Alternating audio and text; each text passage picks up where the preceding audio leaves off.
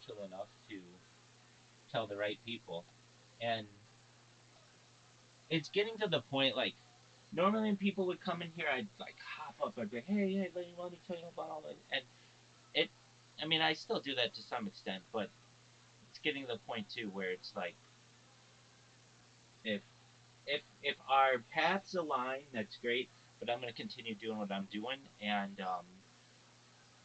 if if not, I know you'll be back. I mean, you've already joined my fucking server. You will get bored. You'll look through all your servers and realize that nothing's going on in most of them at any given time, and you'll hop in here in the future and just see what's going on. And so I'll get you if I don't get you the first time.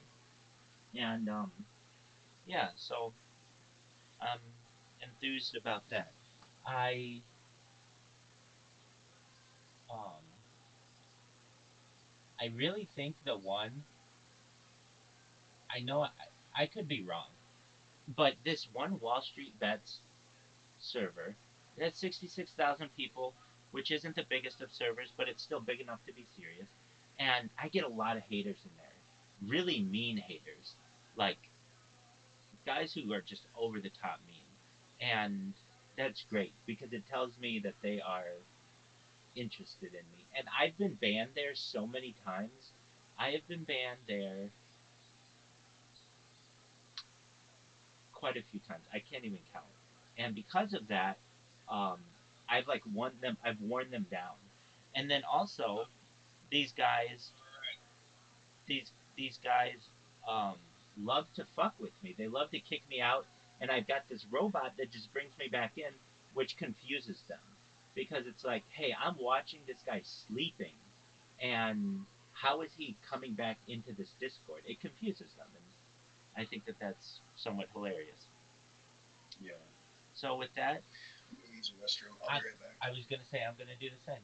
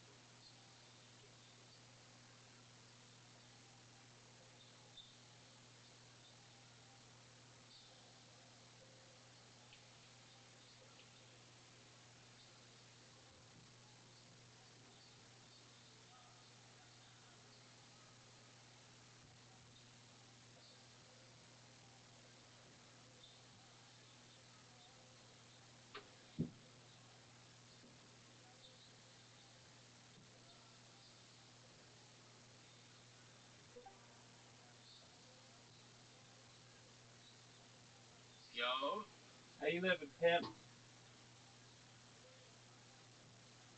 Yo, what's good, gang? I'm just adjusting some computers. I'll be with you in a moment.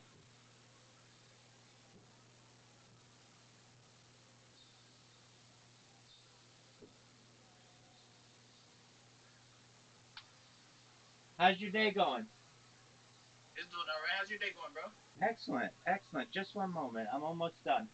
I'll be there in No, you're just good. Take your time. Take your time. you the man.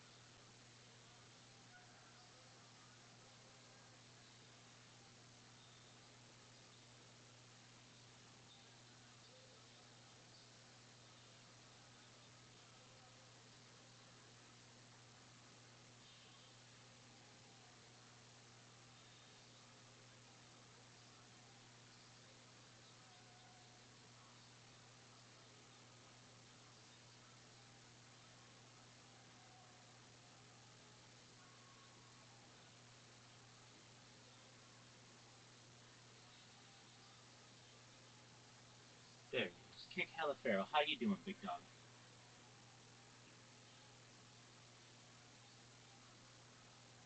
Yo, what's good, brother? Living the dream. Every day's a holiday. Every meal's a feast. What's good in your neck of the woods? Tight, tight, tight. Wait, so I got a question. Go for it, big man. If you don't mind, like, Go it's for it. like a little interview type question. Okay. Have you like do you actually stream? First of all. Yeah, absolutely. I'm live on 11 Okay, okay, different okay. YouTube. Where do you stream at? YouTube primarily. YouTube primarily. Nah, I just be seeing you. I be seeing you a lot. In other people's chats, so I just be like, curious. 100%. So I imagine you've seen me on Kick. Yeah, I be seeing you be like clipping this shit and then putting your link in there. Low key, that's smart though. I ain't gonna lie. Hey, got you in here, right? Yeah, low key, that's actually smart. Is it working? Like how many viewers would you say like you have come to your stream and like click your shit for real? Oh, it at least a few dozen a day. So that works. I mean, I get people in here. I get people in my YouTube streams. Yeah, so I live stream my life 24/7, 365 for world peace. I don't want war anymore. Essentially, this gives me a platform to be able to discuss world peace. Some other things that we discuss on the stream are things like anti gravity, antimatter, alien disclosure, de extinction, really interesting scientific aspects. Um, Essentially, you can watch my life like a time capsule going back to the pandemic. We've seen the death of a queen, the birth of AI, the coronation of a king, and everything in between. It's really a time capsule or timeline for society. And I think in the future, perhaps people may study it. It's essentially history that I make every single day. I ensure to keep radio going so that every major news story is archived every single day. And allow people to watch me in 360 degrees from 11 different streams. So right now on YouTube, I'm live on 11 different YouTube streams. You can watch me like from this way, you can watch me from straight on, you can watch me from behind, any which way that you want. And we do a lot of learning in here. We do a lot of growing. I do my best to be a positive figure for people and maintain optimistic states of mind and just do everything I can to make people's lives better. How's that sound? Nah, low key. Hey, I ain't gonna lie. W answer. Nah, I wasn't expecting that. That's crazy. So Excellent. like, wait. So you actually stream from like 11 different platforms? How's that? You got like phones for Oh, everything, or? absolutely. I'm on 33 different platforms. Just one moment. I will. I'll send you my one link, and you'll be able to see everything at once. Just one moment. I gotta see where I put my phone. I've got so many phones, my man. It's ridiculous. Okay. I have 33 different devices. Um, Currently multi-streaming on 33 different platforms. The only one that I don't really stream on is Kick, and that's because I sacrificed my Kick account for the ability to spam everybody. And I mean, I don't know if you know who Eddie Craven is, the owner of Kick. He and I are friends on Discord, and he knows what I've done. Basically, I was not really well known on the internet until I started utilizing his platform in order for people to be able to find me. And now I'm one of the most famous people on Kick that there is, and I don't even stream on it. So if you would take a look at the link that I just sent you, and you'll see, you'll be like, wow, I've never seen so one person with so many different lives in my entire life. And yeah, it's essentially an archive of society, and I think it's very interesting. Did you ever see the movie The Truman Show? The Truman Show? Nah. That's okay. It stars Jim Carrey. It's from the 1990s.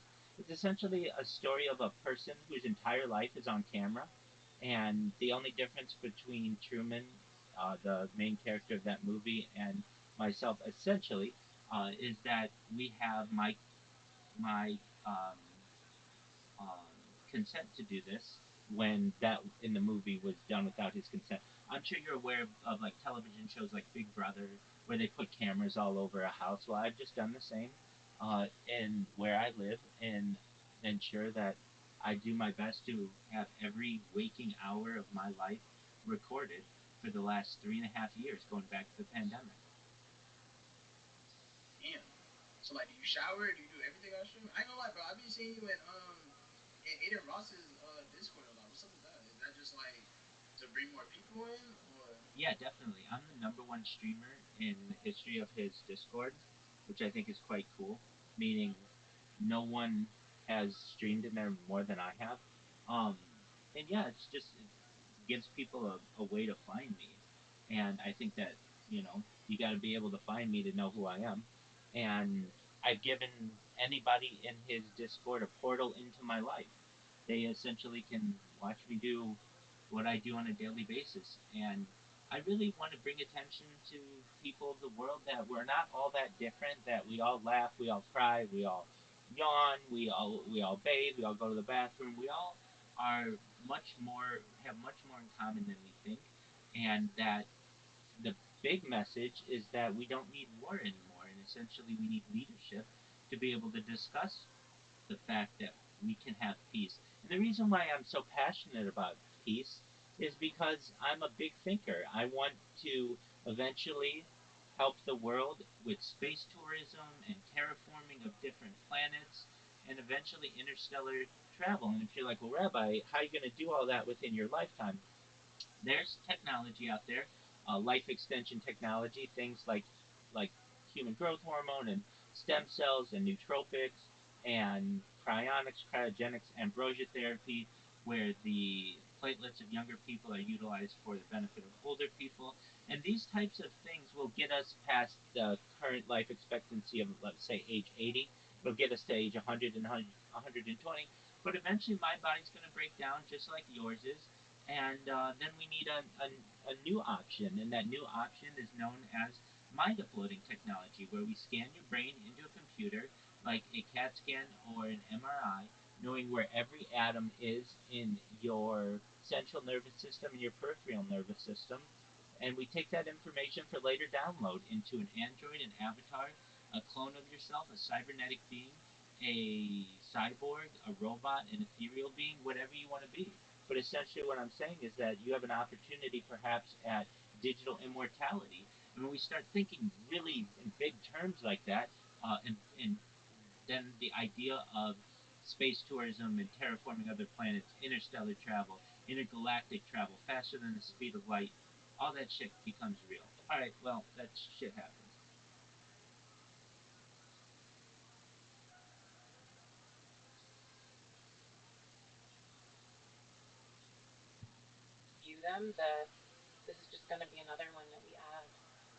You dedicate your book to your dad. What did you learn about life from your dad?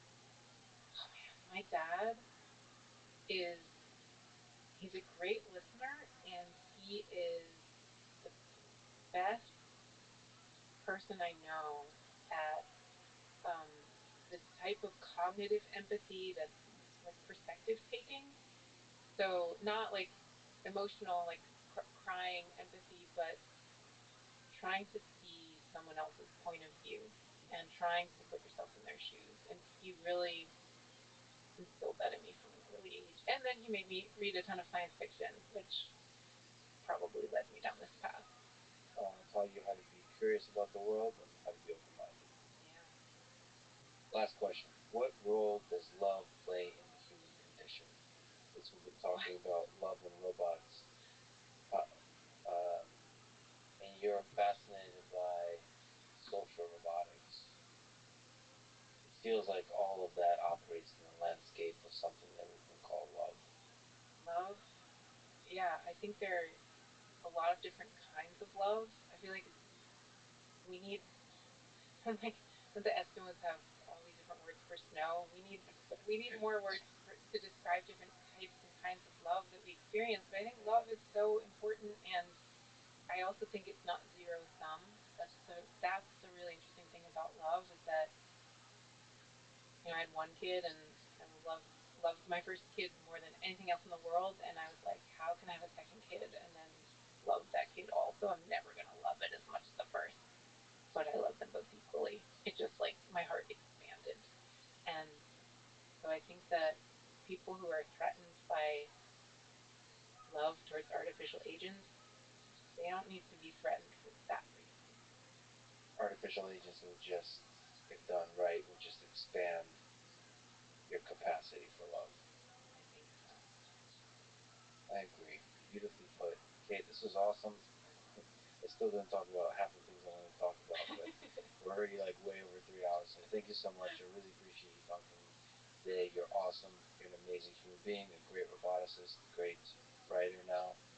It's an honor that you would talk with me. Thanks for doing it. Right back at you. Thank you. Thanks for listening to this conversation with Kate Darwin. To support this podcast, please check out our sponsors in the description. And now, let me leave you with some words from Maya Angelou.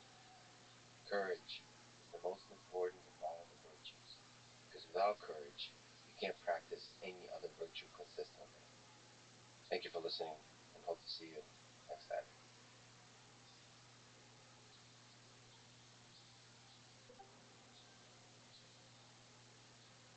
Hey, look who it is. Rainier, how are you? Hey, I literally joined this morning. You were asleep. Hey, that happens. You gotta sleep at some That's point. like, yo, How's your day going? It was good. I'm literally hungover. I've been asleep all day. I went to the club last night. How was that? It was good. Um, Did you meet any nice yeah, but I'm people? hungover. Did you meet any nice people? Yeah, I did. I met some people, but yeah, it was cool. But Excellent. Did you give out yeah, your number to I met. anybody? Hell no, I don't pass out my number. Okay. Then how did somebody get a hold of you when you're at the club? I just gave them my Instagram. Oh, okay, that works. All right, very very well. Yeah. So did you give I out? would give you my number though, but I No, wouldn't no, no. give anybody else my number. That you're good. You're good. We have Discord. Okay. So did you dance? Um, so I'm not like a dancer. Like I don't twerk. I'm just a person that just watch other people. Sure. I People. kind of just get drunk on the wall. Excellent. And what did you have to drink? I had some rum mixed with something like some pineapple juice. Like I just kept having rum the whole night. There you go. There you go. Okay. So Yeah. have you rehydrated today? So I just woke up. I have like 3 bottles of water next to me, and I'm drinking right now. Good But girl. like I have not seen daylight today. Like Okay. Well, I was really asleep. hey, that's good. Now, did you sleep well? Yeah, I did. I feel better because I woke up this morning and I felt like shit. There you go. All right. So The club that you went to, is it a popular club? Yeah, it's a popular club in Houston. Oh, excellent. And did you go with friends? Yeah, I went with a group of friends. Very cool. And they took after you, or they looked after you? Yeah, they did. They make sure that like I wasn't getting too fucked up, but yeah. Excellent. Excellent. All right. Are there any songs that you will go out and dance to? No. I mean, Okay. if it's Bruno Mars, yeah. Okay, so there you go. Everybody's got a their jam, so that's great. Bruno Mars is great. He's very talented. Yeah. Excellent. All right. And do you have big plans for your week? So I have work tomorrow, but yeah, I have work this week. Other than that, that's about it. Do you have to work every day this week? And then I have to go to a WWE show, Oh, that's amazing. and meet up with some wrestlers. Wow. So are you really into wrestling? Yeah, so I'm a trainee. I train, but I haven't trained in a while because I've been so busy with work. But like I know a lot of wrestlers, and we kind of just do things like after the shows and stuff. Um, yeah. Wow, that's really cool. So is it your goal to be in WWE someday? My dream is to become a wrestler. Yes, That but the is, wrestling industry is just a crazy place to be. it most certainly is, definitely. And it's not like unless you're a really, really big wrestler, it's hard to get a rewarding career out of it. Yeah. But okay, so how did you get like? Did you want to always be a wrestler since you've seen it on TV as a little kid? Yeah, but I didn't start like actually taking it serious until COVID like happened. Okay, so the pandemic hits, and Grenier says, "I'm gonna be a wrestler." Correct? Yeah. All right, and I mean, I've seen a lot of the training that they do. It is brutal. So doesn't that take a toll on your body? Yeah, it does. All right. So do you have to find time to heal and everything? Yeah, and it's mentally draining. I imagine. Do you have a stage persona? No, not yet. Like next year, that's when I'm gonna start like actually being consistent. Like I wasn't consistent this year because of my work schedule, and I had a lot going on this year. Okay. Now, what's your dream persona? I want to be myself. Like I feel like I'm already a character. All right. Do you think that that's going to fly with Mr. McMahon? Man, Triple H is in charge now, That's true. so That's true. we just have to put that up with him. Okay. Now, let's say he says, Brenda, I love your attitude. I love your style. I love everything about you, but you can't be Brenda. You have to choose to be something. What do you want to be? I don't know. I haven't really thought about that. You haven't thought about what your persona would be? That I would think that's No, okay. All right. Well, because I've had talks with people and they like my name. Like I could use my name and be oh, myself. I think you could use your name. Definitely.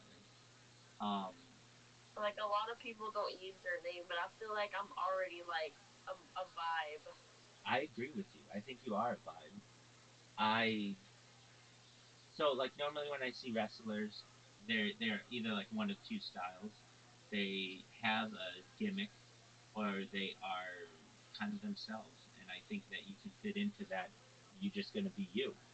Would you have colors that you would want to wear even?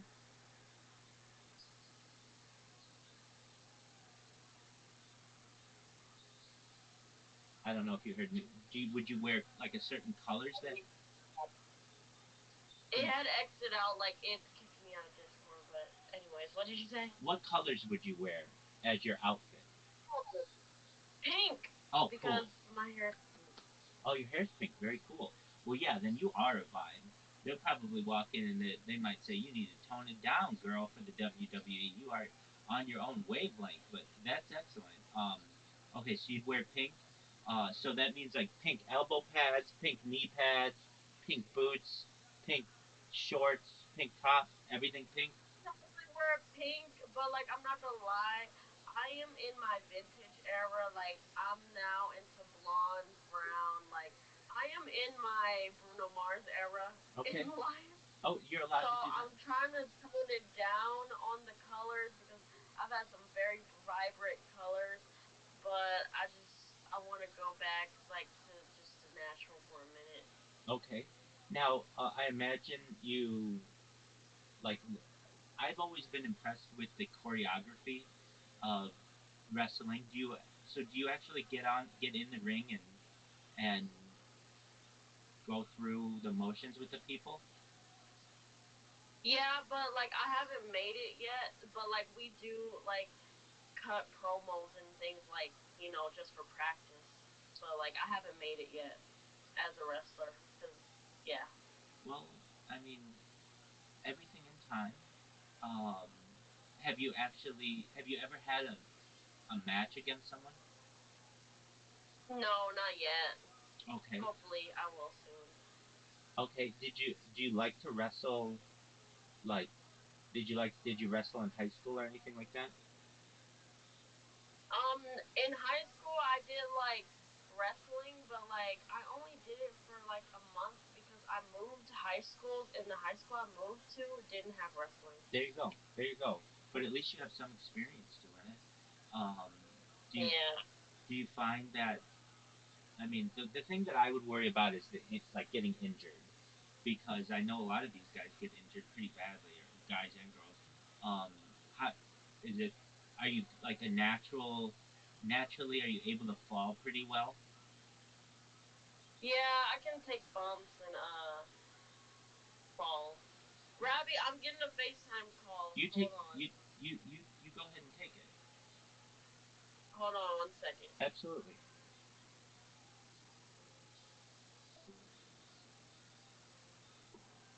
Shout out to Brenier. We're gonna make her dream come true. Well, then enough to kill any human on the planet, including Gordon Ryan. So Gordon Ryan fighting a chimp, a dead, good size, dead, no, 1,000 times. How many times does he win? He loses 1,000 times. It's not even competitive. It's not even remotely competitive. Do you think he will disagree? No. Do you think anyone will disagree? Anyone? Yeah, moron. The following is a conversation with John Danaher, his third time on this podcast. He is widely considered to be one of the greatest minds in martial arts history. This is the Lex Friedman podcast. To support it, please check out our sponsors in the description. And now, dear friends, here's John Danaher. The ADCC is the premier submission grappling tournament in the world. We just had it a couple of weeks ago. We saw many demonstrations of greatness from athletes you coached. But a year ago, the team and you were at a very low point. Take me through that journey. What was the lowest point? We had a very, very tight team for many years, which began in New York City. During the peak of COVID, training in New York became very difficult to sustain. So most of the team despised the city of New York. I was the only person in the group that liked living in New York. I think part of the problem was that I was the only one who actually lived in Manhattan. The others had to commute to New York, and there's a world of difference between living in New York and commuting to New York. So most of them had a very negative view of New York City. That was compounded by COVID, when even the basic active training became very, very difficult. And so everyone decided they want to leave. So there was a prospect of a complete breakup between myself and the team, or I would have to leave New York. It was a difficult decision for me to make, as I'd lived in New York for 30 years. Um, I'd built my life there and had most of my friends and associates that I know here in America were New Yorkers. So I thought, these guys have been incredibly loyal to me as students, so I should also be loyal to them, of course. So I decided that if they want to leave, I would go with them. We decided to go to Puerto Rico because there was a private gym where we could train through the COVID period. Um, I personally wanted to go to Texas. I thought that Texas was a better place for the team to go. But many of the students, including senior students like Gordon Ryan, Craig Jones, had been to Puerto Rico and stayed with one of the head officials of ADCC, Mo Jasson. So they loved their experience in Puerto Rico, and almost everyone wanted to go down there. So I tried to explain to them there's a world of difference between going to a place for vacation versus living there, but that didn't have any effect. So the decision was made, a majority decision was made to go to Puerto Rico. Um, in Puerto Rico, the conditions in which the team lived changed significantly. When you're in New York is such a big city that if there's any tension between the team members, and inevitably there will be in a competitive sport where everyone's fighting each other, you can kind of bury them in the size of the city because there's so many distractions in New York. You come in, you do your workout, you go outside, and it's New York City. In Puerto Rico, we lived in a very small local town, Dorado, and most of the athletes were living with each other. And so, unlike New York, where there's always a break, you train together, but when training was over, you went about your life in New York and New Jersey. With everyone living in very close proximity to each other, any tensions got magnified because there was no relief from them. You didn't get to get away from people. If you had a problem with someone on the mat, now you had to live with them for the rest of the day and the night. And this goes on for long periods of time. So I believe it had the effect of magnifying whatever tensions there were. In particular, there was a family tension between two brothers, which magnified over time. Um, and, as so often is the case, you get two brothers growing up, one older, one younger, and the younger one wants to grow and feels somewhat like a young tree underneath a bigger tree. And uh, sometimes people just need their space. So there was some unhappiness. And as a younger brother, I can understand. Yeah, yeah. As a little tree that had to grow up under a bigger tree. Yeah. So fuck the big tree. My God, there's a lot of aggression having to work out of himself. Unresolved family issues coming out here. I'm just kidding. I love you. He doesn't. He's lying. So as time went by, these tensions started increasing. They came to a point where it was difficult for them even to be in the training room together. At that point, you're starting to, once training takes a hit, then you've got to start to address these. The attempts at reconciliation fell through, and a decision was made to move to Texas. I wanted everyone to move as a team. What I wanted to do was keep the team together as long as the period leading up to ADCC, so that everyone could train together. So I said, okay, there's problems, but let's just tough it out. 1 year, we moved to Texas, let's just go there and keep unity. If some people don't want to train with other people, that's fine. But I believe that the team would be weakened by breaking apart. I believe that they had an excellent rapport as training partners. Their technical level was increasing dramatically. Many of the younger athletes already started to come into their own and really develop well. And so my take on it was, okay, if there's problems, so be it. But let's all just stay together until ADCC 2022 as a unified team. Go out, prepare yourselves as best you can, and then after that we can make a decision as to whether we break up or not. But that was rejected, and the team split. And they moved to Austin. We'd made prior arrangements to go to a local gym, and they took that gym, and we were left with no gym and more or less homeless in Austin. So a year out from ADCC. Yes, this is 1 year out. So roughly 3/4 of the competitive athletes left in 1 week. So at that point, that was probably the lowest point because at that point, not only did we not have a place to train, um, we had very few training partners for the few that had remained, and the main athlete in the team, Gordon Ryan, was going through a particularly bad spell with his unresolved stomach issues, and there was doubt as to whether or not he could compete at all. And was actively thinking about retiring from the sport. So maybe not compete ever again. Yeah. So that was a time where it was like, man, the whole program seems to be dead in the water at this point. Most of the competitive athletes are gone. There were very few training partners for the few that remained, and the main athlete around whom the group had initially bonded um, was seemingly out of action, possibly permanently. Where was your mind? What were you mentally? My thinking is everything bad passes in time. I've had a lot of bad points in my life. So my life experiences, whenever things seem dark, have patience. Time will ultimately cure most ills, not all of them, but most of them. And I'm confident that if you give me a new crop of students, I can produce magic. But it's going to take time. So that confidence is in part a source of strength. Yes, it's just like I wasn't confident that ADCC 2022 would go well because we only had 1 year without a gym and with a team that was completely broken up to even attempt to get into ADCC. So things looked a little grim, but I was confident, given enough time, I would get a new group of students and work.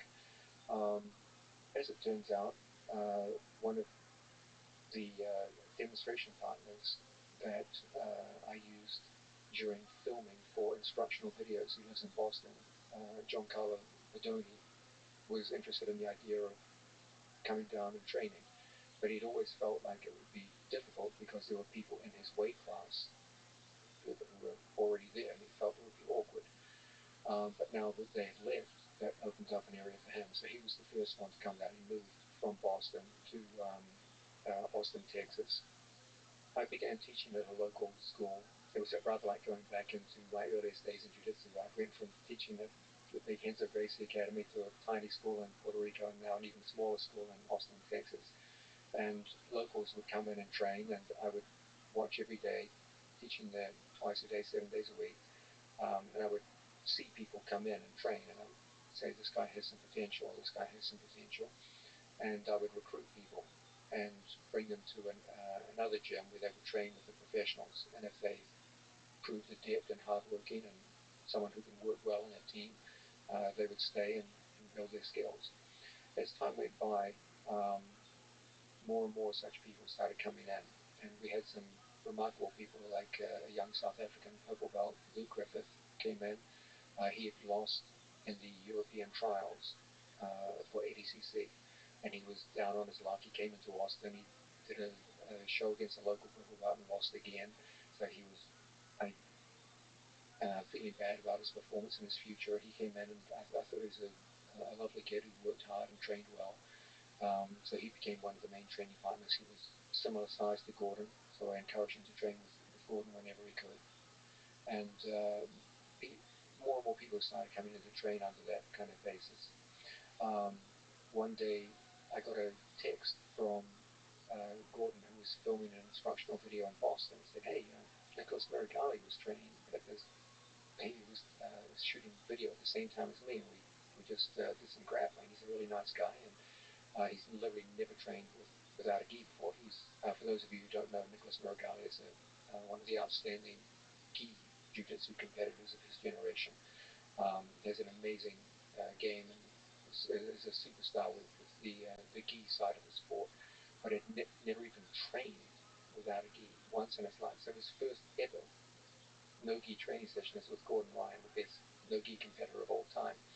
And I remember Gordon texting me saying, "Hey, he's really talented, he's a nice guy, and he wants to come down to Texas and train." So I said, "Yeah, sounds great." So over time, just more and more people started coming in. And I told everyone, like, you guys are at a severe disadvantage. Like, you're He's got very little time to get ready for ADCC. He wasn't even in ADCC. He had to win trials. Same for Dan Matasoy. He failed at trials and needed to get a win to even get into ADCC. So around this time, a doctor suggested by Mo Jasm, who had himself had stomach issues earlier in his life, began working with Gordon Ryan. And Mo is the organizer of ADCC. Yes, For people who don't know. yeah, he's the head organizer.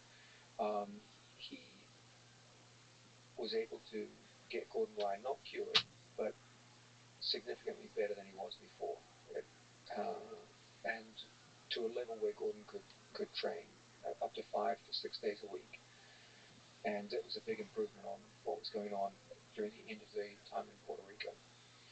So things started moving. We had a core group of athletes training at a local gym, which was very, very generously offered to us by the head manager of Roca Sunglasses, a company here in Austin, Texas. They have a private corporate gym which we were able to train in. And these talented youngsters from around the globe essentially came together, and I said, you guys are going to have to train harder than you've ever trained in your lives because you've got less time to get ready for this than anyone. And you're going to be going up against people potentially who know exactly what I teach because I've been teaching them a lot longer than I've been teaching you, in addition to the other best people in the world. So it was an incredible challenge for them. And I must say, all of them gave literally everything they had. Everything I asked for, they gave twice as much. And we had a crazy training schedule, as many as 3 classes per day. I know that sounds easy, 3 classes a day. Like, try doing it sometime. These classes are not your average classes. These are preparation for ADCC. So they're both mentally and physically very, very hard. And we had many people come in and try to train alongside us, and they fell off by the side of the road within days. Forget about weeks, months, or a full year of this. I gave a very abbreviated set of skills for the athletes. I chopped everything down to what I believe were the most essential skills. Anything that wasn't essential to ADCC preparation was just pushed aside, and they had to focus almost entirely on ADCC, with one exception. I'll come to that soon. Over the period of their training here in Austin, so it was compacted by time and also by the breadth of skills that I taught. Everything was just purely for ADCC preparation. In a very short period of time, Dan Matasoy and Luke Griffith and Oliver Taza all won European trials and got into ADCC. Nicholas Mirigali was already a superstar, so he was invited, but he had to show himself. So we enrolled him in local shows here in Austin, where he had his first 3 no-gi matches. And with each match, you could see progress being made. And so that convinced the ADCC people, okay, he's good enough to compete. He ended up winning decisively a match against one of the greatest American grapplers of all time, Rafael Lovato, and this was like a clear sign that his skill level in no-gi was sufficient to justify an invite. And by the way, Lovato had an incredible set of matches in this ADCC. Yeah, that's actually very impressive. And retired. Yeah. Just really impressive and heartbreaking as well. But if you go out, that's a good way to go out. Indeed. So there was this long and tough preparation, and it was compounded by the fact that as Gordon felt better, he felt the need to build up his own competitive record prior to ADCC, because he'd been inactive for so long with his stomach issue. So he proposed one of the most ambitious fight camps that I've ever heard of in grappling, which was he would take on the current WNO champion, Pedro Mourinho, who's number 1 is WNO, and also I believe the current no-gi world champion in IBJJF, as a tune-up match, as a warm-up match. And then he would fight his old nemesis, Felipe Pena, The only man who submitted Gordon at black belt and had defeated Gordon in an ADCC match in 2017, and then ADCC itself. So there was going to be three big high-profile matches back to back, and uh, and very different rule sets. So WNO was a 15-minute match. The fight with Felipe Pena was no time limit, which is a very different format to compete in, and then ADCC. So we had to drag out a 14-week camp covering three matches with three different rule sets, which went in diametrically opposite directions, and the entire team had to go through all of this over this 14-week period, in addition to the previous year that they've been working hard. Um, there was a further complication in the midst of all this. Nicholas Marigali had to go to the Gi World Championships, and we had to throw an extra morning class for that to help him get ready. Nicholas went on to win the open weight gold medal in the Gi competition, and then the next day he had to come back to Texas and begin his ADCC preparation. It was a crazy, crazy time. But they all came through it so well. I'm immensely proud of what they did. And shockingly, in the space of less than 12 months, we went from rock bottom to having a more successful ADCC team performance than we did the previous ADCC. Um, it was, in fact, the most successful team performance of the event, and is testimony to how hard those young men worked in the course of less than a year to prepare themselves. If we could just linger on the low point, is it heartbreaking to you that the so-called Down Our Death Squad split, or the team as it was originally called split? You know, we live a short life on this earth, and you put so much of your love and work into this team, and everybody put in the work. Does it break your heart? It was a sad time, yeah. It was. It was, I'm not a particularly emotional person, but it was an emotional time for everyone. It had an element of tragedy insofar as not only was it a team breakup, it was also a family breakup, which is much more serious. Um, I do believe that in time, uh, even the most intense family breakups can be reconciled. And I also believe that once dialogue begins, people will remember just how easy it was for us to get along and how tight we were for many, many years. Um, it's so easy to let a minute of anger destroy 10 years of friendship. So, but there's also the weight of those 10 years. Like, when I ran into the old squad members at ADCC, we got along like a house on fire. It was like we never had a problem. A house on fire is a good thing. Yes, yes. Sorry, that's a New Zealand expression. Yeah, yeah, they definitely could have gone the other way, right? So only a New Zealander would say that is a good thing. Yeah. So I still believe, in time things will be fine, but um, there was an element where youngsters need to grow, and sometimes think about it this way from the athlete's perspective.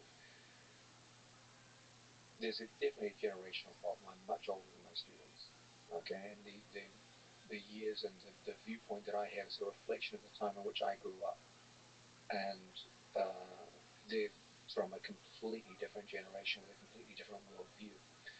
Um, it's got to be hard from the athlete's perspective when you're training 7 days a week and you're getting very, very good.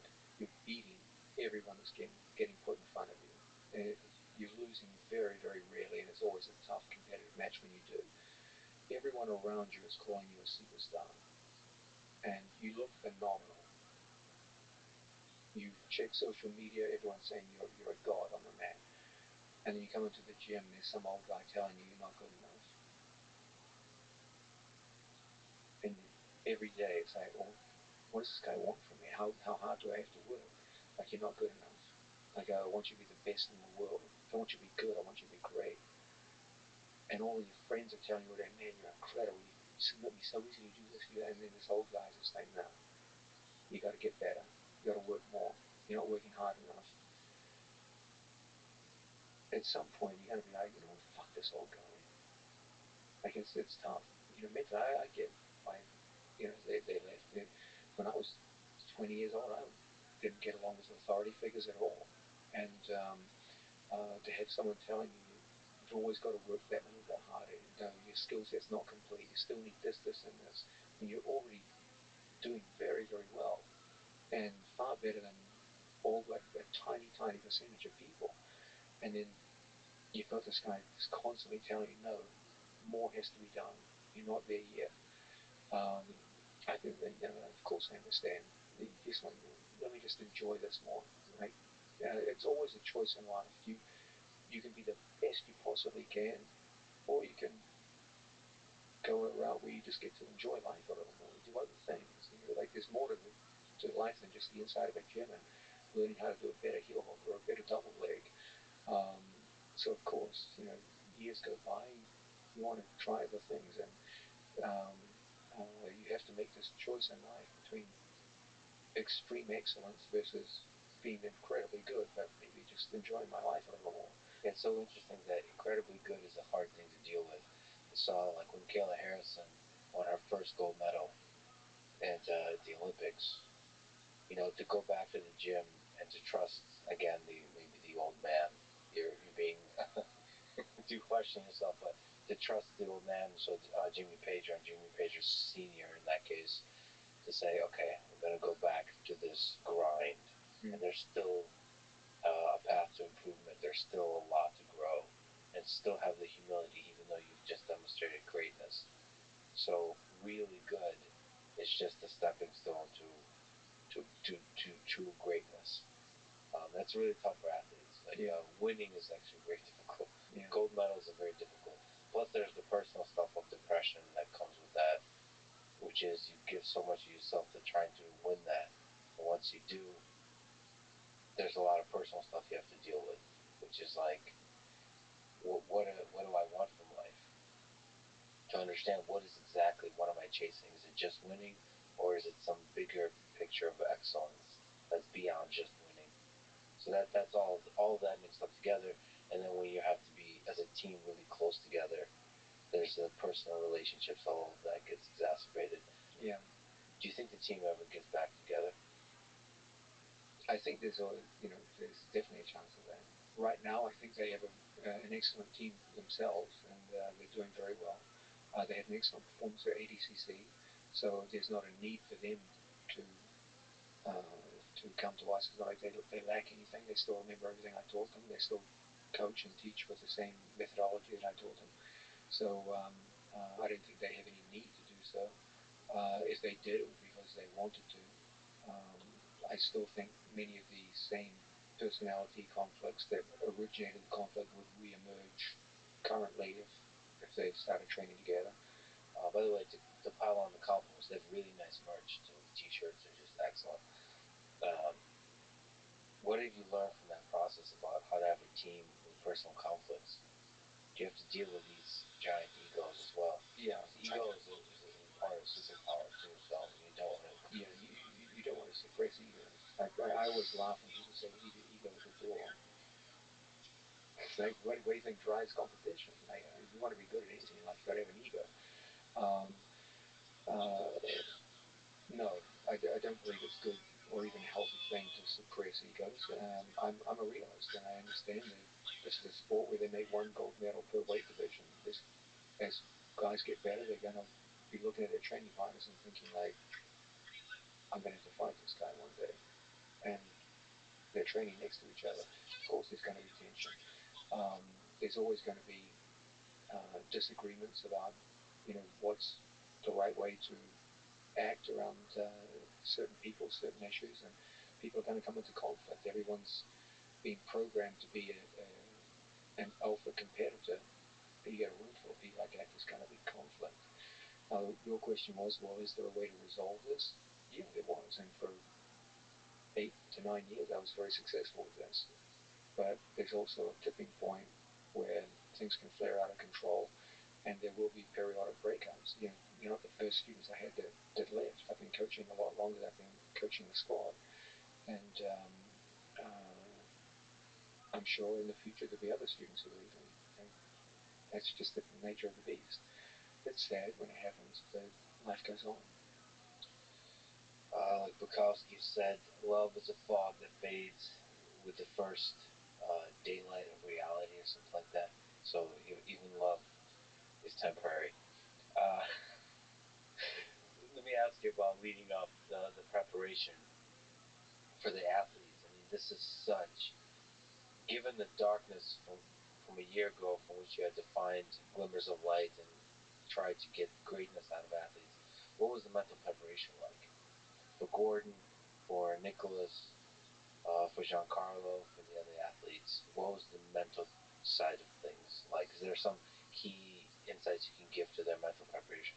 I really think that people, when they talk about mental preparation, need to take a step back and realize that almost every element of what people describe as mental preparation has physical underpinnings. Literally 95% of what I teach the athletes is physical skills, and it's my belief that every mental aspect of competition, the most important of which will be confidence on stage, is a direct result of the accumulation of physical skills. People tend to see things like confidence as a mental state. It is, but it comes out of the performance of physical skills. All my life, I've seen sports psychologists try to create confidence in athletes through non-physical means, and it always ends up being the same kind of cheesy motivational speeches, um, highlight video reels where they try to pump artificial confidence into people. And I've never been impressed by this, nor have I seen it have any kind of positive effect on athlete performance. What I do see build confidence is the sense that athletes are developing skills and using them successfully under conditions that closely mirror the event they're preparing for. Once they get this down, that's where true confidence comes from. Confidence doesn't come from words, it comes from accumulated skills, which experience shows you have been responsible for successful performances in the past. And if you accumulate enough of these, your confidence rises. So when it comes to the mental aspects of competition, I created a program where everyone was given a set of skills that they had to work on, skills directly related to what I believe are the most important elements of success in ADCC competition. In the gym, they accumulated those skills over time. I do it in two different ways, depending on whether these are offensive skills or defensive skills. For the accumulation of offensive skills, I like to have my athletes work with athletes who are lesser than themselves in ability, so that they start to gain confidence over time. Just as you would never send a beginner into a weightlifting gym and put 500 pounds on the bar and tell them to lift it, rather you would start with a wooden bar, then the metal bar, and then gradually accumulate weight over time, so you get a progression in weightlifting. So too in jiu-jitsu, you don't take a brand new move and say, okay, do it on Gordon Ryan. Never going to succeed. I have the athletes practice their offense on blue belts and work their way up. Defense, on the other hand, you've got to start them in the deep end of the pool so that they start to see what are their vulnerabilities. Okay, so I put them with highly competitive athletes at the start so they can see, okay, there is a problem here. And then even in defense, they start off with lower belts and build up their confidence over time. So just as a weightlifter builds up his ability to to lift weight over time, so too a jiu-jitsu player does it by gradually increasing resistance. Now in jiu-jitsu, resistance is not done by weight, it's done by skill level. And so over time, they started to accumulate this experience. In time, um, we were able to switch off and have them go against very, very tough athletes, each other. So, Luke Griffith will do a full power match with Gordon Ryan. Now, they're fully aware that there's no one better in the world than Gordon Ryan. So if you have a competitive match with Gordon Ryan, that's a very, very healthy sign. So they went from the start, where they were being programmed going against relatively mild resistance and building up over time, and then building up to the greatest resistance possible in the sport of jiu-jitsu. And their goal is not to win, obviously, but their goal is to provide a competitive match. Now, Gordon doesn't have any confidence issues, so for him, it's just good, hard competitive training against people that are, in some ways, better than those he'll be facing in competition. For the other guys, it's getting a clear assessment of what their current skill level is by going against the best there is. Then we add to this a competitive schedule where the athletes have to go out into competition, so they get used to the idea of performing in front of strangers on stage, getting used to the strange elements of going out, being observed and judged by people you don't know in a performance atmosphere.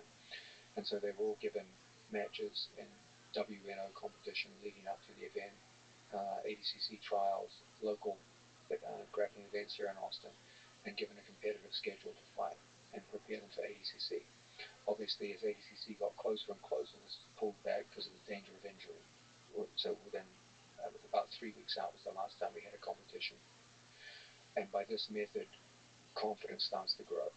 And so the mental preparation came out of those physical underpinnings, the idea of progressive resistance increasing over time, for both offense and defense, building up to a peak where they're going against the best athlete in the world, so they can get an accurate assessment of where they stand. Once you're given a competitive match with the best guy in the world, you know damn well that when you go out in ADCC, you're ready to fight anybody. And defense is broadly defined. So defense in symmetrical positions, like positions like guard, and then defense also includes escaping from horrible positions. Yes, we're big believers in the idea of depth of defense, the idea that you should be able to mount defense all the way through from early stages based mostly around anticipation of identifying danger visually before it emerges, and all the way through to the deepest levels of defense where you are 100% defensive in terrible positions and you have to claw your way out and over time and get back to a neutral position, or even better, back to an attacking position. You have an Instagram post on this topic. When you get ready to step out for the biggest moment of your life, ask yourself one question: how different is this really from what I do every day? If the answer is not very different at all, then step forward with confidence and do what we do every day in the same manner and ignore the hype and distraction. You're ready for action. By the way, for people who don't know, you need to follow John Donner John on Instagram. Because you have nuggets, or large buckets of nuggets of wisdom, often, which is quite profound, even bigger than jiu-jitsu. But anyway, so there's some aspect where you want to mimic the conditions of your daily training in intensity, in what for so physical, to that of the actual matches. You asked the question about mental training. For me, the central focus of whatever small amount of mental training I give my students comes down to a very, very simple concept to understand. This is the idea of identifying competition in terms of its normalcy. Most people see training and competition as two different things. Training is normal activity that you do every day, and competition is the exception. Okay, it's different. You're going out, there's people watching you, there's a big crowd, they're making lots of noise.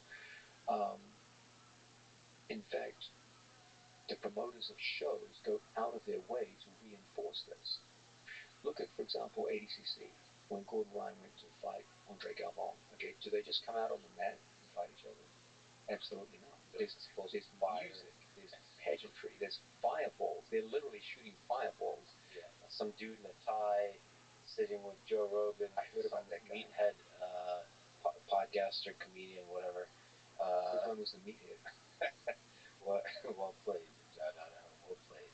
But you see what they're trying to do. They're trying to create theater and pageantry, when in fact it's just a grappling match. It's just two athletes, a referee, and a rule set. That's the reality. Now, what they try to sell you is something which is not reality, which is this is somehow bigger and different. And they reinforce this with pageantry and theatre, so that it becomes not just a grappling match, but a grappling performance, the same way you have a theatre performance. And my goal as a coach is to dispel that and say, when you go out there, there's only one reality: you, him, and the referee reinforcing the rules there. That's it. Everything else you see, the smoke, the fire, the music, is an illusion. And it's put there intentionally to make you feel a certain kind of way. And your whole goal is to see this as illusion and walk out and see only the reality, which is that this is the same damn thing you do every day in the gym. The only difference is you're going with a guy you've never grappled before. So the actual act of removing the illusion or realizing that it is an illusion, how do you practice that? So when you step on the mat, once you're aware of it, I always have them do. It's like when you see a magician and you have his tricks explained to you, you never see the magic again. The first time you see a good card trick from a good magician, it's, oh my god. Then when they explain it to you, I did this, and that, step one, step two, then you look at it like, it's not that special. And when you explain to people this idea of the pageantry is an illusion,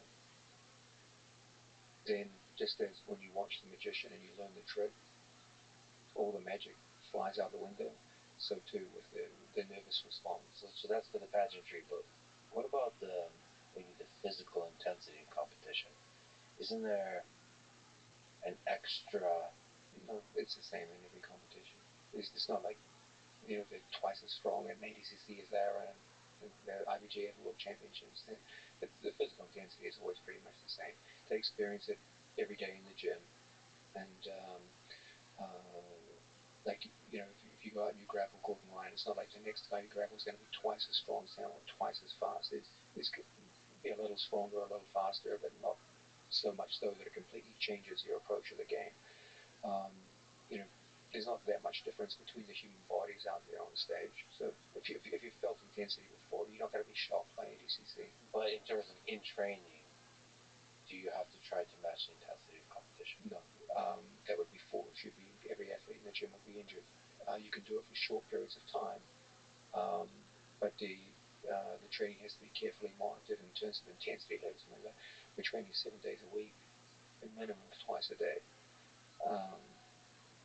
You've got to keep things under wraps. Like every other workout, you can have one of the 5 rounds can be full power, but not 7 days a week, 3 times a day. That's just kind of break bodies. And the full power is just a reminder of. It's more about skill development. For us, it always comes back to skill development. But what about matching the feeling of the intensity of competition? So, yeah, periodically. But it can't be every single time. Not really. It's not rare. Like meaning out of 3 hours of hard sparring per day, like 15 minutes might be like 100% full power. That way that's more than enough to get psychologically ready for it, the intensity of conflict, but won't break your body over time. Intensity of conflict, that's well put. There's competition doesn't it have that extra level of animosity? It's a little bit more conflict than it is. It can. Sometimes there's personality differences. Like for example, like Gordon Ryan and Fleabag Banner, they admire each other a lot. They respect each other's skills, but they certainly don't like love each other. That's for sure. So there can be certain matchup where there's more intensity, but then there's other matchups where the two athletes come out and it's no more intense than a hard sparring session. So first of all, because I would love to look at a couple of matches with you, and before that, let me say big thank you to Flow Grappling for first of all helping the sport of grappling and jiu-jitsu in general by having organized footage and tournaments that sort of show the sport in its best light to the world, and they do an incredible job of that. So if you're interested in supporting grappling as a sport, helping it grow, you should definitely support Flow Grappling. Go to their website, sign up. Also, Flow Wrestling. I'm a huge fan of wrestling, so maybe there'll be a floor judo at some point. They don't currently, I don't think, do any major judo stuff. So anyway, I'm a big supporter of theirs, and I do have criticism that they know about, which is I hope they continue to improve on the aspect of making the footage discoverable and accessible, making it easy for you to do search, to Google, and on their website to find matches, to get excited. Like if me and Joe Rogan are getting excited about a particular match, I want to be able to pull it up super quickly. I want to be able to pull up Gordon Ryan's matches super quickly from ADCC, make it super easy to show and share. If we have to pay for it, fine, but make it easy. And when you sign, in order to sign up for Flow, it should be one click, not 5 clicks. It should be one click. It should be easy. I think it's inexpensive. If you care about grappling, it's definitely worth it. You should sign up. Anyway, my love goes out to Flow Grappling, and also my love goes out to Mo Jassim, as we said. He's the organizer of ADCC. The next one is in 2024. It should be 2024. Well, you should follow ADCC underscore official on Instagram and just send as much love towards Mo and ADCC in general. It's the, like I said, the most prestigious. It's like where the best grapplers in the world show up, and the magic happens. It's like some of the most historic matches in grappling and jiu-jitsu ever happened on that stage. Anyway, if I could talk about some of the interesting performances for the athletes you coach, you post on Instagram. Let's start with Gordon Ryan. Gordon Ryan, ADCC 2022. The greatest event in grappling history is over. New stars emerged, established stars shone bright again, but one man stood above all like a colossus. Gordon Ryan. You have a way with words, Jadana.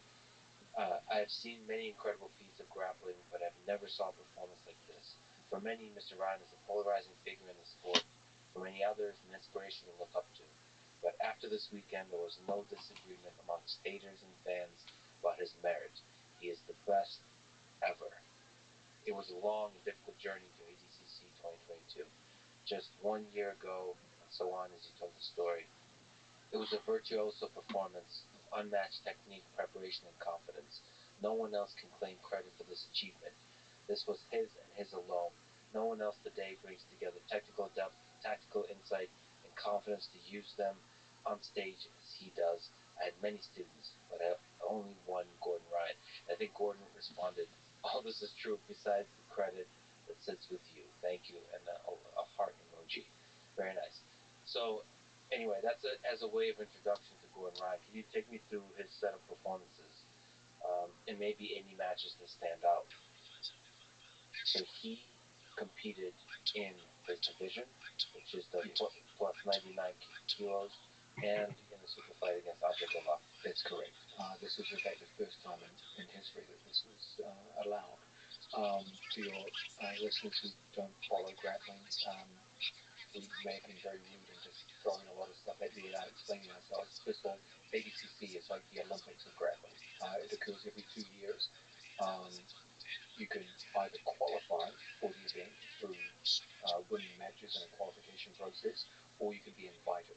The only people who get invited are either former winners or people in the sport who are just widely recognized superstars who bring some kind of brand value, who have proven in the past that they have what it takes to compete at that level.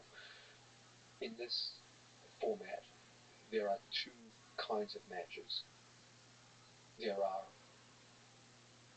weight division matches in which you compete against people your own,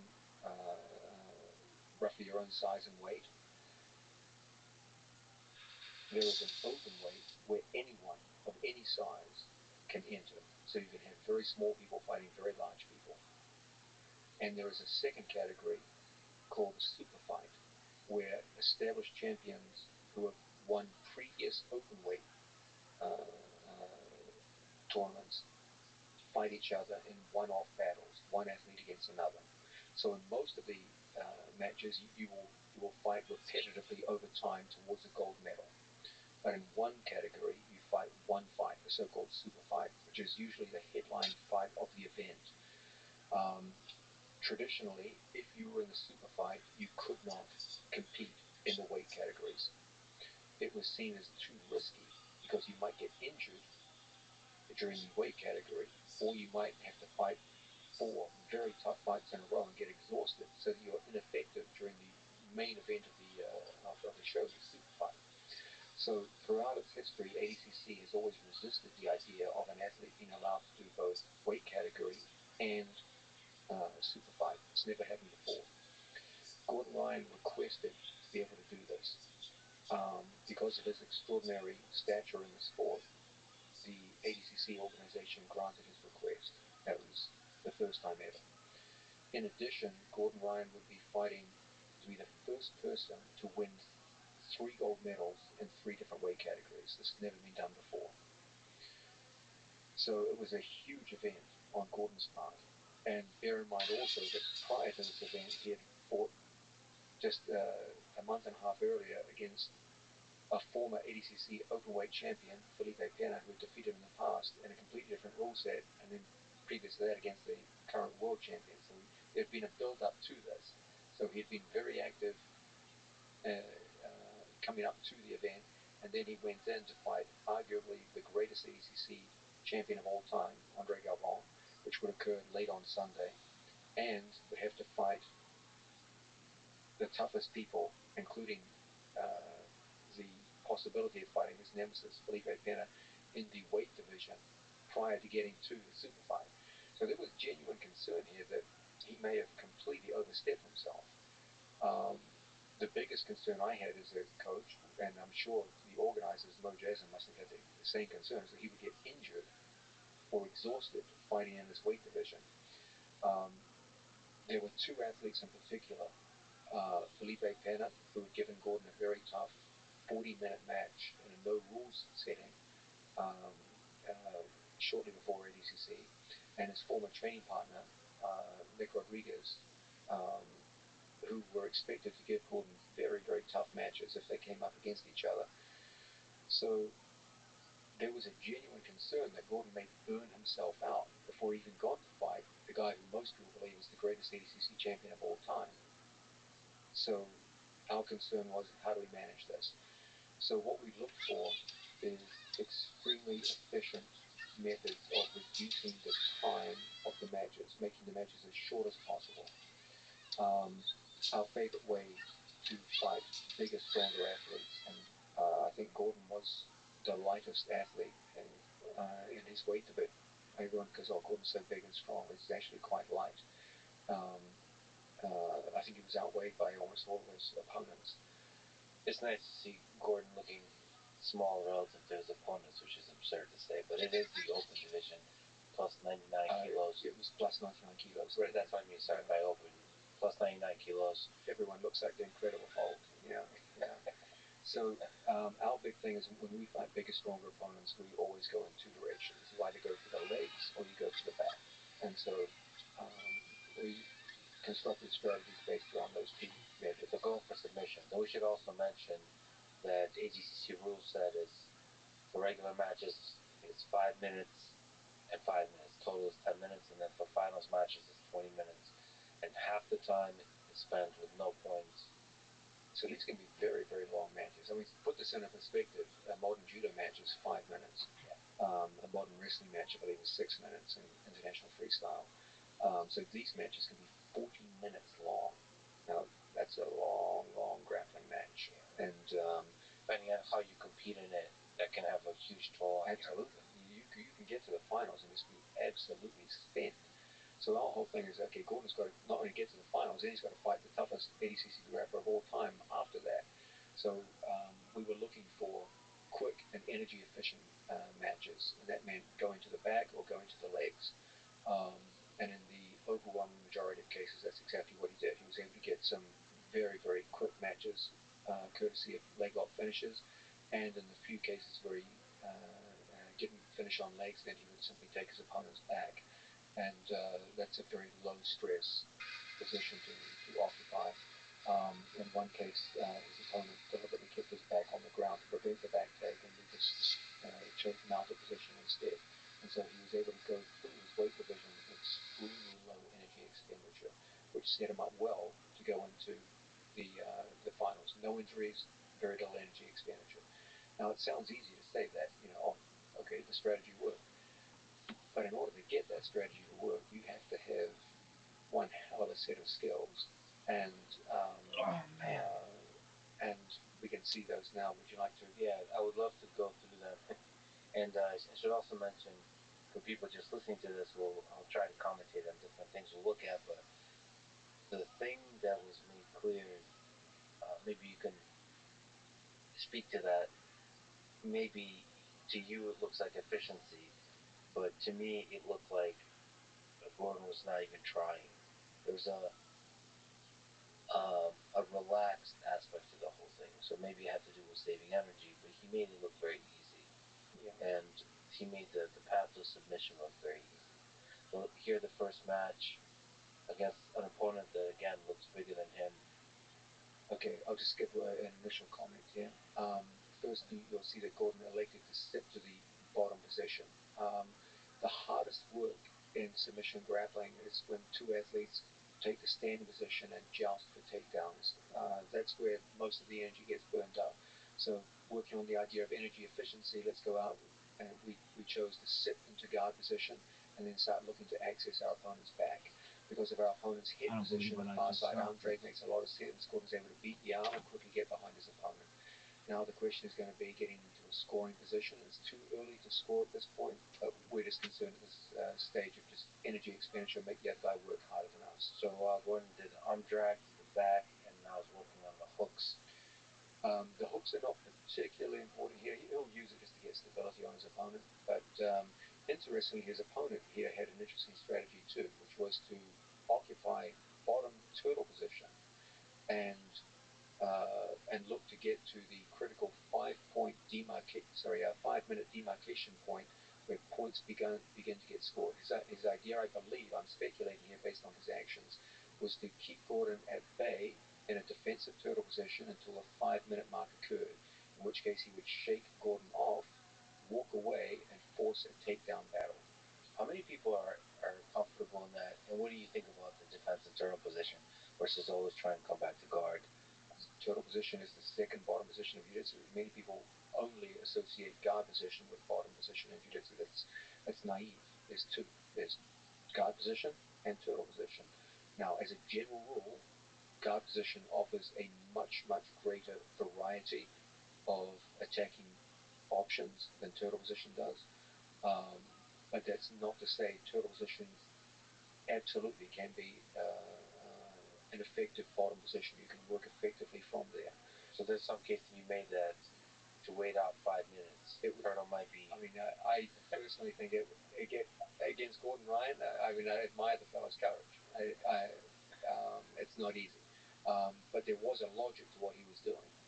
People think, oh, he just got his back taken so easily. But he did have a strategy. Now, did he pick the right person to use that strategy against? Probably not. So Gordon's able to break the turtle down, get one hook in. At which point is this becoming an extremely controlled position with Gordon in the back? At which point are you happy with where? At this point, it just started to dawn on me at this point that this guy actually had a strategy, which was to maintain a prone position that he's in now, and then shake Gordon off after the 5-minute mark. So once that became obvious, then I was now I'm starting to look at the clock and how close we are. If we can take it up to 5 minutes. Right now, this guy's only intention is to stop Gordon from strangling him and finish.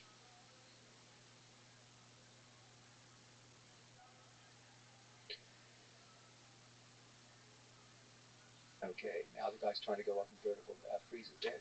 Now, do you see how he's taking his elbows off the mat in turtle position? In jiu-jitsu, there's only one reason you take your elbows off the mat from turtle position. That's to stand up. So now it's clear at this point what his actual strategy is. It's to get up, force a standing confrontation, win a takedown battle, and beat Gordon by points. So he did have a strategy. Now, our counter strategy is always based around the power half Nelson. This is a common move in the sport of wrestling, and it's a great way to break people down as they try to stand up.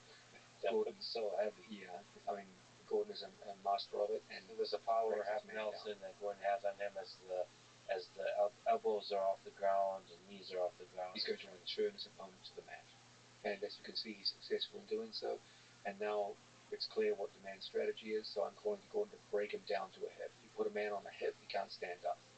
Gordon successfully does it, traps the shoulder, using that one-on-one grip with his right hand, puts him down to a shoulder and a hip. That means standing up is no longer an option for his opponent. Now Gordon goes in. He's already scoring because of the toe position that he's in. His opponent stays down on his shoulder. Now Gordon's responsibility is to start looking for the stranglehold. His opponent has basic defensive structure, is disciplined with his chin, keeps the chin down. Gordon is a master of tying up defensive arms and penetrating under the chin to get to a strangle. You'll see that shortly. There's the trapping of the arm. Notice that no advanced grips were required. It was just a spontaneous trap. There's the penetration of the neck. So the arm was trapped with the leg. Yep. So now he's only got one defensive arm, and he's just taking that away with his left hand. He gets a one-handed strangle for the finish. And it looks like not much energy was expended. Very little. Yeah. So that's the tournament got off to a very smooth start. Very little energy expenditure, no injuries, and a submission win. There's a kind of certain look to Gordon of that could be interpreted as nervousness. That was an incorrect interpretation? Yes. Okay. So there's a... what do you interpret as nervous behavior? Well, this is... part of me is trolling, but sometimes on the surface, confident behavior can look like almost like anger, and there's Gordon's face had like a vulnerability to it, almost like when you go to judge confidence, don't look at the face. Look at the extremities of the body. Yeah, that's where the truth comes out. You see it in body language, and the further from the face and chest, the more honest the body becomes. Look at the feet and the hands. Well, there were, I mean... That's when you see if people are nervous or not. He was very relaxed in the extremities. That's true. See, you look more confident in this, in this than anything. What are you thinking about? What's going through your head here? Is this the same stuff? Are you intimidated by the two meatheads, one in a suit and tie? Or are you not thinking about that at all? No. For me, it's just about, okay, what's the most efficient path to victory against this particular opponent? It's just, okay, I've done my job. I've taken them through an extensive fight camp that prepared them for every conceivable situation that they're in. I've run an efficient warm-up. Their body temperature is perfect. The elasticity in the muscles is perfect. My main role when I corner is I avoid what most people do when they corner, which is to be a cheerleader. Most cornermen, they're not cornermen, they're cheerleaders. They're there to express some kind of emotional support to their training partners or their student. Sometimes they're even worse than cheerleaders. They express their own emotional fears as the match goes on. I always believe that 99.5% of the job of the trainer is done, the coach is done, when the athlete steps their foot on the mat. At that point, you shouldn't need me at all. Everything I needed to tell you should have been not just told to you, but imprinted into you. Remember, there's 15,000 people in that crowd. For half of the match, you're not going to hear a word that I can say. There's too much noise. But you'll hear my voice inside your head, because you've heard it so many times over the last 14 weeks. You're sick of hearing it at that point. And their program know what to do. So I'm usually pretty confident. I'm also very confident that even in worst case scenarios, they can have effective solutions, because they train those worst case scenarios every single day in the gym. And so, in part, you're there to have a front row seat to analyze what happened so that you can take that to the next match. The biggest danger an athlete faces is tunnel vision.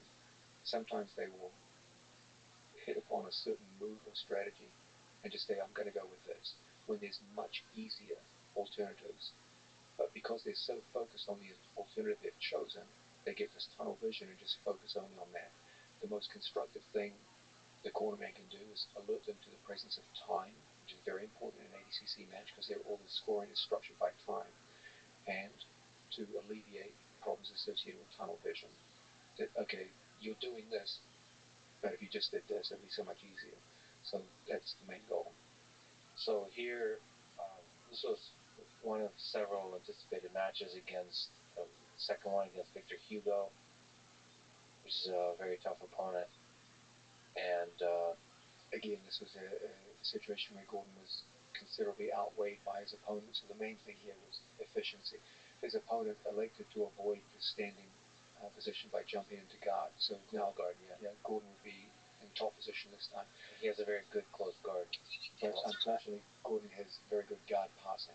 So he's an excellent guard player, very talented. But Gordon is renowned as the eminent guard passer in the world today. So it's a tall order to hold Gordon off for a 10-minute match. Is there something you can say about this guard passing? Gordon is making it look very easy.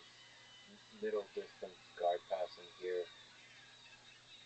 He eventually passes to Mount, I believe, in a very when you run through the sequence where he gets mounted, there's a couple. I believe he gets mounted twice. There's some that gets a little bit further. So he's trying one arm under. Yeah, this is a stacking position.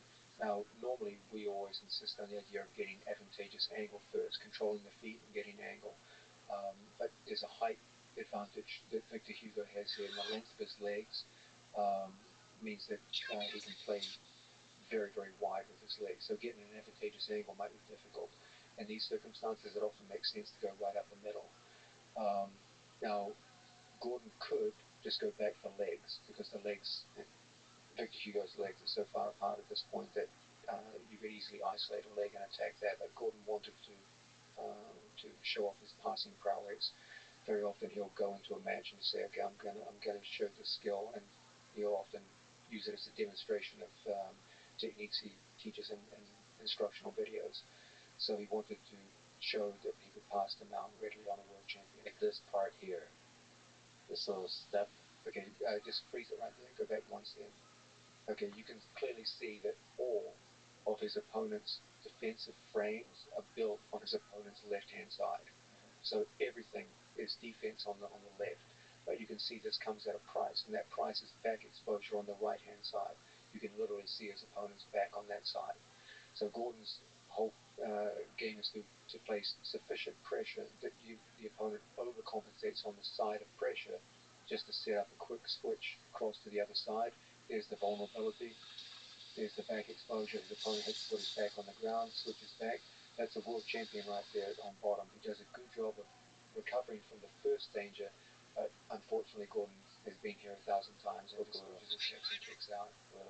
Step. And so you see there's two changes in direction, left, right, in a very short period of time that people find very, very hard to keep up with. Now his opponent goes up to an elbow. He's looking to create more and more space from here, but Gordon counters by just stepping over the hips. It's just when you feel like every move, he's doing the right thing. The man on bottom is doing well. He's doing the right thing. But the other guy's just been here too many times and is just a half second ahead of every decision. So that going up in the elbow, Gordon makes it look so easy here. It almost seems like Victor's out, but this turning of the hips with the arm over the opponent's back is able to bring him back down, and Gordon takes him out.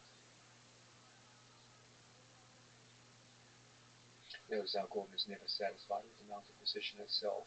He's only satisfied with an extended mounted position where the elbow comes up over the shoulder line. Yeah, only then does he show. There's a little bit of relief right there, right?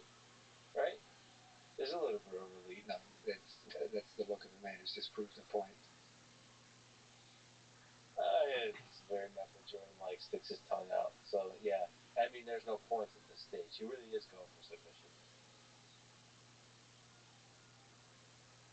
And then this happens again.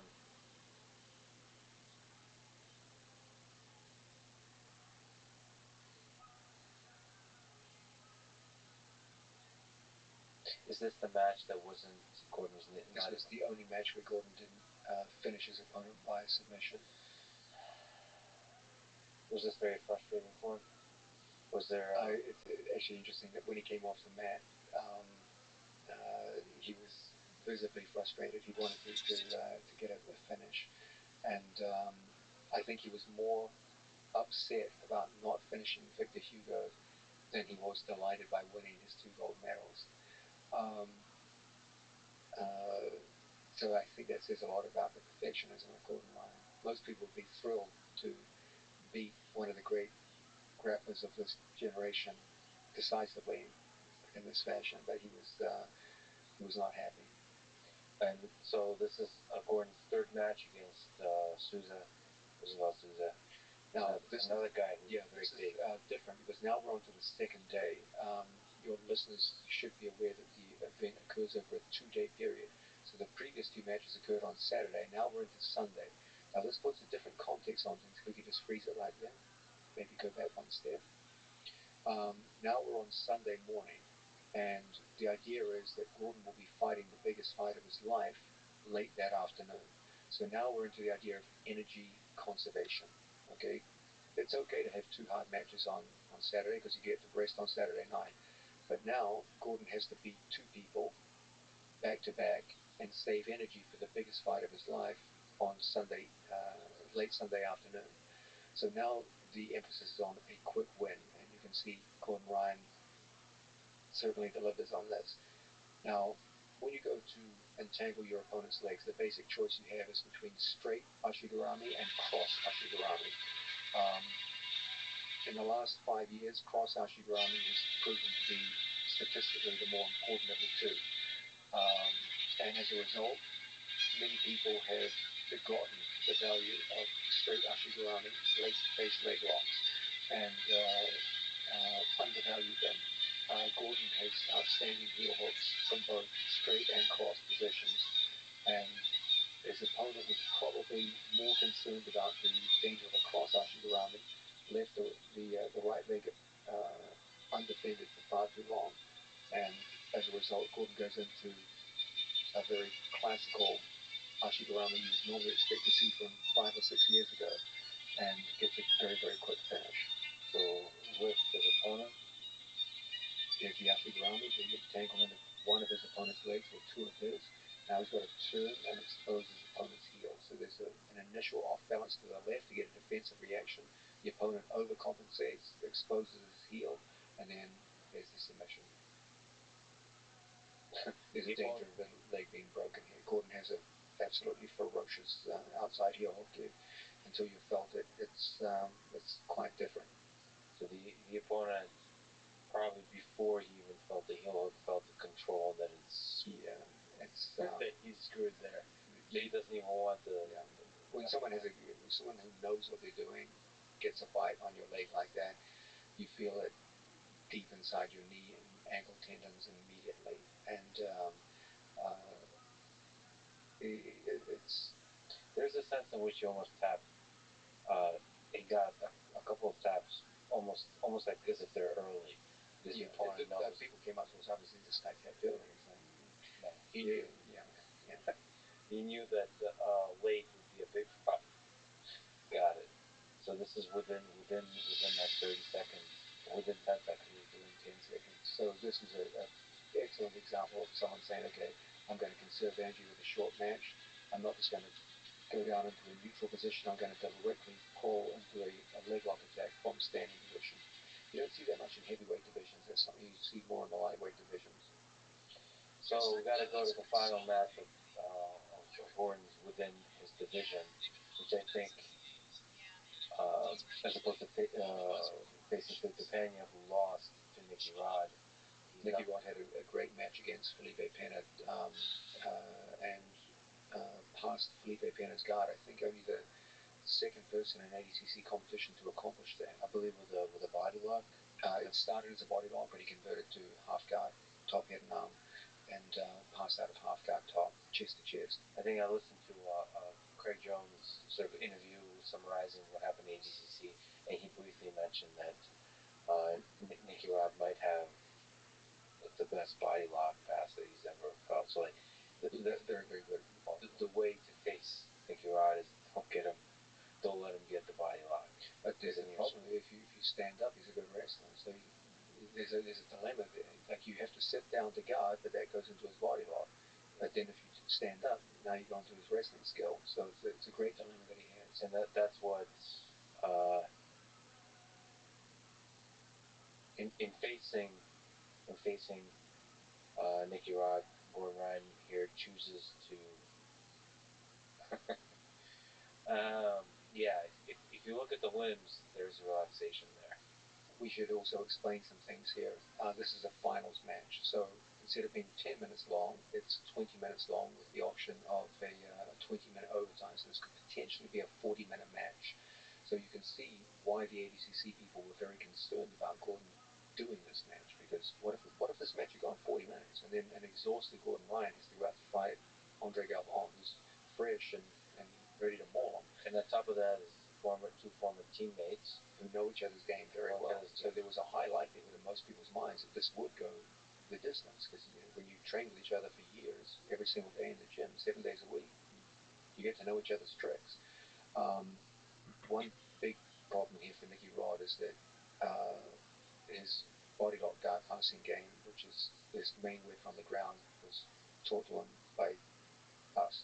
So it's not like we're going to be taken by surprise by it. So that must have been figuring in his mind. Do you think psychologically for Gordon and psychologically for Nicky Rod, it's tough? So for him, with that body lock, for example, do you think it's tough for him to know what to do here? It's tough because he would have remembered the outcome of the training sessions. It's hard to go up against a guy who used to dominate you in training and then say, okay, I'm going to beat him in competition. Can you shut all of that off? Because it's tough. I mean, memory is memory. You can't lie to yourself. Well, what do you think about competitions? There's been a lot of Olympics bring this out. There's been a lot of big upsets at the Olympics. There's something where people find something in them. I mean, judo is a different sport than grappling. In judo, there's much more room for upset because a mistake in judo will have ramifications that will be felt within half a second. Like if you take the wrong grip in judo, you can be thrown in half a second, and there's no recovery. If your two shoulders hit the mat for a momentum, it's over, it's done. In jiu-jitsu, you could, especially in ADCC, where there's no points in the first 5 minutes, you could get taken down and mounted by your opponent and still win. Like you can recover from a bad start. In judo, boxing, kickboxing, MMA, you get hit, there's no recovery time. You just get swarmed on. And jiu-jitsu is a much more forgiving sport where you can make a series of blunders and then just recover from them. You don't make a series of blunders in boxing, you're unconscious. So that there's the blunder case, but there's also been just people where it's their day. I mean, again, maybe it's romanticizing the notion, but there's been some epic performances in Olympic wrestling, in Olympic judo. As an example, Satoshi Ishii, he had a 2008 performance. We talked about All Japan and all that kind of stuff, but the Olympics, he destroyed everybody on this path to the Olympic gold medal. And that's when Teddy Raniero was also competing. He got the bronze. So, I mean, and you could say he was at that time the best in the world also, but I think it would be very fair to say he was the best in the world. Think about the people he beat to win 3 All Japan championships. Like he beat Kosei Inoue, he beat Keiji Suzuki. They were Olympic champions. Like he was already. So you don't believe that I don't believe that a person can walk on stage and be better than what they are supposed to be. You have a skill level. It's set in stone. This is your skill level. You don't just go on stage and suddenly your skill level gets here. What you do have is a situation where you have a skill level, okay? Another opponent has a higher skill level, but he runs into confidence issues so that he only uses a small percentage of his actual skill, and then he will fall below someone who is technically lower on the skill scale than he is. That can happen. But you can't just magically acquire skills. Yeah, but by all stepping of on us are stage. able to fall. Yes. So the question is, who manages that ball best? And that can create upsets. Absolutely. So you don't think Gordon could have fallen in confidence against a former teammate when the pressure is so high? There was just no basis for a fall to occur. You said he doesn't have confidence issues. What do you attribute that to? That's because he never loses in the gym. I mean, there's nothing there's no experience that he's had that would make him say, I shouldn't be this confident. So it's the physical, it's like we talked about mental preparation. Like, don't get me wrong, if Gordon lost 20 matches in a row, of course his confidence would drop. Because experience is now, there's going to be a psychological dissonance between his experience, his recent experience, and what he believes. Okay, if you believe you're the best in the world, you just lost 20 matches, at some point reality is going to break in. But if you're just never losing in competition, dominating people in the gym, then there's nothing in your experience that would shake your confidence. Can I ask you this, just in a small tangent? Why is Gordon Ryan so good?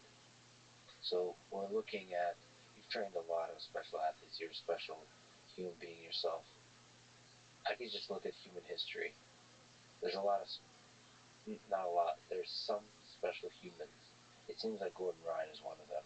I totally agree with that. Can you try to dissect? That's what I meant when I said I have many students, but only one Gordon Ryan. Like, I've taught many people, but they don't all have his skill level. So there's an obvious elephant in the room there. Okay, what distinguishes him from other athletes? Great question. I'll try and give an answer. More than anyone else that I've ever taught, he has a memory for things that were taught to him.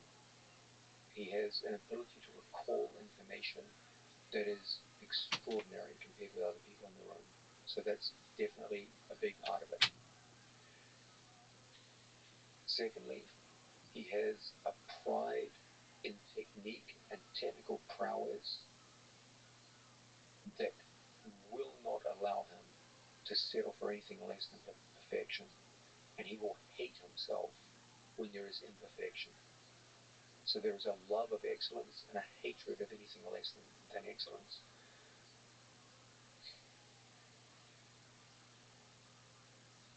He has an ability to pull the trigger when opportunity arises, which is truly extraordinary.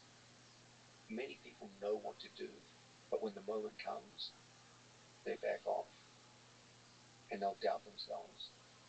If Gordon sees the opportunity, the trigger pulls every time. So can I just linger on that? Absolutely. There's a few times where he gets a little bit of an advantage and he just chases it to get a big, like Nander Gaval. You know, you get, it's like there's a dance and you get one step ahead and he's able to chase that. You know, get a little glimmer of the back and he's able to chase that all the way to back control. So that is that kind of the trigger that you're referring to? Yes. It runs deeper than that too. It's the idea that good athletes are greedy athletes. Okay? When they see a small opportunity, they try and get as big a bite of it as possible. So that the mantra that we always have in training, if you can see the bag, you can take the bag. And if Gordon sees an inch of your bag, you know that's the direction he's going to be going. If your far shoulder is within an inch of the floor, he's going to be mounting you. If your shoulder comes off the floor, he'll be on your back on the other side. He's a maximalist with opportunity. He's not satisfied with, oh, let me get a good enough outcome. It's like, I want the maximal outcome. So when you combine all these things together, an ability to recall information, which is just far superior to anyone else I've ever coached, an ability to work in the training room towards not just good technique, but excellent technique,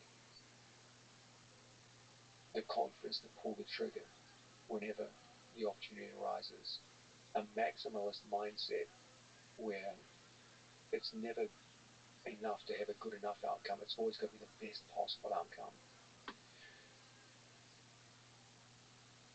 And the fifth element, which I believe is very important, is extraordinary depth in his technical prowess. in particular with regards his defensive acumen. Everyone looks at Gordon and focuses on his offensive prowess because they see him dominate other athletes. But what they don't see is what I see every day in the gym, where he works from impossibly bad defensive positions. Someone locked him on a full heel hook on his body and a full Jujigatami armbar. In a complete pin, mounted with Gordon's two arms stretched out over his head in what looks like a hopeless position. And Gordon will work in these positions.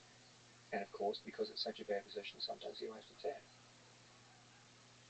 But he just works so relentlessly in these bad positions that when he steps on stage, he's saying, if this guy got the worst possible position on me, there's nothing he could do with it.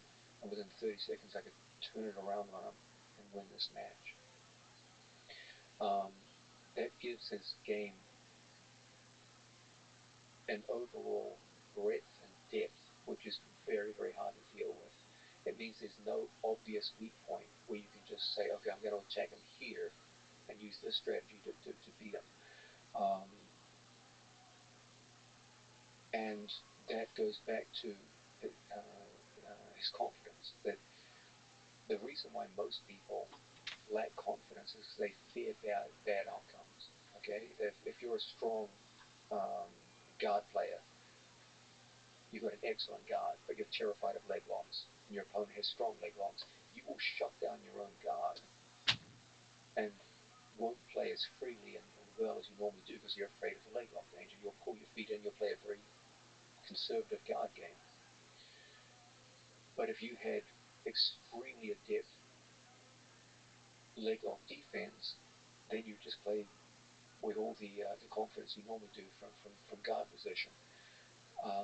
Gordon puts himself in that situation. He's so defensively sound that it translates into his offensive confidence. When you talk about memory recall, which is interesting, I can't help but see parallels between him and Magnus Carlsen, who's a chess player, who's the number one in the world, the arguably the best ever, certainly the best ever if you just look at absolute numbers. The chess has the luxury of having a rating, which you cannot have in jiu-jitsu because it's a game of human chess.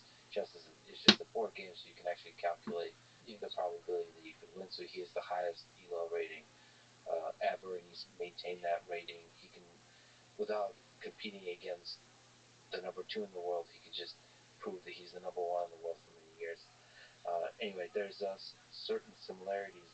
One is ability to recall, so memory recall of information is fascinatingly good, and the other one is not so much a love for perfection, which is something you mentioned, but the flip side of that, which is what you also mentioned, is the hate of imperfection. Now, in the case of Magnus, it almost uh, creates a level of anxiety for him that's almost destructive.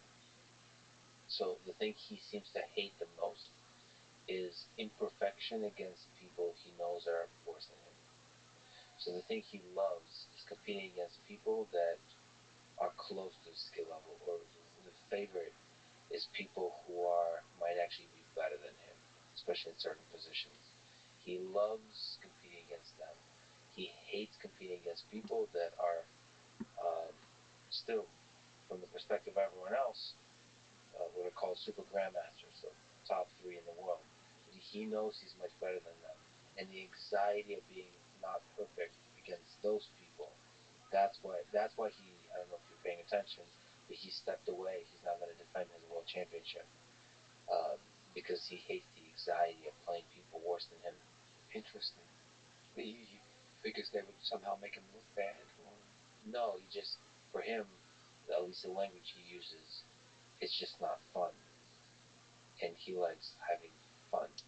To him, it was fun to win no matter the skill level, the world championship the first time, but then defending it is a very grueling process. It's with classical chess, you play these many hour, can be 7 hour long games, and on top of that, he really hates the fact that it's only, I forget what it is, but it's single digit number of games. It says it's low sample, so I can't. I would like to play 20, 30, 40, 50 games if we're going to do it this way. But then if they're too long, it's going to take too long. So he's really emphasizes the fun of it and the clear demonstration of who's the best. Now, chess is an interesting game. It's probably different than grappling because it's been played for centuries. So there's this giant body of people that are playing it. Like there's other Gordon Ryans out there. Imagine a world where there's multiple Gordon Ryans or something like that. It's different dimensions, but you have like sharks everywhere, and so there is fun to be had even at the very, very, very, very top. But the memory recall is the thing that stands out, and the hate of imperfection, more intense than anybody else in the game. Fascinating. That takes us back to the final. Yes. So here, Gordon is facing Nicky Rod. Former training partner. And again, the intention here is this has to be put in the context that Gordon will be fighting the greatest ACC grappler of all time in a few hours after this. So what we're looking for is a quick resolution. Still, the shortest possible match. Now, there's a complicating factor here. Nicky Rod was a wrestler before he was a jiu-jitsu player. On paper, the way his route to win is via wrestling. He's not going to be able to submit Gordon Ryan, and he's not going to be able to pass his guard. So he has to win by wrestling. In the ADCC finals, you cannot sit the guard. So the approach that Gordon used earlier that we saw on video cannot be used in the finals. Gordon must wrestle his opponent. So on the way out,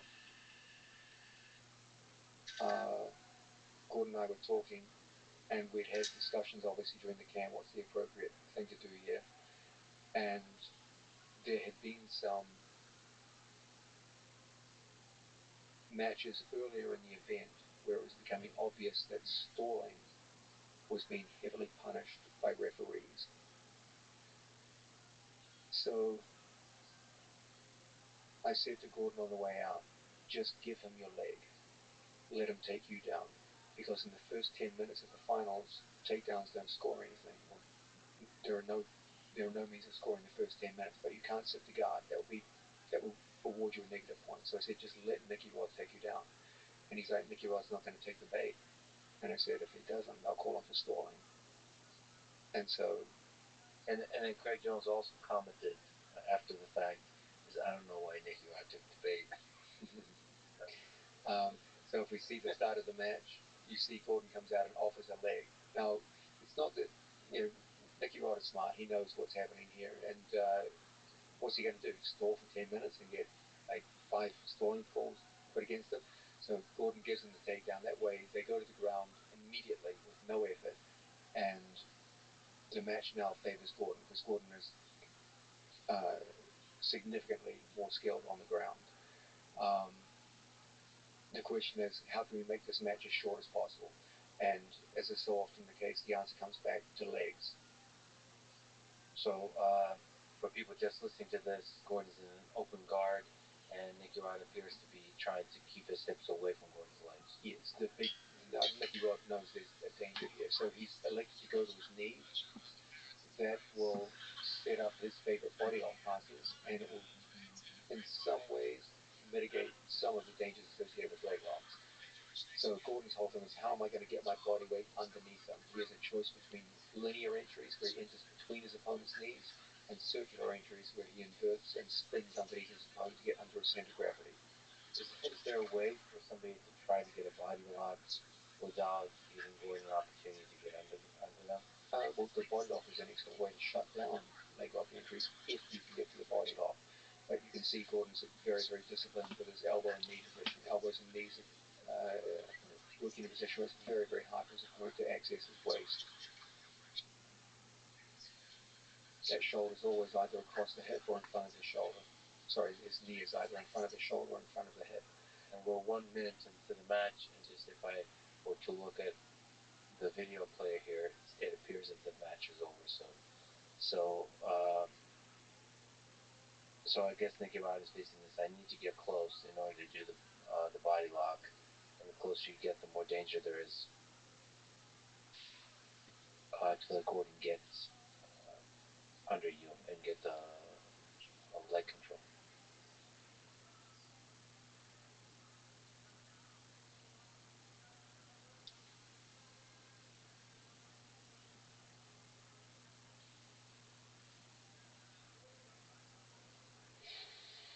Now they're starting to get close here. Gordon's going to try and get his head underneath his opponent, make a circular entry into the legs. He's clearing his opponent's head out of the way by faking the arm drag on the far side, the first move that he used against his first opponent earlier in the tournament. And there's the leg. Spins underneath it, goes circular, rotates through, gets his body weight underneath his opponent. Okay, now he's going to trip him down to the mat. Now, I believe Nigera tries to pull out his foot here, and Craig also said that Nicky Rod has gotten used to be able to pull that foot out from anybody, and that he was very surprised at the grip that Gordon was able to actually hold on. So I just want to comment. I'm just parroting commentary. If you look at what's happening here, if you just freeze it, you'll see that Gordon, like any good leg locker, will always treat his opponent's foot like a knot at the end of the rope. Yeah. Just as you slide down a rope, if there's a knot at the end, your hand will catch. So too with the human leg. When they go to extract, like pulling, you just keep your fist as close to your shoulder as possible and narrow the gap. The foot will always catch. The failure that many people have is they let their hand drift away from their own shoulder, so there's room for the foot to extract. But you'll see Gordon's extremely disciplined with thumb close to his own shoulder, which creates a situation that's very, very hard to simply pull your foot out. You're focusing on the knot of the foot. Yeah. Also, it's very early in the match. There's very little sweat. Both athletes are still pretty dry. Now Gordon has to climb the leg, and now he's already captured his opponent's shoelace. There's the heel exposure coming out, and Nicky Rod already knows things are getting bad. And there's the win. Actually, the comment I made, I guess, was from a little bit earlier. There's an earlier time where Nicky Rod was trying to pull out the foot, and Gordon was able to hold on to the knot, which is interesting. Now, that was a brilliant day's work by Gordon Ryan. He's had 2 matches against opponents considerably bigger and stronger than himself. And the time of the 2 matches can be measured in, I think, less than 2 minutes. So he's done what he set out to do. No injuries, no exhaustion. He's beaten 4 guys back to back, all of whom are excellent athletes with minimal energy expenditure, and he's ready to go on to his super fight.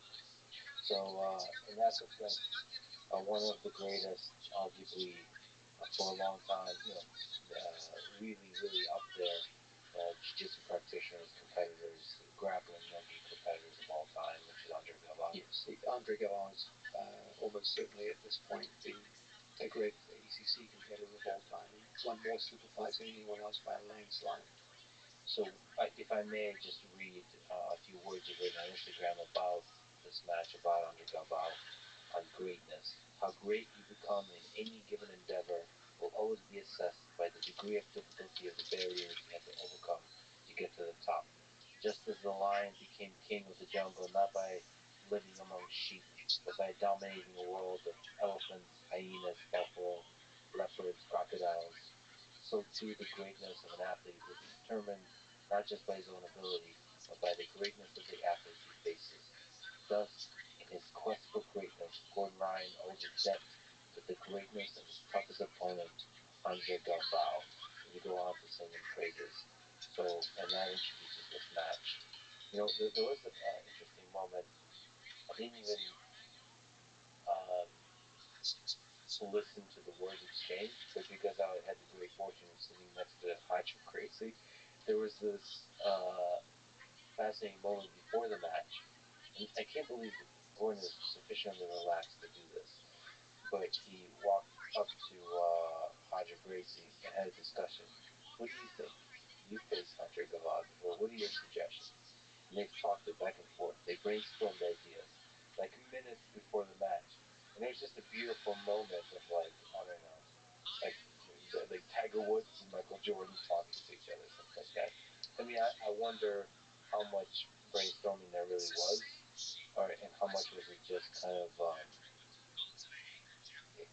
like spiritual inspiration or something like that. Yeah, I think it's more spiritual inspiration. He looks up to Hodger as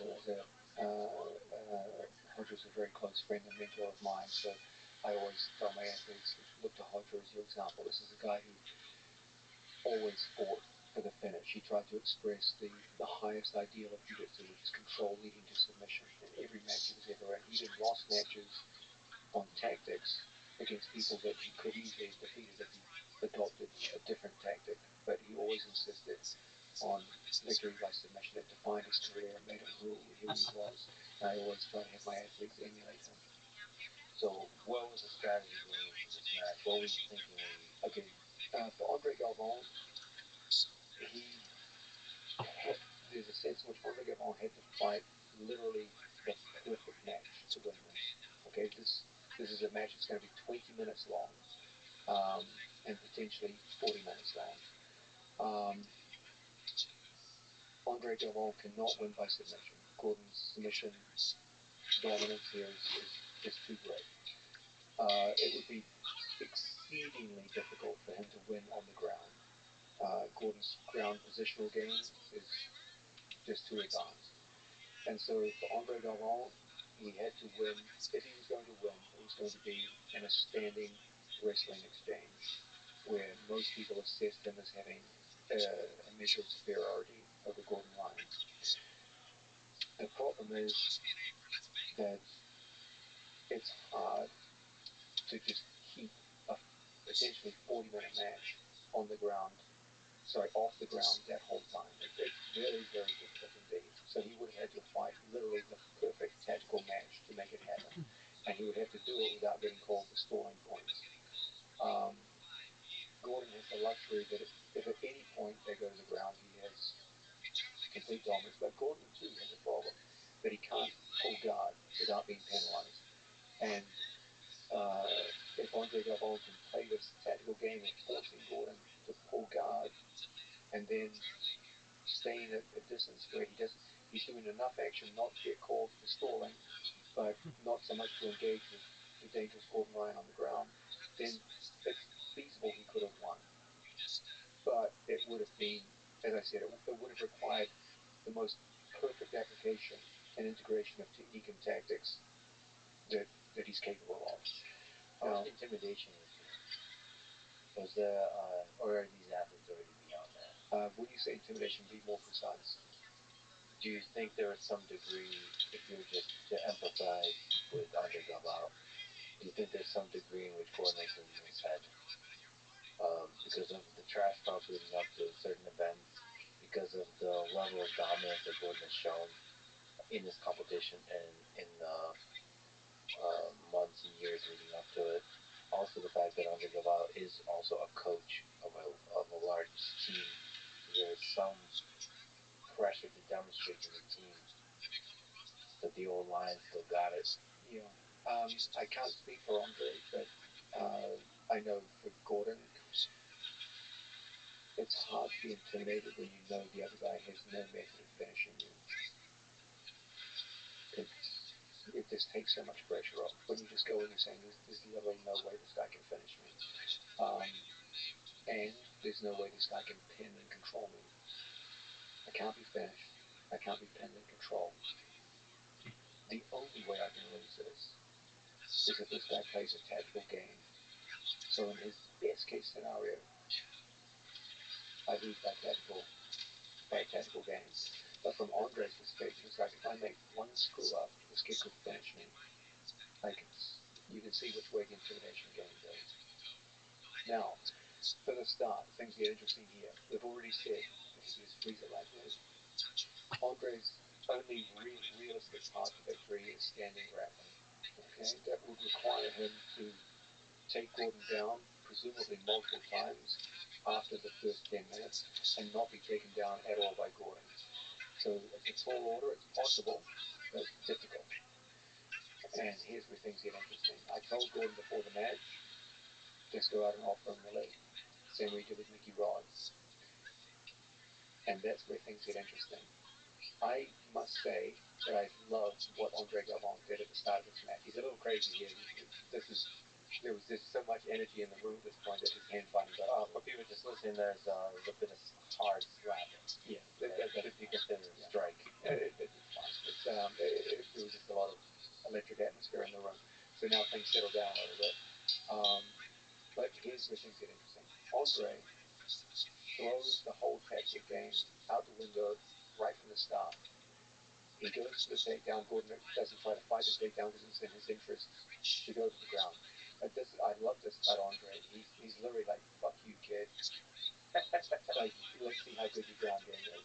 So he shoots the takedown, um, and Gordon accepts it obviously because it's to his advantage to accept it. But I love the fact that Andre was like, "I'm not even going to try and stall this out. I'm just going to, bam, there it is." So he's like, "Okay, let's see what you got, kid. They say you're good on the ground. Let's see what you fucking got." And I love that about Andre. Unfortunately, he's entered the hornet's nest now. What happened there, real quick? Because that was very. Gordon immediately went into Ashigurami. Not just any Ashigurami, but Ashigurami was holding both legs. So It was an open guard and slid forward.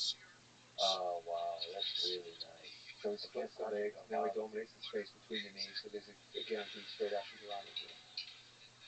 He split the knees against Andre Galvao, like effortlessly right there. So already Gordon's in his preferred domain now. So he's starting to off balance his opponent. He's looking for a reaction to get heel exposure. He does get heel exposure. Andre does a good job of monitoring the feet, trying to reduce the braking pressure. But the fact is, it's in Gordon's realm now. This is where he has all the advantage. So and the match is going to be 20 minutes of in Gordon's realm. That's going to be a very, very tall order. Yo, Yo, I dog. just hopped on a call. Hopped on a call Was with there him for a second and wanted to come on back. Excellent. We're watching the Lex Seinfeld. Friedman. Well, we're watching that too. But the it's I believe today's the official kickoff of Festivus. If you don't know what Oh, a Festivus holiday is, for the rest of us. that's right. It's the Seinfeld holiday. So I'm just pouring through that, and I had someone come in here. I don't know if you, I've talked about her before. I think her name is it's like Bradia or something like that. It's Branya, something like that. Anyway, very interesting. She wants to be a professional wrestler. You never know what you're gonna get in here. Yeah, exactly. Yeah, She was hungover from clubbing last night, so good on her. very cool. Exactly, and just chilling like a villain. I was thinking I could stir some shit up in a little bit in some of these discords, but in the meantime, just relaxing. TCB, Well, as they say, taking care of It's business. Festivus, so you got to air your grievances. That's You know right. what I mean? I'm We gotta pissed air off your at grievances. everyone, and you're gonna hear it. Firstly, everyone go fuck yourselves. That's it. Exactly. And furthermore, Right, exactly. that's funny. Yeah, I'll have to set up my unadorned aluminum pole very soon. That's right, because you find tinsel distracting. The day approaches. Exactly. No tinsel, tinsel, no decoration. Tinsel's Just distracting. aluminum pole. Exactly. And we'll enjoy it while donating to the Human Fund. Money for people. Mm-hmm. It's money for people. You Right. know? It's right. Costanza. You know what? I watched that one earlier today. That's the Kenny Rogers Roasters, which is one of my favorite ones That ever. is. And I always joke about that one because anytime there's a red light on, I always do like Kramer stuff. Pretend like I'm fried on Kenny Rogers neon sign. that your rods and cones are all screwed up. Yeah, I mean, I live in a pink light. Rods and cones are all screwed up. It's very similar. It's quite similar. When I see the sun, it certainly has a brighter look to it as opposed to this pink light. But yeah, it's my own version of Kenny Rogers roasters. I would think that it would mess with That's my funny. my eyesight, but it doesn't. Stuff still looks normal. So, yeah, I love that episode. I have thought in the past to make it red just so in honor of that, but at this point we're keeping it Yeah. pink. And yeah, I watched that one. I I love Seinfeld. I could watch Seinfeld from now until whenever. Seinfeld is a classic. Yeah. It is. Alrighty. Such a good show. I agree. Here we go, big dog. Our moment here. I like that. Again, Gordon's on the legs. Are you impressed that Andre was able to get out? I would expect this. Andre's been preparing for this for 2 years, and remember, Andre's gone against some of the greatest leg lockers in grappling before and prevailed. So he's not naive. He knows how to defend himself. The big problem is that he's going to create defensive reactions, which lead into other aspects of Gordon's game, in particular back exposure. So here, Ashigami goes to like a single leg type of position where Gordon runs to Andre's back.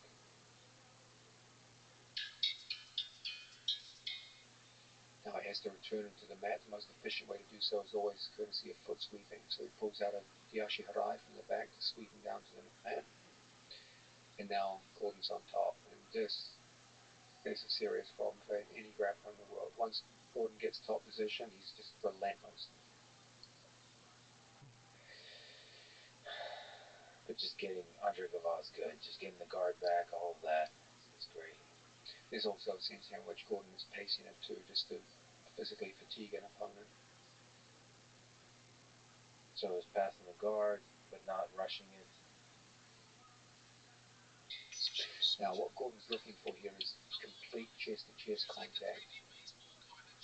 He's getting very close to it now.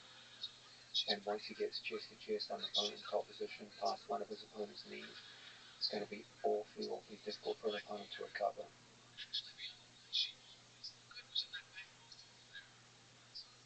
What is he waiting for here? Is there pressure here? Over time, he wears you out. Yeah, it's part of a campaign of attrition, of pressure over time. Now he's creating a situation where he's either going to get back exposure or mount exposure. And either way is pretty much fatal when you're dealing with Gordon. Andre elected to go the route of back exposure.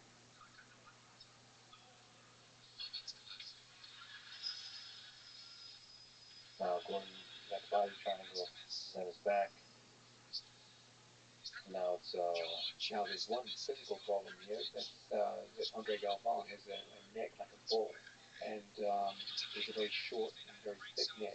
So penetrating under the chin for a strangle can be a real problem.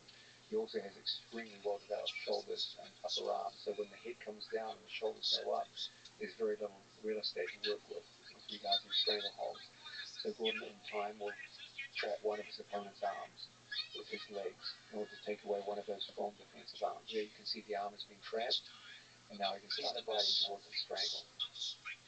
and here it's still difficult. It's still difficult, but things are looking good. There's still a considerable amount of time left on the clock. Gordon is well ahead on points. So all the pressure, all the tactical pressure now is on Andre.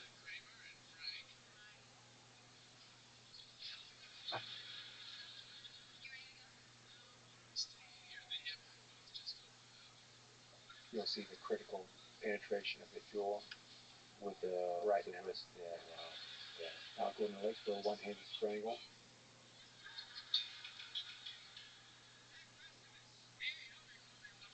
Wow. Andre fought very bravely. But a strangle, it doesn't matter how brave you are. And where does the strangle actually happen in terms of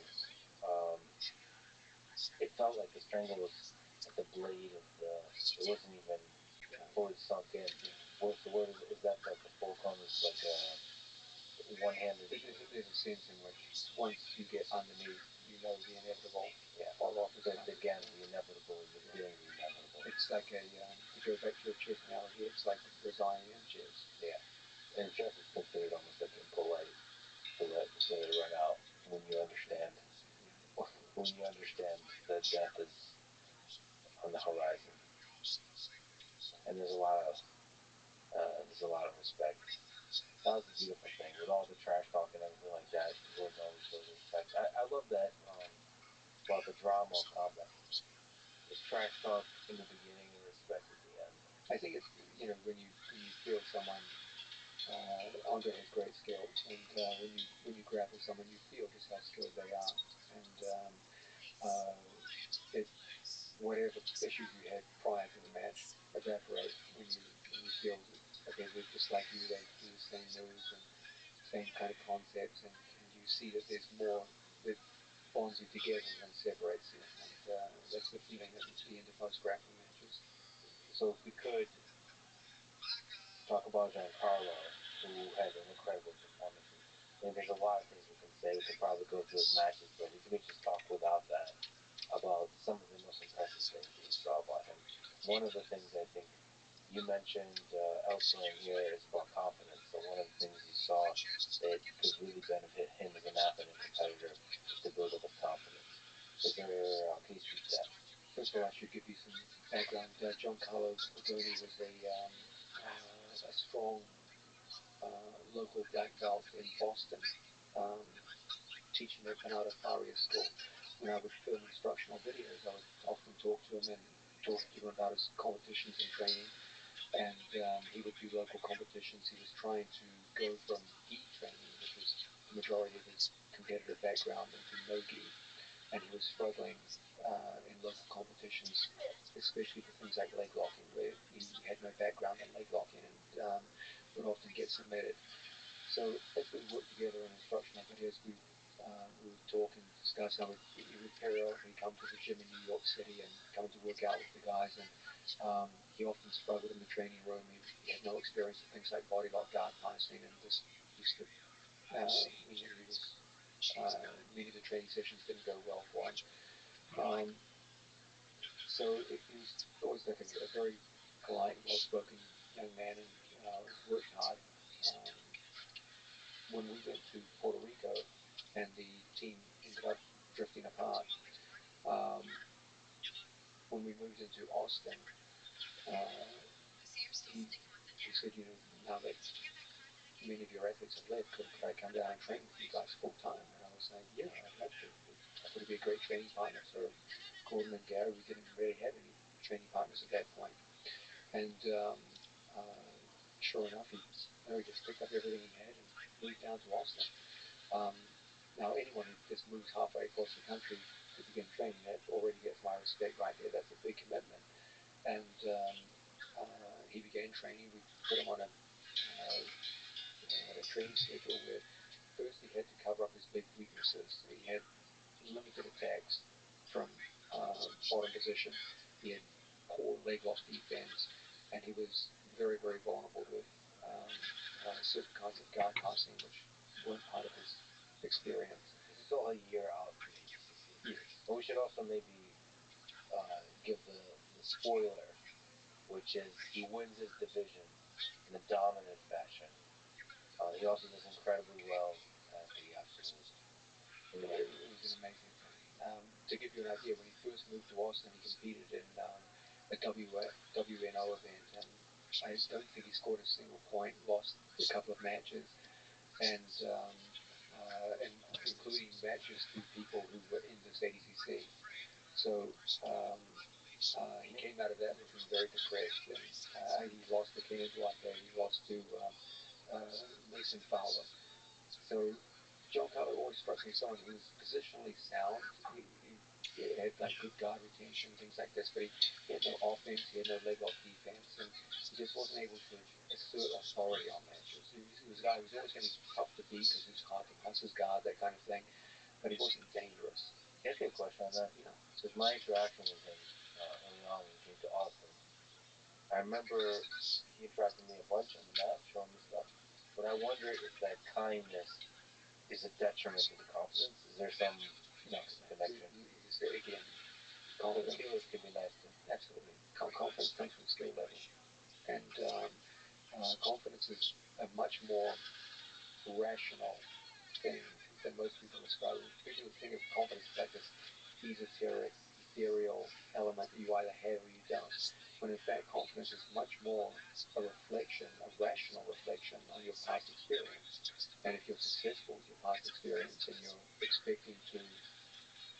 uh, compete in a situation which is similar to your past experience, and that past experience has mostly been successful, you'll be confident. Are you pretty confident that the sun will rise tomorrow? Of course you are, because it's done so every time in the past. Now, there's no, as people like Hume pointed out, there's no supreme rational reason for believing this, but nonetheless, your confidence is high, and it's the same thing in jiu-jitsu. Um, if you're performing well and skills are the reason for that, your confidence will be high in the future, regardless of what your mindset is. So it's not a question of, this personality does better in competition or that personality. Ultimately, it's going to come down to your skills, and your confidence will be a reflection of your accumulation of skills. So, what was his journey like to a person who had lost to a person who dominated in a competition? Yeah. First things first, we have to say, okay, you've got an obvious weakness, leg lock defense. So every day in the gym, he would be taught, okay, this is where you put your feet. This is where you position your knees. You point your knee this way, not this way.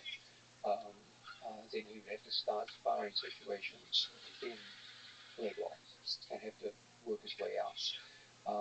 Initially, these were like heartbreaking sessions for him, where, I mean, I've got to give that kid full credit. Like, he just worked his way through it patiently, dealt with frustration, initial failures, and just said, I'm going to get better.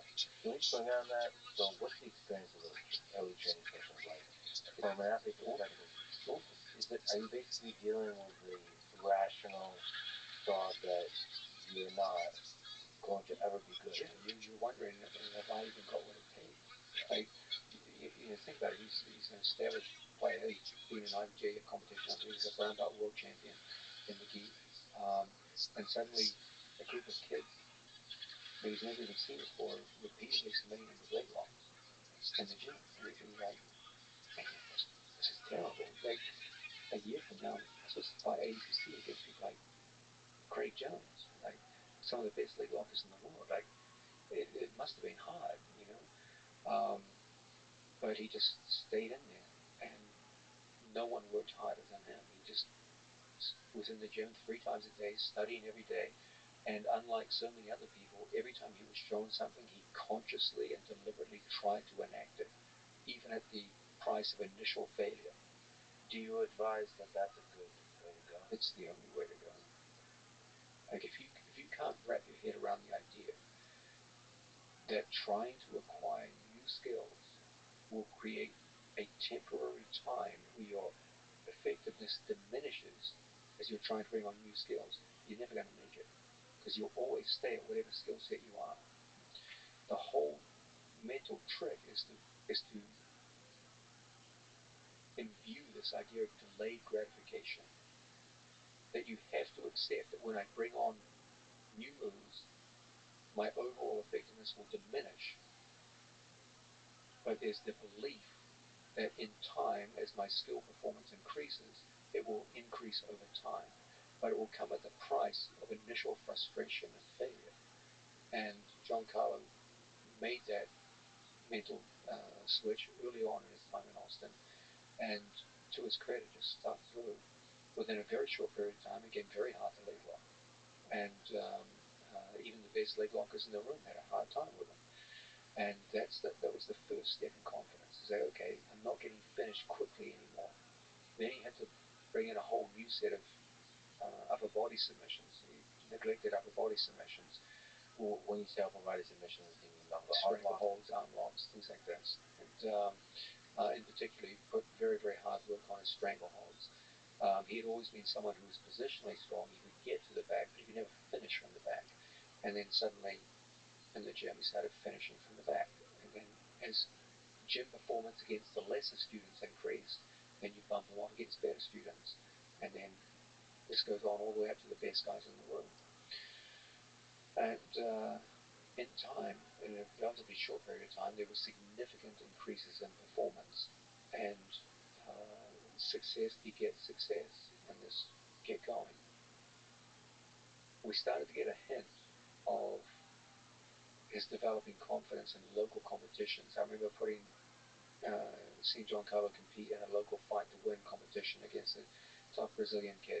Giancarlo just came out dominated and finished with a leg lock. Now that was interesting. It's like, okay, you're the guy that used to get finished by leg locks, and now you're beating tough opponents with leg locks. And that was an important psychological step for Giancarlo Bardoni.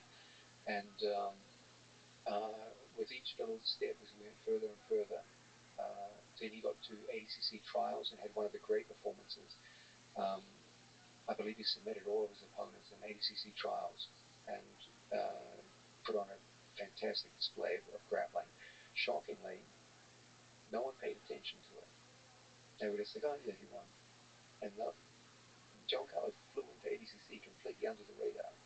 They just saw him as, oh, he's the guy that won American trials. And no one really paid much attention. In his first match, he took on a great Brazilian champion, Izake, and won in dominant fashion. He was about to strangle him with just a few seconds left on the clock. And I remember Giancarlo being furious at the end of the match, thinking that guy was so close to finishing. He wanted a perfect finish. And up on point, 6-0. Yeah, and still chasing. I mean, he could have just coasted at this point, but he wanted to finish every one of his opponents. And he got very, very close, but not quite there. And then in his next match, he had to take on the defending gold medalist from the previous ADCC. This was the guy who was the favorite to win. So you have a relatively unknown Giancarlo fighting the man who defeated Craig Jones in the previous ADCC. What do you remember? What stood out to you about this match? So Desinius is good wrestling, he's good everything. Yes, good all-around grappler. He's got, by jiu-jitsu standards, he's a very strong wrestler. So our intention was to match his wrestling with Giancarlo's judo skills. So you will see, if we could perhaps go back, you'll see the first takedown.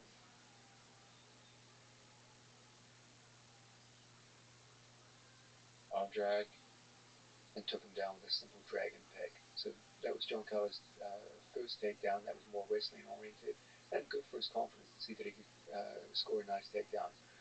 But Mateus Denise is very, very good at standing up from bottom position. If we just go back just a step. Okay, now here we have something interesting. Mateus comes up from bottom, seizes a leg, and Giancarlo defends the wrestling move and then goes immediately into with it's kind of a mix of Sasai and Diashi Harai. That was beautiful. I didn't even notice that. That's really nice. Look at that. From defending a single, threatening a guillotine. One of the big themes of our ADCC camp was that most of our opponents now are getting very strong in hand fighting. Look at that. But they're not strong in foot fighting. And so we put a very heavy emphasis on foot sweeping attacks. You remember Gordon Ryan took down Andre Galvão with a foot sweep. And here you have Giancarlo using the same technique, not from the back, but from the front. And an overhook, left hand post. Catches the foot mid-air. Okay. And it's just a beautiful, beautiful takedown. That's beautiful. And then later in the match, you'll use the Kusarigake, another classical judo takedown, to get top position. Now, at one point, Giancarlo was in trouble. He got his back exposed. With this situation. Okay. A double leg to a knee peg.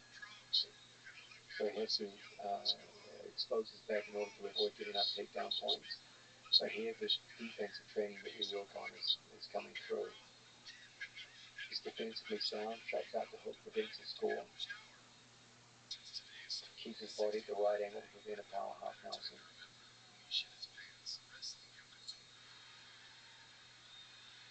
Staying calm. Now he's got to turn this around. It's one of the hardest things to do in grappling. How dangerous is it to put in this position, to put your hands on the ground? It's ordinarily, it could be dangerous because your opponent could switch to an armbar. Oops, and there's the body lock. Now there's some controversy here, but you can clearly see it. The hands were locked, so it shouldn't really be as controversial as people are saying. Now watch for the right leg Kusarigake here. pulls in the hips, exposes the leg, boom, and down. Beautiful Kosetagake.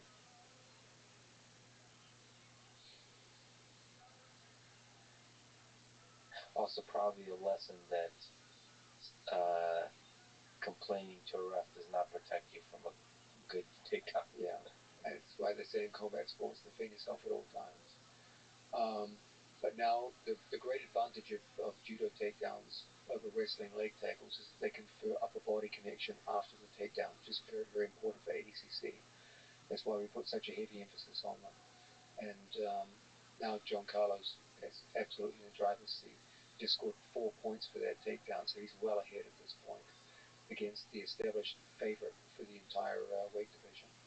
So now Mateus Denise has to start taking some risks. He's staring down the barrel of defeat. There's not that much time left, and that's what's going to set up the pressure. Now it's tactical pressure. It's not physical pressure. It's tactical.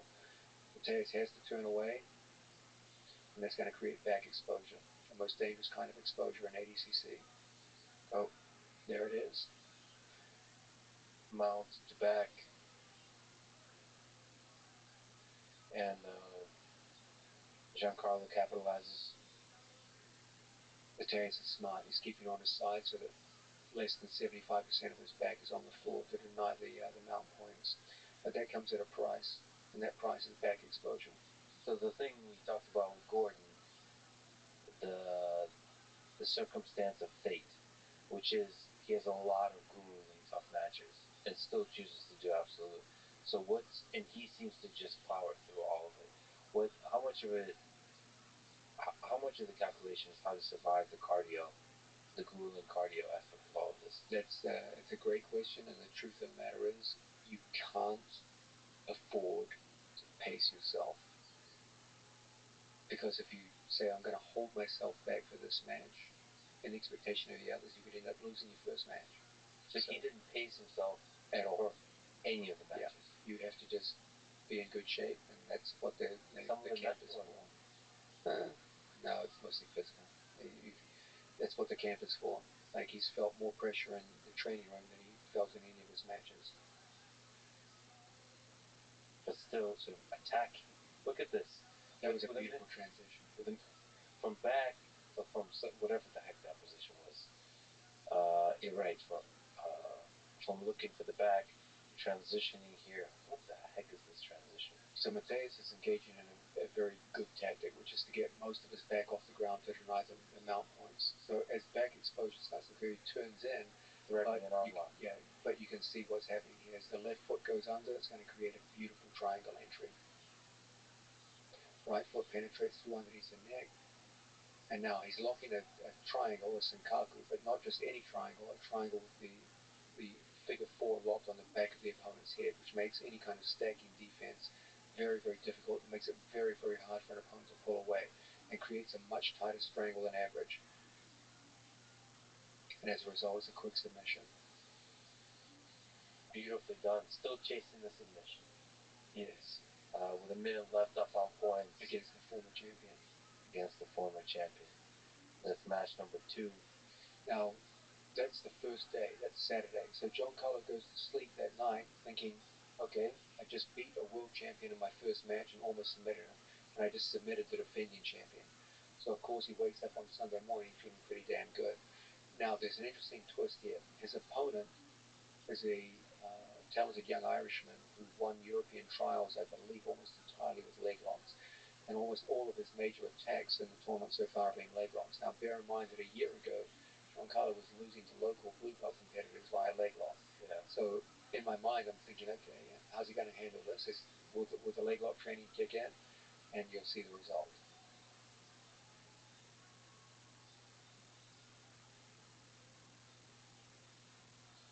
Giancarlo is on top, passing an open guard, so you can see keeping his legs away from any attacks. Yes. His opponent, Owen from Ireland, is employing the same tactics that we made famous years ago. The idea of sitting the butterfly guard and looking to entangle the legs. He's kind of playing that game. So John Carlos obviously used to this from training in the gym. So he's doing a good job of preventing entanglement, controlling his opponent's shoelaces, and moving out to an angle which limits his opponent's entry options. So hands on the shoelaces and angles It's a good defense here. It's an initial defense. Now his opponent wants to get underneath the center of gravity. So Giancarlo wants to get outside the line of his legs. At some point, your opponent's going to entangle. If he's determined to entangle, at some point it's going to happen. So Giancarlo decides, okay, let's let it happen, and let's see where his feet go. Let's see how disciplined he is with his feet. And the opponent is inverted. Here does a good job getting behind Giancarlo's knee. So now they're fully locked in. So Giancarlo moves away to protect the heel, rotates out, controls his shoelace. Now, at this point, the Irishman's starting to lose discipline with his own foot position. Okay, he's so focused on his own attack that he's starting to get a little sloppy with his own foot position. You see, he's assuming, oh, I'm the guy who's attacking, so my opponent will be afraid of my leg locks. And is starting to make some small tactical errors that Giancarlo will be able to take advantage of. So he's threatening the sort of north-south pass here. Like, so, yeah, he's not putting too much pressure on the pass because we're still pretty early in the match, and he's not ready to score yet. So here again, he turns away his heel. Now his opponent's starting to get more and more cavalier with his foot positioning to a point where now it's just downright sloppy. So Giancarlo sees it, identifies it, locks up the wrist-to-wrist toe hold, and breaks his foot. How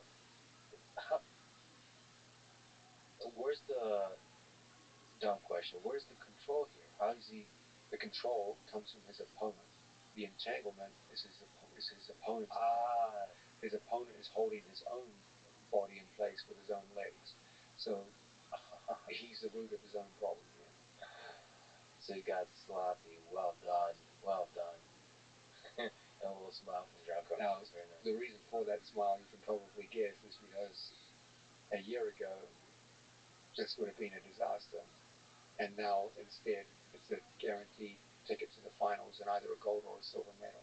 And so you can see in that compressed moment, that's the look of a man who's just recognizes how much progress he's made, and what was once a weakness in roughly 10 months was the time it took. And so he faces Lucas Hulk Barbosa in the final here. Now, these two have a history. Hulk has beaten Giancarlo many times. And so for Giancarlo, it's a question of, okay, here I'm matched up against a guy who's repeatedly beaten me. How am I going to turn this around now? And in terms of, we talked earlier about confidence. If confidence was just a mental thing, Giancarlo never would have won this fight. When you've lost all those times to an athlete, words aren't going to change anything. But you can see right from the start when they get into the hand fight, Giancarlo is much more tactically adept with his hand fighting. He's doing a good job of controlling his opponent's hands, preventing any kind of prolonged pressure on the head. And Hulk gets a sense here in which you realize he's fighting a very different person. And this goes a long time. Again, another super grueling match. Wrestling that eventually leads to a back take here, back triangle, body triangle, that is. Here you can see the same tactics utilized by Gordon Ryan. Back control based around the body triangle. Many attempts to try and entrap his opponent's arm and take away those defensive arms. The main difference here is, again, you have an athlete with a very powerful, compact neck, so neck penetration is difficult. And so Giancarlo will switch to a palm-to-palm strangle instead of the conventional figure four. And now there's 8 minutes left, so all the time in the world. Is it only just a matter of time at this point in situations like this? Yeah, Giancarlo has a massive tactical lead in points. There's literally no way he could lose this match at this point. Even if his opponent did get out of here and take him down, Giancarlo would still be ahead on points. So this question, the question now is not whether Giancarlo will get the gold medal, but whether Giancarlo will get it by submission. and there it is. There's the penetration of the neck, and he can't get the figure four, so he opts for palm to palm instead, and there's the submission.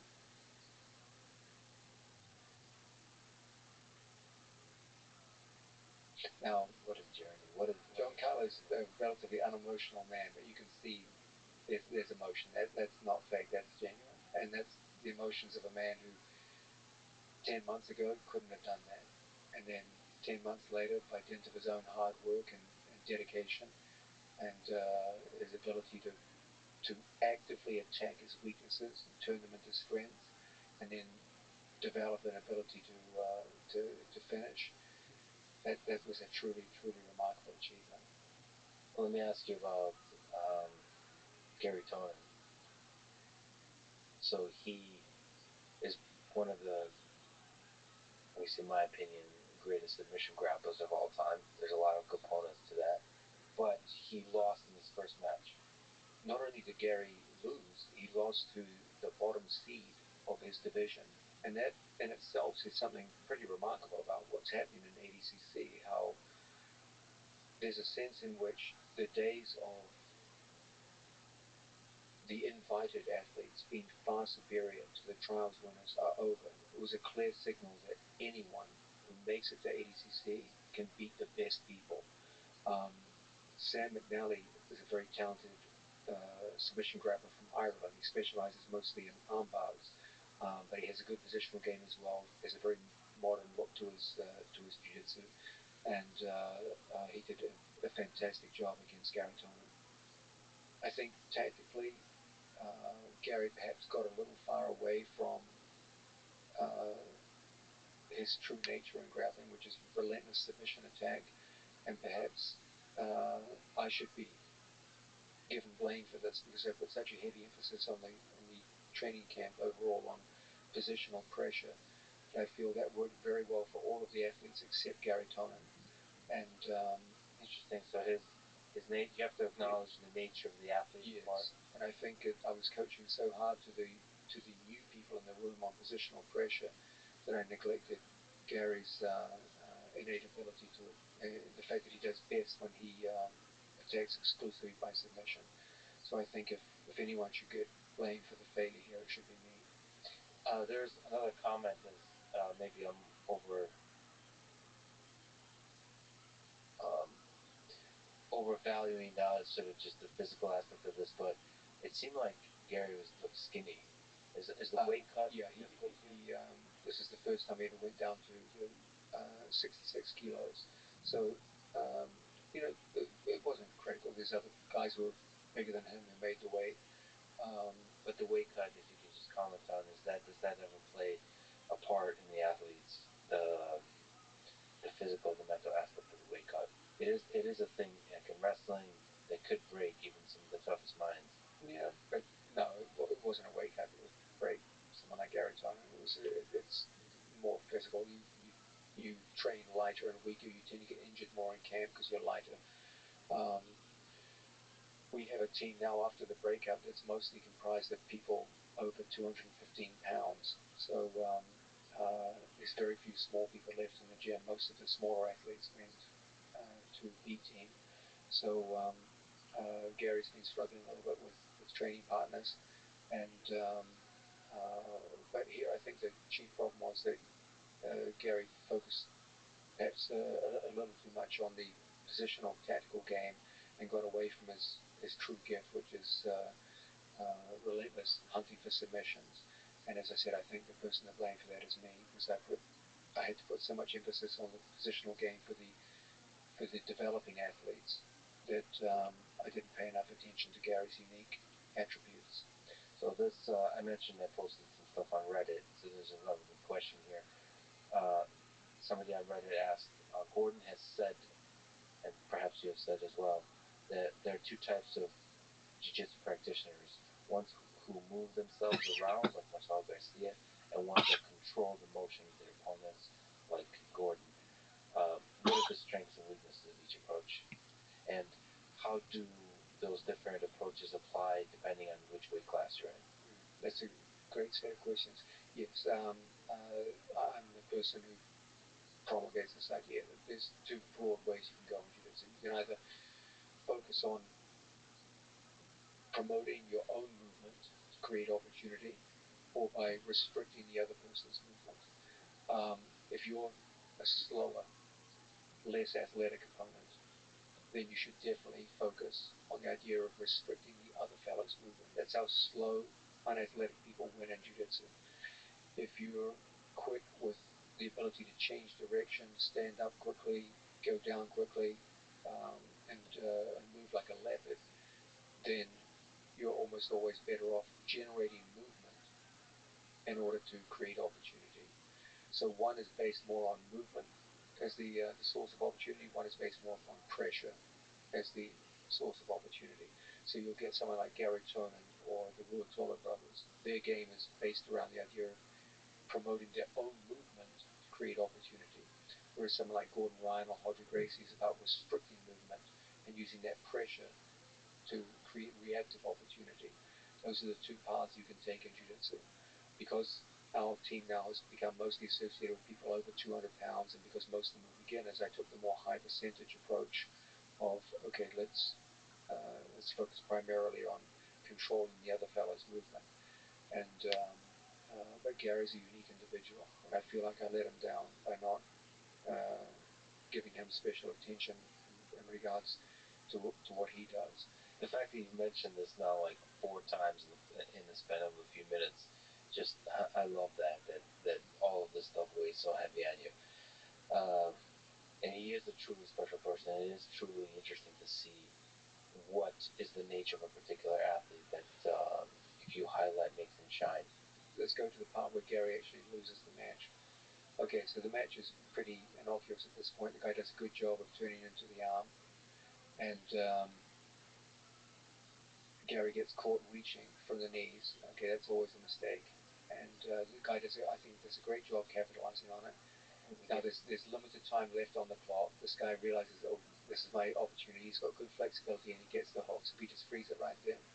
So there's a minute and a half left, and typically in ADCC, if you get the bag, you score 3 points. So this is a huge score. For Gary to win here, it's got to be by submission. Okay, so Gary's made one mistake. Now, this talented young fellow from Ireland does a great job, not only of getting the back, but he really attacks well from the back. And let's look at the depth of Gary Tonin's defensive acumen here. And we should say, leading up to this, his defense is incredible. Yeah, He's escaping every. Our nickname for Gary is the slippery salmon, because he's like trying to hold a goddamn salmon on the riverbank, trying to hold on to this kid. So he gets into a position which looks absolutely hopeless here. It gets worse. This is already bad.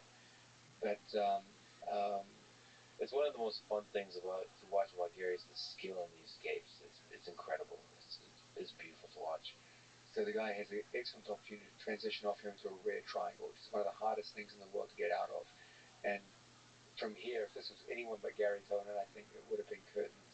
But you see, Gary just extends, keeps his arm at just the right angle to pop out and gets out. So now Gary's like, oh, crap, I'm going to lose to this fucking guy.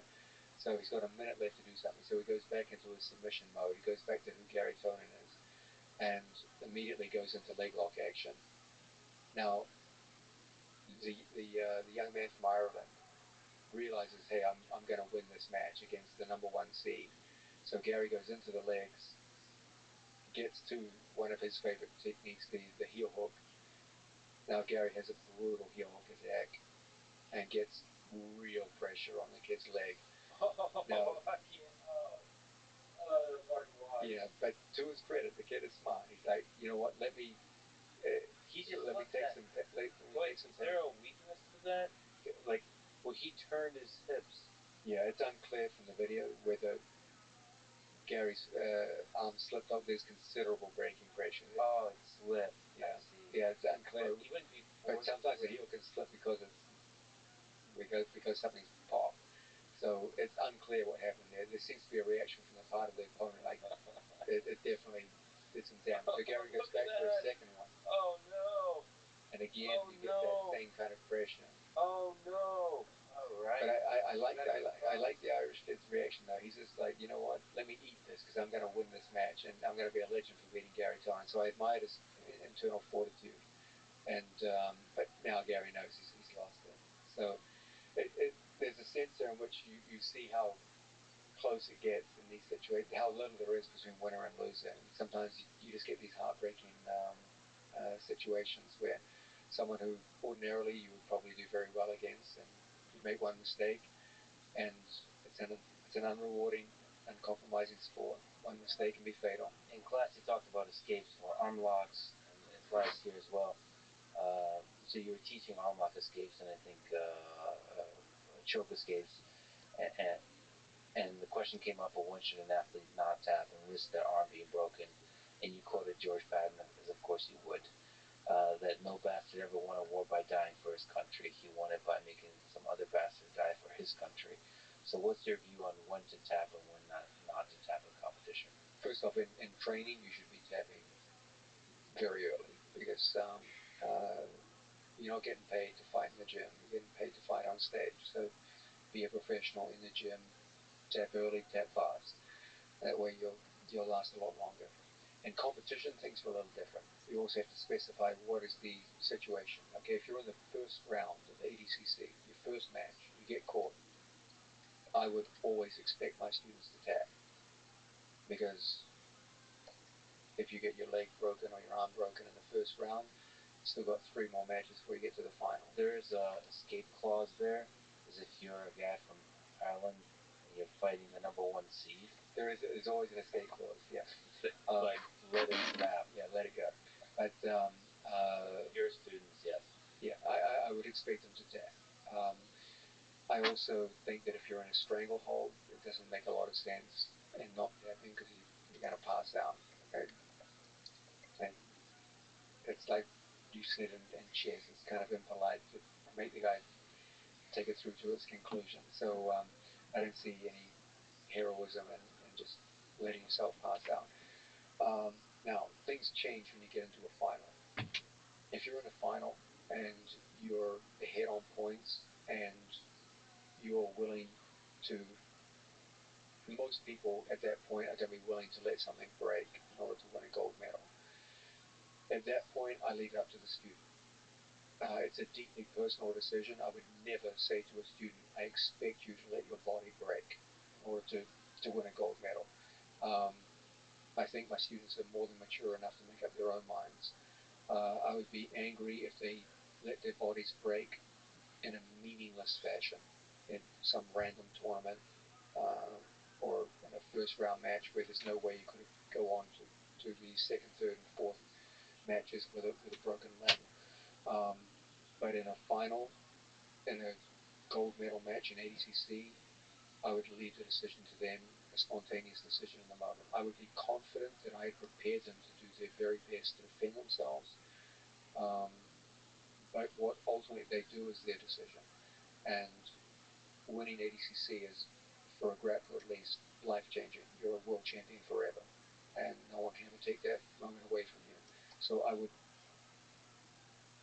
would understand if they took a decision to take damage. Hopefully it will never come to that because I do a good job of preparing people to get out of situations, as you saw with Gary Tonin. I was in a critical situation, got out within 5 seconds. I saw, man. Gary's been in arm locks that looked like even I was in the corner going like, oh my God, what is happening here? And still got out. So it comes down to training preparation. But if they did make that decision, I would understand, provided it was a situation that would make their lives better. And they made a calculation. It's not an emotional thing. Now, sometimes you get emotional. You fight a guy you just don't like and you just don't want to tap to him. Then things get a little more interesting. Then, again, it's a personal decision. If you hate someone so much that you literally can't even conceive of yourself submitting to them, probably best you don't get into matches with them in the first place. But if it should happen, again, that comes down to the student. I teach technique, not morals. So I let people make their own decisions on that. My thing is, look, don't get injured, because if you're injured, you can't train. You can't train, you can't get better.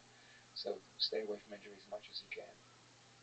So one of the other incredible stories here is, as you mentioned, Nicholas Marigali, one of the incredible gi athletes in jiu-jitsu world, not ever having done no gi. training or competition and so on in a period of a year? Actually, it's significantly less than a year. Nicholas only came about 6 months, I believe, before ADCC. The phone call came from Gordon. He was like, okay, Nicholas wants to come down and train. He wants to move to Austin. Yeah. So he came down. It was funny. I remember the first day Nicholas came in. Nicholas Miragali, as you can see, he's like this tall, handsome Brazilian guy with a great personality and a wonderful smile. Yeah, also super nice guy. So he comes in, he sits down on the mat, and we're all kind of looking at the new guy and introducing ourselves. And I look at him and I go, buddy, what the fuck are you doing here? And he's like, what do you mean? I go, like, look at you. You're like tall and good looking. You should be a fucking model, not a jiu-jitsu guy. Look at us. We're all fucked up with the horrible bodies and bad personalities. You're like a happy, good-looking guy. You should be surrounded by supermodels. Yeah. What are you doing jiu-jitsu for? And he just laughed and he started training with us. So he came in. Now, historically, he has been an athlete who always pulled guard. In jiu-jitsu parlance for your viewers, in jiu-jitsu you have the option of sitting down to the ground. Jiu-jitsu is mostly performed on the ground. And many athletes take advantage of this. They just come out and sit to the ground position and completely forego takedowns. Nicholas did this his entire career. Jiu-jitsu also has practiced both gi and no gi. Nicholas was a shining light in the gi side of jiu-jitsu. He was one of the great champions of his era. But he had not only never competed without a gi, he'd never even trained without a gi. So there's significant differences between the two. There's a lot of overlap, but there's also some very significant differences. We're talking about a sport where even small differences can make a difference between a guy who gets the gold medal versus a guy who loses his first match. It doesn't take a lot. So this was a very, very tall order. Yeah, a lot of his attacks involve the gi from guard. Absolutely. He's in a very dangerous. Yeah. I mean, he doesn't just wear the gi; he really uses the gi. Like his 90% of what he's based around is based around a combination of cross and straight collar controls with the control of the sleeve cuff, and so he really actively uses the gi. So when it came off, his first training sessions were like, oh, this feel like a fish out of water. Um, in addition, he had no experience of leg locking. So one of the most significant parts of the modern game, he just had nothing. Um, Plus the wrestling. he had literally zero wrestling, which is half of ADCC is based around this. So ADCC is like 6 months away, and he has to get ready for the Gi World Championships. Nicholas had won many accolades in Gi Jiu-Jitsu, but he had never won the open weight division of Gi Worlds. So he's like, the first day he's there, he's like, John, I want to be the first guy to win Gi open weight and ADCC open weight in the same year. I'm like, I'm like, yeah. Now in my mind, I'm thinking, yeah, that's never gonna fucking happen, you fucking weirdo. Do you think there was a degree to which he actually believed that? A degree. He thought it was like a certainty. So he's looking at me like, yeah, I'm gonna do this. So I'm like, well, Nicholas, this is very laudable, and I approve of your confidence. But this is a difficult goal you've set yourself. That perhaps maybe like 2024 would be more realistic. He's like, no, I'm going to do it. In all seriousness, it is incredible that Nicholas Margali had the guts to set such a nearly impossible goal. So, what do you learn from this experience of setting a goal that most people would say is just unachievable, and him actually almost doing it? It's on the surface, it's absolutely crazy. Like when he mentioned the goal to me, I was, as I said, just looking at him in almost like disbelief. I didn't want to show it on my face, and yet he came within inches of actually doing it. He won his first ever gold in the open weight with the gi, and got to the finals and lost a tight decision in the finals to take a silver medal. He wanted two golds, he got a gold and a silver. And there's a sense in which the sheer audaciousness of the goal set seemed ludicrous when it first happened. It's like this is insanity. And yet he came at it with a plan. He came at it with his characteristic passion and hard work. and came within inches of doing so. And there's a sense in which you could look at it as, oh, he had a plan and it failed.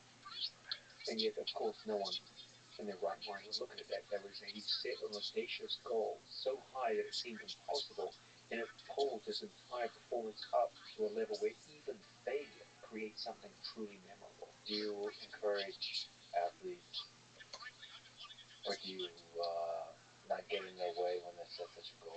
Maybe even just forget athletes, human nature. Yeah, that's a great question. There's a sense in which you don't want to make people delusional. That's sad. But I do believe that if people are sufficiently embedded in a given project, if they're committed to it to a certain degree, then you can skimp on many things in life, but don't skimp on your goals. Okay, because the bigger your goals, the bigger your achievements will be, and even failure, as we saw in the case of Nicholas Miragali. I almost frown to use the word failure because if this is failure, give me more of it. Falling slightly short. Yeah, falling short of what would otherwise be a perfect year. Um, Even that still creates such a massive uptick in your performance that it's absolutely the right way to go. But there is a danger to this where people aren't committed and simply aren't working from a framework where they can realistically achieve these things. Then it descends into delusion, and that direction goes towards madness. You can't have that. So there has to be some kind of reality check here where you have to be uh, physically and mentally capable to some degree of moving towards these goals. You can't just, a random blue belt can't make audacious goals like that. It's just ludicrous. But with that in mind, if you're committed and there's a sense in which this is a definite possibility, set your goals high. Okay, make big demands. Yes, there'll be times of frustration. There'll be more failure in your life than other ones, but even your failures will be something great, something memorable. Yeah, but in the near term, you would be hard pressed to find any data that justifies that goal. Because in his case, he probably wasn't very good at no gi in the even in the training room.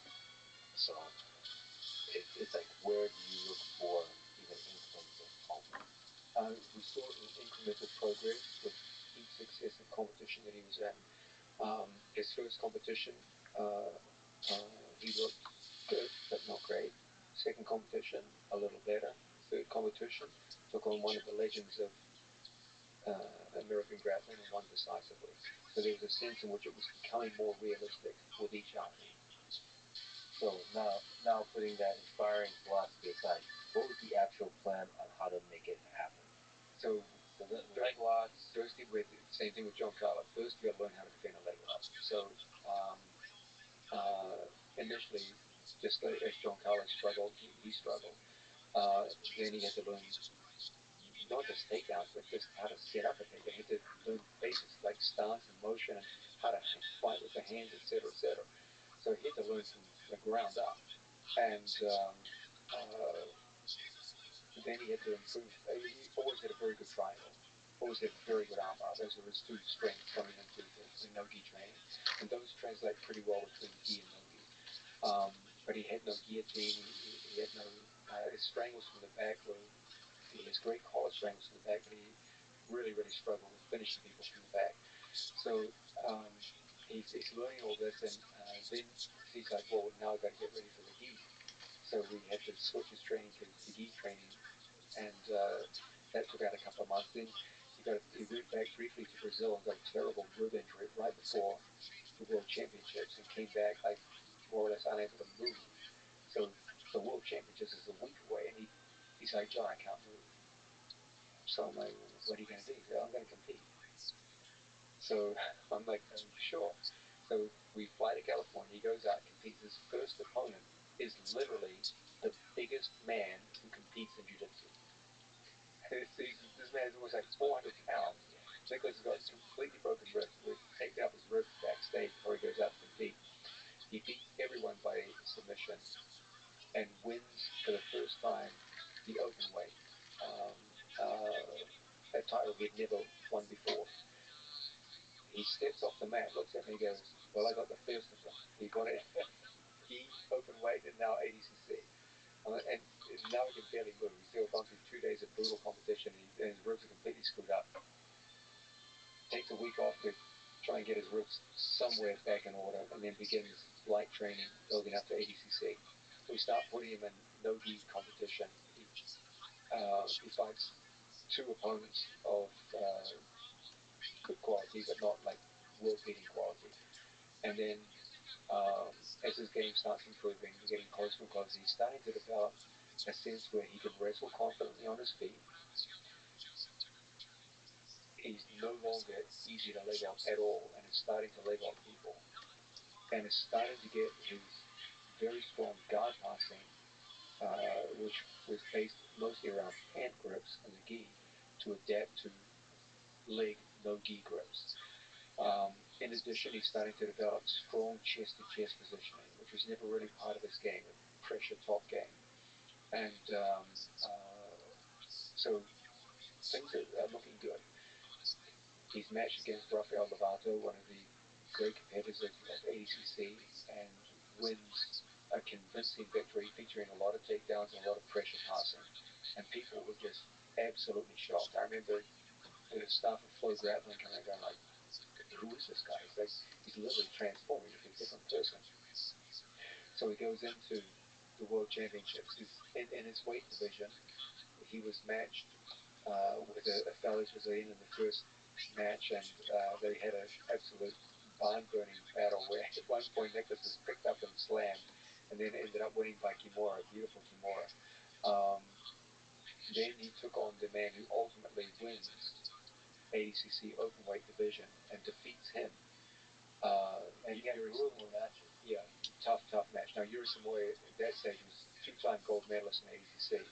Nicholas wins a very, very close match against him, and then fights Craig Jones, who's one of the best leg lockers in the world. So I think most people were expecting Nicholas to get leg locked very easily by Craig. Nicholas showed the degree to which he had improved his leg lock defense in a 6-month period. Craig never really got close to the legs, and it ended up becoming a takedown battle. Could have gone either way. Craig, I thought, did a really good job of pacing himself. Both athletes were very tired, but Nicholas was ahead on points, and then Craig had one last takedown which sat Nicholas down to a hit. Didn't score, but it was the most aggressive takedown of that last period, and so Nicholas got the nod and won a narrow victory. Yeah, Craig commented afterwards. He said that I really wanted the submission, and he said Nicholas seemed to have really wanted the submission, but it ended up being a grueling match that took everything, like exhaustion-wise, everything he had. It was a tough match, and they were very well matched. Once they figured out they couldn't submit each other, it came down to their wrestling ability. Neither one of them is a wrestling specialist, but they're both competent in wrestling, and it became physically very, very tough. Then Nicholas went on to win the bronze medal in his weight division. So the next day, when we get called for the open weight, obviously John Carlo won a gold medal. The everyone agreed that he should go into open weight, and John Carlo agreed. of course he was. I mean, like, because he didn't have an easy format. Yeah, you don't order people until you ask them. No, I guess the question I'm asking is, how do you find the strength to then go on to after? Because you've done a 14-week training camp where every day was just as intense as any ADCC day, so you're used to it at that point. But he had very, very long, tough matches. But he's used to it. He's a good athlete. So Nicholas and John Carlo went out, and John Carlo had a spectacular submission victory against his first opponent. Nicholas had some firework matches, and one of the toughest opponents he came up against was the brilliant Ty Ruotolo. They had an absolute barn burner. It was a very, very close match, and Ty had an incredible first two matches. He'd beaten Pedro Marino by submission, and he'd beaten the great Felipe Pena in a very narrow match, very, very tight. Felipe lost on a guard pull. but Felipe is considerably bigger and stronger than Ty. So for Ty to win that match, even by a guard pole, was deeply impressive. It was an action-packed match that went back and forth. Very, very impressive. That's just a small tangent. Yeah. Both the Rotolo brothers had an incredible performance. What do you think makes them so good? If you were to analyze their game, sort of outside of this specific thing. Absolutely. There's a range of factors. One is that they started the sport very, very young. They're probably the first example in American grappling of American students who started at age 4 or 5. Most people, when I began jiu-jitsu, started jiu-jitsu as adults. I was 28 years old when I had my first lesson as a white belt. So um, in time, people got a little younger. For example, Nicky Ryan started when I think when he was 12. But the Rutolas started when they were literally children. They had excellent coaching going all the way up through into their teenage years. So they had the advantage of starting the way so many successful athletes do as children and going up through adulthood and with strong coaching all along the way. Excellent parental support. So they had like a great history where their youth didn't show off just how long they'd been in the sport. Right. So you're dealing with a kid who's 19 years old, but he's been grappling for 15 years. And what counts is not your age, but your mat age. And Quality. yeah. Now they were very young in years, but they were very old in mat age. And But there's a lot of athletes that have now, as you correctly said, have spent from a very early age on the mat, but still these absolutely. particular ones stand out. It's interesting. Yeah, no, there's a lot more to it than that. This is just the first setting the scene. But what really makes them stand out is that they've mastered this idea of covering up and improving initial weaknesses while building upon strengths. When the Ruotolos first encountered my students, they were relatively easy to leg lock because none of their training experience had prepared them for that. Um, Now they were young at that time, I believe like 16 or 17, and it was an obvious problem for them. They both got heel hooked um, by my youngsters also, Nicky Ryan and Ethan Cranston, and you could clearly see that they identified their current weakness and made prodigious steps to improve upon it to a point now where they're winning championships with their own leg locks.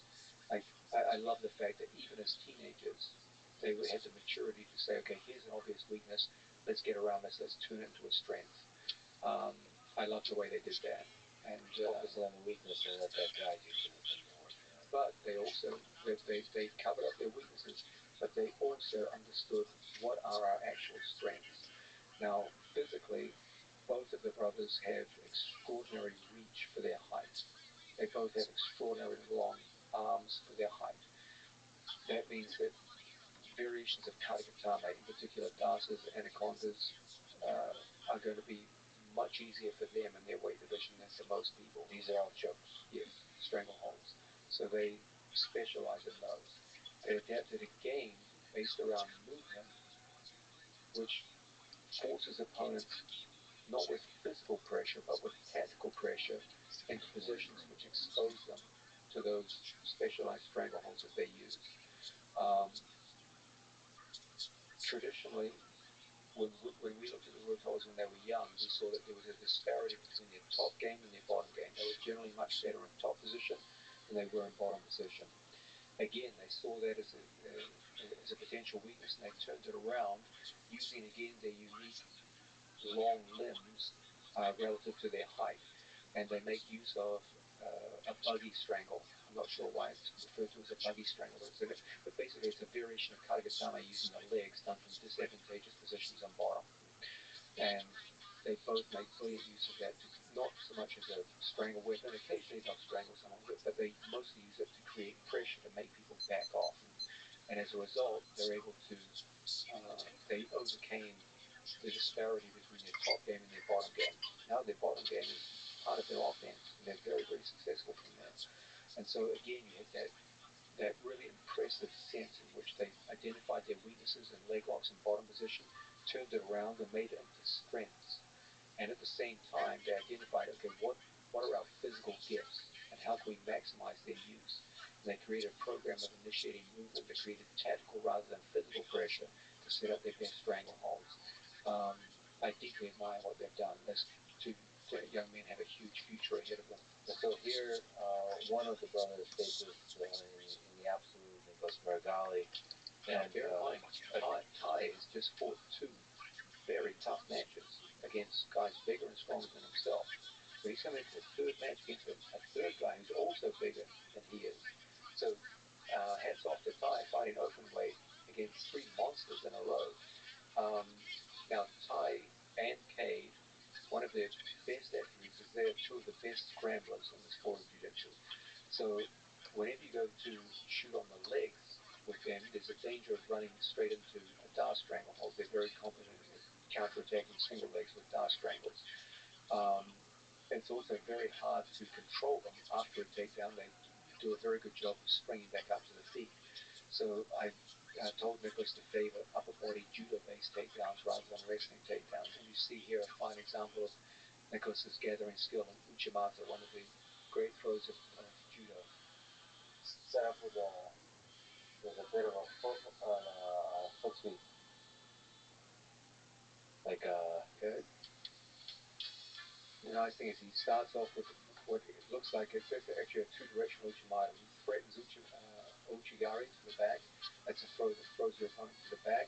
His opponent pushes into him, then he changes direction with a support foot and takes him over with Uchimata. As we said earlier, the great advantage of judo over wrestling is that because there's upper body connection during the throw and after the throw, it's much harder for an opponent to scramble away from you. And even Tai Wotola is one of the best scramblers in the sport. He has to stop scrambling here and just go back to guard position and enable Nicholas to hold top position. I mean, some of it is also the surprise. There is something less understandable about judo techniques because there's less data. It feels like The Rutholas also have good Uchimata. I think they're very familiar with it. But how often do you think are they on the receiving end of an Uchimata? That's a good point. Yeah. So I just feel like they have more data in terms of defending. I mean, of course, there is fundamentals to the Uchimata that make it difficult to scramble around, but this is a good example of someone who literally didn't have a single takedown 6 months ago. Now he's throwing one of the toughest guys in the sport with one of the more difficult throws of judo. You're a judo man. yeah. You'll back me up and say, Uchimata is not an easy throw to learn around. It takes some time. You're hopping on one foot with both of your body weight. It's very counterintuitive. Yeah. You have to really it's one of the more difficult throws. Let go of your understanding of takedowns, of maybe wrestling style takedowns, or more intuitive kind of takedowns to understand it. There's many throws like this. Uchigari is like this. Sotogari is like this. Uchimata is like this. It's weird. What? I'm on one foot. I'm hopping around. This makes no sense. Yeah. But it works. Foot sweeps are also weird in that way. They're a little bit more intuitive, but like to get very good at foot sweeps, you have to understand timing, weight distribution. It's a dynamic thing that's weird. You have to. I always laugh when I talk to Nicholas. I say, I try to teach him a single leg, which is traditionally most, like a high single leg is one of the easier takedowns to perform in terms of mechanical difficulty. And Nicholas always struggles with it. And then I teach him one of the more difficult takedowns, Uchimata, and he does it for. Yeah, you never know. Certain things get attached. I mean, you see this in judo. It's kind of interesting to see. There's classes of takedowns, and certain people just gravitate in their philosophical, intuitive understanding of body mechanics and stuff like this. It's like Seinagi versus Uchimata. You very clearly see there's some people that understand. They like to have both their feet planted on the ground, and there's some people that are okay with just one foot on the ground and the other one is doing something else. And I think that I don't know what is that? I don't know. It's what makes you fall in love with one field versus another. So what can you speak to that? That you released a new instructional takedowns and standing skills for jiu-jitsu, just at a high level, using Nicholas as an example, what are some key ideas of takedowns? Okay, first, whenever people talk about standard position jiu-jitsu, they always say, "Oh, I need to learn some takedowns," but it's never a question of just learning the takedowns. It's learning the prerequisites to the takedowns. The takedowns are more or less like an afterthought. Um, you've got to begin with stance, motion, the ability to engage in grip and contact, get your opponent out of balance, and then come the takedowns. The takedowns in jiu-jitsu are mostly divided into lower body takedowns, tackles to the legs, single legs, double legs, to a lesser degree high crotch in jiu-jitsu, um, and then upper body takedowns, which are mostly judo derived. Um, Nicholas had to start more or less in the ground, but he didn't even know how to come out and make grips or hold a stance, so he had to learn every element of it. And the fact that he was able to do so in 6 months is just incredible. Can you comment on the upward posture? That's supposed to work in jiu-jitsu. The matches in jiu-jitsu are much longer than the matches in wrestling. In addition, there are many kinds of submission threat which are not there in wrestling, so the stance has to be significantly changed. In wrestling, they favor generally a very low crouch because the vast majority of attacks are tackles to the legs. So anyone who stands upright in wrestling tends to get heavily punished by being taken down immediately with a leg tackle. Um, in jiu-jitsu, the matches are so much longer, it would be difficult in a 40-minute match, for example, to maintain a bent over crouch. You'd be exhausted. There's also problems associated with submission holds. There are many forms of submission hold, guillotines, darts, etc. Where if your head comes down too low, you become a little vulnerable to this. And so the stances in jiu-jitsu competition tend to be much more upright, more like judo and Greco. So right off the bat, you see the stances different. The motion tends to be much slower and more evenly paced because you've got to be able to do this for long periods of time. So the number of feints per minute, the number of shots attempted per minute is usually much lower. Um, so these are obvious differences. The biggest difference, however, has nothing to do with that. It has to do with tactics. In jiu-jitsu, the scores will be judged by what happens after the takedown. In the case of ADCC, you can take someone down in ways that would score in both wrestling and judo, and possibly even win the match in the case of judo, and it would score zero in ADCC because of the nature of the rules. The whole idea of ADCC scoring is to demonstrate control after the takedown. It's what happens in the critical 3 seconds after the takedown that creates the score. In judo and in wrestling, the emphasis is placed on the takedown itself. In jiu-jitsu, the emphasis is placed on the aftermath of the takedown. That's where the score is allocated. And that can be a period of up to 3 seconds. Now, 3 seconds doesn't sound like much, but in a scramble after a takedown, 3 seconds is a fucking eternity. It goes on forever. And so you will see many examples of takedowns that, as I said, would score very well in judo and wrestling, but don't score at all in ADCC. And so the whole skill becomes packaging the standing position in terms of the takedowns themselves, but in particular, preparing the athletes for that critical 3 seconds after the takedown. That's why many people who are very fine wrestlers struggle in ADCC. They take people down by wrestling metric all the time, but don't score under ADCC rules. What makes GSP so good at takedowns? I got into even recently watching some takedowns. Is it within this framework that you're teaching? What stands out to you about him that you draw lessons from? Yeah, that's another example of someone who's performing takedowns in a rule set radically different from wrestling. Um, just as the ADCC rule set is so different from conventional wrestling rule sets that the whole manner in which you approach takedowns and even your understanding of takedowns has to be quite strongly modified. So to an MMA, it's even more extreme. People always think, oh, this guy's a good wrestler. He should be able to get takedowns in MMA easily.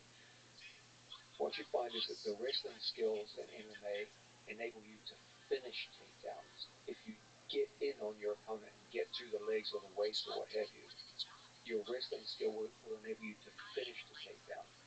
But getting to the takedown is massively different in the context of MMA than it is in wrestling. The entire stance is different. The entire set of distancing is different. There's the idea of positioning within a cage, like how close you are to the perimeter of the cage, changes radically how you approach the takedown. The setups are literally night and day different. The setups are almost entirely composed of striking setups rather than grappling setups. And so the act of getting to the takedown is like a completely different sport. George studied wrestling and used to go to wrestling practice twice a week. In Canada, they do freestyle wrestling. They don't use the American college style of wrestling. Now, George's main emphasis in wrestling training was takedowns. Obviously, the whole ground element of freestyle wrestling was of no interest to him. Like learning how to put people's back on the ground and turn them with leg laces and gut wrenches was of no value in MMA. So he devoted almost all of his study to just the act of taking someone down. So as in pure wrestling, George is not bad. Um, I think he'd be a very competitive match even for a highly ranked American freestyle wrestler. Obviously, he would lose easily on the ground because he's not used to the parterre. He'd probably be leg laced or gut wrenched quite easily by a skilled opponent. But in just a pure takedown battle, he'd be a competitive training partner for even a good wrestler. But in actual MMA competition, he could take down even the most highly credentialed wrestlers, and in some cases make it look almost effortless. Um, and that came from his unification of striking skill with wrestling. So he used wrestling skills to finish the takedown, and his karate and boxing, kickboxing pedigree to enter into the takedown. Now, when he initiated the study of this, this was at a time when MMA was pretty much in its infancy, and uh, he was one of the most impressive people I've ever seen in this regard. He was a true innovator. He innovated this specialized area of striking through a takedown to a greater degree than anyone else I'm aware of. Well, let me ask you about this innovation because you're one of the most innovative people in martial arts. There's several major categories of innovation that you have led. Obviously, leg locks, body lock, now wrestling. What's your process of innovation? So seeing the problems in a particular system, the gaps, how do you identify them? And how do you figure out systems of how to fill those gaps?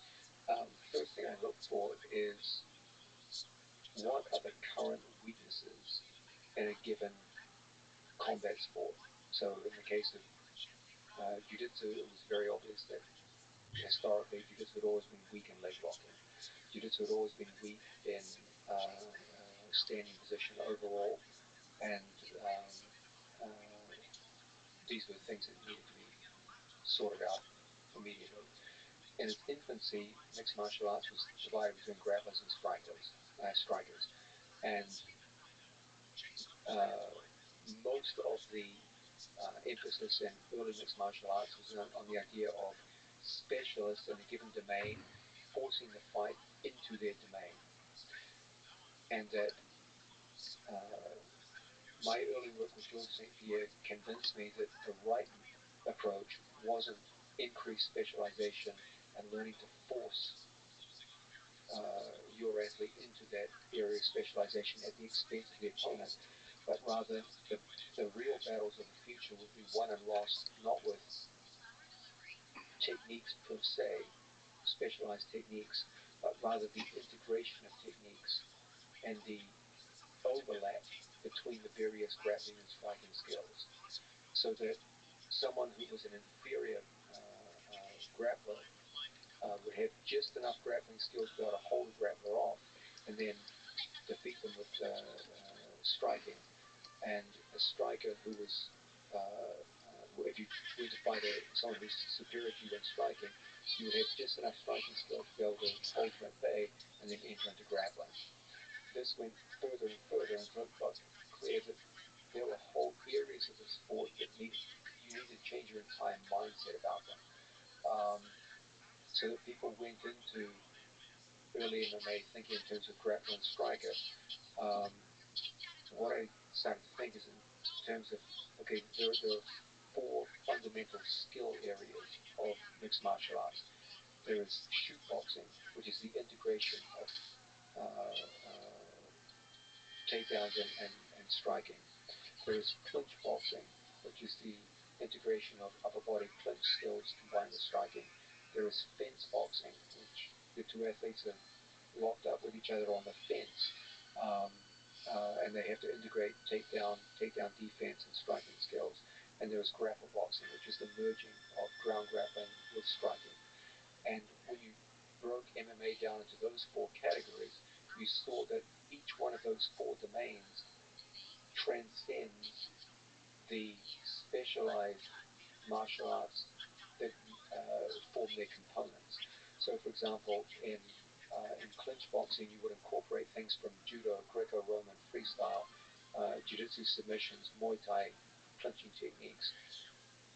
But even if you took all five of those, the rule set that you're operating in required such extensive modification that the final product of clinch boxing transcended all five of its component martial arts and became its own autonomous skill. It needed to be worked autonomously. And when we broke George's training down into those four areas, that's when real progress started to be made. That's when you started to see the integration of those four phases and the striking and grappling within each of them was where victory was being won and lost. So once you reframe how you see a particular combat sport, then you could start doing these detailed development of ideas that actually they fit. There's a sense in which it had to start with a paradigm shift, and then a research program began after that. You don't start with research, you started with a paradigm shift and then went to research. Well, let me ask you, I got a chance to hang out with you and Gracie at ABCC. He keeps messaging me saying he's going to call me and not calling me. I think aside from being hilarious, charismatic, and handsome, he is also and wise for his young age. He's also one of the greatest coaches and athletes of all time in martial arts. So let me ask, what have you learned about life from Handsome Gracie? The degree of difficulty that Enzo must have encountered, he never talked to us about it, because but I figured this out as the years went by. The degree of difficulty that he must have experienced when he first came to Manhattan and started teaching, it must have just been incredible. You got to remember, Henzo came from Brazil, training with the best people in the world at that time. You know, Hickson, uh, uh, all the Machados, all of them were located around Gracie Barra and that Rio de Janeiro set. They all knew each other and they all trained together. They had internal problems, of course, but they all knew each other well and knew each other's games. So all of them had beautiful and highly developed jiu-jitsu. So all Enzo knew from childhood on was perfect, beautiful jiu-jitsu, and communicating with other people who also knew perfect, beautiful jiu-jitsu. Then he comes to New York, Yeah. where he has to teach in a language that he, at that stage, barely spoke to a bunch of fucking morons who didn't even, on my first day in jiu-jitsu, they had to explain to me the difference between the mount and the guard. Because as far as I was concerned, hey, you're on top. It's the same thing. And they were like, no. Mounted is different from guard. And I'm like, no, it's not. Like, you're on top of the gun. You just hit him. So he has to argue with you about the. Hey, imagine going from training with Hicks and Gracie to having to tell some moron that God is different from Mount. And we was we were so primitive back then. He went from the best training culture in the world to literally the worst. Just a bunch of guys in their mid 20s who knew nothing about the ground. Just Well, luckily he's known sleepwalk. for his patience. But Out of that, he yeah, molded one of the greatest gyms ever in New York. yes, he did a fantastic job, and most of it was based around the idea that he gave us complete freedom. We came in, we trained all day, and I started teaching beginners classes, um, and then some of his senior students, Ricardo Almeida, Rodrigo Gracie, Matt Serra, opened their own schools around the tri-state area, so they left. There was a vacuum of teachers, and he asked me to start teaching. Um, I taught for many years there, and he always gave us complete freedom. His only thing was to say, okay, do whatever you want, just make sure it's effective. Prove to me it's effective. And that's the best research program you can ever get. Show me proof. And when so many times, especially in those days in jiu-jitsu, there were so many things that were just off limits. Like you couldn't study Lagos, you couldn't do this, couldn't do that. Like this kind of game is for cowards. This is the only kind of game we accept. And Henzo was never like that. He was just like, okay, just do what you want, prove to me it works. And if you give people that simple scripture, give them some time, some ingenuity, a lot of things can happen. I gotta ask you. And by the way, you come on this podcast, and I do feel like it's a little bit like riding a dragon on a bull of some kind. It would be a fun journey.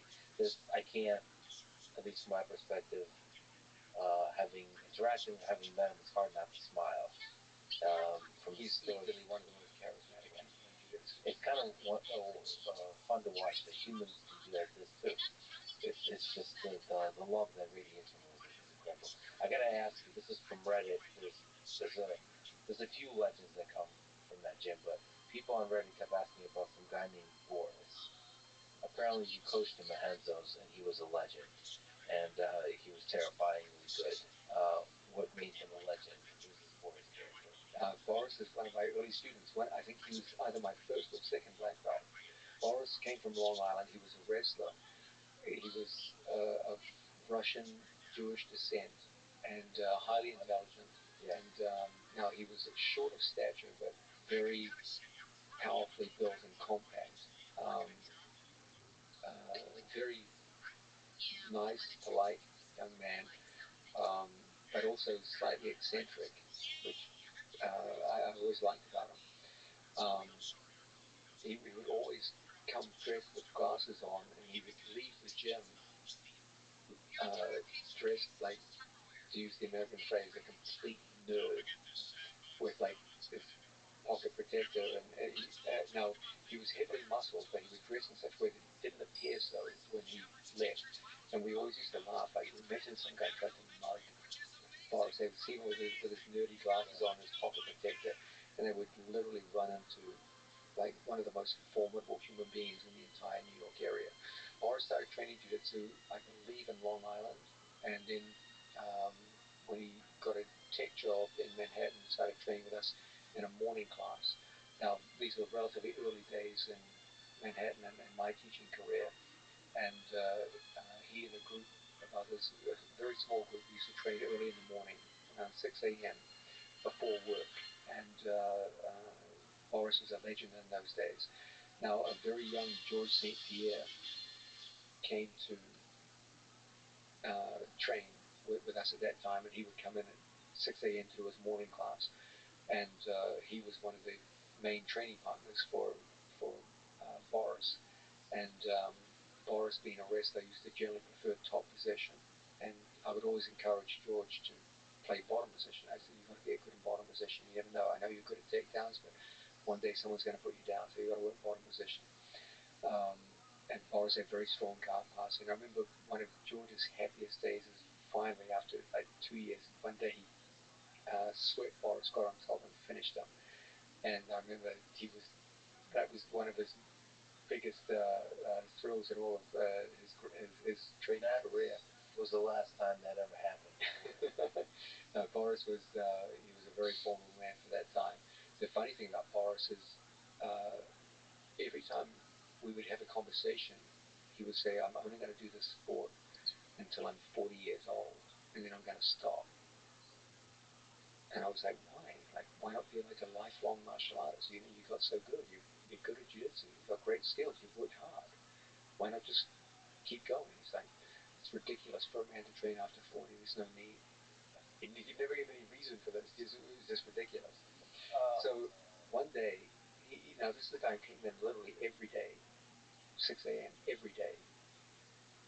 One day, he comes in, he comes up to me at the end of training, he goes, "Hey John, I just turned 40, so I won't be seeing you again."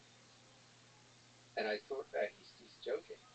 So I'm like, "I'll see you tomorrow, Boris." He's like, "No, you won't," and walks off.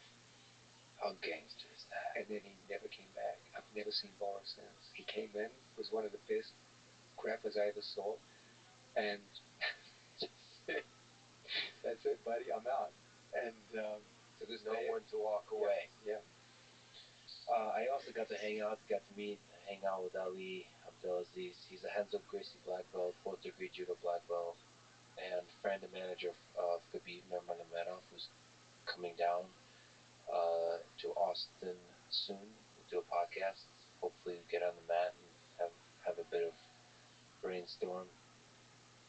Also, he's a manager and friend of many other amazing fighters. Um, I really love the guy. The loyalty, the fact that he he looks for loyalty and has that close inner circle, and integrity and character in people. I really like him. I connected him really quickly. But any fun stories about Ali? Did you train together? Yes, he trained for many years in the basement of my classes. He's his story is one of the most unlikely stories. Like if someone wrote a movie plot about his life, they'd be like, "It's absurd. He's thrown out the door in a second," and yet it all happened. Um, uh, you're absolutely correct. He is from the unlikeliest possible starts created a situation where he's. I think it's incontestable now to say he's the most successful manager in mixed martial arts history. He has more champions under his care than anyone else I'm aware of. And respected and influential, so on all dimensions. Yes. Now, many people aren't aware of the fact that he was actually a very good judo player. He had, Judoka first. Yes, yeah, he had very good no-gi judo. Um, he had an excellent harai goshi, very good tai otoshi, and he threw many people who were highly credentialed wrestlers back in the basement, back in the glory days of MMA training. Um, he was a good example of a guy who had very, very good judo hits and often used it to counter wrestling, and was a fine demonstrator of the idea that when judo is adapted to no-gi gripping, it can provide a very effective foil to many of the standard forms of wrestling attack. And he would often use uchimata to counter leg tackles and do so in very, very spectacular fashion. Well, what do you think about Khabib? Is there something from just watching him, or is there something you can imagine if he comes down to the gym that you might learn from the way he moves, the way he approaches wrestling? Oh, absolutely. He's one of the greatest combat athletes of all time. If you can't learn from someone like that, there's something wrong with you. So he emphasizes control. Yes, he does. And he's absolutely a master of exerting control. The amount of grappling control he was able to put over some of the most difficult people in the world to control is truly astounding. He beat people from every style. He beat wrestlers, he beat jiu-jitsu players, he beat kickboxers, and he controlled them all in more or less the same way. He has a very underrated bottom game. People think, oh, he's just about stifling top control. People forget he was taken down on several occasions and ended up in bottom position. And he showed excellent guard work from bottom. He was able to get into submission holds readily on opponents from bottom position. He's got an excellent bottom game. People say, oh, he's just a positional guy. No, he's not. He's got great submissions. the application of his triangle from both top and bottom was top class. He had a sharp arm lock from bottom position. Excellent Kimura. If you look at his Kimura finishes in MMA, they were technically very, very well set. Excellent breaking mechanics. Um, he's a very, very fine grappler in both submission grappling and MMA grappling. I think we could probably learn a ton from moving around. So. Is it possible to learn something about him or about Roger Gracie or about Gordon by watching them or rolling around them for a little bit? So maybe Roger and Khabib are good examples because they're able to do seemingly very basic things on everybody and dominate them with that. I think Gordon is as well, but Gordon seems to have more preference and range of what he's able to do. It's almost miraculous how much Roger can do by just the, like the same exact thing on everybody. Is that like is it possible to understand why Roger or Khabib are so good at very basic positions, or do you have to feel it, or do you have to, or is it just something that's developed over I think for most people, for the vast majority of people, it would have to be explained to them. For a smaller group of people, if they felt it, they could try to replicate it. And there are a few people who could look at it and have enough knowledge and say, okay, I can see what he's doing. Like, for example, Hodger could probably look at video footage of Khabib grappling and say, okay, I understand what he's doing. Um, but the average person, it would probably go over their heads. You sometimes think of like these great athletes, like maybe they're too narrow. Like you might imagine they're kind of so focused on a particular thing, they don't develop in interesting ways. He's just a sweetheart. Yeah, he's a wonderful person to be around. Yeah, he's awesome visiting Austin. But just I was so, I mean, first of all, I'm honored just drinking a little bit too much in Vegas with Roger Gracie and just and talking about love and relationships and life and death and all those philosophical topics as one does in Vegas. I'm a little bit too much to drink. Anyway, after ADCC was beautiful, and on top of that, hanging out with Rogan many days for UFC and then the ADCC. You know, one thing I don't know if you've gotten a chance to hang out with Joe when he plays pool. I so I spent a lot of time with him. We just played pool like recently on that trip to Vegas, and there's something zen-like about. Well, first of all, just watching him, but I've never seen the focus the guy's got on the game for hours. Just deep focus, unshakable focus. That was so interesting to watch. That this human being, he's a celebrity. He does all kinds of stuff. That he's able to allocate as close to 100% of his mind as I can imagine to a particular task, and nothing can distract him. That was really inspiring. That you could still do that on any task. You know, pool is a game of physics. That should be your domain. Well, it is, but that wasn't just physics. Yeah, I would think you understand the game, you understand the physics of it. You also understand the fun of it because there's friends and laughter and so on. I would be distracted by that a little bit. I wouldn't be as Like focused. He literally, the closer you get to the table, the more everything zooms in. The jokes, there's funny things. You can't get his attention on anything. Just that focus. I don't know. That really stayed with me. That like, you know those memes like, I want to find somebody that looks at me the way X looks at Y. I want to find somebody that looks at me the way Joe looks at a pool cue or whatever. The focus there. I want to find something in my life. Rather, I want to attain the level of focus he has for pool on a task that I care about. And that focus, like, fuck everything else. This is now it's time to do work. Um, I don't know. That was really inspiring. I haven't seen that kind of focus um, for prolonged periods of time on a task. You should see it sometime. The guy is. I mean, part of it is just being competitive,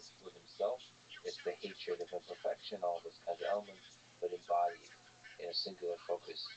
And I had no idea he even played pool. He, you should watch him. He won't. I think it could be one of his greatest obsessions. Like there's deep. See, I thought pool is for like degenerates, like gamblers and like hustlers, right? Like the same way I see poker. But like I saw like a wolf slash like elite athlete in Joe. I didn't know this. I don't know much about pool. I didn't know that you could have that level of focus while still drunk out your ass, but extremely focused. It was beautiful to see. I don't know, inspiring uh, for me as a person who highly values singular focus on a task.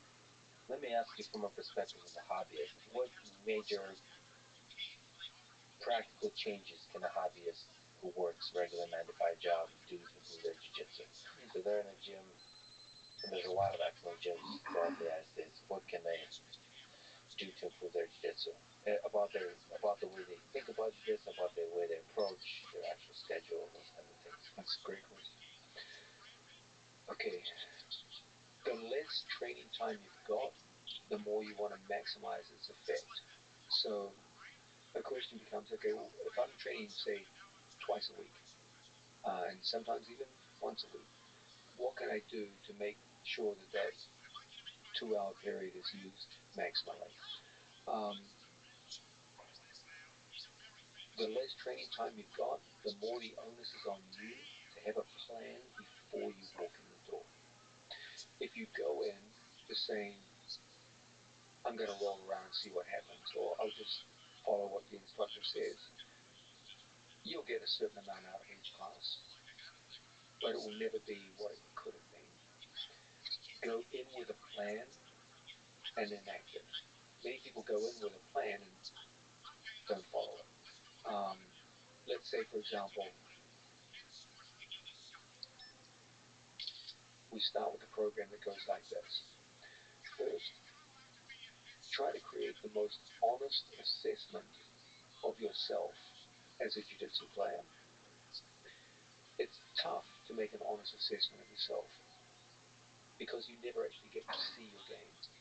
So what I would recommend is to start by videotaping yourself in sparring with your peers. That's fascinating because we don't even have that level of introspection, ability to reflect of what we actually do. Yeah. When we travel. Start with an assessment of yourself. The most honest one comes not from you, it comes from the camera. Have a look at what you see and start to say, okay, many of the weaknesses in your game are made much more apparent by looking from the outside in rather than feeling them during the heat of a match.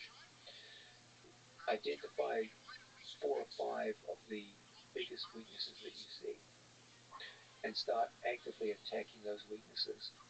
Ask yourself, let's say, for example, in the course of watching the videotape of yourself, you observe yourself losing 3 triangles. You attempted 3 triangle strangleholds, you failed all 3. You could start by saying, okay, let me ask myself, who are the people I look up to the most with regards a triangle strangle? Who are the guys who have the best triangle strangles out there? Then ask yourselves, of those people, who are the ones whose body type and personality most closely mirrors my own? And that would be a good example of taking a problem in your game, contrasting it with elite level performance in people whose body type roughly matches your own, and then try to take lessons you learn by observing the best people and bringing them into your own game in one specific area. As time goes by and you do this with more and more elements of your game, you will undoubtedly improve. You will also have to make sure that you take time during class to actively work on these things.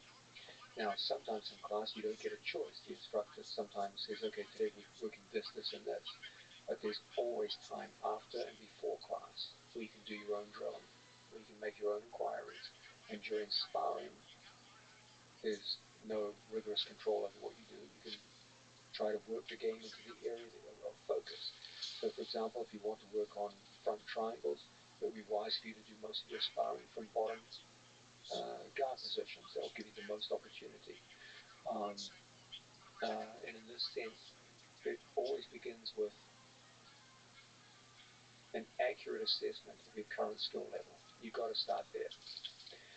Then I always encourage people to use a video camera to make the most honest appraisal you can. Yeah. Because your own mind is not dishonest, but it's understandably inaccurate.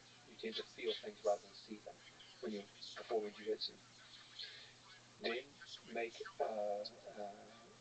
a program for yourself based around what you see as excellence. Um, Look at the people in the sport who's in the area you want to work on, people who are renowned for skill in that area. If possible, narrow it down to people who have excellence in that area and their body type corresponds with your own. And then try to take lessons learned from observing the excellence in these elite athletes and bring elements of them into your game. Never try to bring an elite athlete's entire game to your game. That will create an inauthentic game on your part, which will always be a poor copy of what you're trying to watch. Rather, bring very specific areas and skills that you see and import them from different people until eventually you find something for yourself. Experiment a lot, okay? Everyone's different, and so you will don't see the video research as the final word. See video research the way a writer will see a muse, as someone who initiates discussion, opens inquiries for your own research.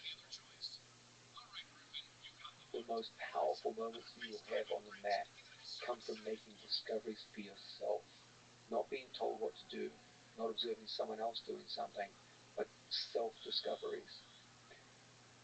Those are the ones that will last inside you. So use video research not as the definitive answer for your problems, but as initiating research for yourself on the mat. And as time goes by and you do this more and more often in more and more areas of the sport, I promise you'll improve. Yeah, and I guess when you have the plan, have a plan that carries across many training sessions. So I just remember, I know this is perhaps dumb, but I saw in my own game early on a lot of growth by self-identifying a problem and coming up by myself with a solution by watching, in that case, Marcel Garcia. I just thought my butterfly guard was very weak. And so I thought, okay, what's the solution here? I thought maybe this X guard thing, double X guard. Okay, so I watched a bunch of video. Let me try to work on this. And then all I did, just this is self, but when I could get time by myself, meaning like not instructor guided classes, but in training, I would just everything I would put myself at the butterfly and S guard, and then just let go. Like don't progress, sweep and figure out a way to get swept to get right back to it, and everything. It was annoying probably to train with me, but that's all I did, and that's all I thought about. And I figured it out quickly. Yeah, I learned it's the most progress I've ever made. Now you could say that X guard wasn't the right solution for me. That maybe that wasn't the weakest point for me to work on. If I were to look back now, it's still to this day, sadly, the obvious weakest point for me is escapes from exposed positions. That should be worked on. That should have been worked on from the very beginning. Yeah. That's still today. If I were to say what's the weakest thing that I should work on, absolutely, is even with 1 day a week is escapes. But yeah, a lot of that has to do with just carrying, like focusing on the one thing over and over and over and over across training sessions. Now, it also, I would write down on a sheet of paper the number of times I would get an X guard sweep. And I would set a rule that I have to get whatever it was, like 500 sweeps a week. So I had to, and then like the closer you get to the end of the week, the more you just pick up a small white belt. 500 in a week? Yeah, Your training partners must suck, bro. Yeah, no, you start with good ones, and then you get more and more desperate. You start like finding the kids, right? So you can just sweep over and over. But like that number for me, the numbers for some reason, like it's a goal to pull off a technique. It enforced like we're staying with this for a while. This is a journey we're doing, and for some reason, for me, that helped me focus the study to understand the deep complexities of this thing. That at least for me, other people like nobody at the gym was doing X guard or anything like that. So you have to kind of figure everything out yourself. I'm sure there's better ways to do that, but at least that focus helps from a hobbyist perspective. What's the day? What's the perfect day in the life of John Painter? If we're talking about a basic non-ADCC, now you're. I'm really grateful that you sit down with me on a Sunday, uh, late at night. But it all starts again for you tomorrow. So 3 training sessions a day. What time do you wake up? Do you do like a mantra in the morning? Do you listen to like some Zen music? What do you eat in the morning? What's the perfect day look like? When you sacrifice a small animal, yeah. To the gods. I usually, when you say a perfect day, what I think you really mean is an average day. Perfectly productive average day. Yeah. So let's take Monday morning. For you watching this video, we're filming this late on a Sunday night. So after this, I'll drive home. Um, we just had ACC. It was 2 weeks ago. It was one of the longest training camps. It was the longest training camp I've ever run because of the fact we had to go through 3 different matches with Gordon Ryan leading up to it. Um, so immediately after ADCC, I cut the training down for the competitive athletes to 1 session per day for the first week after ADCC to give their bodies a bit of a break. I still had to teach 2 classes in addition to that, 2 recreational classes. So my teaching schedule went down to 3 classes per day. After 1 week of relative break, we go back to 2 competition classes per day plus 2 recreational classes plus an MMA class for Gary Tonin and his friends. The first class requires me to get up around 6 a.m. to drive. I'm still a student driver, so I'm not very good at driving, so I have to spend a little extra time to get through the destination on time. Just for the record, John pulled in the red Lamborghini with a no. You're the worst liar I ever met. My day typically starts pretty early. I don't eat in the morning. I just get up and go to work, and I teach through the day. My last class finishes usually around 8 p.m. During that time, I coach jiu-jitsu.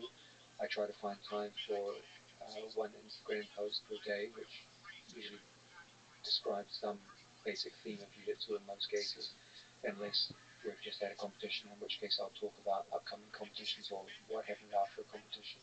But most of them just express a simple jiu-jitsu theme. I try to do a short workout for myself, um, and then I go home. At the end of the day, I always start by asking myself, what do my students need from me tomorrow? Based on what I've seen today, what do the recreational students need? And what do the competitive students need? This is always done in the light of what are the upcoming competitions. But throughout the day, you're doing a lot of really in-depth classes. So how do you either prepare for them or think through them as they're happening? Think through the material that you're teaching. I can look at a class. I've been doing this a long time, so I can just look at a class and be like, okay, these guys need this, this, and this. And then I make reflections at the end of the day. Then I'll take care of things that we all do, talk to family, occasionally go out on for dinner with friends, um, dates, things like that. Yeah, Enzo had to really harass you to drag you out. hang out, and he was very convincing. And food-wise, I eat once a day. Once a day. Yeah, at the end of the day, I usually stop off at a place like a supermarket like Whole Foods or some equivalent to that and buy something simple I need. The internet wants to know the details. Did you end up getting Wi-Fi for your apartment? No, I'm still thinking about it. So, yeah. Yeah. So what are the pros and cons?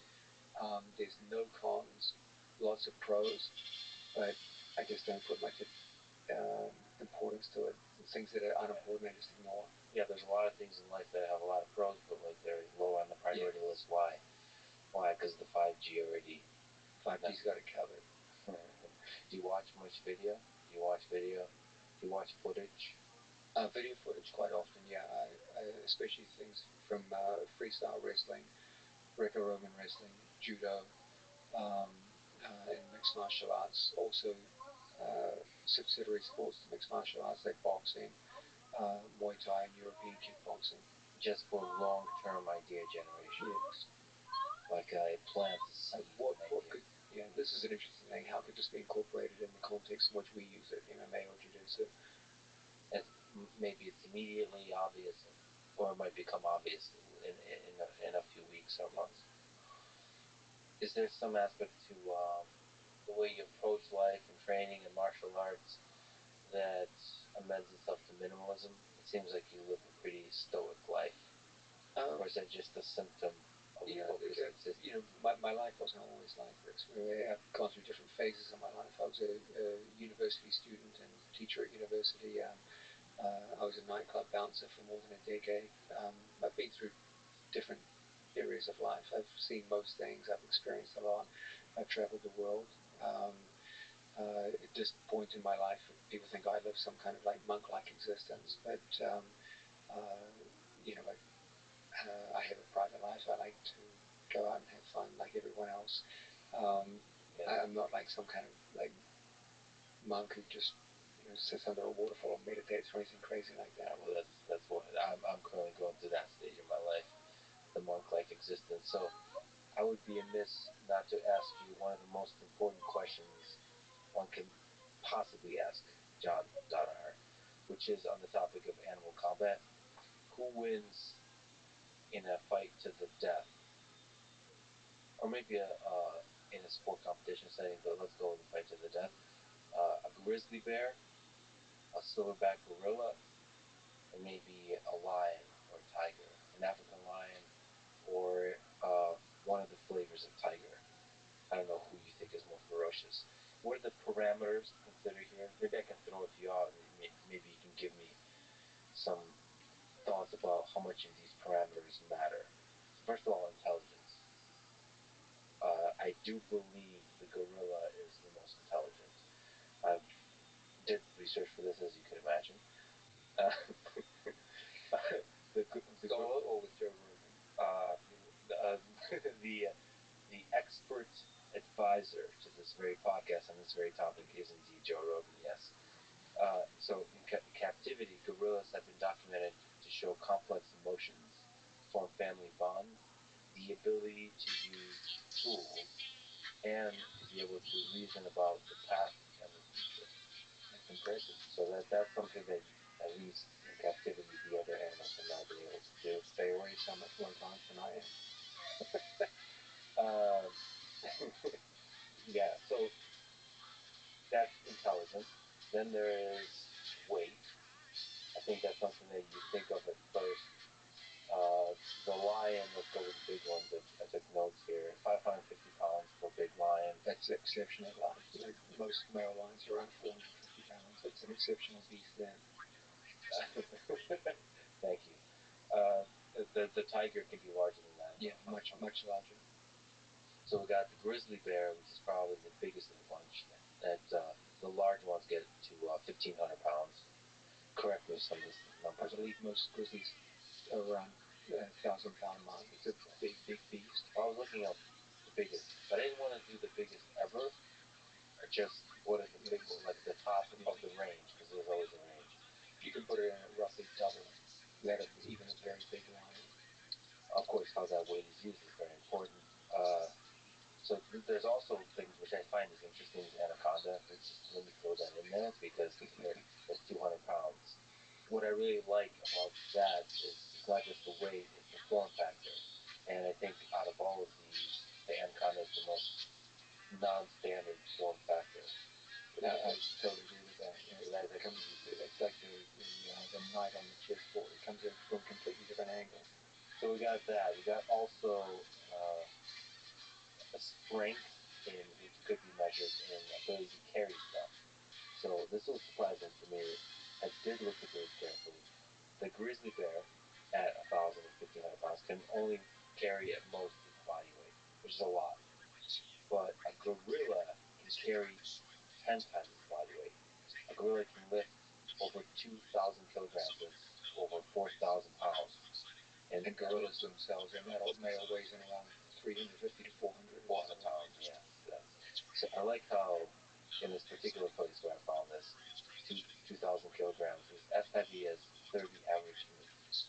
So a gorilla can carry 30 humans. So that's carrying strength. And then of course, bite force, because that's one of the weapons in question here. So now this is really surprising to me. The gorilla is one of the only ones to do this, by the way. Intelligence, sucker for intelligence, but the gorilla bite force is the highest of all these with 1,300 psi. Bear is second with 1,200 psi. Tiger is uh, third. I think tiger and lion is third with 1,000 psi. It's comparable, and a bear is anywhere from 900 to 1,000 psi. They're close, but gorilla I would not have expected. Now, gorilla is not a carnivore, but apparently it chews. It mostly eats grass and stuff, but like it's difficult to explain why it has such a powerful bite. And it also, of course, has very large incisor teeth as well as chewing teeth. So, also no neck.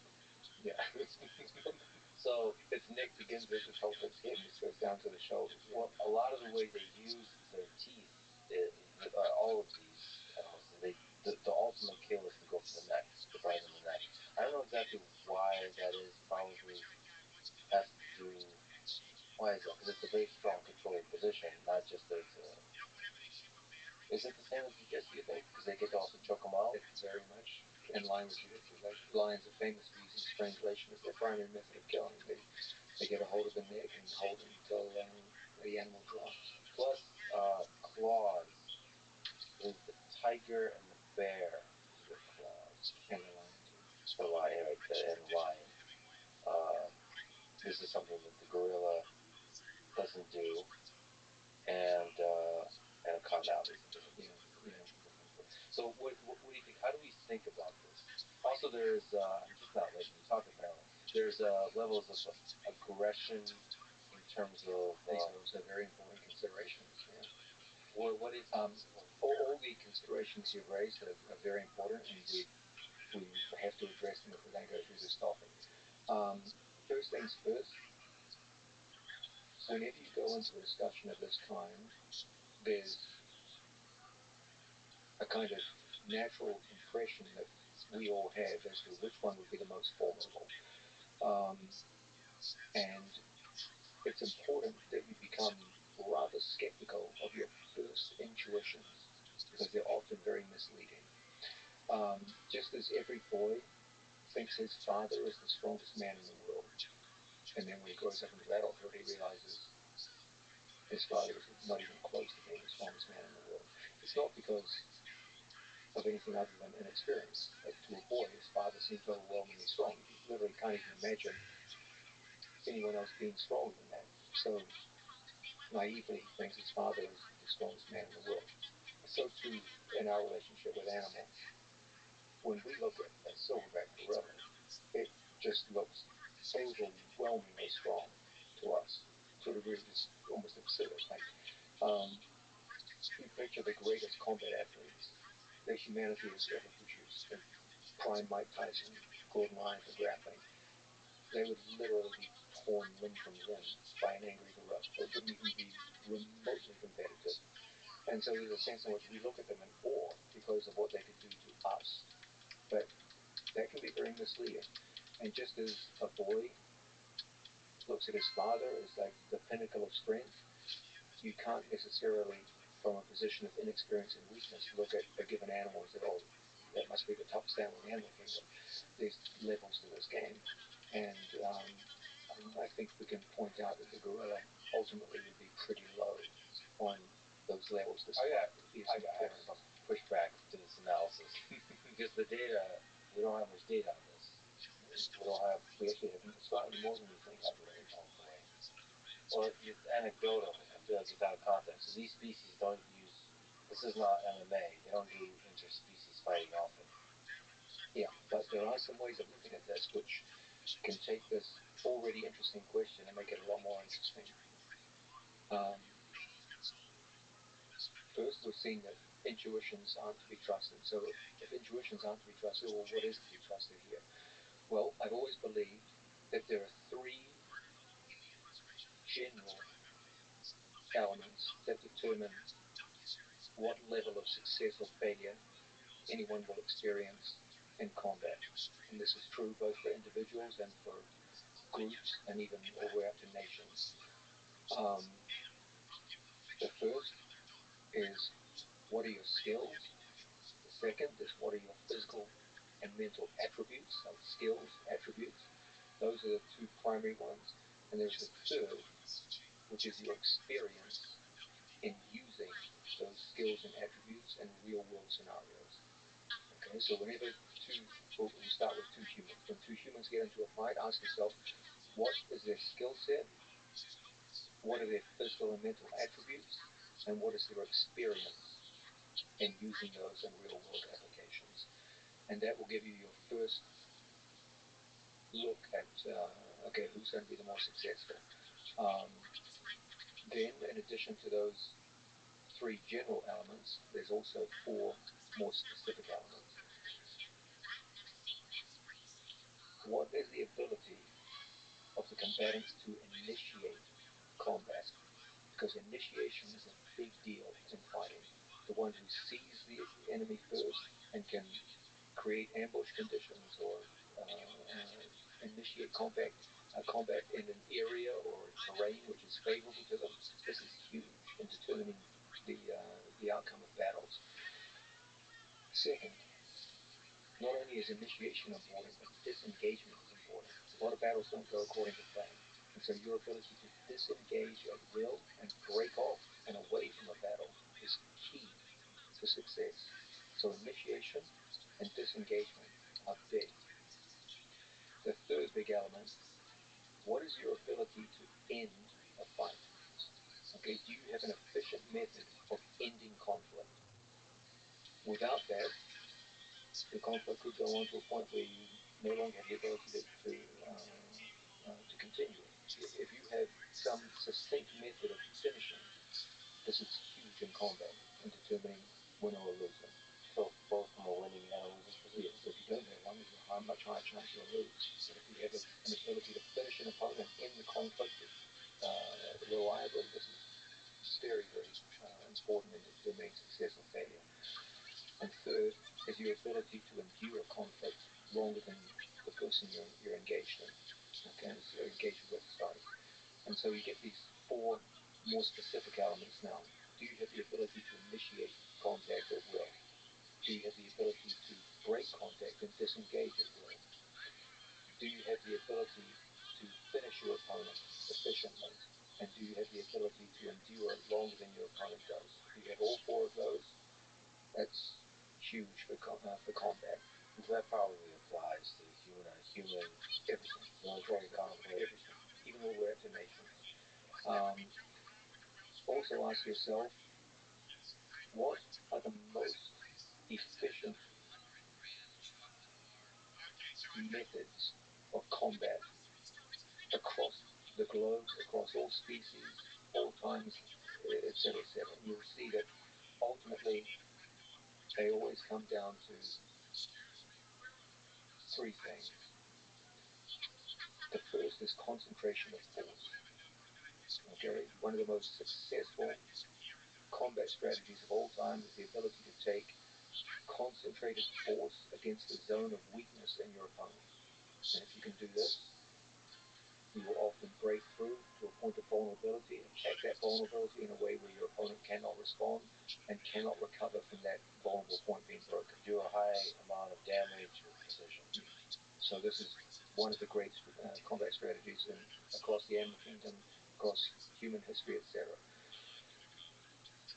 The second would be ambush tactics.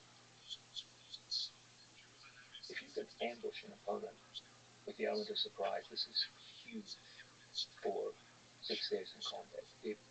Almost all of the truly successful predators on this planet are ambush predators. The ability to get off to a good start in a way where opponents simply can't recover is huge for combat. Are we allowing ambush in our discussion? Because humans would call this cheating, perhaps. Yes, we would. And although humans are pretty damn good at it too. So. And then the third is endurance. Okay, some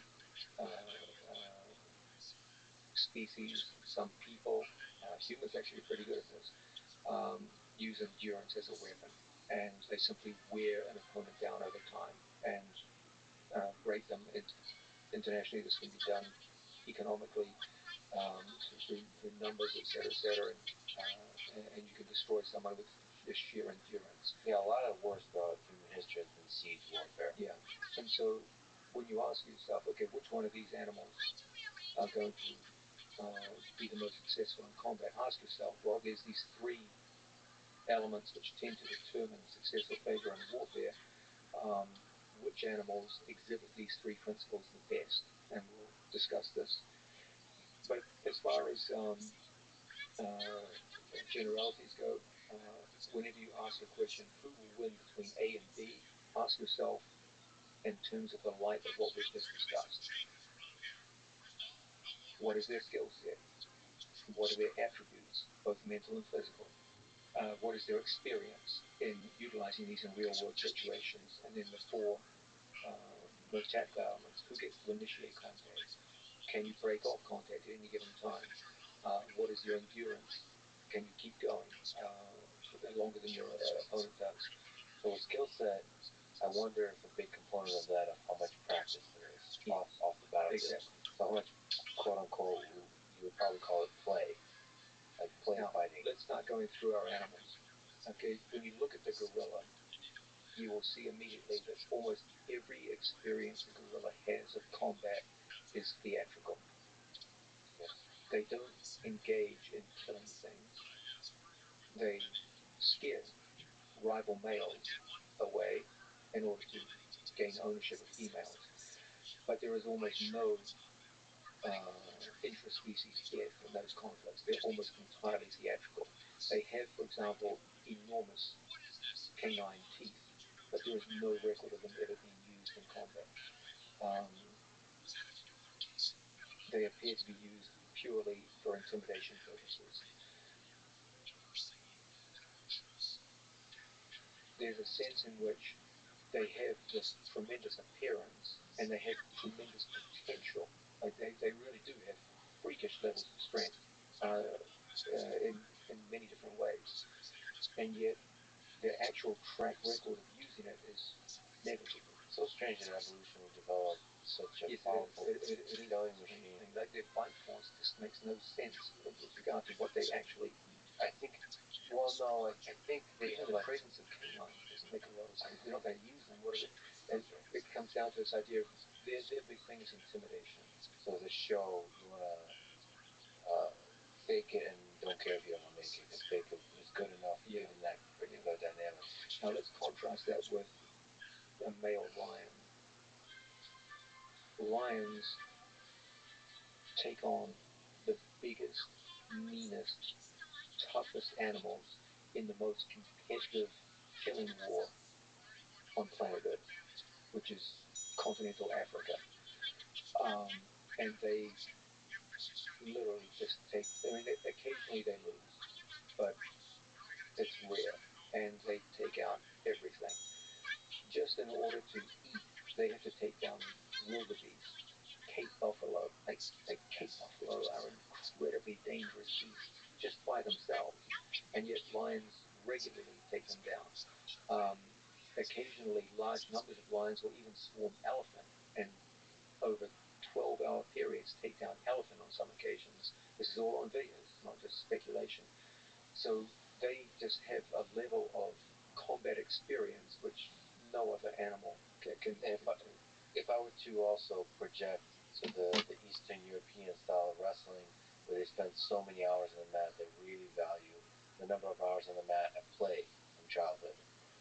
The Lions probably, from my extensive watching videos on YouTube, they seem to play with each other for fun a lot. And I guess with even the gorilla, you see it. you don't interact, you don't play with other gorillas. You have like you're more spending a lot more time around the opposite sex. Yeah. So yeah, I mean, even lions, uh, when they fight each other, the mortality rate when lions fight each other, male lions, for ownership of a pride, is very, very high. Much, much higher than I believe any other species on Earth. They're almost always fights to the death for the simple reason that when a male lion loses control of the pride, the first act the new lion does is to kill the genetic offspring of the previous male lion. So when a lion fights another male lion, when one male lion fights another, it's not just a fight for his own life, it's a fight for his genetic offspring. And failure means not only does he die, all his offspring dies. And so when they fight, the implications are so deep. It's like a fight for your, not just you, but your DNA. Um, Most male lions have very short runs at the top to get killed or run off by other lions. Um, Now, this kind of harsh combat experience, no other animal can claim to have this. Between what they kill to eat and what they have to do to defend their stake and a pride, no other animal fights like that. Um, they just bring a level of depth to combat which is unmatched in the animal kingdom. They also have some other elements too that they get the luxury because of their social nature of taking more risks than other animals. Like a tiger hunts alone, so if it gets injured, it's a big problem. It can die if it's injured. A lion can fight Cape buffalo, get injured, and be covered by the other lions for food until it recovers. So it learns to take risks, and it's not afraid to go out and fight very, very hard. Whereas other animals tend to shy away from risk because they're solitary. Bears are solitary. Tigers are solitary. So they learn from an early age not to take the big risks, to go up to a certain level and stop. if I could push back, so that's aggression and risk taking. That's a plus for the lion. But to defend the gorilla, because you said skill set, they are of all of those the only ones that use tools. Have shown to use tools. We didn't say anything about weapons. A gorilla could, in theory, pick up a rock, and it does have the force, the power, and the capabilities to do a lot of damage. So it doesn't have the practice. It doesn't have the experience. But don't you think if a gorilla's back is to the wall, so you put them in a situation of it is life and death for both the lion and the gorilla, don't you value intelligence at least a little bit here? There's a reason why humans. This is like evidence that humans have spread all across the world while being kind of weak. Why? Okay, intelligence is a huge, huge asset. Humanity is positive proof that it is the most important asset, but it takes time in order to work its magic. It took humans 200,000 years to go from the bottom of the food chain to the top of the food chain. And gorillas have a lot of work to do before they get to that level. You said in theory gorillas could do this, but let's talk about practice now. First off, there are many documented incidents of leopards killing gorillas. That's anecdotal evidence. No, it's not anecdotal. There's a bunch of bitch ass gorillas walking around. We know this. We're asking. It's not anecdotal. It was observed by a group of people who specialized in observing gorillas over a 12-year period. they regularly found gorilla toes and leopard defecation. They also saw that over a certain period, some 36 gorillas had been killed, and evidence strongly suggested leopard predation was the reason. Apparently, leopards had figured out that there was a femoral artery in gorillas' legs and were doing a move which, from the sounds of it, sounds a lot like a berimbolo, where they were spinning underneath gorillas and biting the femoral artery and then disengaging and watching them bleed out and die and then eating them. Now, a leopard is no match for a lion. The only defense it has to a lion is to run up a tree. It cannot engage with a lion on anything close to equal terms. It may seem like we're going on tangents, but we're not, just because of the foot, the attack of the artery on the foot. Is there weaknesses that the lion might have with that? What I'm saying is, I know it's not equivalent, but the fact that a leopard does so well against even fully grown male gorillas should make you rather suspicious of a gorilla's ability to fight a lion. Fair enough. Let's also go further into this about concentration of force. The lion has the quintessential concentration of force, which is fangs and claws. The gorilla is the exact opposite. It can't even make a fist. And so it can only throw open-handed slaps and grab things. So it has no ability with its arms to concentrate force in any kind of efficient way. When a lion or a tiger, or a bear for that matter, swings at you, it's got 4 claws from 4 to 6 inches long. It's like 4 blades going into you. They can retract their claws so they're always sharp. But the reach is significantly longer for the gorilla. The length of the ability to engage with speed on the part of the cats is far, far greater. And also mobility on 2 feet, the bipedal nature of a gorilla, the temporary bipedal. So the bear has the same. It has no impact. Humans are bipedal, and lions kill 240 humans a year on average. So, okay. What about bear? Now, bear is a different. It's all the same things that a lion has. The claws, the teeth, has more weight, has more strength, has more power. Okay, now this is an interesting question. Okay, you get a fully grown North American grizzly versus an African lion. This is an interesting battle. I also have questions about polar bears. It's unclear to me because they're big. They're bigger in every way than a grizzly. Yes, but they probably don't get the experience in practice. Yeah. Also, they have a much more limited set of animals that they prey upon. So, I'm pretty sure grizzly is going to be tough to beat as far as top bear goes. A grizzly bear, I believe, would be a formidable adversary, even for a male lion. They're literally twice their size. They have an ability to get away from strangleholds by standing up on 2 legs. So the lion's primary method of killing, which is to strangle, would be very difficult for them to employ upon a bear. Interestingly, the bear's primary method of killing is to pin. It pins animals and then just slowly eats them while they're still alive. They have a rather barbaric means of killing.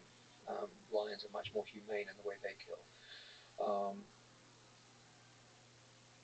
What I see as the primary problem is that neither one would be able to kill the other. That finishing thing. Yeah, they would both fail on the finishing criteria. The lion would not be able to strangle a bear. Even in the best case scenario where he got his teeth into the neck, the bear can stand up and presumably shake him off. The bear would never be able to pin a lion for long enough to be able to hold it down and slowly maul it over time the way it can with an elk or a caribou. So I don't believe either would be able to finish the other. They would just become exhausted. It would come down to endurance. Now that's where things get interesting, because the bear is much more of an endurance hunter, and the lion is much more of an ambush hunter. Lion's quick, explosive, much higher top speed. They got a top speed of 45 to 50 miles an hour. The bear can do up to 35, but it can run for long periods at up to 25 miles an hour. Very long periods. They're mostly an endurance hunter. They just run elk and moose down until they're exhausted and then pin them and kill them. So if it came down to endurance, it might go the way of the bear. If They were caged up together. However, there is very strong evidence from both hunters and video, which shows on many occasions bears being chased off by cougar and wolverines. Now, What's that? That's fear? What is that? What do you mean chased off? if they fight over meat, which, say, for example, a cougar has killed something and the bear wants the meat, the cougar will the bear has chase off risk aversion. Exactly, exactly. The bears are risk averse. What I would say is this: the bears are very, very powerful in their domain, but they don't have the battle experience of a lion. They don't take on animals as tough as a Cape buffalo. They don't take on elephant. What the toughest thing it would probably take on would probably be a bull moose, and a bull moose is a formidable animal, but it's nothing like a Cape buffalo. It's nothing like an elephant or a hippopotamus. So what I would suggest is this: in the wild, I don't believe either one is capable of killing the other, but I do believe, based on video evidence of cougars and wolverines chasing off bears, that a lion would provide enough threat in a brief fight that a bear would back away. If you put them in a cage, however, where neither one could back away, I would slightly favor the bear, based on the fact that if neither one can kill each other, it would come down to endurance. You mean like an octagon? Yeah, that's going to be the next UFC, by the way. Bear versus bird versus But lion. things change. Joe Rogan's a big fan of the idea of fighting in a stadium, for humans fighting in a stadium. So in a stadium, a bear. I would slightly favor bear. Now, I still think that the lion would have a chance, but I would favor the bear in a betting match. Some of the best evidence we have for animal versus animal fights come from the ancient Romans, who actually used to put animals in gladiatorial combat. And they, for example, had several incidents where they wrote about tiger versus lion conflict. And in one famous passage, they described a lion getting destroyed by a female tiger. So there's some evidence to suggest that they have more expertise of this than we do, because they had a big population of wild animals which they just put to fight each other. Unfortunately, there's nothing that they wrote about bears versus lion. They did talk about bears versus bulls. They did talk about lions versus tigers, but they never mentioned bear versus lion, so we don't have any evidence for that. So we have to be a little bit more speculative. Now, given that bears do get chased off by cougar, and cougar is weak compared with a male lion, then listening to you draw from that, by the way. I would suggest that. Is it about the bears? Yeah, it's more about the bear. Like, in theory, a bear should be able to crush a cougar, but it seems to be the bear is just saying, this thing could hurt me, so I'm not going to risk injury, and backs away. I think it would back away in the wild from a lion, but put him in a cage, and I slightly favor the grizzly, based on endurance. So the final conclusion, if you had to just bet everything you own, so you got, let's say, we got the octagon, you're bringing a bear. Now this is like legendary bear. Okay. Full-grown grizzly. Full-grown grizzly, but not only that, that grizzly has seen some shit. Well, what's the most it could have seen? A bull moose? A caribou? That's the toughest opponents he's ever had. It once, no, this one once ran into a pack of other grizzlies and had to fend. He's got How many scars. pack of grizzlies? Isn't there a pack of grizzlies? They're solitary. Wolves. Wolves Wolves good practice for a bear. Who attacked the bear? That's my point. Bears don't really live in a competitive environment. Lions But do. sometimes you can get desperate, because it was a pack of wolves. That pack of wolves is nothing. It's nothing. All right, fine. Lions deal with packs of hyenas. Okay, what was just imagine, over the past 100 years, what do you think is the hardest fight that a grizzly bear has been in? Like somewhere in Alaska, we never heard. All of a sudden, in the middle of the night, all you hear is the bear just. They don't really. There's nothing that. No, there's got to have been something. Humans have killed they run millions of people away in war. from cougars and wolverines. No, that's anecdotal evidence. There's got to be one bear. There's video footage of it. You can watch it That's yourself. called anecdotal evidence. There's got. I guarantee you, in the dark of the night, there was an epic battle, of which there's still legend amongst the bears in that part of Canada. Who did it battle? In Canada. Other bears. You don't think they go at it? Yeah, bears fight each other, but it's largely theatrical. They never kill each other. When lions fight each other, they kill each other all the time. That someone would have seen it by now. Interesting. All right, so you're. My point is that bears are just they want to get their feet wet. You're giving no credit for gorillas, so you're saying lion wins. Your money's on that. No, I'm saying lion would win in the wild because they can't kill each other. They can't end the fight. That's one of our most important criteria. But lions can almost always initiate the action because they have much better ability to see at night, for example. Bears have very average night vision. Lions have superb night vision. So at nighttime, they can always initiate the fight. Lions are natural ambush predators, so it's always going to be able to have the advantage of ambush. The great advantage that bears have is endurance. But bears are very risk averse and they're not used to fighting like the toughest animals. The toughest animal they fight is a moose or a caribou. These are not even close to the animals that lions have to go up against on a regular basis. So if somebody wins, it's going to be the lion. I still think that the size and endurance of the bear, if they were locked in a cage together, I would still favor the bear under those circumstances. But in the wild, I believe the bear will back away. But in the cage, no time limit you give the bear. What if it's 5 rounds in 5 minutes? Championship. Then I would go with the lion because the lion has a huge speed advantage. So it's gonna injure it, tear it up, and do immediate damage. Like I'll put it this way: if lion and bear fight, first 15 minutes, I favor the lion 100%. But then as time goes by, that size and weight is gonna, and endurance is gonna have an effect. I'll bring up shortly somebody that's gonna probably disagree with you about some things. Hopefully, it's a grizzly bear and he comes in and just eats me. That would be so epic. Make a hell of a podcast. I wonder who we would eat first. Who would look scarier or more delicious? I'm not sure. The black and white could either piss him off. He would think you were a penguin. Is that a good thing or not? Not good. If it was a polar bear, maybe it's different. So you care deeply about about athletes you coached, about people in your life.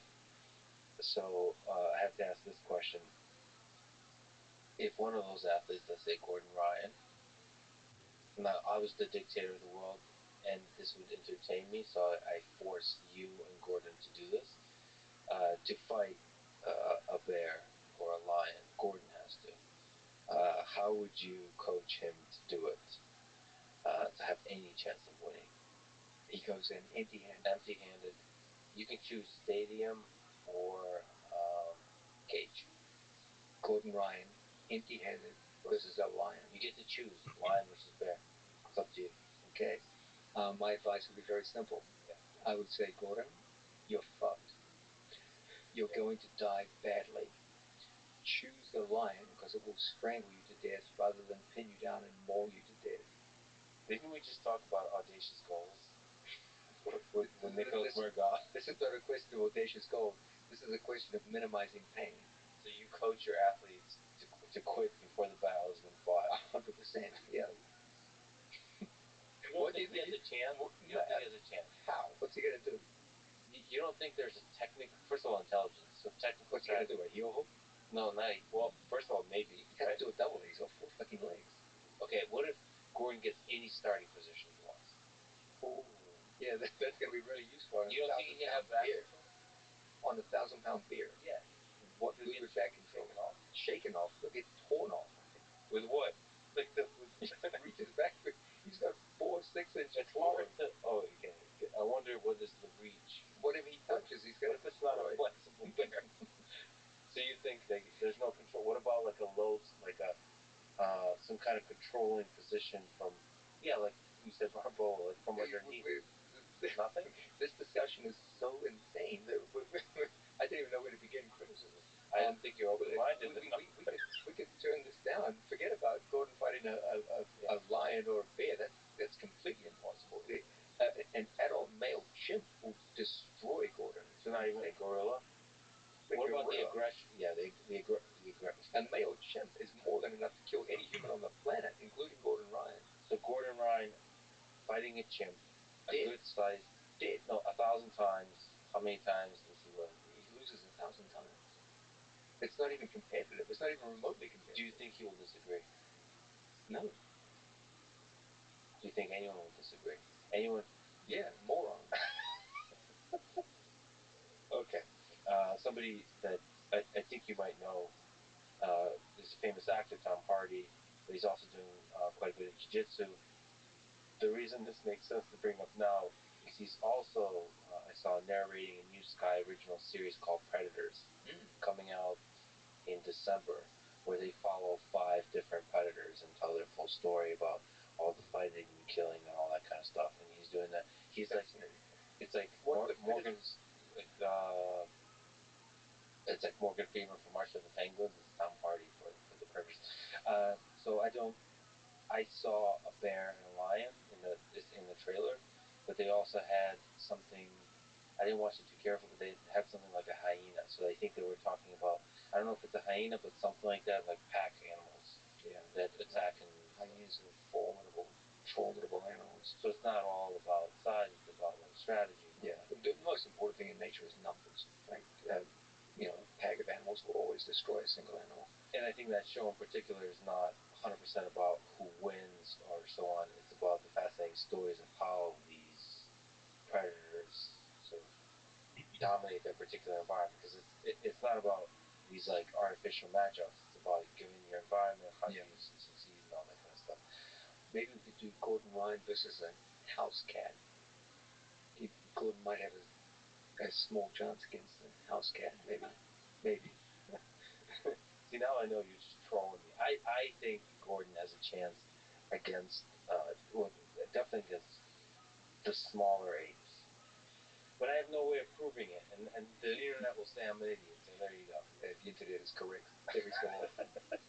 So there's it's funny enough, I'm looking at Tom's Instagram. There's a picture with Hanzo. He's competed recently, which is very cool in jiu-jitsu.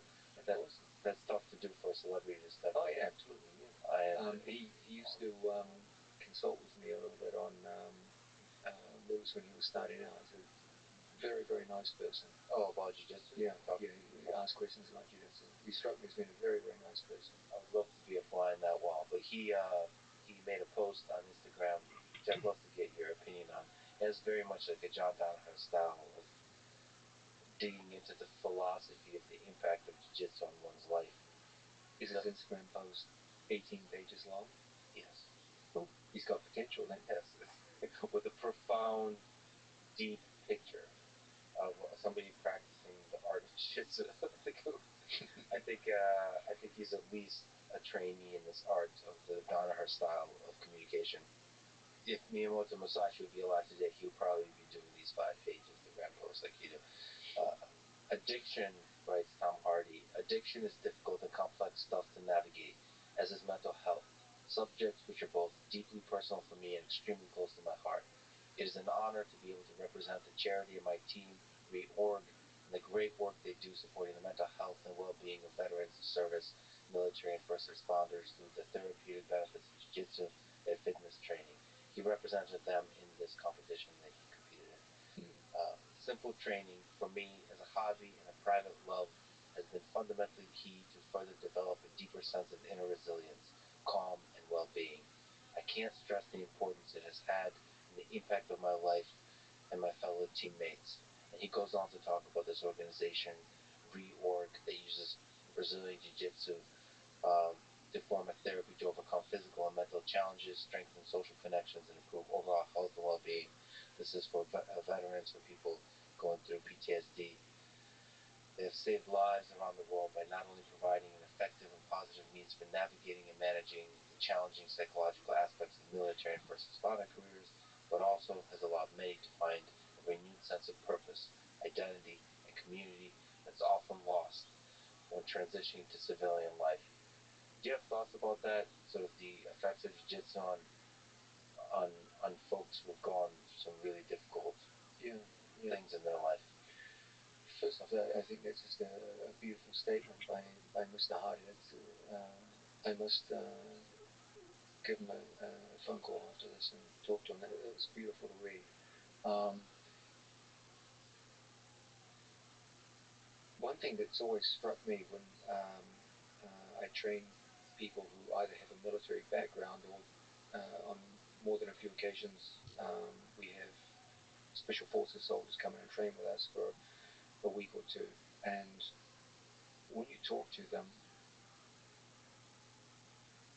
the overwhelming sentiment I get when the conversation's over and we go our separate ways is I'm always asking myself, the transition from military life, especially the more extreme military lives of special forces soldiers, back to civilian life, it must be the craziest experience of all.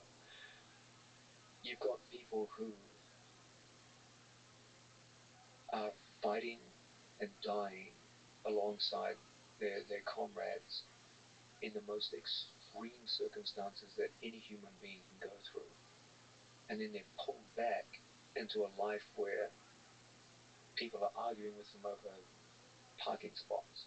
Just like the average person's day-to-day life is so mundane that imagine what must be going through a man's head who a few weeks or months ago was literally fighting for his life and his comrades' lives, watching people that he loved die or get mutilated in front of him. Things that, in a matter of seconds, people's lives can be torn apart and changed forever. And then suddenly you get thrown into a life where people are arguing over, who's cut who off who in line to buy a coffee. The intensity of camaraderie and love that you have for each other. And then you go from incredible intensity in war to just mundane, boring life. And going from one to the other, where people are yelling at you or nagging you over issues that just seem so inconsequential compared to what you've been through. And you're supposed to take these people seriously and listen to them. But not only that, you do have trauma visions of dead brothers and sisters, and you feel like you can't really talk to these civilians about it. There's nothing in their experience that would enable you to have a conversation with them. Like they don't even. How do you talk to your new girlfriend about watching one of your friends' legs get taken off? Like there's no conversation you could have with them. So I find that typically they do best when they hang out with each other because they have shared experience and they can talk about these things. But I do find that most jiu-jitsu schools have something like a kind of military barracks demeanor to them of like camaraderie, hard work, shared hard work, teamwork, building towards a goal at a time, the acquisition of skills, usually along with that a kind of, for want of a better word, a rustic and primitive sense of humor and a kind of soldierly way of talking to each other and disparaging, self-deprecating sense of humor. And it's something that most people with military service kind of naturally come into because it's part of what they were in. And so it's like a toned down version of it, which enables them to form a stepping stone between the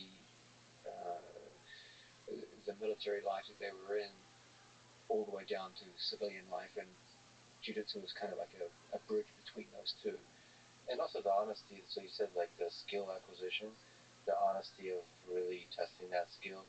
There is a deep honesty to war in a distant way, but in a way, there's an honesty to jiu-jitsu too.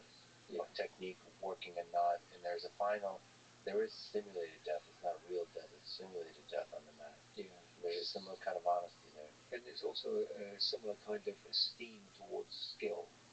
Just as regular soldiers look up to special forces soldiers because they see them as people who have, greater skill than themselves, something to aspire to. So too, and jiu-jitsu, the thing that we esteem most on the jiu-jitsu mat is skill. No one gives a damn what you look like or what you think. That you're judged mostly by your skill level. And And so they tend to identify with that. I do think that most people from a military background kind of find a natural gravitation towards the atmosphere of jiu-jitsu learning, and if it proves to be a positive way for them to rehabilitate and come back into civilian life, then that's a wonderful, wonderful thing. I know we're linked with We Defy, which is an organization which caters to former soldiers who were badly injured in combat, and many of whom lost limbs and or suffered mental trauma, and they come in and train, and they often speak very, very highly of the degree to which jiu-jitsu has helped them come back into civilian life, and for them it's even worse because they come back not only mentally but physically disadvantaged after war, and I've always been proud to be associated with We Defy, and I'm very happy to see Tom working with this organization. Is this an organization based in England for English veterans, or is it international? That's a good question. I'd have to look into it. It certainly is based in England, but it could be international. But it's just nice to see somebody use that large platform for that kind of message. Yeah. And also to step on the mat and show the kind of jiu-jitsu you would probably be proud of when you're chasing submissions. You got an arm lock, you got a straight foot lock. We're not going to analyze the techniques because there could be doesn't matter. Different perspectives. It's the intent. The finish is the finish. Yeah, no, that's impressive. He's actually quite an athlete. He's in great shape and strong and flexible. And I'm glad he's doing well with his jiu-jitsu. And it's good to see Henzo's smiling face next to him. I can only imagine the conversation. I have to ask you a deep and important question. You often, when we text back and forth, send me 2 hugging emojis. Can we psychoanalyze the reason why that's your favorite emoji of the hugging face? I mean, it's kind of like sending a heart, but like a little bit more. Yeah, it's gender neutral. When jiu-jitsu players meet each other, they often shake hands and then give a quick hug. So I thought it was the most appropriate emoji for jiu-jitsu players. I see. So it's a pretty simple explanation, nothing too Freudian there. Are you sure? Quite sure. Okay. Have you really asked yourself deeply? Because you really lean on that emoji. Is there something behind it? Tomorrow I'm never going to use that emoji again. Walk away. I'll shock you tomorrow and hit you with 3. It's almost always 2. I think maybe you're a creature of habit in communication. I'm a creature of habit in almost every aspect of my life, so even emojis. Yeah, you fall into these little pockets of how you communicate, how you show affection towards others. I say love a lot. I send hearts, and don't give a fuck if it's to like in a me sending a message to like a CEO I'm about to interview. I'll send a heart. I don't give a damn. They'll probably just like look, what is this? But I think people are too afraid of simple communication of affection. Like it could be in any form, but there's a hesitance to that because I think underneath it, in order to show affection, you're taking a risk and you're showing vulnerability. Because if you show affection and the other person rejects that affection, you've now placed yourself in a hierarchy, going back to lions, of like, oh, this person, you're just like the silly weak person and they're the strong person. I think that's how you might see it, I guess, but I don't. To me, the display of vulnerability is a display of strength, not weakness, at least in human society, at least at this time. I don't know. Let me ask you about love. I must ask John Onaher about love. What do you think is the role of love in the human condition at the highest philosophical level? Is that what's like romantic love? Romantic love. Let's say romantic love. I have 1 or 2 areas of apparent expertise in my life. Romantic love, definitely not one of them. lions versus bears. I'm good. Animal combat. I'm good. Pretty good at. And then different grappling arts, judo, sambo, jiu-jitsu, wrestling, for MMA, so fighting and so on. Romantic love. You don't see them as similar. It's a kind of fight. It's a kind of dance. By the way, there's a there's a sense in which I'm kind of glad I'm not an expert on that. Imagine what it would be to be an expert on romantic love. You would take the one thing in life that's actually interesting and make it boring, because once you develop an expertise about something, you can start to predict how things are going to unfold. You get answers before events even occur. You can read into the future of everything. I think there are certain parts of human life where you want to be a beginner at all times, and you don't want to gain expertise. So excellence and systematizing something in order to achieve excellence might destroy the very magic.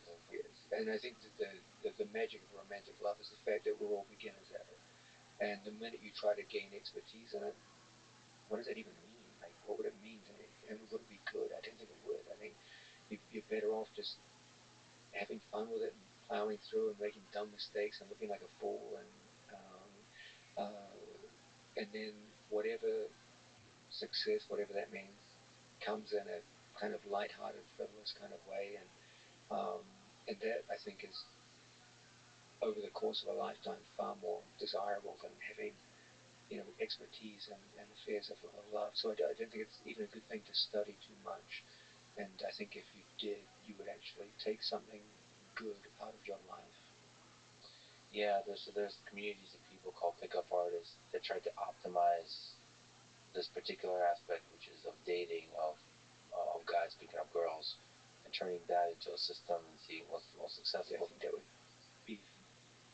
I mean, maybe the first few months would be good, and then after that, I think it would be a disaster. I mean, given that humans are fairly easy to study from the standpoint of psychology, I'm sure it's not that difficult to gain expertise in things like picking people up. The same way advertisers can pick up your attention to sell a product, you can do the same thing presumably with romance and sex. But I don't know. I feel like if you became very good at it, you would end up being very disappointed by the results. And so, as I said, I think there's some things in life where it's better to be a beginner. And this is one of those. Yeah. Enjoy the chaos, the push and pull of being a beginner, and make that a lifelong journey. That's really inspiring to hear you say that. And there's a deep truth to that. It also justifies the fact that I stuck at it. I think it also justifies, and it would sell very well, that John Nodder should write a book on dating. And that would be chapter 1, Embrace Being a Beginner. Chapter 2 will be Bear versus Lion. Pivot quickly to violence. By the way, we totally skipped over Anaconda. I assumed the implied. I'll put it to you this way. On video, you can watch Puma and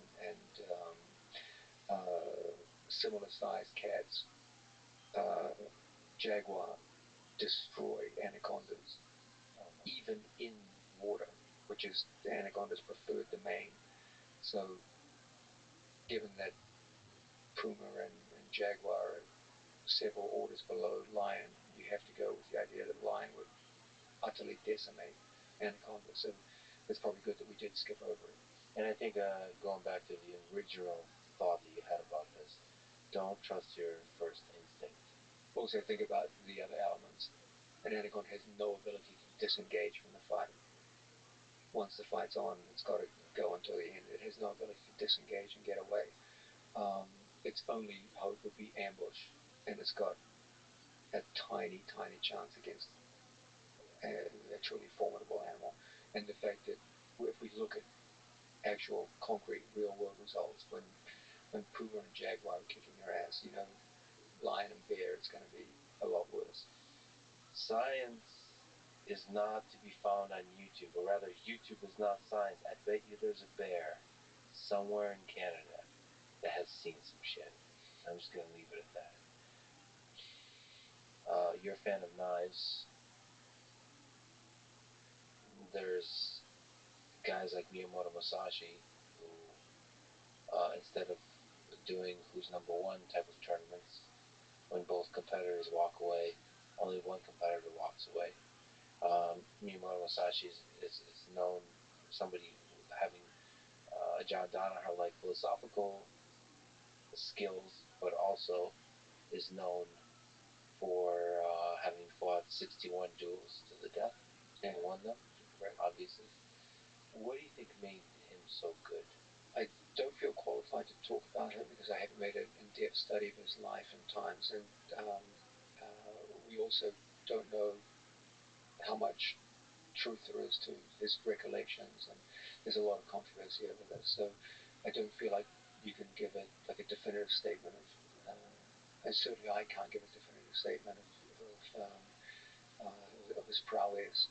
But his writings are fascinating and deeply insightful. But as to like what actually happened out there in his duels, it's unclear. But there is, with guys like that, you almost certainly know that they were people like the character he projects that have existed. Yeah. Whether it's 61, whether it's 20, but people really put their life on the line in a different time in human history. Is there something compelling to you about fighting to the death?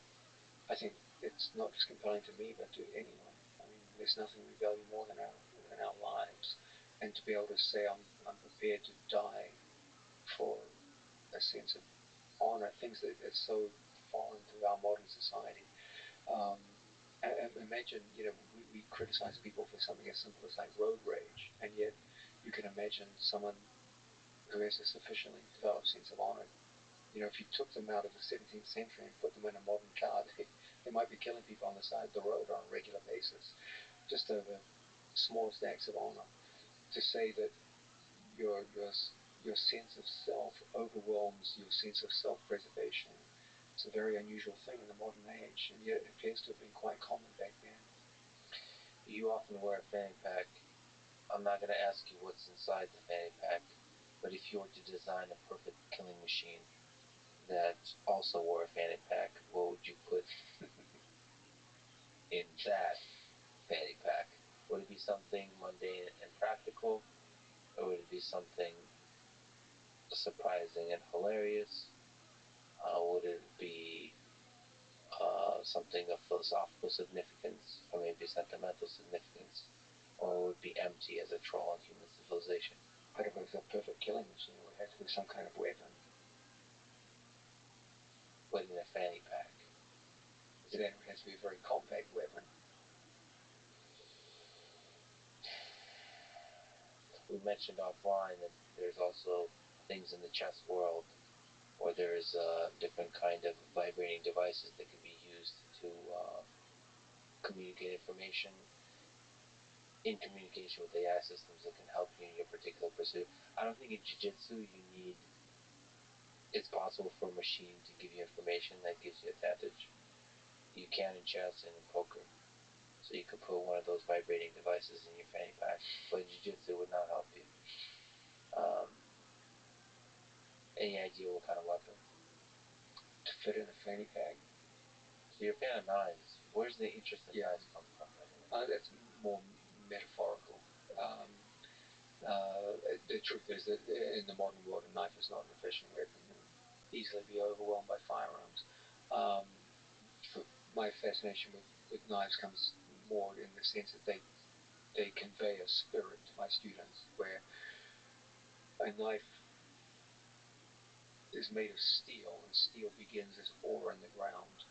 It's an ugly,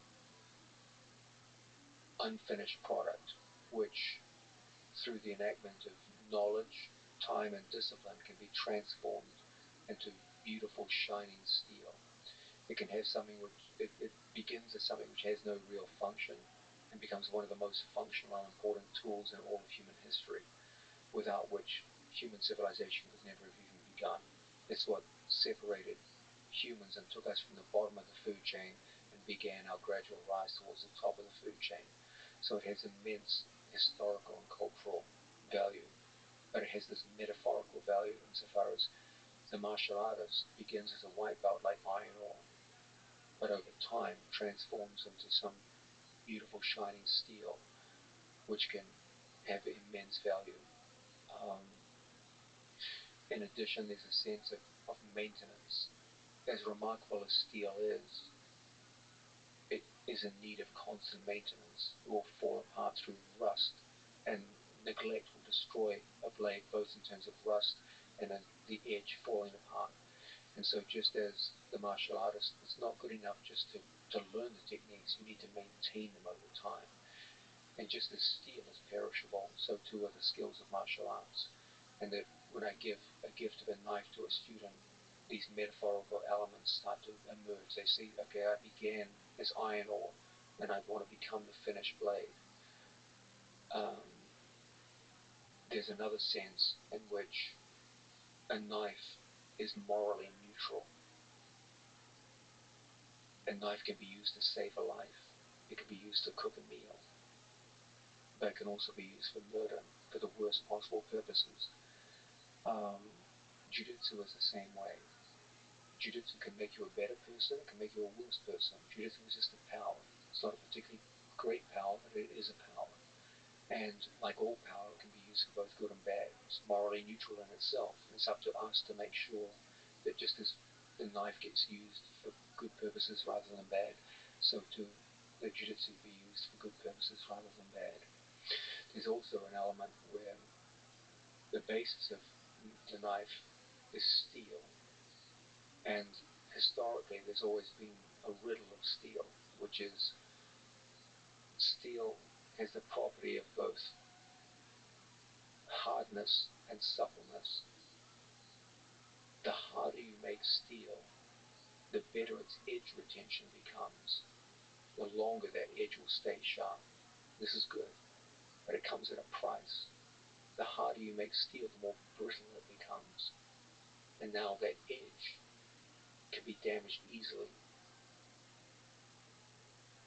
So the solution is to make the steel softer, more malleable. That will prevent breakage of the blade and chipping of the edge. But when you make the steel softer, that comes at a price. And that price is now the edge loses its sharpness very easily. And so the riddle of steel is how to work with these two to the greatest degree possible and create an edge which is hard enough to stay sharp for long periods of time, but without making the steel so brittle that the blade overall is compromised. So too in Jiu-Jitsu. Your task in training is to make the training competitive enough that you actually get used to the rigors of real combat. But on the other hand, it can't be so brutal that the athletes get broken down in the gym to a point where they're no longer effective. And so this duality of hardness and softness, which we see in the case of blades, is there in the training of the Jiu-Jitsu athlete. So I often give a gift of a knife to a student when they've done something significant, because it demonstrates in a metaphorical way these key themes of the sport. Well, I've been honored to be a student of yours. I've been plagued by injury, but I hope to one day earn one such knife. And I think that's a really powerful metaphor. I'm really honored that you would spend any time with me in any context, but especially on the mat, and especially today in conversation. John, you're an incredible person. Thank you for everything you do. Congratulations for historic accomplishment. It's always beautiful and inspiring to see greatness, and what I saw, what we saw at ADGC was greatness, rare greatness, and it's beautiful to see that humans can achieve that kind of thing. So thank you for making that happen, and thank you for talking today. Thank you, Lex. Thanks for listening to this conversation with John Danaher. To support this podcast, please check out our sponsors in the description. And now, let me leave you with some words from Miyamoto Musashi. The only reason a warrior is alive is to fight, and the only reason a warrior fights is to win. Thank you for listening, and hope to see you next time.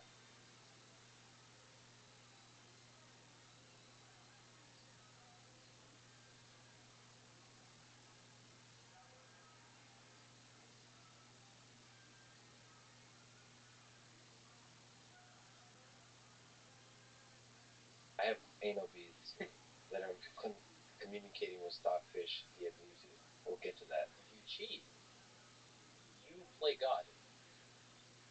You decide when the game is over. You can fake bad moves. You can fake everything. You can even, if you're cheating, quote unquote, the right way, you're going to lose plenty of games. To avoid getting detected, what's the probability that Hans cheated over the board against Magnus in St. Louis? I think day by day, the evidence is slowly starting to show more and more that he's cheated. It like how Magnus said, more than he said, and more recently. The following is a conversation with RabbiRothschild, also known as Gotham Chess. He's a professional chess player and educator. I highly recommend you check out his YouTube channel called Gotham Chess. This is a Less Frequent podcast. To support it, please check out our sponsors in the description. And now, dear friends, here's Levi Rothschild. You're known for being able to guess people's ELO rating, so what do you think? Just by looking at my face, deep into my eyes, what's my ELO rating? Here, I'll help you. I'll do E4 for the listener. I actually read that Stockfish prefers E4. Does it really? I actually didn't know that. Because it maximizes the number of tactical options. So that makes sense. The right answer is 3,400, which is, I believe, Stockfish. You guess people's ELO chess rating. What's that take? How hard is it to do that? And like, how would you actually do that? Like, what are telltale signs and red flags about a person at different ratings? Is there something you look for? Yeah, I think you can separate it something like the very first is 0 to about 8,900. For simplicity's sake, I'm going to use the chess.com rating system because Chess is slightly different. It tends to go 200-300 points higher than chess.com, sometimes even 400 or 500 points higher. But then it catches up. They catch up around 2,200-2,300, I would say. What's chess.com? What's Chess? Can you Yeah, so explain what the difference is and what they are? They're two chess websites. Good for anything. Yes, chess.com has obviously the free option where you can play games, you get some sort of puzzles every single day, you get some sort of lessons every single day. But then they have tiered memberships where you can pay annually or per month, that you can unlock all the other features. And like what? Like for training, for training, puzzles and all that kind of stuff. Yeah, they have unlimited puzzles, but they also have their biggest selling point for sure is like a dedicated game review that it's like very flashy and sophisticated, and the coach will literally tell you what you did wrong at every single moment the computer evaluated a mistake. But the most important thing that they have is they offer international masters, grandmasters, the opportunity to make video lesson libraries with hundreds of hours of anything. I can even learn some stuff on there probably. I have anal beads that are communicating with stockfish via Bluetooth. Yeah, we'll get to that. Yes, we will get to that. It's epic. It's actually scary how many people think that's a real thing, by the way, which is the danger of the internet. But we will get into that. But I tend to believe that people believing a thing that's hilarious at scale will make that thing a reality. I'm with Elon on this. I think people manifest the meme becomes real. So that's in all walks of life. I think there is something about humor, sort of being. Why did I? I was gonna. What was I was going to say is I feel like humor becomes a lubricant for the trajectory of human civilization, and I don't know why the word lubricant went into my head. Which I understand, but it's very Freudian. Anyway, so 0 to 900. If you're a 1300 player, you're saying if you're not good at endgames, you don't understand how to convert positions that have 7 or 8 pieces left on the board. You don't know when you're supposed to activate your king. You don't know how a bishop outplays a knight with just several pawns on the board. Those are all very important things because it's not just about knowing the theoretical endgames. Like some positions in chess are literally solved. If I showed you a position, I asked what's the evaluation and how do you win it, there's a technique, you're supposed to know that technique. And the coaches on chess.com can help or no?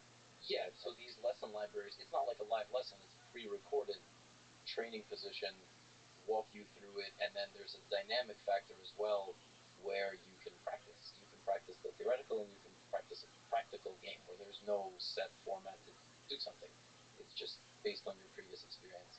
Basically, Lichess is their entire thing is it's an open source website that tries to be as free as possible and operates totally on donations. They don't have any advertisements. They don't have, which is weird because normally in big competitive settings, it's all capitalistic. You have one big entity and another big entity, and they're both for profit. But in this case, the big argument is, well, they offer a lot of things for free. You can analyze your games for free. You can go into Lichess's lessons library and do things for free. The comparison that I always make is chess.com is basically like having a good personal trainer and having someone to help you at the gym. Lichess says you have to do all the stuff yourself. So you can combine YouTube with Lichess. No one's going to really point you in the right direction. You got to go fully explore on your own. If you want to do it, you can. I also like to say, can I make a controversial joke? Yes. Okay. Ardent Lichess supporters are like very angry, only vegetarian or vegan folks because they will tear you apart and try to convert you as much as possible. Did you just point a large number of haters onto this very podcast? Is this what just happened? No. Is there like several people who are very upset at you right now? No. And throwing things? Okay. No. That's always the joke that I've made because if people have chess.com, and I love all people, but I'm just saying chess.com patrons do not try to actively convert folks on Lichess. Folks on Lichess are like, there's a meme, chess.com. Chess.com. It started in Lichess. Started somewhere on Reddit, Anarchy Chess. Oh, so Lichess is a little bit of an anarchist organization. Would you go as far as to say they're a terrorist extremist organization? Are we going there? For legal reasons, but I thought Lichess has like really good analysis. Like somebody, does it have an engine for analysis of like games, or is that an open source thing that like they both do Stockfish 50. Okay, and then the rest is the interface around Stockfish that shows. It's tough. It's the live. So chess has a live server where you and I can play a game against each other. We just both seek, and if we have the same rating, we have the same criteria, we'll play a game. But there's also reviewing your own games. There's an opening database, so you can see what the most popular trends are. So Lichess is great. Like I'm sponsored by chess.com, and I will openly say that. But you can't have. So you're deeply biased. Yes. Okay. But I'm also complimenting the competitor. Okay. But so can you play games on Lichess, or is it just for analysis? Yeah, you can. Yeah. So it's the same exact thing. So they're like legitimately competitors. Not exactly the same thing, but they're trying to match for features. But you're saying Lichess is more chaotic, and then chess.com is more like professional. I don't know. I don't know if it's chaotic. I just know that it's you have to. No one's gonna hold your hand if you go to Lichess. You absolutely can. You can play games. You can analyze your games, but you have to discover it yourself. The whole point of chess.com is to make the journey as simple as possible. But I also firmly believe you can't have any sort of growth in chess without a chess.com or a chess24. What's that? Or what's chess24? So chess24 is another live server with some lesson libraries and so on, but they were, I think, the process was they were bought by Play Magnus. So what's Play Magnus? Play Magnus. That's Magnus Carlsen's. Yeah, thing. He doesn't own it. He owns some stake in it. I think 9 or 10%. They owned a bunch of chess companies, including Chess24. But now it seems like they're either merging or basically getting acquired by Chess.com. Got it. And then Play Magnus, it's an app also where you can play different levels. But there's also educational stuff. Yes. Okay. The for-profit chess companies make the option for grandmasters to make a living, to make chess an e-sport. Chess is great. It doesn't put on any events. There's no commentary, so you can have both in theory, and probably some controversy is good. Does chess.com like sponsor you? That help you out in some way?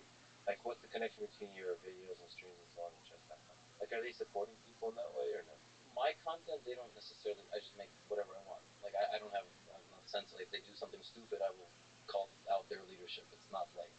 But I to have the logo up, like in my YouTube videos, or just that kind of thing. Yeah. So anyway, back to that was really helpful. I was confused about all of that. The guessing people's rating.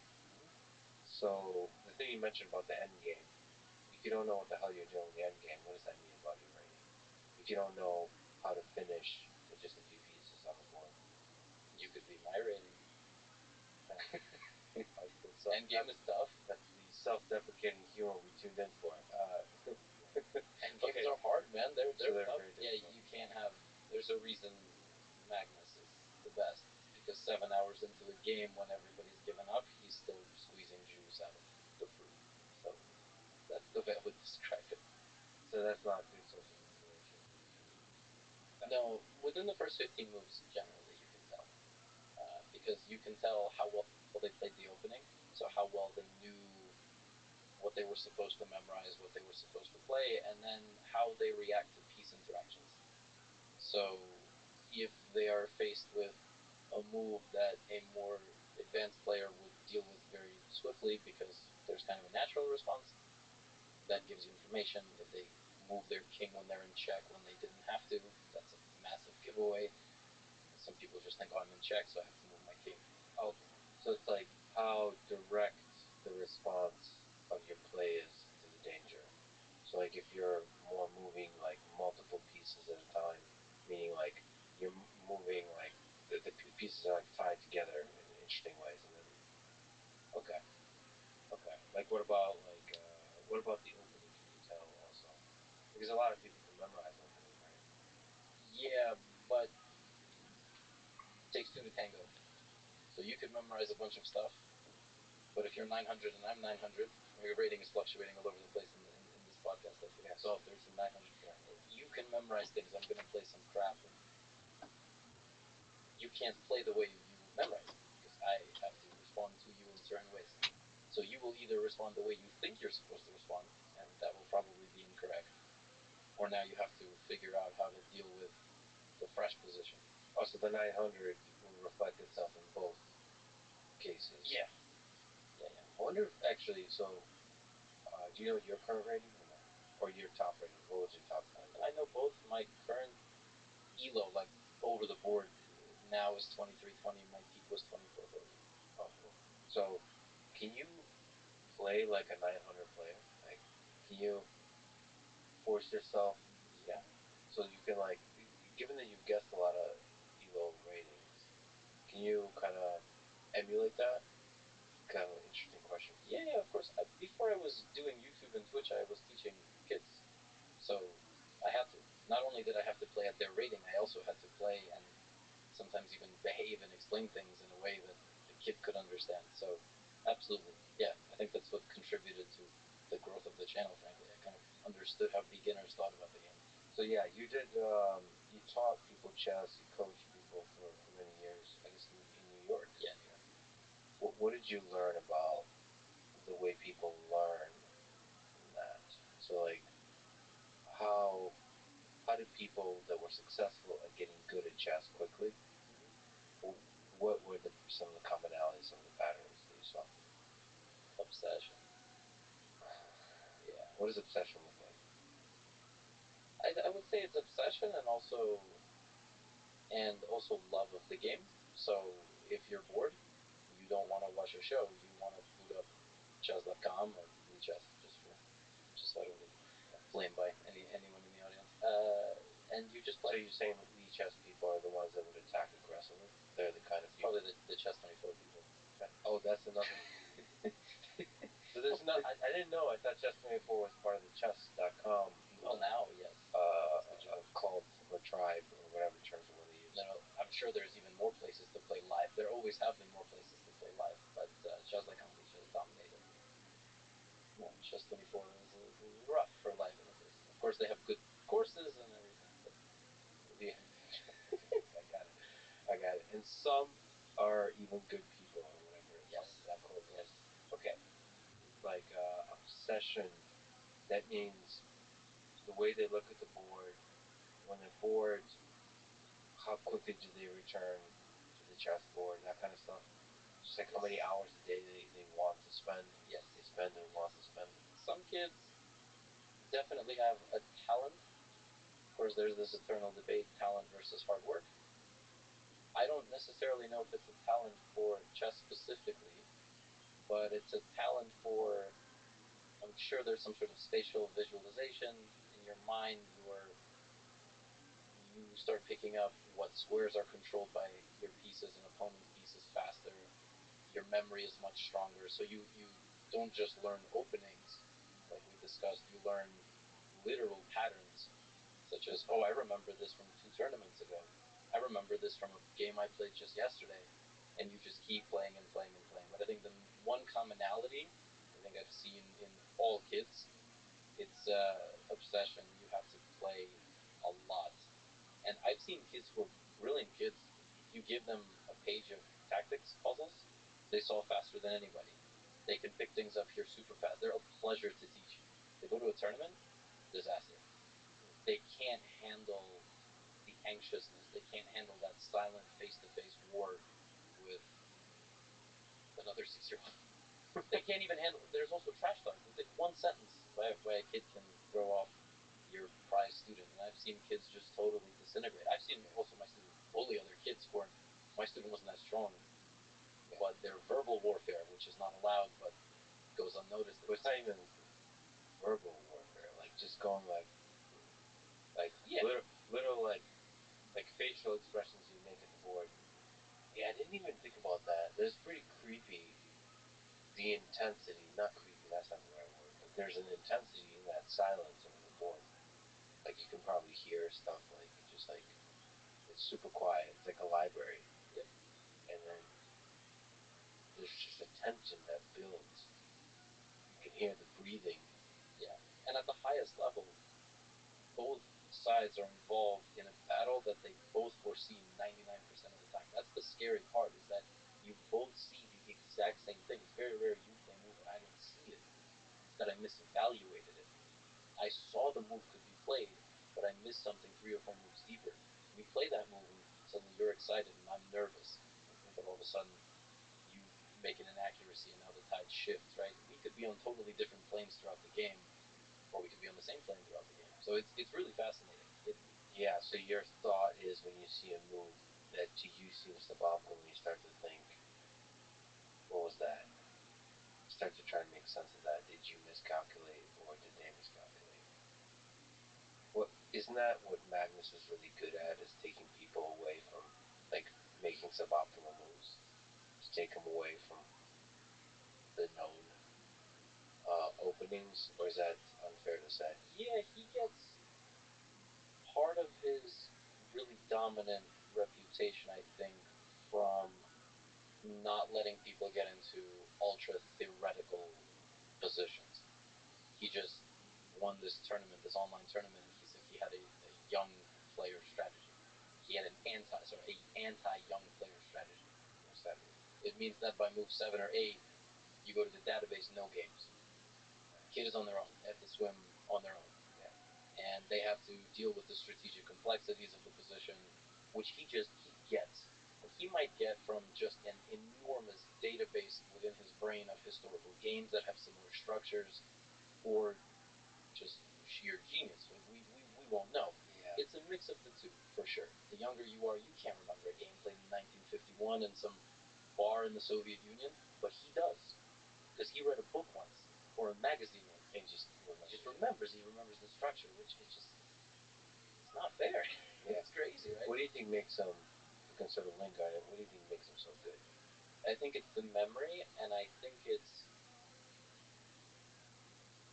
he just seems to get the game better than anybody else. That's the best way I can describe it. In sports, you have reaction time, you have strength, but also as he's now evolving his stamina. So there have been games that if you put 2 other 27, 50 rated players, world top 10 players, they would have drawn the game. The game would have ended. The game, nobody would have won it. You put Magnus as one of the aggressors in that game, suddenly the chance of victory doubles from 5% to 10%. What's that about? Because was it Game 6 against Neverland? Right. Isn't Stockfish say that's supposed to be a draw? So 0.00 does mean a draw sometimes, but other times it means, this is the joke I always make, it means the Stockfish is out for a smoke break. It can't. Can you explain the joke? Can you Yes. explain 0.00? Yes. So So Stockfish will show an evaluation which determines whether the position is equal, slightly better for one side, slightly better for the other side, or completely winning. You can 0.0, 0.2, minus 0.2. That's all within a balance. You can say, okay, black has a sprinkle of activity, something, white has that. But if it's 0.0.0, it could be literally a dead draw, meaning theoretically just impossible to win. But oftentimes, what that means is the smoke break joke is Stockfish doesn't know. There is so much complexity within the position, the combinations of different moves that are acceptable and okay, it cannot evaluate correctly. Wow. So even the end game is so tough for Stockfish. Which is why Magnus won that game, because there was practical value remaining. It wasn't a dead draw. He continued to ask questions over the course of 6 or 7 hours. He would sacrifice a pawn. He would sacrifice another pawn to damage the structure. Valuation stayed the same because a machine could stop him, but not Jan. And that was one of my favorite. That game ruined my whole day, by the way. It destroyed because That's so fun. yeah, I made so many plans that day. It completely ruined my day, but it was a very worthy recap. You were just all in. You watched that whole game. I watched the whole game, and the World Championship was a crazy time because I wanted to be first with the recap video, but I also wanted to be best with the recap video. So I spent all the hours of the games watching all the live broadcasts and getting all the information, all the variations, and trying to put that into the recap. It was a lot of fun. It was a huge adrenaline dump when it was all over. So just for people who don't know, that's the most recent World Championship. So you had I mean, that was a draw after draw after draw after draw. Yeah. And it was kind of boring in that way. And maybe our draws, is there like non-boring parts within the draw to you when you're like just studying it carefully? For me, yes. For the average viewer, no. That's the truth. Especially when the game itself is not that exciting. When Magnus plays a strange move on move 9 or 10 that hasn't ever been played, and then Jan has to try to exploit it, and he fails, and no attack builds up, and they shuffle their pieces for 3 hours. My favorite thing is when the commentator's like, I don't know why he did that. I wonder why he did that. Like, yeah. When the commentators are confused, that's my as a person who's just a spectator, just like that's interesting because then the most interesting part is about listening to the commentators who I guess themselves might be grandmasters. Yeah. They are trying to, I guess, just like Neville, just like Magnus, try to figure out what's the idea here. What are you thinking? That's cool. That's an interesting part of the game. But other than that, it seemed, yeah, I was sure that it's just going to keep being a draw, especially in that situation.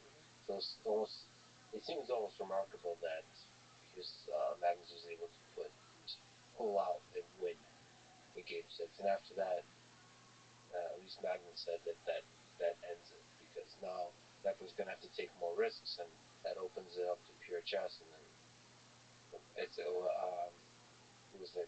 Steve Prefontaine said like whenever there's a race is down to like pure guts, then that's when I win it. There was also a conversation about Jan's first half, second half in any tournament. In the first half, he's just brilliant, on fire. You could even say he was outplaying Magnus. But the entire conversation before the match was Jan slows down.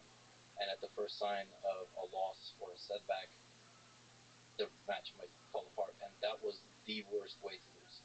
There was literally no worse way. And it just got worse from there and there. And it was one move mistakes. But he's back. Jan has won the candidates again. He's going to play for the World Championships. You got it. You got it. But slang terminology. Can we like somehow edit that into a more sophisticated with a British accent type of phraseology? Okay, who do you think will win that match? I think it's 55-45, but I don't know. So it's close. It's very close. Okay. You can make both cases. You could say you could say Jan has been here before. You can say it's the World Championship stage. He knows what it's like to have a training camp, and so on and so forth. His playing styles are.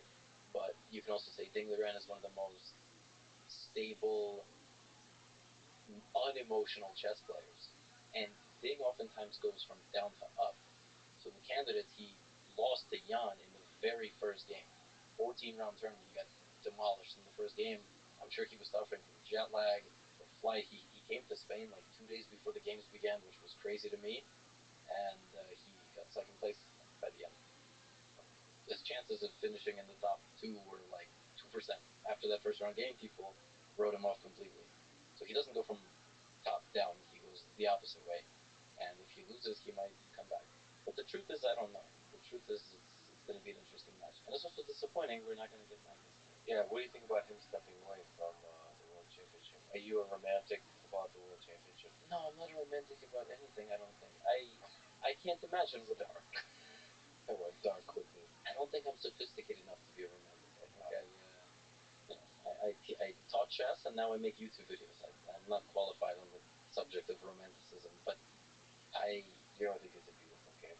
Chess? Yeah. No, I think it is a beautiful. There you go. I got you. Yeah. Is that considered being romantic? Yeah, I'm seeing the beauty in. You can be like Bach and seeing the math in music, or you can see the beauty in magic. I think I see beauty in certain types of chess for sure. Not in all chess. So partially romantic. Part-time romantic. Yeah. Yeah. So what do you feel about Magnus stepping away from the World Championship? Disappointing but understandable. Can you steelman his case? What's understandable about it to you?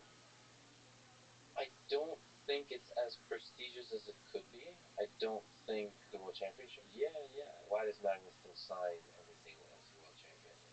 That's a good point. That he did just put out a statement, and but he does it everywhere else too. Does he really? Yeah, like world champion, right? World champion. I don't know. World champion, world chess champion. Maybe it's just because he won it, but he thinks that the journey to the top once again to maintain the status quo has lost its appeal.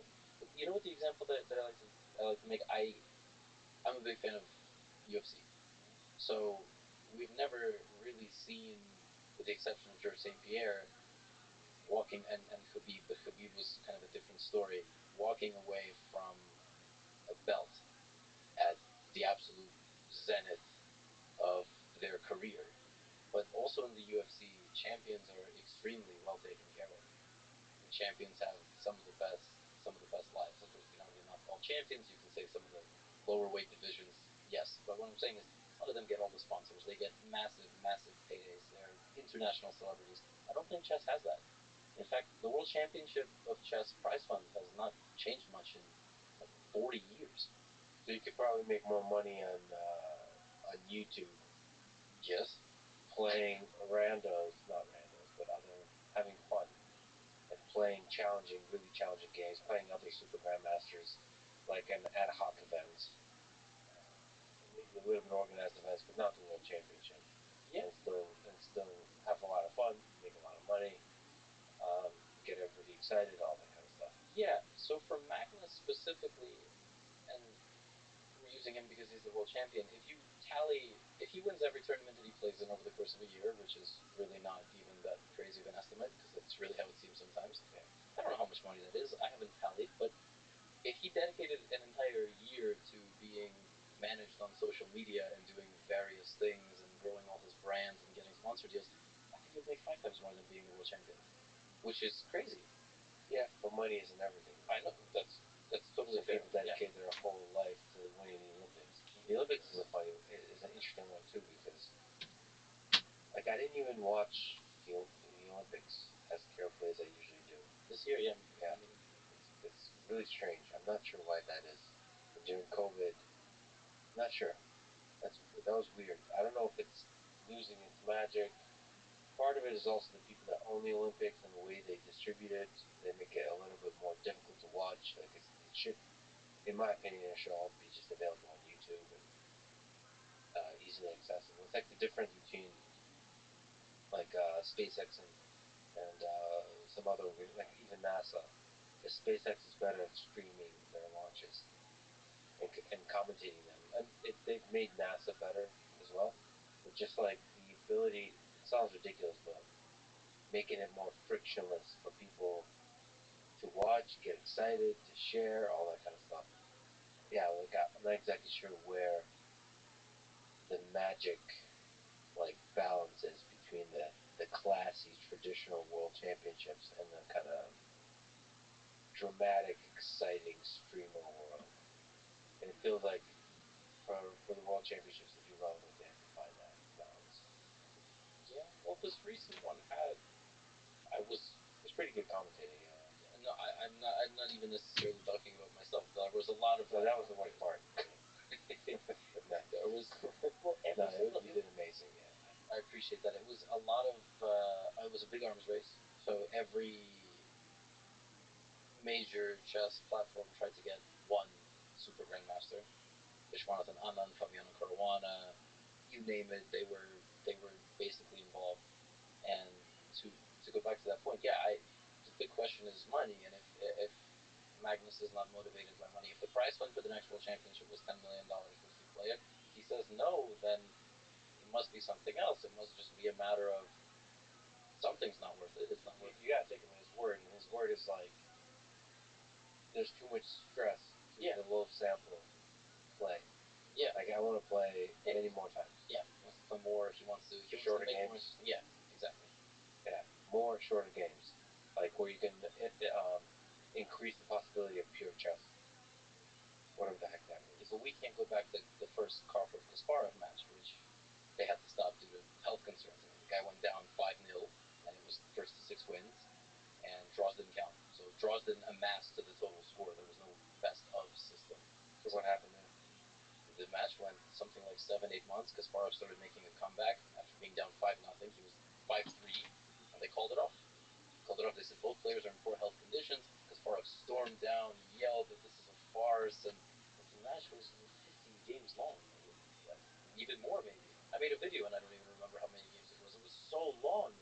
Can you imagine? Bobby Fischer wanted something almost as extreme. Draws don't count. It's first one to 10 wins, and if it's 9-9, the world champion retains his title. So you have to beat the world champion 10-8. That's the only way. So you don't like that?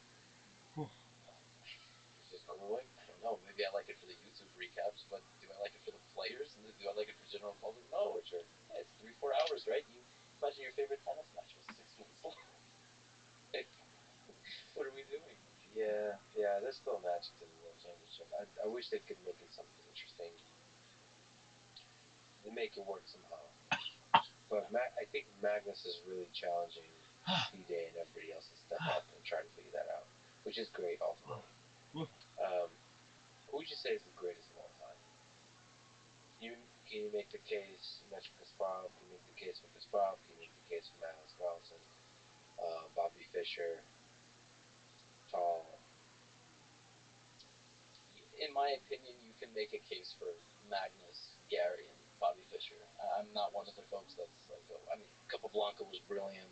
You can argue Steinitz was brilliant, but as I think it's probably Kasparov, and Magnus has a chance to overtake it. So the longevity is really important to you when you're thinking about this. Yes, I think so. I think Magnus is very, very close. I think it's extremely close. What would be the magic? You got to get that sixth one. Also, so the World Championships matter. It's kind of like basketball, right? Rings. It's all comes down to how many rings did this person win. What about basketball doesn't have this the number of years of number one, right? Like rating. Sorry. Yeah. Like there is a, which is what Magnus really likes, is like there is a nice system of rating of who's ranked number one, and it has to do not with some championships or low sample tournaments. It has to do with general game after game after game helps estimate more accurately the ELO rating and stuff. Yeah, he's been world number one for I think 11 years, right? Still less than Gary was world number one for 20 years. Yeah, which is quite wild. But still lower rating, I think, than Magnus Carlsen, right? Yeah, I think rating in general has sort of allegedly it got inflated. Yeah, is that true? Is there truth to that? I think so. I can't speak to how exactly it happened, but it also happens online. If you go back just 3 or 4 years, I think some of the best blitz players on blitzhs.com were 27, 2800, and now they're 3200. I think it's just sort of what happens, but I don't exactly know. I will mention that there was a very strange change not exactly sure when the year was in FIDE, so over the board chess, where if you were under the age of 16 or 18 years old, one of those two, and you were below 2300, okay, your rating change factor was 3 to 4 times higher. So just imagine what that means. Magnus has a rating change factor of let's say 1. I have a rating change factor also of 1. Anybody over the rating 2,400 has the same rating change factor. What is the rating change factor? So if you win, yeah, there's a formula, and basically, let's say at the very base level, 5-point change.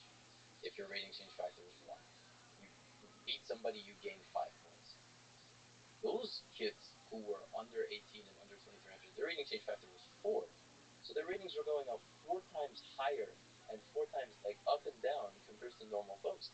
And there was one teenager in the U.S. in particular who in 1 month played a bunch of tournaments with his rating change factor and became nearly rated 2,640, which is top 50 in the world. It was just a random teenager from the United States. He became a grandmaster ultimately, but he bled like 90 points down because his rating was so inflated. And the K40 exists now. I mean, you have many kids who out of nowhere 2100, 2100, 2400 after one good month. so that's interesting. That's like similar to like how TikTok inflates your virality early on. Does it? Well, yeah, like well, at least the rumor is like they want you to get engaged, and I thought there was even artificial likes and so on. But they want you to get that dopamine addiction, so maybe they want to throw you. If you're really passionate about chess, they want you to throw you to the sharks by artificially inflating your rating, and maybe that gets you into the game much more intensely. Maybe. I don't know. I wonder how many like backdoor FIDE meetings there are with cigars. So that was the factors determined by who does the ELO rating? Who changes this stuff? Yeah. Who knows? It's probably those lead chess anarchists. Yeah, exactly. I think they wanna stay away from that stuff. But so there's a guy named Hans Niemann. Yeah. And he beat Magnus Carlsen recently. Yeah. Has been already. What's August? September 4th. Oh, so it was September. So he beat him twice, right? Recently. Once is the allegations by the internet that Hans Niemann cheated, and then the second time Magnus played a few moves and forfeited and was out. There's actually there's 3. No, yeah. Can we go to the Yes. So they play a live esports event in Miami Beach. Yes. Eden Rock. That's where I actually interviewed them. That's where that was? Oh. By weird circumstance, I found myself in Miami, unrelated to the chess event. And yeah, it was a very dramatic event for me for various reasons. One of which the camera stopped working halfway through the conversation. I saw that, yeah. I saw that. I also, side note, I really respect how you write comments, pin them at the top, you add timestamps, you're like very true professional. I'm the complete opposite on YouTube when I'm off the camera. So I dig in the mud. What does that mean? Dig in the mud. From when I started on YouTube in 2020, in June, like May, June 2020, I had no subscribers. So I got to 1 million in a year. I had a lot of people analyzing my every move, all of my small flaws, and I love getting hate comments because you pin. Is it the comment of shame? That's what it's been named over the years by folks. I never called it that, but yeah, it's pin of shame, and it's been tough because now people pretend to write hate comments just to get attention. So like anything, the public ruined a good thing. But it started that way. It started with people just shredding me to bits, calling me spin-offs of this and that, and I think I'm a human more than I'm a creator, an influencer, an attention seeker. Like I'm just a person. So to me, even at the size of 1.6 million subscribers now, September 2022, I don't understand that I've gotten big and that I shouldn't do this stuff and that I should be beyond it or I shouldn't be checking my social media as much as I do and interacting one on one. I'm still very much a human being, and my guilty pleasure, my way of killing time if I'm not laying on the couch and playing some chess, blitz games off stream is just interact with people who say nice things and who say horrible things. And I really like to get into the head of the people who say the terrible things. And sometimes you can, sometimes they are truly trolls, but sometimes people just really hate you. So what's a successful interaction with a person that's trolling you? What's like at the end of that hero journey that you were yeah partaking in? What's the top of the mountain look like? Is the troll conquered and broken mentally? Not no, not mentally. I don't want to defeat. I honestly sometimes somebody writes a very long comment. I'll respond to the question there. Yeah. Oh, so you see each other like a brother and sister. You're gonna travel together on this journey of deep meaning, like introspection. What does this mean? Yeah, I've had people write.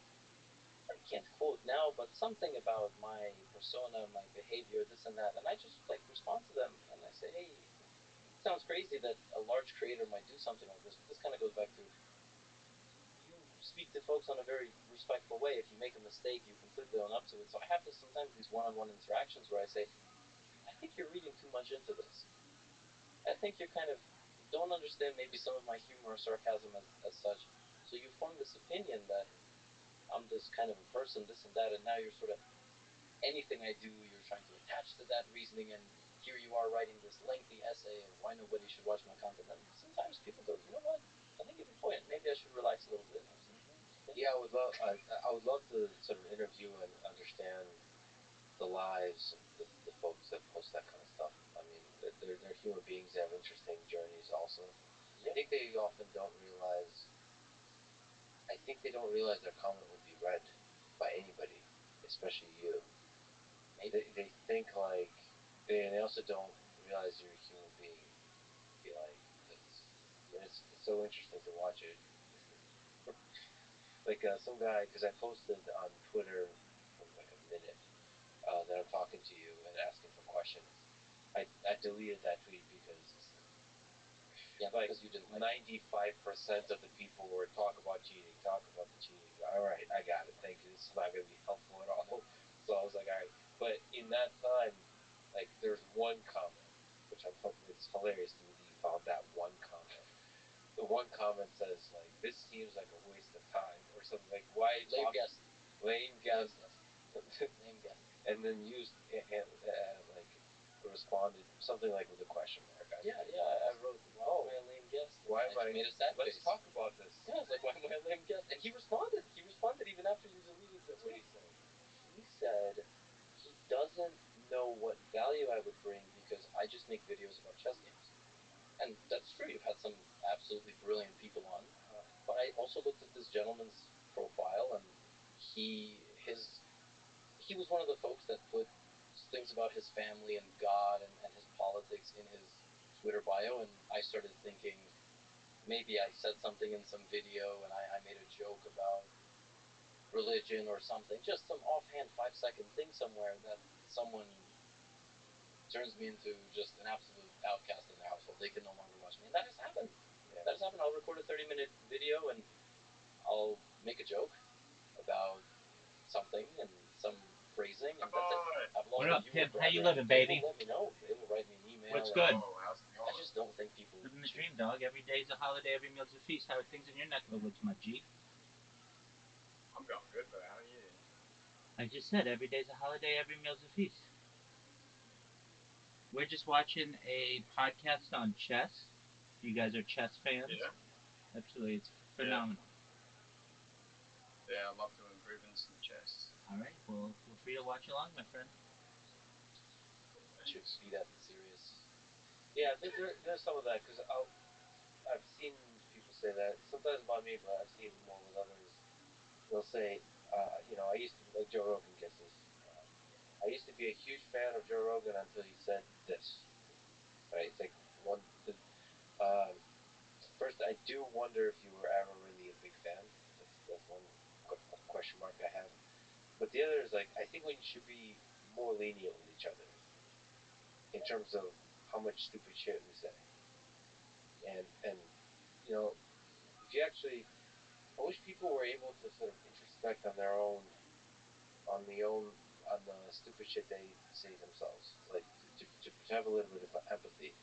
Like I wish there was a way to read all the emails you've ever written and just to see, or maybe do a search engine for all the stupid shit you've said in emails in the past and like summarize it and to reveal to yourself that like you have bad days, you have good days, you have emotional days, you have stoic days, you have sometimes you have like you take very different political views than you do on other days, and it's like it's all over the place. And if you're a creator, if you're putting stuff out all the time, you're gonna have those, and you're still a full like complex bag of emotions and thoughts and ideas and contradictions and all of that.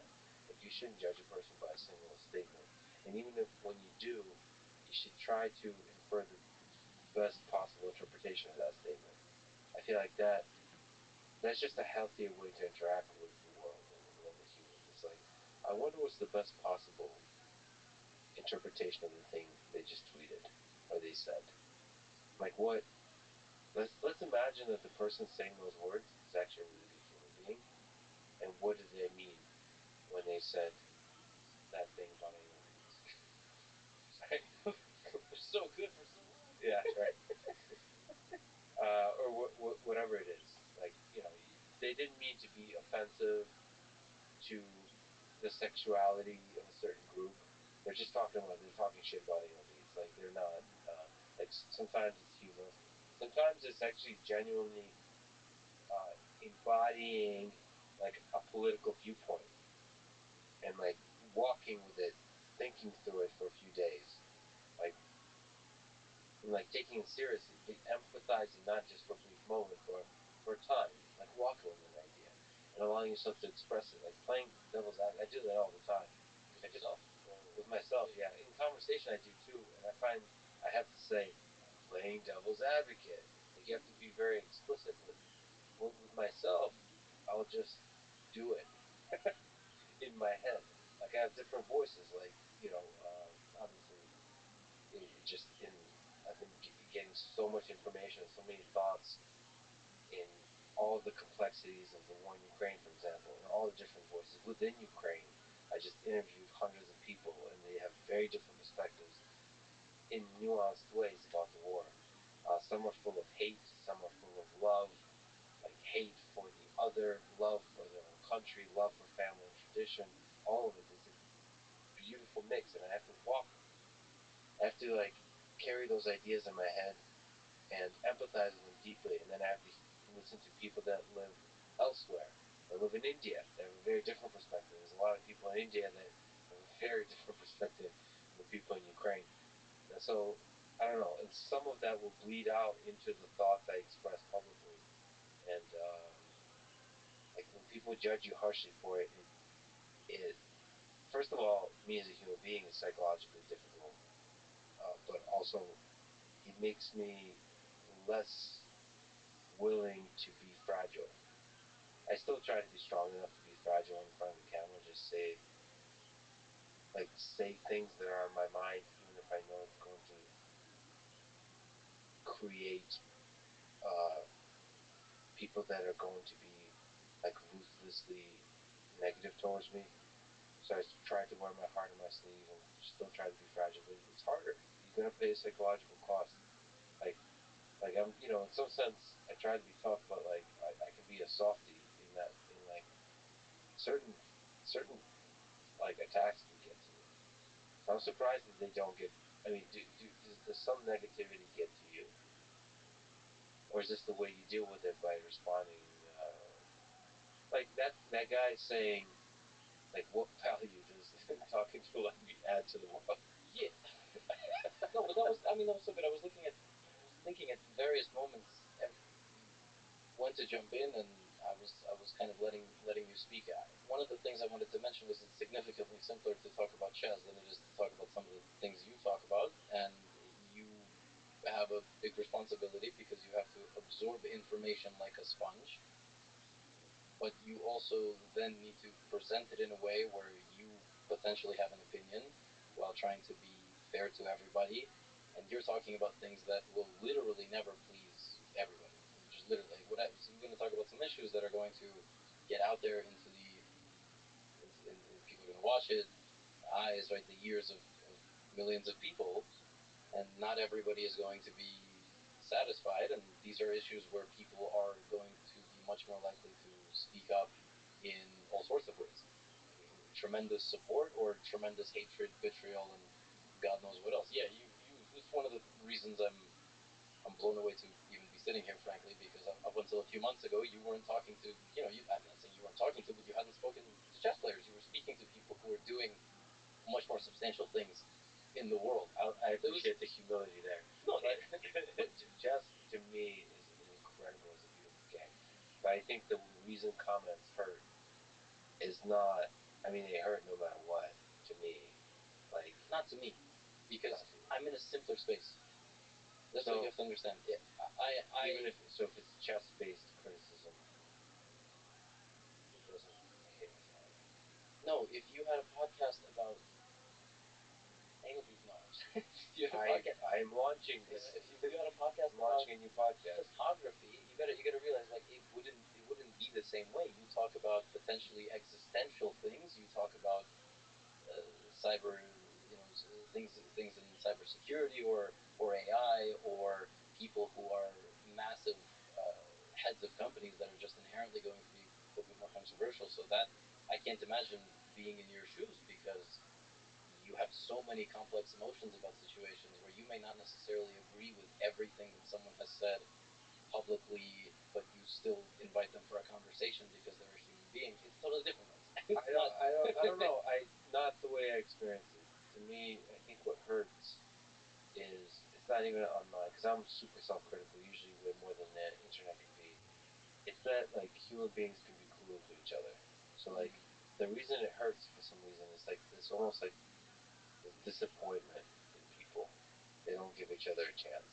So in that sense, the negativity doesn't have to be about Ukraine or geopolitics. It could be about the silliest of things. I think.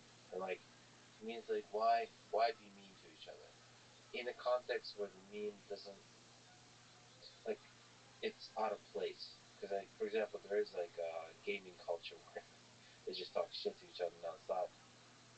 I think it's more acceptable there. It seems to fit. It seems to be funnier there.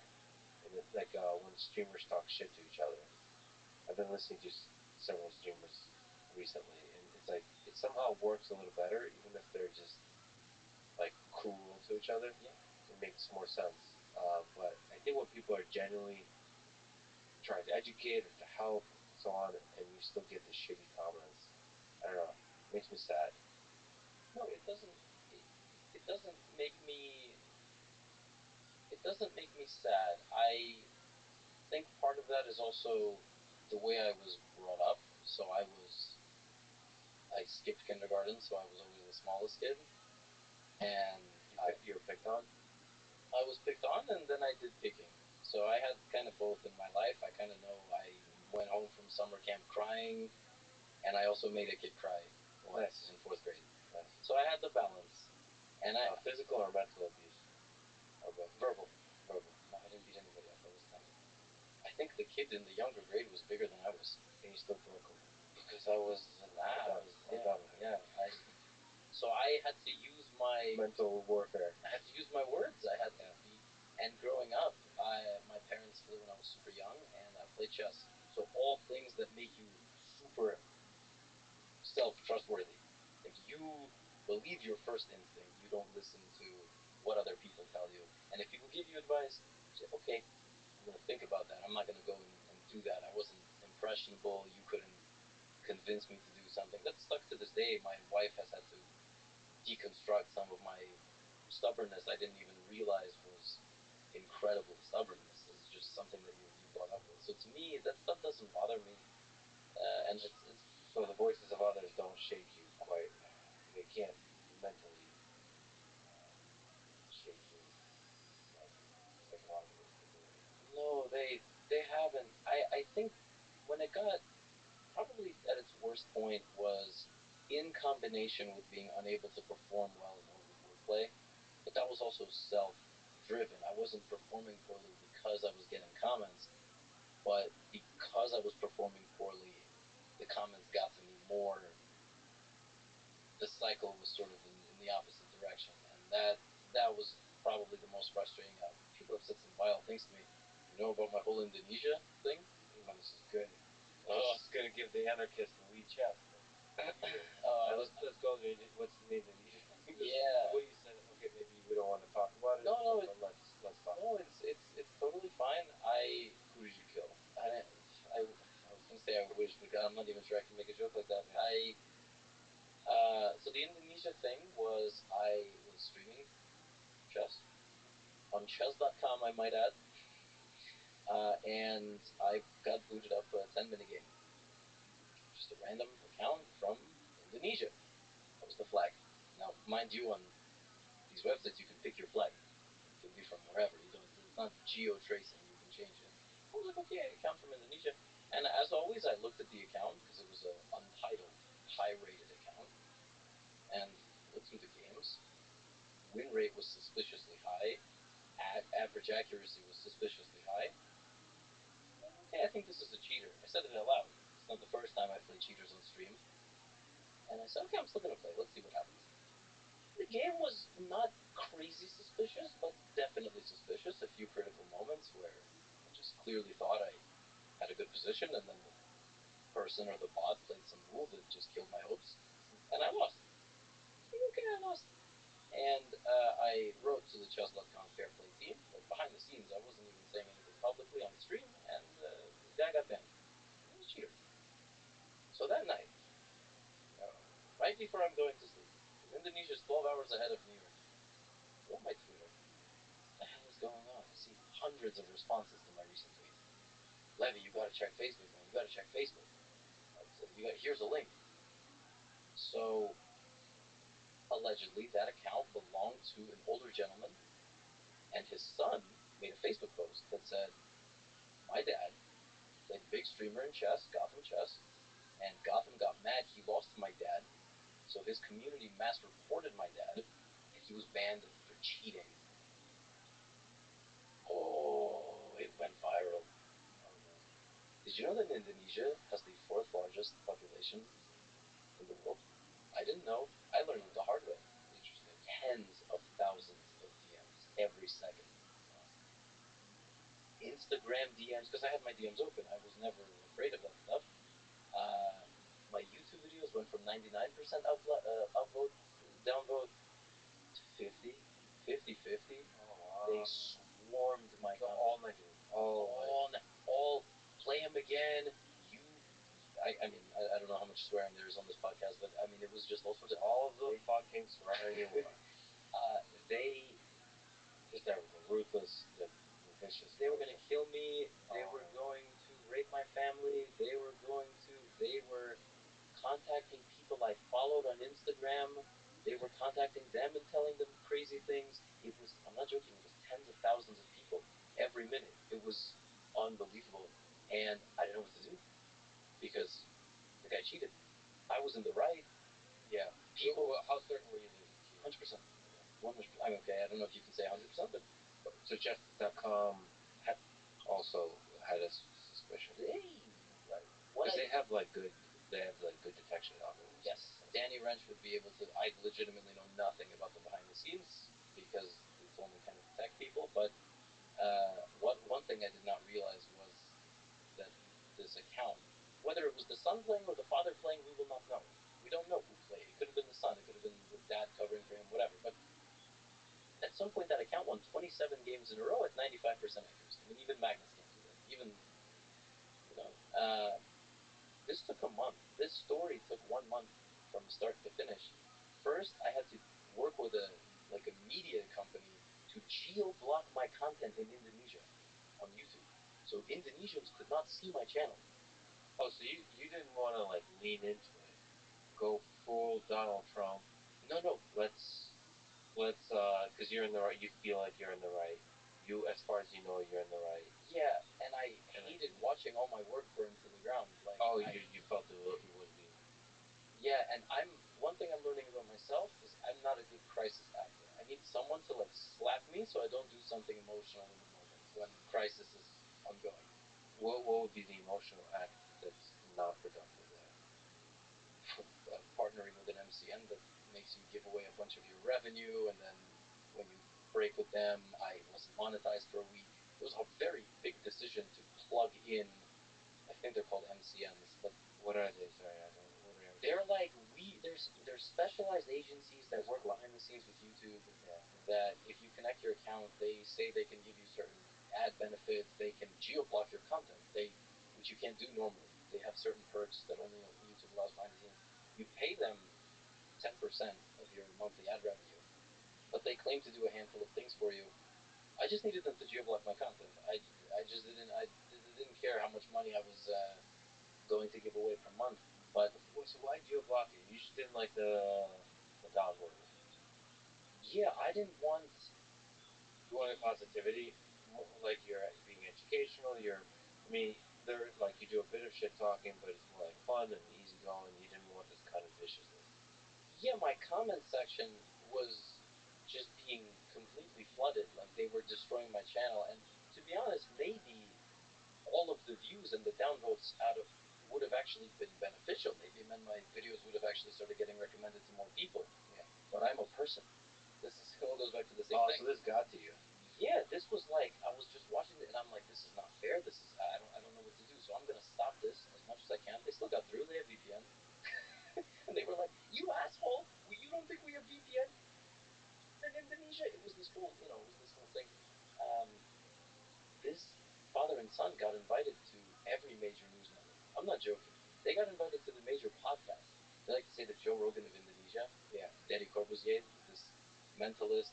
He's a bald guy, very fun guy. He had them. That's when the Indonesian Chess Federation stepped in. The thing is, nobody who was harassing me knows anything about chess. They just saw the story. And long story short, they brought in a sponsor. The guy played one of the strongest chess players in the country, who also happens to be a woman, Irene Sukandar. She's like 2400 international master. She crushed him because his actual playing strength is 1300, 1400, something like that. He still got paid because there was a winning prize fund and a losing prize fund. We never heard from him again. That was the whole story. So that was why I had to shut down all of my social media to DMs and DM requests and even notifications. Like I don't get notifications unless it's someone I follow. But see, stuff like that doesn't often get resolved in this kind of clear way. No, it doesn't. Could have been. So you got lucky there that there's a conclusion to this. Yeah, somebody got views, somebody got money. Uh, I never got many apologies. What did you learn from that experience about yourself, about the internet? I think first and foremost, I learned that every moment you are live or broadcasting can be completely blown out of proportion. You have to be real careful. And I can't actively think about that, unfortunately, even when I'm streaming. I've had other instances where things come back to bite. I've even had these moments live on stream. I feel like I said something too sarcastically to somebody, and I don't know how their day is going. It might ruin their whole day. God knows what. You have these moments of regret where you want your personality to shine through and you want to entertain. But you start thinking at what cost? If I make a joke to a viewer that suddenly the whole chat is laughing at them, what if that puts them in a deep, dark place? And again, it all comes back to this one-on-one thing for me because I'm a human. I would hate to put another person into that situation. If I would much rather get a drink with somebody than but it's all kind of part of this act, and you want to make jokes. And I also learned I'm a horrible crisis actor, so I have no patience. But I think that's normal in 2022. Everything is immediate. You can barely sit, think, let time go by. It makes me sad because I think that kind of stuff can destroy good people. That's what makes me sad. Yeah, well, one of the things we discussed just here before recording, which I'm also I've talked about this on stream. I'm very open with this type of stuff. Is over the I think for me a lot of that comes down to just a lack of control of the narrative. That phrase is kind of messy. It can be used for political stuff, but I hate when I say things and they get completely misconstrued or they are completely misinterpreted, and I can't imagine being in your shoes because again I do chess. You cannot really you can clip me saying something about a chess game out of context and it's hilarious. It's dumb. It's nothing. It's not an attack on me or something that I said. It's not an attack on kind of more similarly to what you were describing. You don't say stuff like that like ridiculous. You don't say ridiculous shit about yourself. Oh, I like do. That. I do. And you don't feel like that could be made. Isn't this the same guy that said X? Maybe I either haven't said enough of those things or there's no moments. I don't have 3 4 hour open conversations with other humans, and I'm pretty sure if I did, there would be more of that stuff out there. But that's probably what it is. It's just a lack of being able to kind of control what is actually reality, and that is very frustrating. And yeah, you're right. I mean, there is a sense that there's not enough motivation for people to attack you. You're ultimately adding a lot of positive stuff to the world. And when you get into more political topics, there's people there who are hurting, who have a lot of anger in their hearts, and they want to direct it towards you. So then they need ammunition, and ammunition comes in the way of like clips from the past. So I'm sure that I'm pretty sure you already have clips like that. It's just there's not people that really have anger to direct towards you. Ultimately, you're adding a lot of good stuff to the world. So, yeah, but it's man the viciousness of human beings under the veil of anonymity at scale can be really painful. So that I guess that's the curse, the challenge of being a creator on YouTube and so on Twitch. When you talked about retiring, I think you tweeted about retiring from chess. The video, yeah, I tweeted. It's my values of the world. The tweet or the video? Just both. Yeah. I'm retiring from all competitive chess events. My preparation is outmatched. My calculation skills are too flawed. And most importantly, my anxiety is beyond repair. I physically and emotionally cannot do it anymore. Yeah. What was the hardest thing? What was the hardest thing about competing? Like, can you elaborate on that? Yeah, I think it's separated into phases of my life.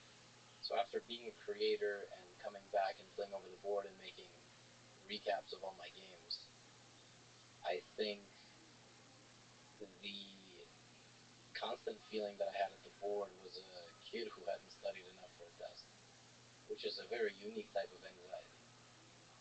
And during the game, it was just self-hatred. Like, good moves did not feel as good as how bad moves felt and bad moments. And underneath that, you're saying there's a sense that I did not prepare well enough. Unquestionably. So I'm an international master, but there's international masters now who are 11. I got the title when I was 22, which is late. It might not sound like it's late, but it's really late. And I quit chess multiple times when I was a teenager. If I hadn't, one of my parents was like, "Sit down. This is the only thing that you're good at. Focus on it." Yeah, maybe I would have been grandmaster, but that's life, right? And I would come back to chess at various points in my life when I felt more mature, I felt more ready, and I felt more motivated. It was all me. I had one coach when I was maybe about 10. I never listened to the guy. Great guy. He emailed me even recently, just wanting to catch up, which I thought was adorable because I don't even know if he knows that YouTube chess exists. He's in his 70s. He's just like a nice older guy. Yeah. And he would come to my house. We would have dinner. My grandma would make us food. He would tell her that I'm brilliant, but I never work. And I have so much potential. If only I ever worked at all, 1 minute on anything. I just played speed games online, did he speak the truth there? Like, could you have worked more? I could have worked more for sure. Yeah, absolutely. When you listen to Magnus, It seems like he doesn't work either. He works. He might work in different ways, but I think for him it's also obsession. Again, love. It's everything. He might read a book, he doesn't consider it work. It's work. He's getting information in and he's learning something. It might just be easier for him to learn than for me, for example, or for anybody. Just everybody learns and absorbs things differently. So I would come back to chess, and the best run of my life that I had was in 2016, where I basically, while teaching a chess program, scholastic chess program, I told all the parents, hey, so for these 4 months, I want to stop doing private lessons, and I'm going to go travel and play tournaments because I want to become an international master finally. I'm 20 years old. This is in 2016. Can you help me raise some money? These are all managing directors. These are lawyers. These are 7-figure, 8-figure households. And they contributed, and I kept a blog, and then I worked just 6 hours, 7 hours every day, like studying all the opening trends, all of the new ideas, reading the books, analyzing my own games, playing my own speed games and analyzing them, training every day. And that year I went from 2240 over the board to 2404 with two of the three norms, as they call them, which are basically tournament performances. You perform at a certain level, not too complicated. So I got almost everything I needed to be an IM. But I just slipped up at the very end, and 2017 I didn't play chess, but in 2018 I came back once again with a vengeance. I started playing in the summer once again, and I went up, up, up to my peak. But then something interesting happened. My life mission was accomplished. I never wanted or thought I could be a grandmaster. Yeah. I wanted to be an international master. And the adrenaline dump of hitting the IM title, I just stopped working completely. Just completely stopped working. I couldn't, and the second I started falling, I couldn't stop. And I spent the rest of the summer just tanking. And I said, oh, fuck this. I made my IM. I'm gonna fuck off someplace and whatever. I'll be IM. It doesn't matter. But when I play games online, I mean, I destroy grandmasters all the time. Like dynamically, dynamics in chess are just complex positions with all sorts of calculation, attacking, defending, like very forcing lines. I think it's my best strength. I think I'm easily grandmaster level. So that you have the capacity to be grandmaster. 100%. Like if the work was put in. If the work was put in, and I was not doing my current career, I just trained full time. I think I could do it. Do you have a desire to be grandmaster? Did you have a desire? You said I didn't really want. Like the main goal was international master, which by the way is a really interesting. Just I've talked to Olympic athletes. The crash after the gold medal. It's fascinating. Yeah, I didn't get gold, but for me that was my goal. That was your goal. I mean, it doesn't matter. It's the goal. Yep. It takes a very, very special person to not be destroyed by the gold and continue to dominate. Yeah. It's to continue growing, to continue. I mean, it's hard to. That's why they talk about it's hard to be a champion and defend your championship, or whatever the goal is, to achieve the goal and stick to, like, uh, yeah, It broke me. It broke you. Yeah. So you have the capacity to be a grandmaster. Have you ever thought? By the way, is it still possible for you, or are you fully dedicated now to the love of creating and analyzing this game? I don't think I'm going to do what I do right now forever. So. Well, you're gonna die one day. Right. Just a heads up. Yes. I once cried when I realized that. It was at a funeral. It was very sad. That's another entirely separate rabbit hole to go down. When did this happen? Yeah. Just a couple of years ago. Yeah. It was rough. So you really were able to like that realization really hit you. Like, fuck, this ends. Yeah, I'm the kind of person who I have my active thoughts in my brain of things I have to get done, and the more of those, the better, because my brain will walk me off a cliff, not the physical body. The brain itself will walk off a cliff, spinning in circles. So I try to keep myself as active as possible on tasks I have to do. It's good. I'm busy. It's good. I'm at the scale I am because you can't really rest a whole lot. But yes, that was. I have these moments in my life where I have realizations of past fuck ups or things I really have to do that I've been like really doing poorly, or things like this, massive existential things that just hit me like a bus. There's several things tricky about it. So, because I meditate on death a lot, like in this conversation, I imagine this is the last thing both you and I do. Just we're going to die after this, so you can meditate on that. But then you also have to. I think what hits people really hard is the realization that life moves on. Not only does it just end for you, but most people will be like, they'll, in your case, they'll tweet. It's like, oh, he's so great. There'll be so much outpouring. There'll be outpouring of love and so on for a day, and then it moves on. And you know, new trees grow, new bridges are built, and then eventually human civilization ends or moves over to Mars and so on, and you'll be forgotten completely. That, but that for most people will come right away. Like you get a cancer diagnosis or something like that, and it's like, doesn't anyone else know that I'm going to die? Does anyone else care? Like nobody gives a shit. I mean, they do. I mean, there's love there, but like not in a dramatic way that you would somehow deep inside hope for. That the world would stop because your life is facing this catastrophic event. So, but I think ultimately, what you could channel that realization into appreciation of the current moment, which is the people you love, and sharing love with them as intensely as possible, experiencing every moment as intensely as possible, because eventually there'll be a last moment, and after that there'll be no more moment. That's sort of what I do. Yeah, I try to channel all of that into. Sorry, I don't use these fancy microphones in my. You look uncomfortable. It's not your fault. It's not your fault, Mike. With this microphone? No, with this line of conversation. Oh, I'll play therapist. I don't know if I'm uncomfortable. I don't know if I have a lot to say. Sometimes I just listen.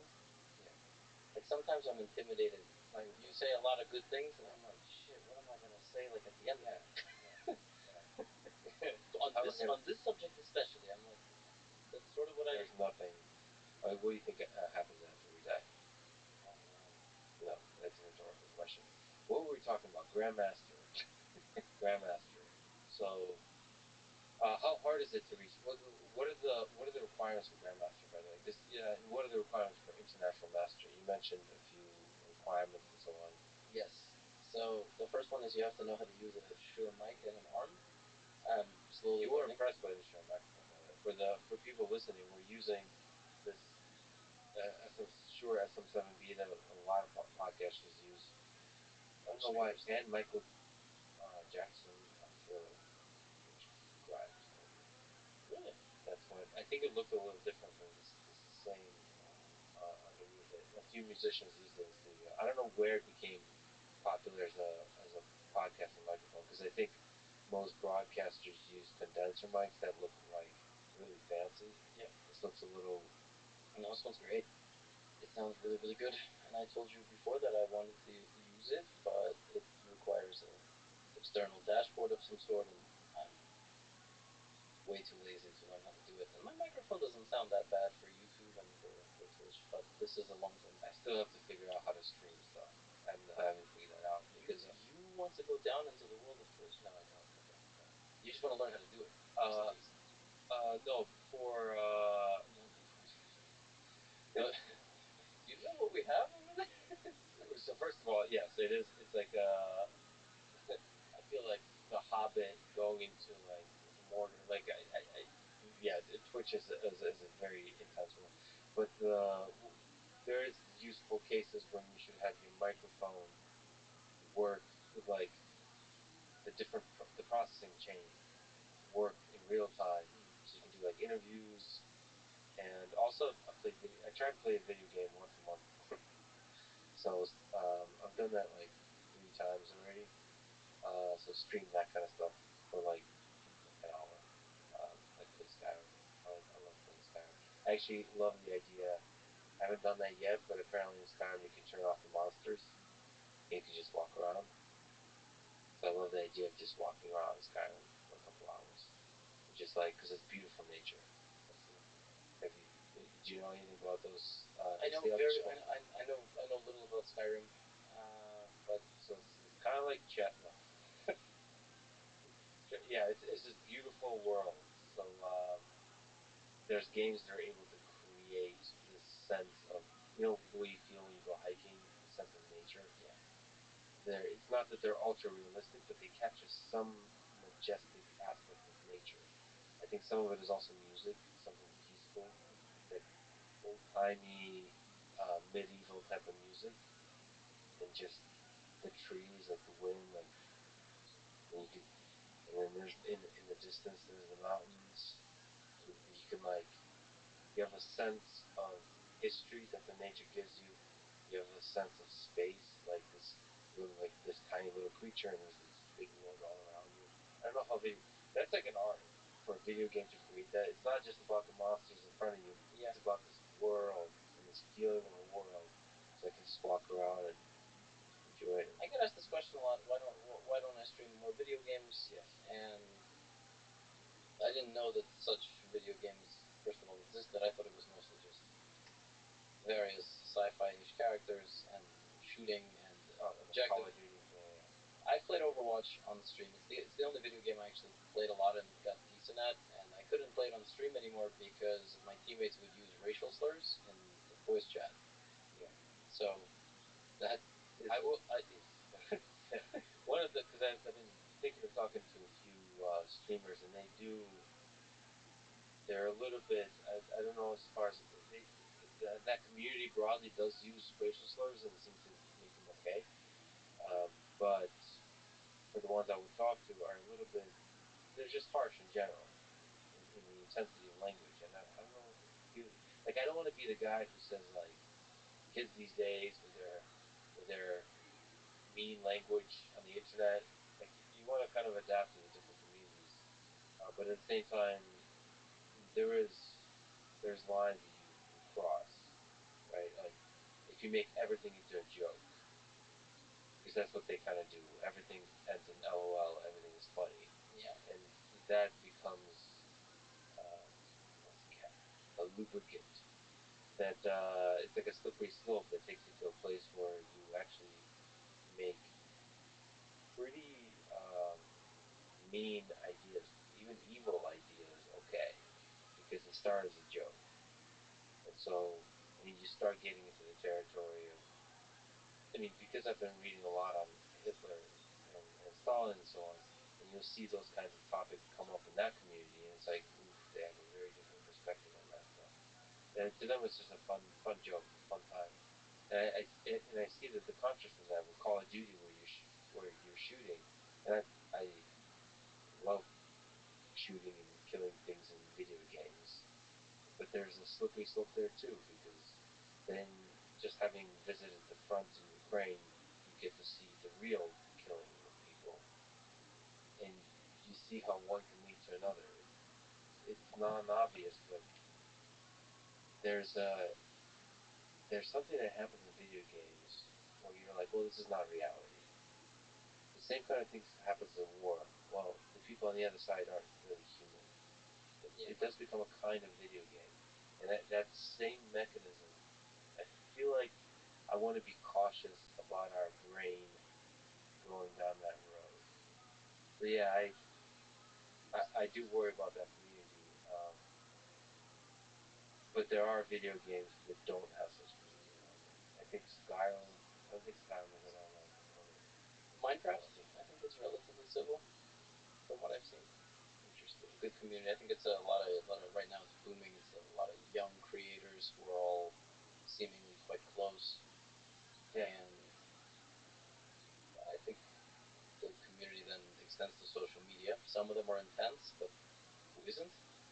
And I think they foster a more or less kind of good group of folks. But no, I completely agree. I think a lot of that stuff, and combined with the anonymity stuff that we mentioned earlier, totally dehumanizes the way people interact with each other, and it's scary. I don't know. Combine that with 2 years of some people barely going outside. Yeah, with COVID, yeah. It's not a good mix. Not a good mix at all. I mean, you'd like to think that folks, it's like in their teenage years, kind of go through those and they mature out of it and stuff. And so they start to realize the weight of their words. That's my hope. But we're all trying to figure that out. How the internet has changed youth, like easy access to porn, easy access to like some dark communities, yeah, where dark ideas breed. I don't know, but then again, I trust in the goodness and the intelligence of people at the end of the day, and I think kids will. Now I sound like an old man, but it's good for kids to play with different ideas, and then they grow out of it, hopefully. But then you have to have parents, a good school, and like good friends that kind of call them out on their bullshit. You need that. If you're stuck inside, under anonymity, maybe you don't have some of those signals. Kids these days with the internet. I had to go through this. It's kind of what I mentioned. So I didn't have two divorced. My parents were divorced. I didn't have two households. I had three. So I had.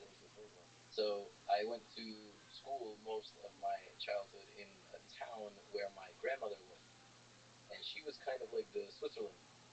So I would be with her, and my mom would come with me there half the week.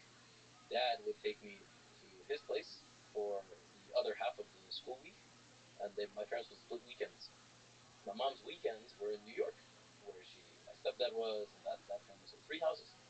The grandma, your dad, Mom and dad. Yeah. Step siblings, there and there. New people, there and there. Extended family, there and there. And also at grandma's, where I would come anytime I had a conflict. And when I was 12 and 13 and being just a total lunatic, emotional manipulator of all folks in my family, and just a teenager rebelling and also having to deal with three different households. And I mean, I carried a backpack, the same backpack, literally, that not physical one, but what's inside of it that I carried uh, when I came here to record the episode and have my stuff in the hotel. A backpack with a laptop, a bunch of clothes, a bunch of other things that I need throughout the week, deodorant, things like that. I mean, of course, you start getting that stuff in all the houses, but that was the way I lived for some of the most important developmental years of my life. And who knows if I had too much of what we're describing, one sprinkle of this too much, one sprinkle of this too much, if I had someone influence me in a negative way. Luckily, I managed to steer clear a lot of it. And yeah, how did you not get into trouble with the internet? Meaning, like, how did you? oh, What was your experience with the internet? so I was having to move a lot, having to have multiple households, just psychologically difficult upbringing. yeah, it was extremely tough. It's hard to speak about it now because I'm in a completely different mental state. I don't even remember some of like those moments, but it's almost like a different person. Yeah, that's exactly how it feels.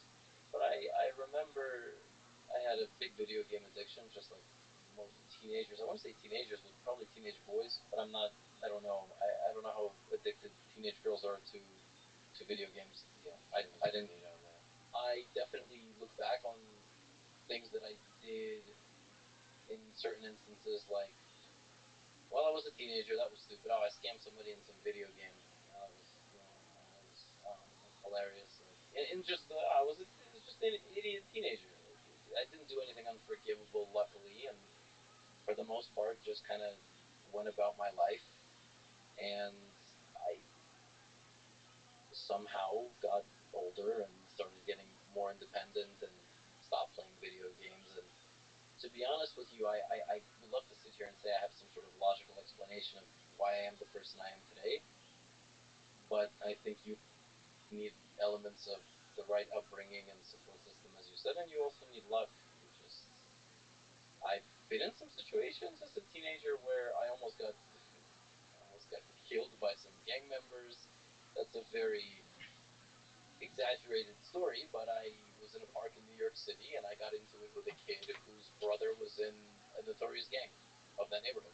And he told me his brother was going to come and kill me, basically, over a stolen basketball. And I was going to fight this kid because I was 14. He stole my basketball. Of course I'm going to fight this kid. This kid was like 12. He had a pierced tongue. Yeah. Like, this wasn't a joke. Yeah. This kid was from a totally different way of life. And his brother did show up. But his brother was a goofy. I was a little teenager. I wasn't a big. Now 14-year-olds are 6 feet tall. Maybe something would have happened to me. but I was a little kid, and it's just like, but looking back at that is crazy because I definitely had some of these moments in New York City more than anywhere else because it's such a good place. But luck, you need some luck. Yeah, it's kind of funny that there's certain moments in life on which the entire trajectory of your life can turn. Yeah, and then there are like in that case, nothing happened. But I most intensely feel this when I get almost run over by a car, kind of thing.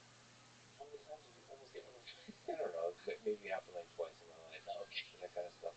Like when somebody runs a red light. Yeah. That happened to me here in Austin.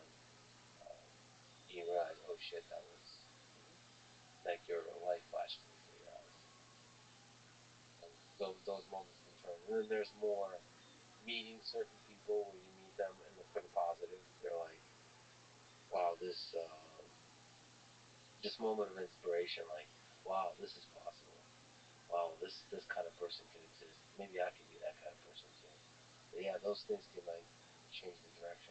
And maybe not. Maybe they just reveal something that was already there. The momentum is always carrying you forward into a thing that you are always going to end up in. Yeah, I wonder about that. Speaking of teens doing stupid things, let's return to the Magnus Hans saga. Yeah. Uh, how did it start? Who is Hans Niemann? Who is Magnus Carlsen? How did it start? There's three games. It started in Miami. Yeah, a good background story is Magnus Carlsen is the arguable greatest player of all time. Very close, I would say, to Garry Kasparov, world number one for now over 10 years. At the top of his game, you think? Like close to the top of his game right now? After the most recent thing, yes. I think he has the uncanny ability of top athletes to absorb the bullshit and show, oh yeah, dad's home now. Yeah. Yeah. Run. I was only trying 70% for that, and I think that's what I really think that's what he showed. I was in awe. If Magnus is playing in a tournament, yes, it's good for views to put him in my YouTube thumbnails and make the video title about him if he does something brilliant. But I was legitimately just blown away. I wasn't even wasn't farming him for content. It was, this is unbelievable what he's doing to people, and he has a point to prove. Hans is I believe he's 19 years old right now. He's an American. I don't know if prodigy is necessarily the right word. Prodigies, you know they're prodigies from very, very young. In chess, you don't become a prodigy at 18. But he was always a good junior player. He was always a very unique character. I met Hans when he was 11, 12 years old.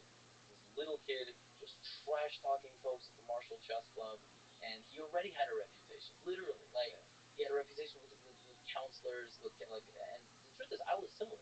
I was kicked out of chess camp by one of the best chess grandmasters of all time, Artur Yusupov. I was in a chess camp when I was 9 years old. I was just an asshole.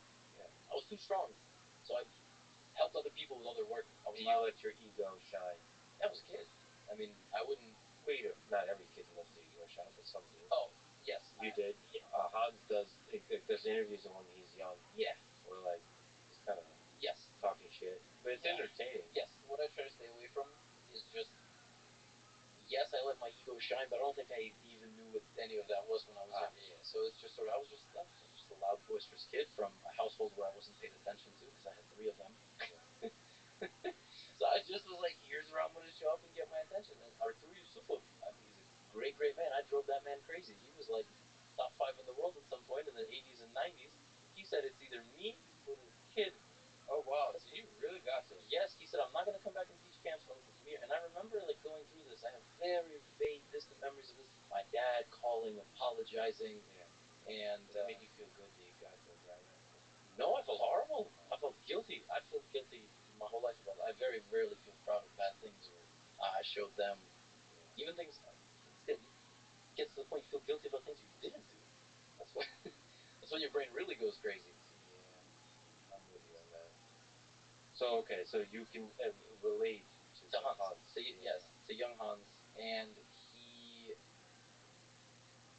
was like in and out of chess. This is what I remember. He was around the rating of 2300, and I remember looking at some of his games in a tournament in Philadelphia, and there was some game that he played, and he didn't know the opening. It was like a London, which is a very popular opening, some theoretical, and I looked at it and I'm like, whoa, he didn't know that. Okay, that's crazy.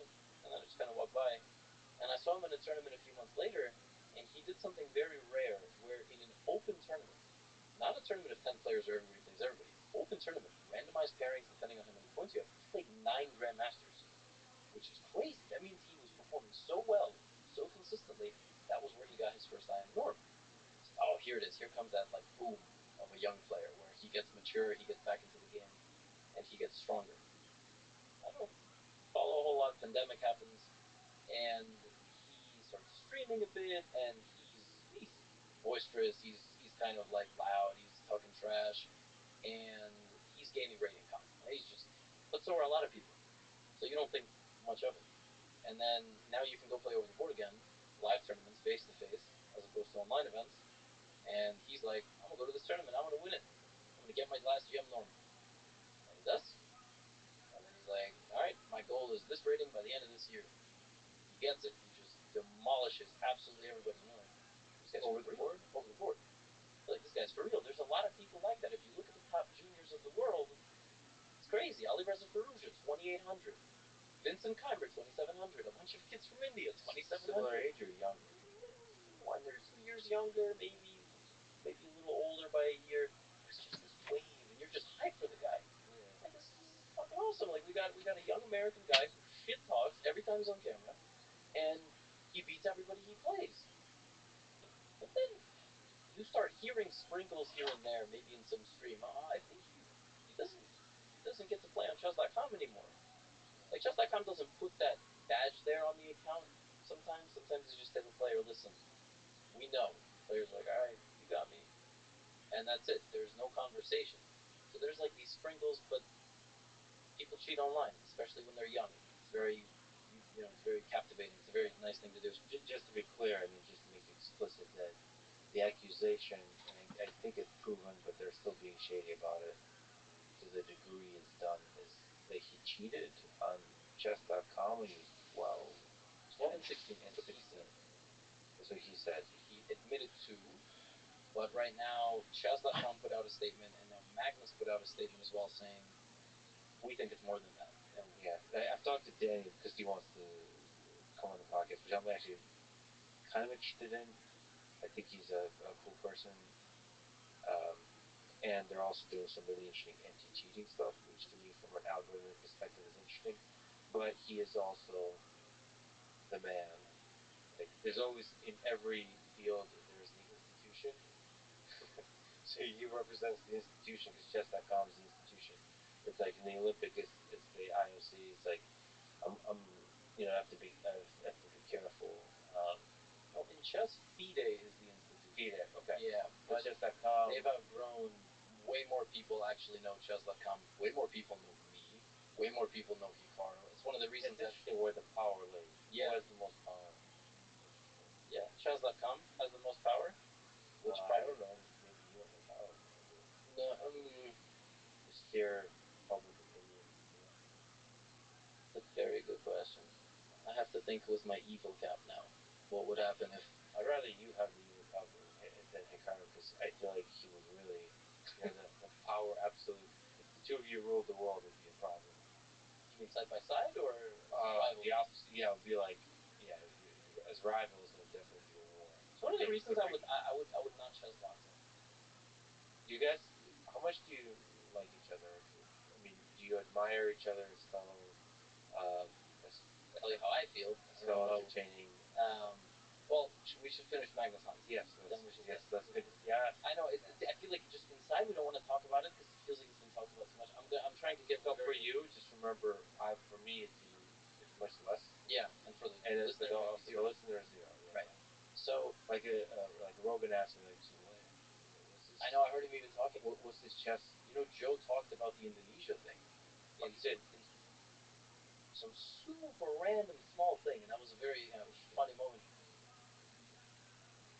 I told him about this drama a few weeks ago, and then he was like, "Yeah, this is interesting. Is the anal beads, is that possible? Is that it?" Yeah, I think it's possible. I don't remember how drunk we were, but so even he's curious. He doesn't really know. But anyway, cheating when he was 12, when he was 16, right. As he said, he admitted yes to cheating online when he was 12 and 16. Yes, but timeline's sake, let's just do it this way. He has a lot of over the board success, but nobody really talks about the online cheating stuff. It's sort of kind of kept low key. A couple hundred people, maybe a couple thousand people, which sounds like a lot, but it's not because there's millions of viewers know about this. It's generally kept kind of low key because historically, if you cheated online as a teenager, you're not cheating over the board. It's not possible. You will get caught. Nobody has ever attempted it. We've had over the board cheaters, but not at the ultra elite level. And so what happens is they play this tournament in Miami, and the first day Hans loses 3-0. This is important because on the very next day, it's not like Hans was destroying everything. The second day of the tournament, he sits down game one versus Magnus in their best of four and destroys him. Like, he destroyed him. Made it look like I was playing in Magnus's shoes. You know, the level difference. It wasn't close. Of course, we can argue it might be because of maybe Magnus knew something ahead of time. There's obviously the psychological element. Not important. Hans leaves. They say, interviewer says, Hans yesterday, by the way, horribly phrased interview question. He goes, Hans, yesterday was terrible for you. And today you start with a masterpiece. What do you have to say? Chess speaks for itself.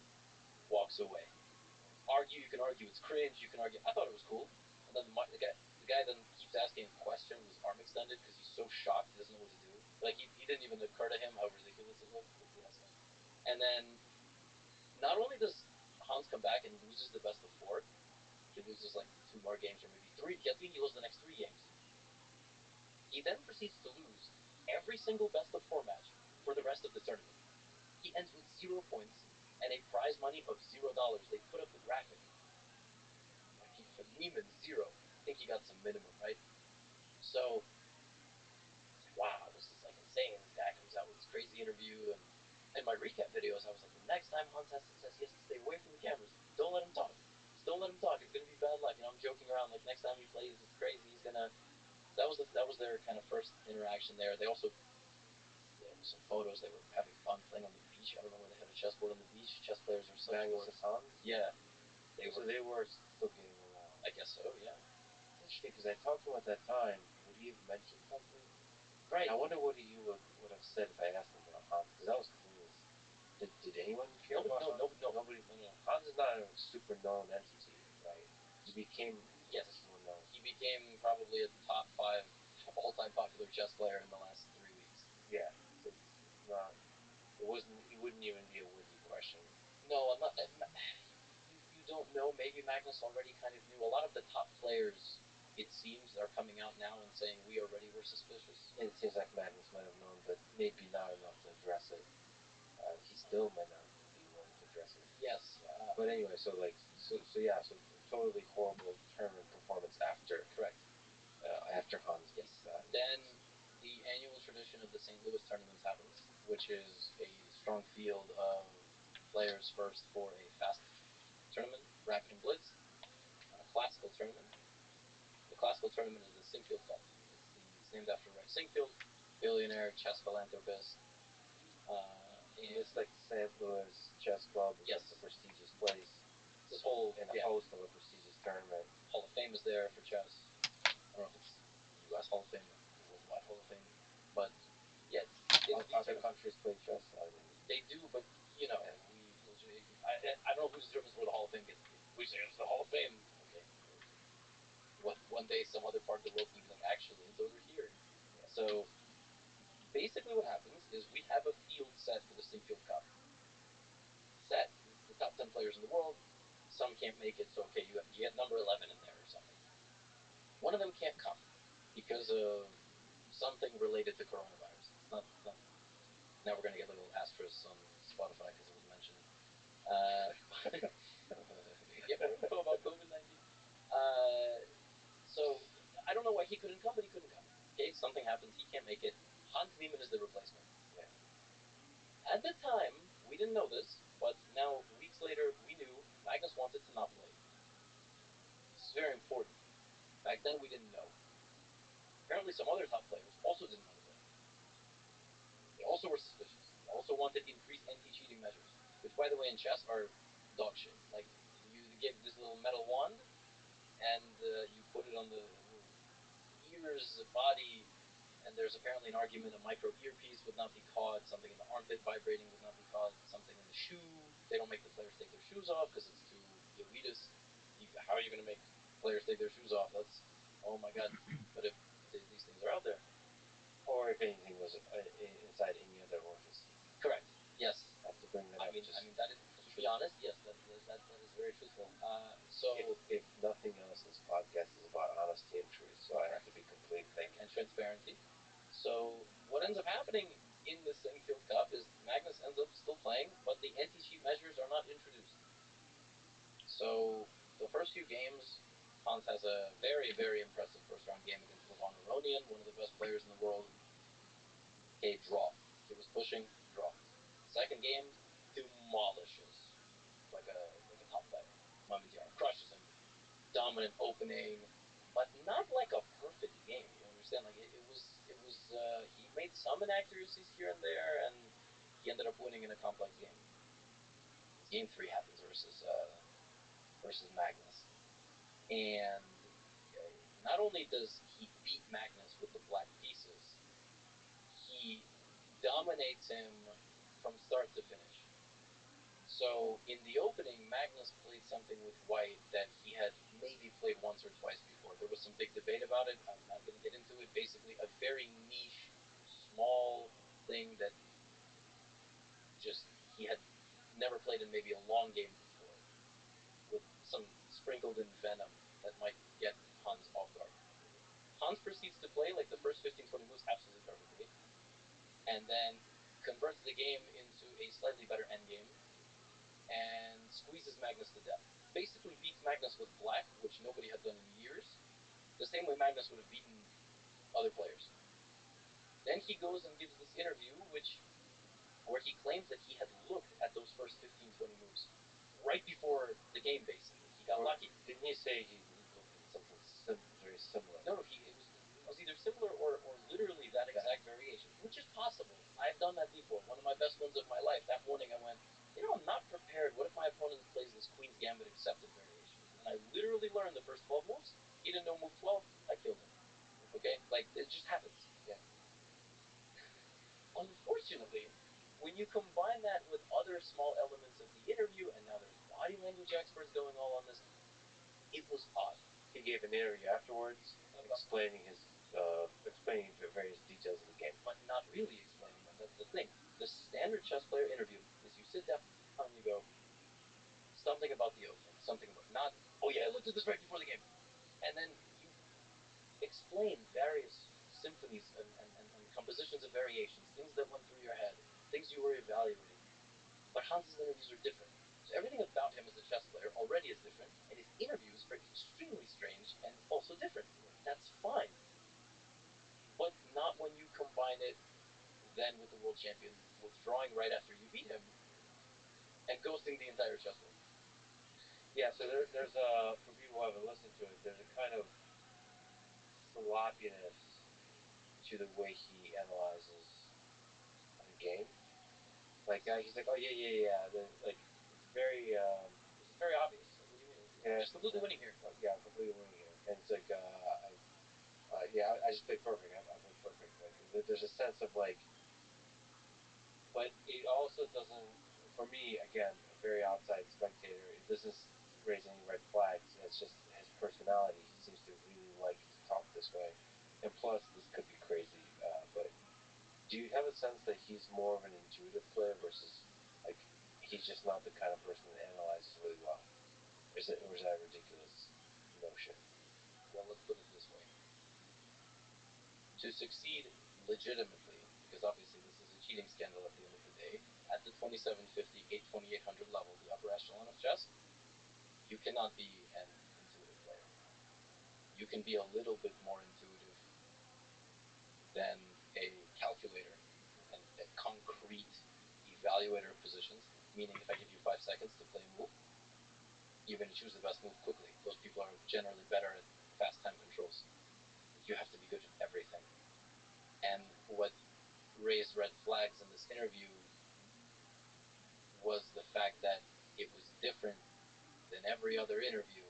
any human being ever gave at that level of chess, particularly after beating Magnus for the first time as a teenager, which is a very small group of people. So that's where it got weird, and the very next day Magnus withdraws from the event.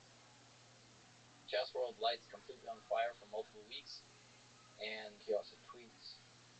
Right. That's the resignation. No.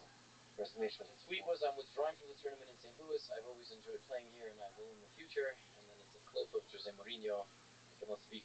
I choose not to speak. If I speak, I'm in big trouble. I don't want to be in big trouble. Yeah. And that sent people nuts. People said it's not even a cheating insinuation, which was one of the theories. Another theory was someone in Team Magnus told Hans what Magnus was looking at, and that's why Hans learned those first 15 moves, which is so fucking stupid, because Magnus knows like 5 people. not in his life, but his team is far. Yeah, it's very close knit group. Right. But to the outsider, that sounds like a very legitimate theory. How else can you explain? Hans said he knew before the game what was going to happen. Magnus senses a mole. He's not. No.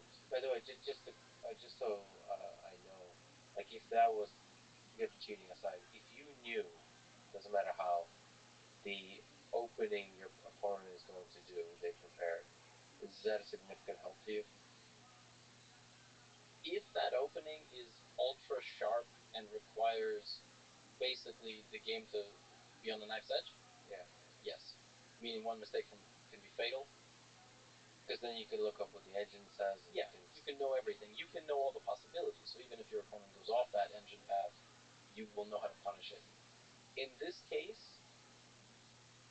what happened basically was Magnus played a line that, if completely optimally punished, would have given Hans a slightly better position. And that's what happened. But then he also demolished him in that later phase of the game. Yes, and then, okay, so Magnus resigns, goes silent, chess world goes crazy. What else is interesting in that period of time? Hans's fourth round game of that tournament, right after beating Magnus, was also just absolutely genius. Just an absolutely brilliant game, which he failed to win. But then after that game, he also gives once again another interview where he's like, "This game was absolutely genius. I was just killing him from start to finish." And like there was a moment he literally says, "Oh yeah, I just gave him a piece, like a full piece, which is a substantial advantage to the other side." And he starts explaining why the position is winning, but in words, not in chess moves, not in specific concrete chess moves, which is the way you're supposed to if you understand the position, right? So now there's this new theory that's being cultivated. The interviews are going to be used as the evidence. And beyond round 4, he just played like a good grandmaster. And he lost 2 or 3 games, maybe 2 games, and he drew the rest. So he didn't win again. He beat the first 2 out of his first 3 games. He beat Mamedyarov, he beat Carlsen. And he also went on the attack himself. That was when he publicly admitted to cheating in an interview that he gave to the St. Louis Chess Club. That's when he said he has never cheated over the board. Then he said, "Chess.com has banned me from the Global Championship, which is what I was invited to play. Privately, they banned me. They didn't even ban me publicly." And then he said, "And Hikaru is on Twitch every day, saying things about me, this and that." And since then, nothing. The tournament finishes somehow. I don't know how we got to the end of the tournament. I really thought that it was going to get called off. But tournament ends. Hans hasn't said anything since then. So has he still said? When's the last time? That was the last tweet that he sent, September 7th. So Hikaru wants to play victim, something like this. They face each other again recently. What was that? They played in the online event of this Meltwater Champions Chess Tour, which is a 16-player tournament where everybody plays everybody first, and after 15 games, the top 8 make a knockout bracket. And Magnus played the game. There was obviously a lot of hype prior for what was going to happen in this game. Magnus plays one move and resigns. Actually, I imagine he didn't want to play one move. I imagine he would have resigned the game as it was starting, but I think some websites don't let you resign before you make one move, because then the game isn't counted. Okay. So I think he didn't want to play at all, but he played one move, and that made it even more epic, I suppose. He resigned, and that was that. Like, so you lose that game counts, right? Oh, game counts. You lose the rating. These online events unfortunately don't count for any sort of rating, but on the tournament, yeah. So he resigns, and then how does the tournament still work out? Is the tournament already over? So he made the 8, because Magnus still made the top 8. It was round 5, or like round 6 or something. So it was halfway through the preliminary stage. Yeah. It affected his standings. But then, after resigning that game, Magnus finished first in the bracket in the preliminaries, and then he won the entire event. There was a chance that they were going to meet in the final, but Hans lost in the first round against the Vietnamese strong player, Le Quang Liam. And then Magnus gave a short interview to the live broadcast where he said he would give a statement at the end of the tournament, and then he did. He gave a statement at the end of the tournament, and now here we are. The only other thing missing from this is the very intense scrutinization of all those over-the-board games that I mentioned earlier that Hans dominated in. So people are now going through all of his games that he played in tournaments, and they're analyzing them with engines, and they're saying he played exceptionally well, and the debate is, was he cheating, or was he way too good already but underrated? Because he could have had incubated knowledge, so he could have not played for a couple of years, was 2700 level, but was playing people who were 24, 2500. Well, over the board, I see. So not just over the board with the top level people like Magnus, but over the board in general. Yes, before he got a chance to play in these super tournaments against the best players in the world, he had to go to Europe. He was the most active chess player in 2021. And he was quite dominant. Yes, I think he played more over the board games than any player in 2021 or 2022. I think it's 2021.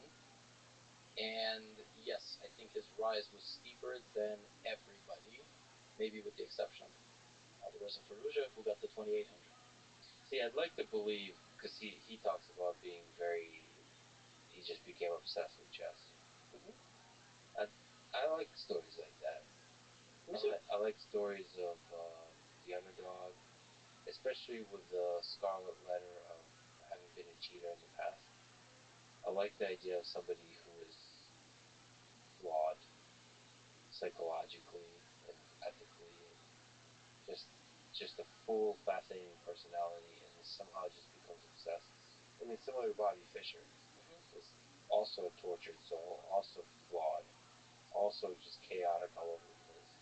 You could see Bobby Fischer being somebody that might cheat when he's 12, right, on online chess, right? Like, if it existed. Yeah, actually, I think in some podcasts, like small chess podcasts, I don't want to.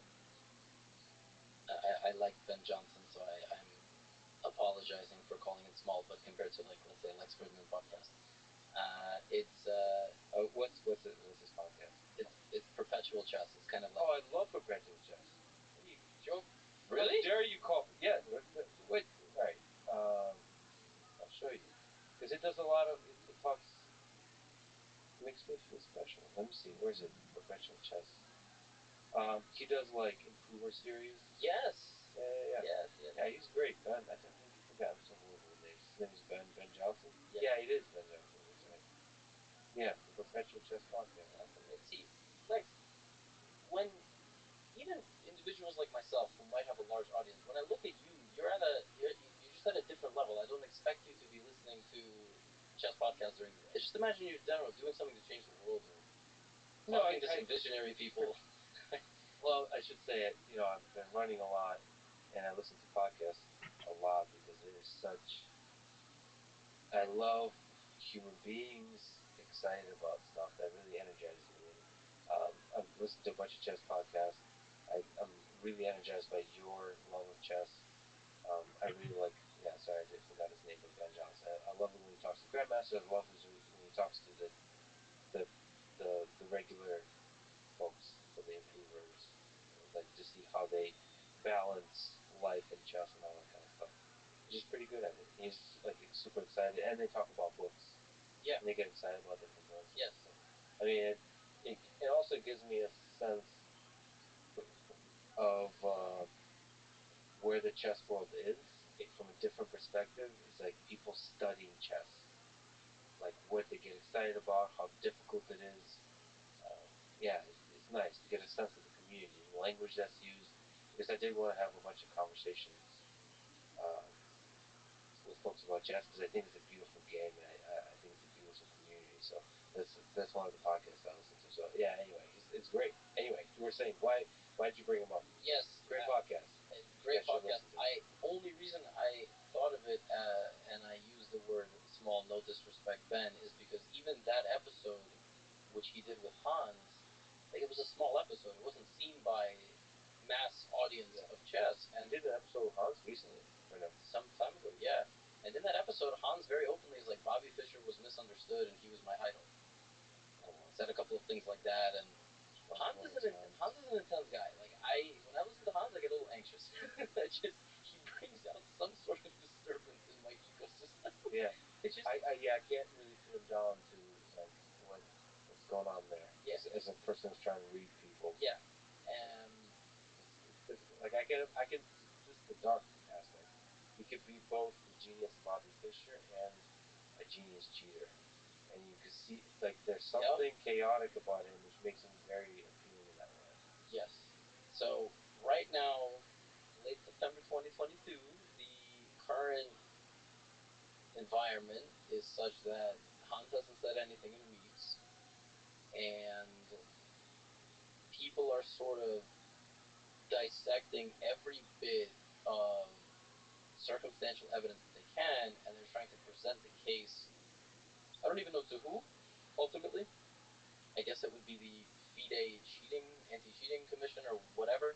It might be to you, essentially. I mean, the people with the platform. It could be to present convincing evidence to where the people are convinced one way or the other.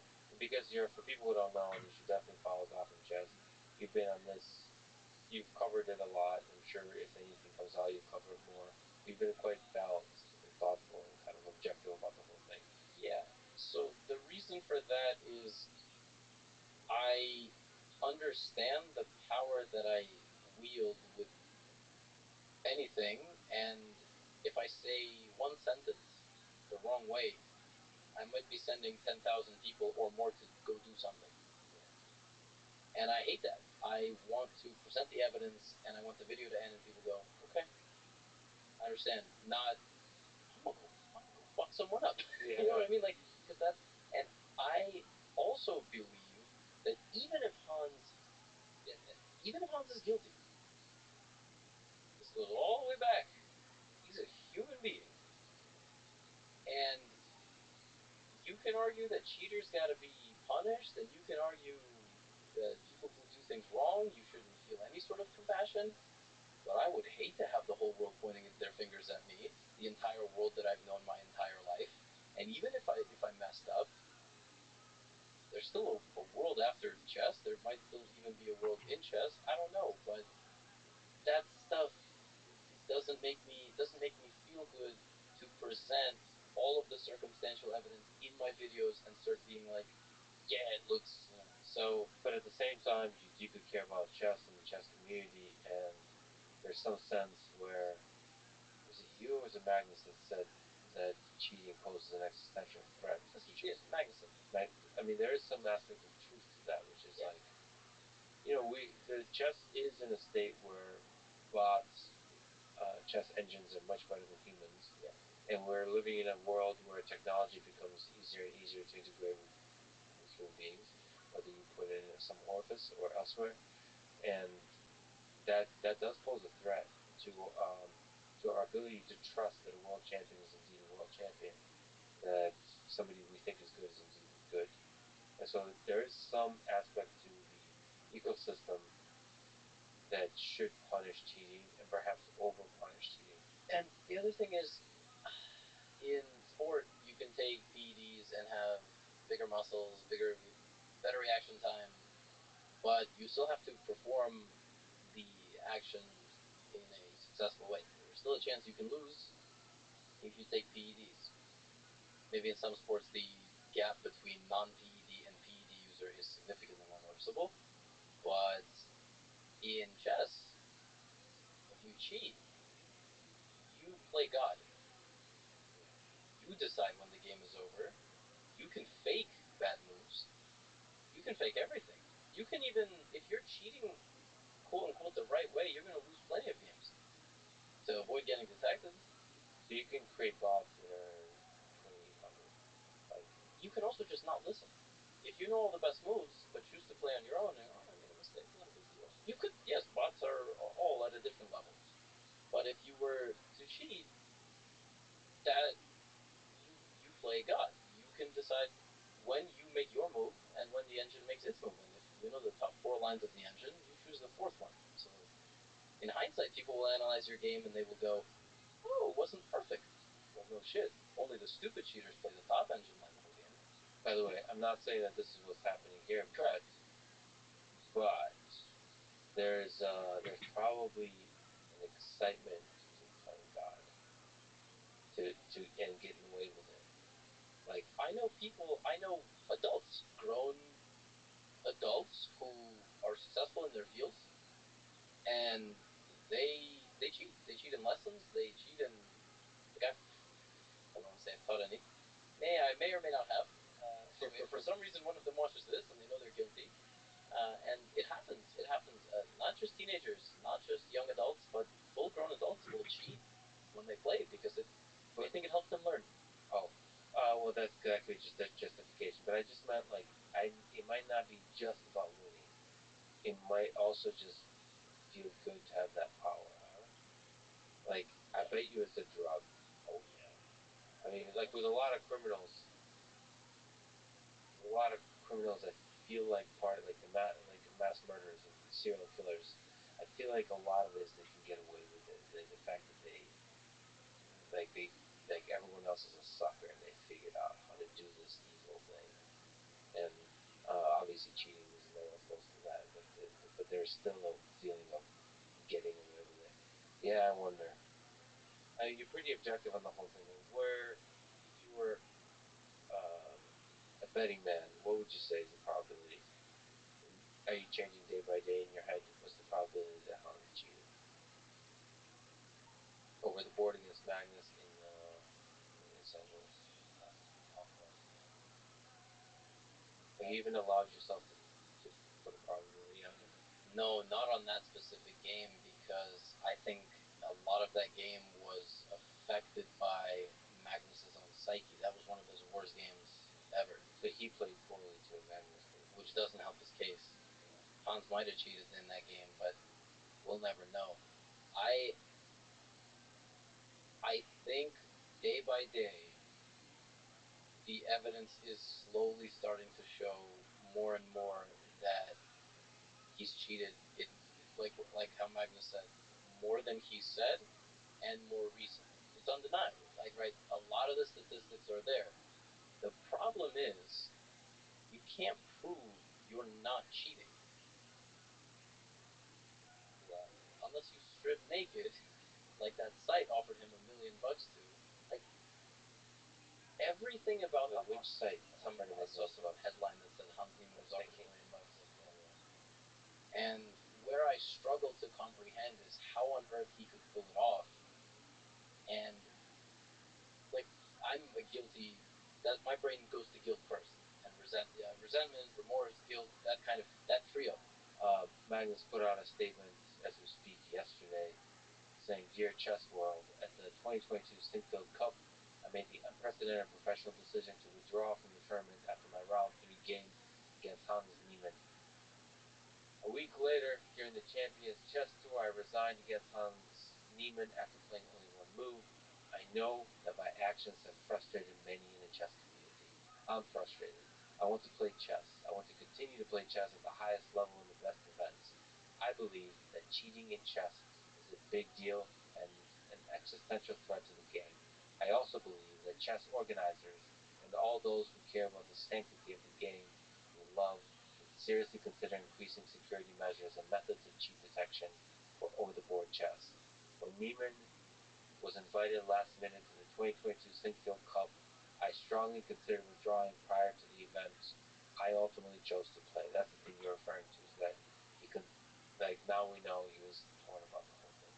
I believe that Neiman has cheated more and more recently than he has publicly admitted. His over-the-board progress has been unusual, and throughout our game in Sinfield Cup, I had the impression that he wasn't tense or even fully concentrating on the game in critical positions, while outplaying me as black in a way I think only a handful of players can do.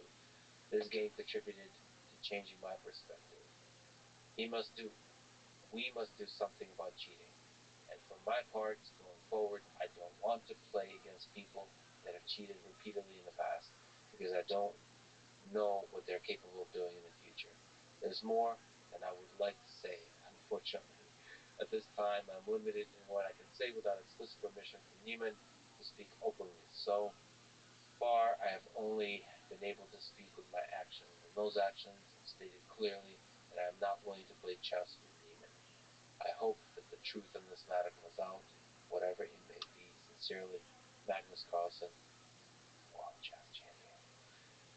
How would you sign off your statement? If I was a world, yeah, No, just say whatever. Lex Fridman will be the title. yeah, I don't know. I think I would not. Even if I was a world champion, I would just say Lex, or make up a title. And I feel like I've really fucked up in life if I have to tweet a statement as an image. That's like when you're a politician and you got caught cheating on your wife, like for many years in a row. Yes. Then I tweet an image. I'm sorry for all the people I've hurt, and the people that believed in me, and whatever else. And then I would sign World Chess Champion. You know, the most, like, the modern way to give a statement, what I thought Magnus was going to do. Yeah. I thought he was going to write, on the recent scandal, or my statement on the past few weeks, tweet longer. What do you mean? So you put a URL. Oh, yeah. So that's for tweets, but it's unlimited characters. It's not 100. I didn't know what that is. Can you explain that? Yeah, so generally when a celebrity has a giant audience on Twitter, they will make their statement on social media and say what it is in a sentence, one line, and then there's a link. Where's the link take you? To a website called Twit Longer. Oh, like tweet longer, Twit Longer, yeah. And that is where they write their statement. That is what I was expecting. When I did this, I haven't seen this before. Well, this is I don't have one off the top of my head, but This is that Kanye, Kim Kardashian breaking up. They would use that. Streamers, musicians, yeah. I don't think politicians use it because that's just really they use the image. Use MySpace and Facebook, right? Yeah. I would probably go. See, I like. I'm not just being biased here just because I have a podcast. I'm a huge fan of podcasts. I feel like I would go on a podcast and talk about it with somebody I trust. So like long form and discuss it. I thought he was going to do that too. In fact, I wanted to write him a message and be like, I can be that guy for you. I have a very strange relationship with Magnus because Good, bad. We've never interacted. I very openly, I don't want to say use him for views, because that is a very crude way of saying it. Yeah. But if you wanted to insult my YouTube channel, that is what you would say. So Magnus is in a lot of videos. Thumbnails or videos. Not clickbaity, but if he's playing in a tournament and he plays a great game, he's going on that fucking thumbnail. Because let's see, he's the number one chess player, very likely the greatest chess player of all time. Right. Plus, he's exciting. And YouTube algorithm loves his name, and people click on it. Oh, do they? The best. Yeah, but I don't know what the chicken or the egg is, but the reason it loves it, the reason people click on it is because he is an exciting personality. He's an exciting chess player. If there's something compelling about him, yeah, he's also he knows how to, in a subtle, dry, with humor way, talk shit with the silences and all of that. Yes, he knows it. He knows the whole game of it. Specifically to Magnus, my relationship with him, we've never interacted, and throughout the last couple of years, he generally has interacted with Hikaru as a competitor. He has done some collabs with the Politezes. He obviously has talked to Ludwig, who's a very, very big streamer, and part of me regrets the fact that when I was smaller as a YouTuber and a Twitch streamer, I'm sure I used to make jokes or some tweets at Magnus. Like when Magnus would tweet something, I would try to respond so I could be the top reply because that was my social media. I literally think I once responded to a Magnus tweet and saying responding for engagement because it was some like it wasn't some controversial tweet. Yes, it was just something funny. And I went, haha, responding for engagement. Because I was just being a little bit of an idiot, and I knew that if it got enough likes, it would be at the top, and people would see me, my brand, and just get to know me. This is the type of. Please don't use the word brand, but yes. Yes. But yeah, no, and your worry is that he wouldn't take you seriously. He wouldn't take me seriously, and if I was one of the best of all time, and I saw some dude on YouTube just kind of being a moron, and I'm all over his thumbnails, I can imagine he has a very legitimate case. I appreciate your humility and self-critical nature, but one of the realities with people like him is he wouldn't hold a grudge or not treat you seriously. I'm pretty sure he's a fan. He's a big supporter. He doesn't watch YouTube videos. I can imagine. Kind. I barely watch YouTube videos. I think of chess. Like yes. He might watch like more fun chess adjacent stuff, but he just doesn't. It's not for him. So I'm pretty sure he knows of you and likes you, and your commenting on stuff has zero effect on his belief. Which it's funny that's something you think about. Yeah, you're perfect. You're well respected. Like a lot of people mention you as a person who's like, okay, this person's legit, which is an important thing. It's not just an entertainer. It's not just a shit talker and so on. This person is a great educator, a great fan and student of chess, a great player himself, so all of those components. And so yeah, you're definitely a good person. And on this particular aspect, have been very objective. I understand that I'm nowhere near perfect. I'm not a different person on camera or off camera. I will say it like it is. Maybe on Twitch, you gotta dig in the mud there a little bit more, a lot more sarcastic, a lot more brash and whatnot. But you meet me in a taco place, and I'll talk with you the same way I might if it was a video. Just that you may not consider me just a random guy at a taco place. And that's why I think about this stuff with specific to Magnus, and it's one of the reasons I don't reach out to him directly ever. I never have, never DM'd him on Instagram hoping for a response, never. I've never even reached out to anyone on his team trying to get a conversation very candid with him, which I think it would be. I even barely reached out to guys in the top 10, like top 15. Only recently started pushing myself more to do that. And I, even in my intro messages to them, preemptively say something like, you might think I'm some idiot, you might not be totally wrong. Yes. But, like, I think this would be a good conversation and give it a shot. And I've been surprised. I've been ignored by a few, but some said, oh, I've seen your stuff. And generally a fan, like, no problem. I was actually really blown away. This YouTube channel, Levitov Chess, it's a Russian chess channel, and I think the last name of the guy is the name of the channel is named after Ilya Levitov, who has some sort of managerial role in the Russian Chess Federation. And this channel has interviewed some of the greatest players of all time. They have interviews with the modern best Russian players, and Kasparov, Karpov, Kramnik, you name these guys from Russian chess history. It's unbelievable. I just thought this was a channel of just unbelievably well-respected chess players and legion of fans that were longtime chess fans, and I mentioned them very briefly in a YouTube video, and that little clip went into their next community event, and the founder of the channel went on this 2-minute beautiful description of why he liked me and how he only watched my channel as a beginner and how I have a natural voice and how if I talked about cards I would have 100 million subscribers. Just all this really kind stuff that in my mind I thought was either undeserved or I just never fathomed that. Yeah, I mean, you certainly should not feel as deserved. You should have a humility about that kind of stuff. But I think that is the thing that works over time. It's like reputation spreads, which is like if one person likes you and they tell you to other people, it kind of spreads. And over time, you have one conversation with a top 10, like a super grandmaster, and they say nice things about you, and it just kind of spreads. Because I've been very surprised in all walks of life. Like, this really gets me. This makes me happy, honestly, because like people ask me like how I get guests and so on, and it just seems honestly just be a good person and like a real person and honest. It just kind of spreads the word of mouth. Even coming here, I almost didn't reach out.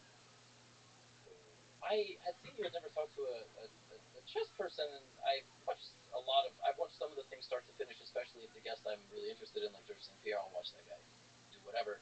Yeah, exactly. I'll watch him do basically anything. Yeah, make an omelet or something. Yeah, I love listening to him. Some of the other things I've listened to as well, and I noticed that neither, well, to me, you obviously and Joe are the two biggest podcasters. I don't know if that's like factual. I don't know if some influencer has some podcasts, but you guys interview folks that I listen to more often than anybody else. And when Magnus came on, I was like, oh, that's amazing. I don't even know how I would reach out to someone like you. It just seems like a limb, like climbing a mountain. And then a couple of days later, and I even in that episode wanted to write, but I didn't know how. Like, do I make a YouTube comment? I don't want that. I'm a little like I'm cloud chasing on the Magnus episode. And then he talks about Teslas, and I said, oh, well, I shouldn't overthink it. Yeah. Like, so I just said, all right, fuck it. I'll just write a comment, and like, yeah, I'd love to have you on. I was shocked. I didn't even. You responded just within a couple hours or something. Yeah, I loved it, man. I mean, it was an honor. It's a good way to connect. I also like on live streams. I'll watch. I try to resist commenting, but I'll watch some even smaller channels. Like I'll get super excited by them and connect in that way. There's an intimacy to that. And YouTube is beautiful. I don't know anything about Twitch. Maybe it's similar, but YouTube has there's an intimacy. Like especially if it's live. I don't know what that is, but if it's live, they're like right there. You can just like reach out and say hello. Yeah, cool. It's like really, I don't know. I'm just happy to live in this time when you can connect with people in that way. There is an intimacy. That's why I love podcasts too. I listen to people, and I feel like they're my friend. It's cool. It's a cool feeling. It makes you feel less lonely in this world. Like you have a lifelong companion, especially like people that do a podcast for many many years. Like you've gone through all the ups and downs of life together. With a creator, with a podcaster, with anything. It's cool. I don't know. It makes it's surprisingly intimate, a one-way friendship. Maybe from introvert, I don't know. There's some negatives that people definitely describe. The word that gets used a lot is parasocial. You think like the viewer will think that the streamer or the YouTuber knows them or owes them something or they have a bigger connection than they do. But yeah, you know what? Actually, sorry to interrupt. I have to look. Maybe you can explain to me. I've heard this term parasocial a lot. I've been meaning to look it up. Might as well look it up while in live Yeah, podcast. Sure. Parasocial interaction (PSI) refers. Is this a new term? Because I have just started hearing it like the last I think it's year. Yeah, So. yeah. Parasocial interaction (PSI) refers to the kind of psychological relationship experienced by an audience in their mediated encounters with performance in the mass media, particularly on television and on online platforms. Viewers or listeners come to consider media personalities as friends, despite having no or limited interaction with. Oh shit, that's a term for a thing I've been referring to. Interesting. The term was coined by Donald Horton and Richard Wall in 1956. Wow. Well, there was like a very limited media, huh? I guess TV and radio and stuff. Yeah. Parasocial interaction and exposure that gamers interested in persona become a parasocial relationship after repeated exposure to the media. Yeah, okay, what's the downside? Bro, what's okay. Oh well, I can tell you the downside. The downside is people thinking they're in relationships with streamers and stalking them. That's the stalking part. But the relationship is like, I mean, okay, you mean like actual relationship, like waking up and saying, "How are you doing?" Like in your head, Yeah, no, but that might be an extension. More like, yeah, getting mad they don't respond to you in anytime you're in the stream or that convincing yourself the other person wants you and you need to go to them, so you need to find where they are. Like, this has happened. Some of the biggest female streamers have reported that they get stalked and harassed for months, and that's born out of this.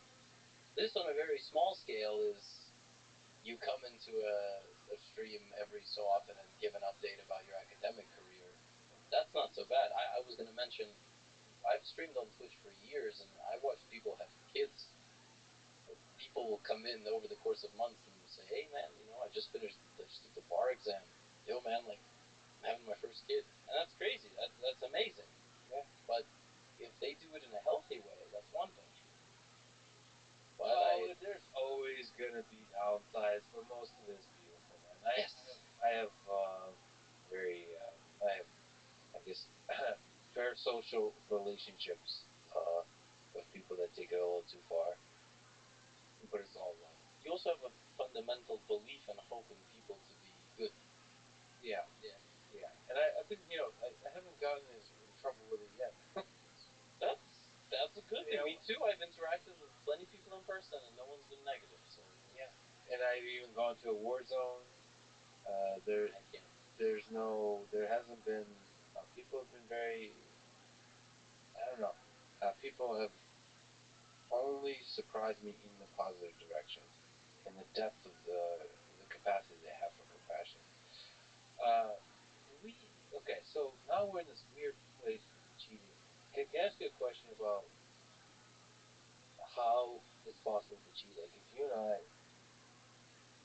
the conversation you're gonna have with Magnus, we're gonna play chess. We'll try to figure out how can you beat him. What are the different ways? Do you think over the board chess? What are the ways you cheat? Yeah, that's where I lose the thread because I don't know. see, that's what I immediately went to. Was like the engineering challenge of cheating. Right. Well, that's because like how you're good at that. I mean, you're not good at creating cheating in over-the-board situations. I'm just saying your brain works differently. I just choose to not even. Like, I can't entertain that. I can come up with some bullshit, but it's not going to be anywhere. Oh, your mind is not like immediately attracted to pulling at that thread of like, how would you fuck with the system? Yeah, my mind stops at, that would have to be a really sophisticated thing, and that's it. It doesn't go any further. My brain every day thinks about the best way to compartmentalize chess into a digestible format and put it out into content. Chess. That's what I think. On the board, chess, not cheating. Yeah, I just think about YouTube. I just think about that. That's currently where my mind is fully focused. I'm also working on like a book. So that's what you're doing. Yes. See, for me, because I've built chess engines that without understanding chess much, as like as anyone does who's interested in AI, you build all kinds of systems that do all kinds of stuff. And chess is just an easy game. Like, it starts with Othello, goes up to chess and Go. It's just a great benchmark, a great place to explore different AI algorithms, from search to machine learning and so on. But to me, cheating is like it's a similar kind of idea as, well, if I make it a board instead of 8x8, it's 10x10. Like, how does it change things? And with cheating, it's almost like expanding the engineering challenge of chess out into the real world. To me, okay, so just allow me. I know cheating is horrible and everything, but Stockfish, AI engine, and human working together in interesting ways. You forget chess. Just machine and human working together to expand the capability of the human is really fascinating. And that's like a beautiful thing to me. Of course, purely for the chess game, it ruins the game. Yeah. But I just like thinking of how AI can interact with the human in ways that it's frictionless. Like like Neuralink brain computer interfaces, the dream of directly connecting the human brain to AI system. The problem in this case is I don't think the human and the AI are interacting together. The AI dominates. The human is just the mechanism that makes the moves. I actually played, if I may, maybe I need your advice on this. I thought, and I told myself I won't do it, and then a friend of mine said, and a couple of friends, and both of them are previous guests on definitely need to do it, which is connect. So I already have for the chess on that I build. Um, this computer vision on the chessboard is able to extract from vision um, the way you do optical character recognition, extract the board. So I was gonna just build that cheating system and demonstrate it with the reason I thought it was interesting. So something we didn't mention is I don't know who started this rumor, but the rumor started that it might have been like anal beads. That Yeah. I don't know who started this, but I do know that Elon magnified it. My username was dead center in that thing that he retweeted, which was hilarious to me.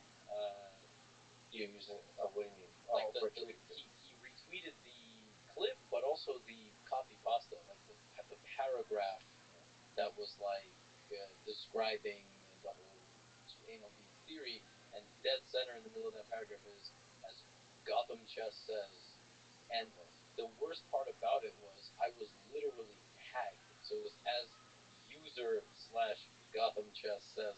So every time that paragraph gets posted on Reddit, I get tagged. It's getting posted a lot.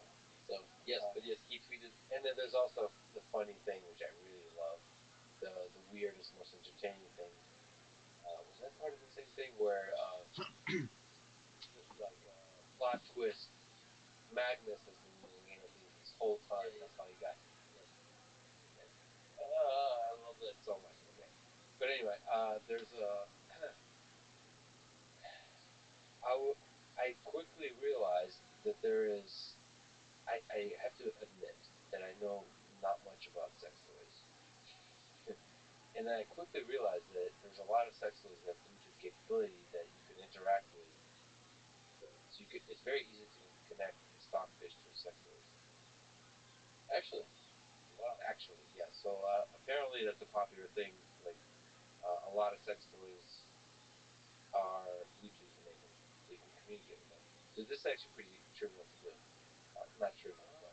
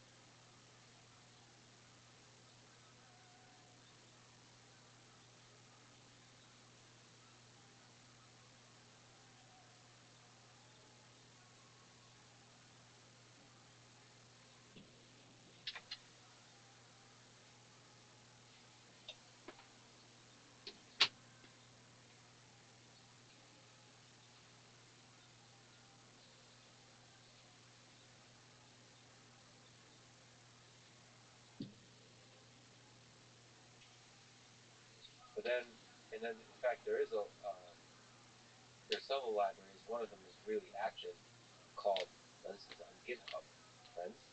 It's in Rust, but I think there's Python wrappers. It's called Butt Plug. It's the name of the library. Uh-huh. that communicates with it supports a bunch of different devices, a bunch of different like vibrators and all that kind of stuff. Then I looked at the kind of vibrators it supports, and they're all like creepy looking. I mean, like it doesn't have I don't know, it felt too dirty, you know. Like there's a line, I was like, it's not good. Because the reason I like that kind of stuff is I like the joke of it that ultimately is somehow educational. Because to me, I really care about AI, and this is a cool little project to do. It's pretty easy to share. Um, yeah, but I was thinking about doing it. At first, I said no. It kind of feels dirty. But then the aforementioned friend said no. You should definitely do it. Um, I like the who's your test subject? No, we wouldn't test on the table. I'm sure that people would sign up, right? I just went on the table, like show the vibration, like you're basically converting. Uh, Now it's not. I'm not obviously a grandmaster, so you have to say everything. I feel like No, you don't. You could say the square. You don't have to say the piece. The No. human will fill in the gap. No, a good human chess player. I can't. Oh, That's okay. that's the point I wanted to make. Is like, for me, I would like to know the actual move I need to make. Yeah. So I need the full information. Right. So I have to convert the bishop c5 whatever to Morse code, which is a lot of vibration. Yes, exactly. But it still works. It's hilarious and fun. So I was thinking about doing it, but because it's pretty easy to do. Um, it would be just like a fun exercise. I love a mix of technical rigor and humor. This is the perfect project for that. Right, exactly. Yeah, this was born, I think, out of user comment in a Twitch stream.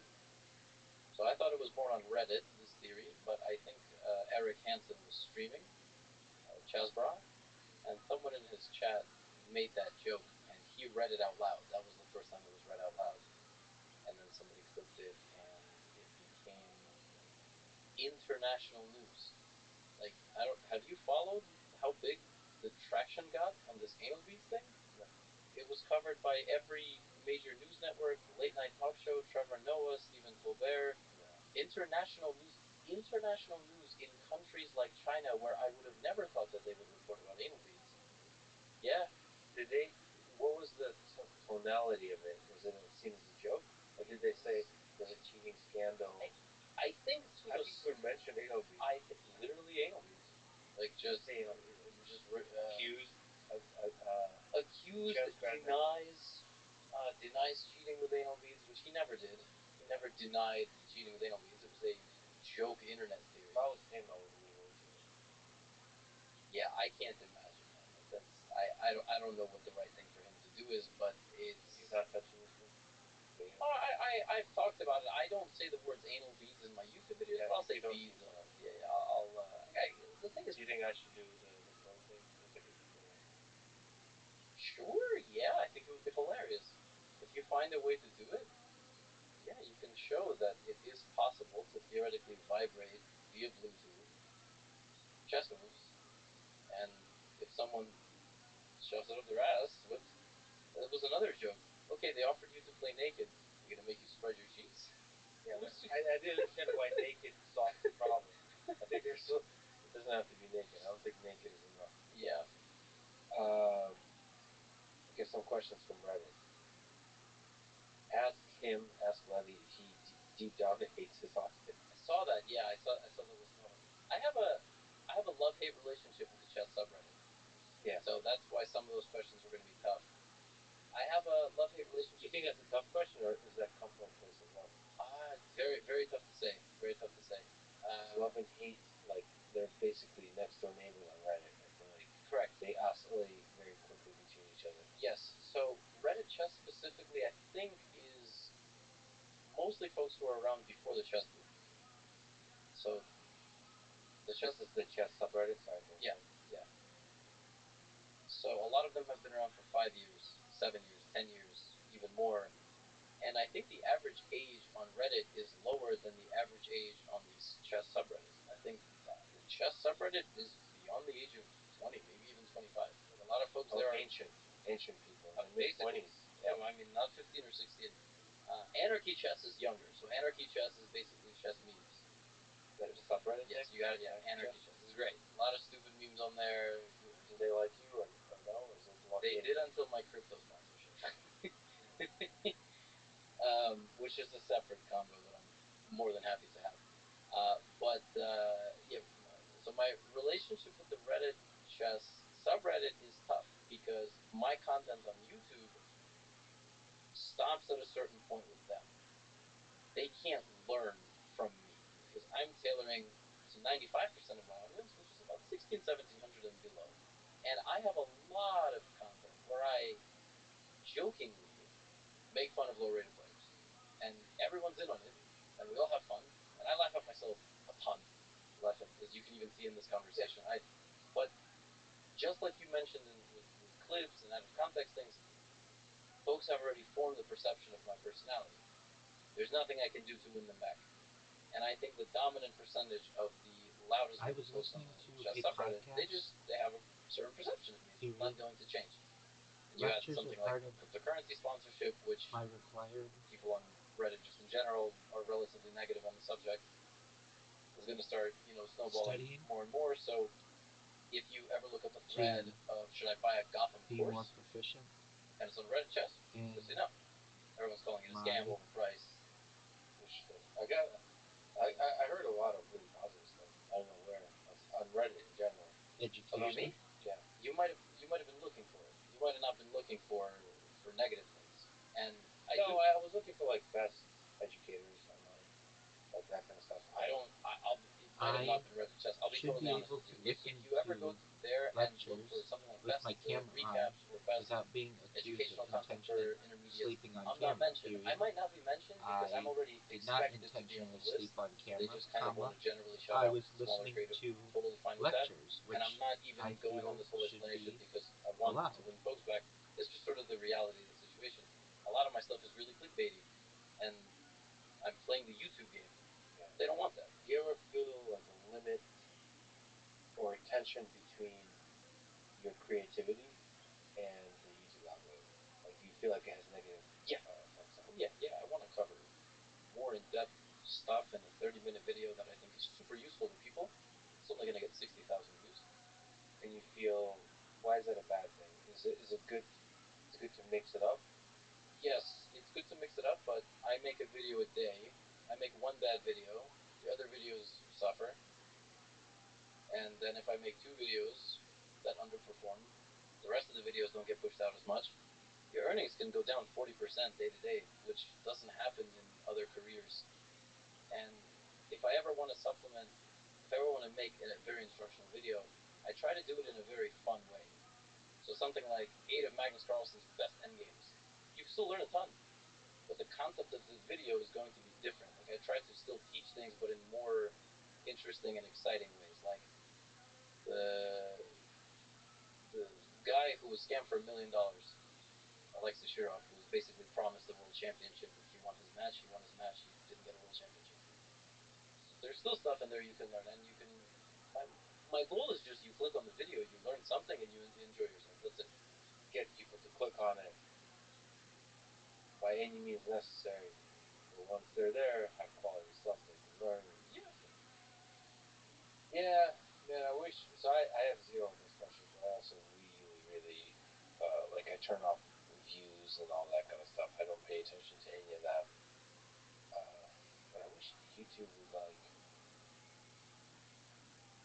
the algorithm would include how good the video is, like, beneficial for people's long-term well-being in the calculation.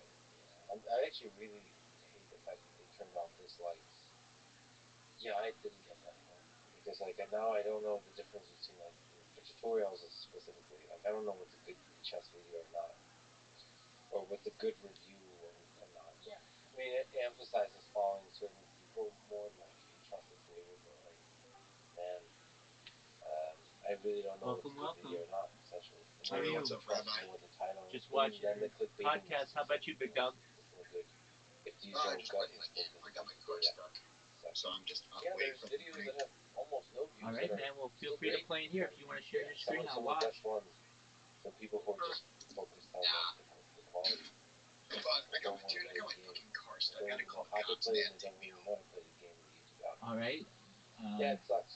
Did it get stuck It in the sucks, snow or especially something? given how dominant YouTube is. No, I was drifting. I was drifting at the state park, and I fucked up, and I fucking went into the grass, and then it went like a foot into the ground. You didn't get arrested or anything? Huh? You didn't get in trouble or anything? No, the officer came by. He didn't even ask for my license or insurance. He just said like, "Are you okay?" And it's like it was 20 degrees outside, so he said he will take me home. Wow, you got very fortunate and ran into a really cool police officer. Yeah, the cops are cool around here. We just sat down and just talked about guns, different models of guns. Well, there you go, my boy. He was a pretty chill officer. I'm just glad he took me home because I called my family and they said they weren't able to come and help me until the morning. Wow. Because it was like 3 o'clock. Because it was 3 o'clock in the morning and everyone was asleep. Yeah. So are you gonna get your car later today? Yeah, I have to go pick it up or it's gonna get towed. Right. All right. Well, glad that everything's okay with you. Yeah. I just came in because I got banned out of fucking chill zone. Yeah. Join the club, man. Why'd you get banned? So dude, this is gonna fucking sound stupid, but someone was posting porn inside the whiteboard, and I was blamed for it because the moderators were doing it, and I was blamed for it. Dude, literally 20 seconds before you came in here, I just checked on my chill zone ban. I got banned because they said I was advertising when I'd been in there for months, like many, many months. And I've never said anything in there. I've never made any um, comments about my links or anything, but somebody just goes to my account and thinks that it's too much advertising, and then I get banned. And so I've been banned there before, and I've appealed. Did you appeal your ban? Not yet. I'm going to later, and Okay. hopefully I can get appealed. Yeah. So I appealed my ban one time, and they let me right back in. They were really cool about it. And then this most recent time, the reason why I got banned was it was called advertising bot. Now I don't know what they consider an advertising bot, but my camera's on. I'm like more a real person than most any other people in Socialize because you can see what I'm doing at any given time. You can see I'm a real person. And so I appealed it, and most recently, and my appeal was rejected because they said I did not take accountability for my actions. And I'm like, well, I'm not going to take accountability for being a bot because I'm not. If I'm a robot, then I would take accountability for it, but I'm not. So I don't understand how you want me to take accountability for something that I'm not. And and I haven't heard back yet. I looked the last time they did a mass, like they do a thing where they let people um, see when they've been banned and unbanned, and the last people who were unbanned were like on the 21st. So I'll just keep trying. I don't think I'll have too much of an issue getting back in there, but if they don't want me in there, I understand. But it's like, all right, whatever. Things happen. Well, I don't understand that server because like for the amount of shit that goes on in that server, they just get rid of like trolls and people like you, but they won't get rid of the actual fucking problem. Yeah, You know? I mean, one person's advertising is another person's name. Like what? Like some people, like if I change my name to be Google Bible Rabbi in YouTube or something like, or search Bible Rabbi in YouTube. Okay, to some people that's not what my name is in there, but to some people that's advertising. To other people that's a name. And in the same way, if I just go in there with the name Rabbi Rothschild, that's that's my name. And then if you want to click on it and dig through all my shit, and you consider it advertising, one person considers it advertising, another person doesn't. I see this happen all the time where people will have like a Discord in their profile. How is that not advertising? You're advertising another Discord. But when I say, hey, join my Discord, search me in YouTube, that's considered advertising. Be clear in their rules. They say, do not advertise in the VCs or in the chat, which I'm not. I'm not DMing people. I'm not I'm not saying, "Hey, check me out." I'm not typing that. If you want to click on my profile, that's on you. And that's how I kind of feel. I can put whatever I want in my profile. So I actually even said to their in my most recent appeal, both times I said, "Tell me what you want me to change, and I will." I mean, I'll be as flexible as you want me to be, and I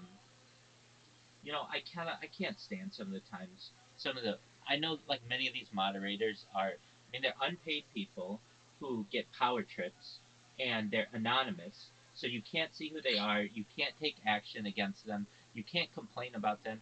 I mean, I have been banned, I think, in more discourse than perhaps anyone on earth. And one thing that I find interesting, it a lot of times actually when I'm banned, I will appeal the ban, and sometimes people will be like, I get banned all the time without any warning as well. And there's a reason why they have warnings, like, hey, we think that you're advertising or something like that. But no, instead it's just you were in good graces with them, and then all of a sudden you're done. And I feel like, hey, you could have warned me. And so I'll say in my appeal, like, please talk to the moderator who banned me and tell them that they should give somebody a warning because of this. And many times that's when I get like a full on permanent ban. For the rest of my life, because some random individual in 2024 or 2023 or 2022 who might not even be in the Discord anymore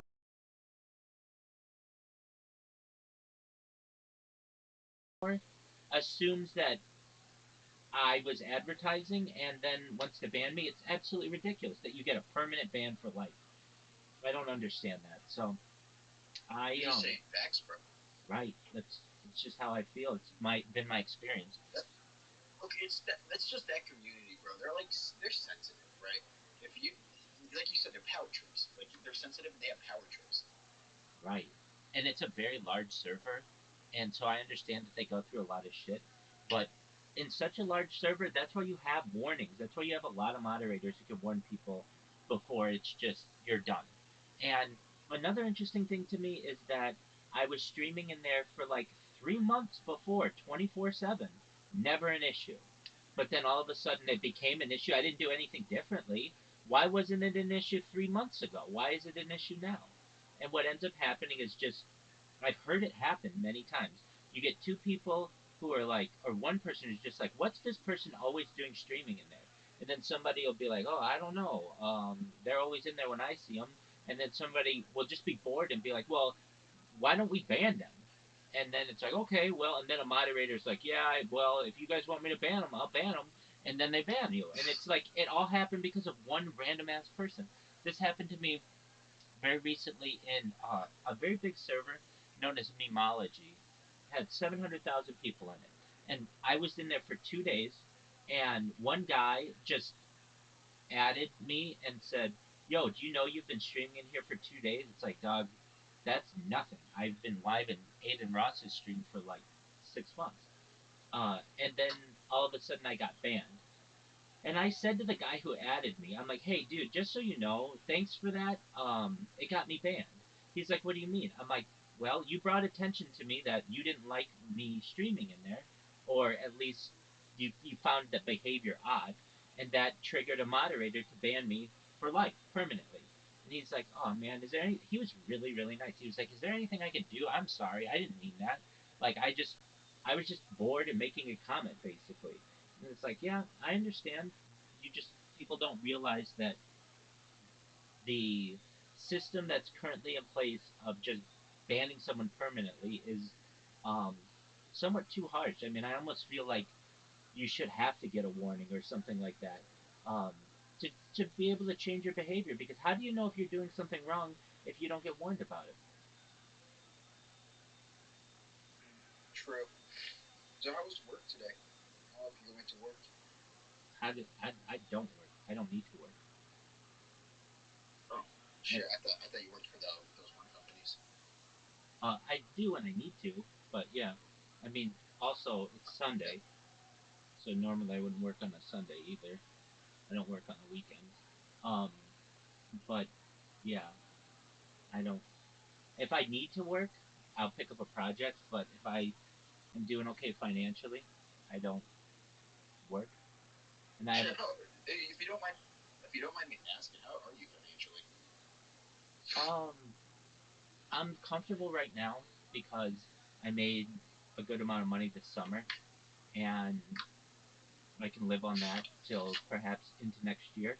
And then um, a lot of times I'll just, I don't want to say I'll turn down work, but people will come to me, they'll see the previous work that I've done for people, and they will offer me, you know, thousands of dollars to work on a project for them. So, like an example, I know, like I'm sponsored by cryptocurrencies, or actually multiple cryptocurrencies, um, and I am live in their Telegram. So a lot of random people come into the Telegram and are like, "Hey, you're always in here." I'm like, "Yep," and they understand that I live stream my life, and that I'm very good with social media. And a lot of times, guys are just wanting to start a cryptocurrency. So um, they have the developer to be able to do everything on the back end, but they don't know how to market it. And so, depending if it's a friend of mine, I'll do it for hundreds of dollars. If it's a random client, it'll be thousands of dollars. And basically, I can make thousands of dollars in like 48 hours. And the way that I do it, And that's how you get your free cryptos through that. yeah, they give me crypto as well. In addition, I mean, there's a community that just they give me cryptocurrency, and so I've got a nice wallet from that. I'm not even including that in what I make. I mean, I make money, U.S. dollars, um, from these companies. So, or these projects. So what they'll do is they will they'll be like, "Hey, will you market our coin for us?" And I'll say, "Sure." So what I do is I create 20 different social media accounts for them. Everything from a Gmail account to a YouTube account to a Twitch account to a TikTok account to a Flickr account to a Snapchat account to a Rumble account, a Kick account. I'll create Instagram accounts for them, a Facebook account for them, a Facebook group for them. I will create Discord accounts for them. I'll create a Discord for them. Um, Basically, I have packages that I give to people, but um, generally, I think there's like 20 different of the mainstream social media platforms that are out there. So then what I do is I use AI to create some videos for them to market their coin. So I just generally like create a cool short little clip with a really popular song behind it, and then post that on all of their social media that I've created. And within a week, they have gone from not being found on the internet to having every top position when you Google their name. So, for instance, like let's say you wanted a coin that was just the Mike coin. Okay, great. And I would say, all right, are you sold on the name Mike coin? Yep, I want that coin. That's my coin. Okay, great. So then I will find one name, one username that works on all the different platforms. So Mike Coin, or let's say we can't get Mike Coin on everything. So then we'll find like MikeCoin.eth or the Mike Coin or whatever it is, and we'll make sure it is unified on all the different platforms. And then when you type that in, my goal is that you are the top 10 results in Google, and I'll give people a link tree.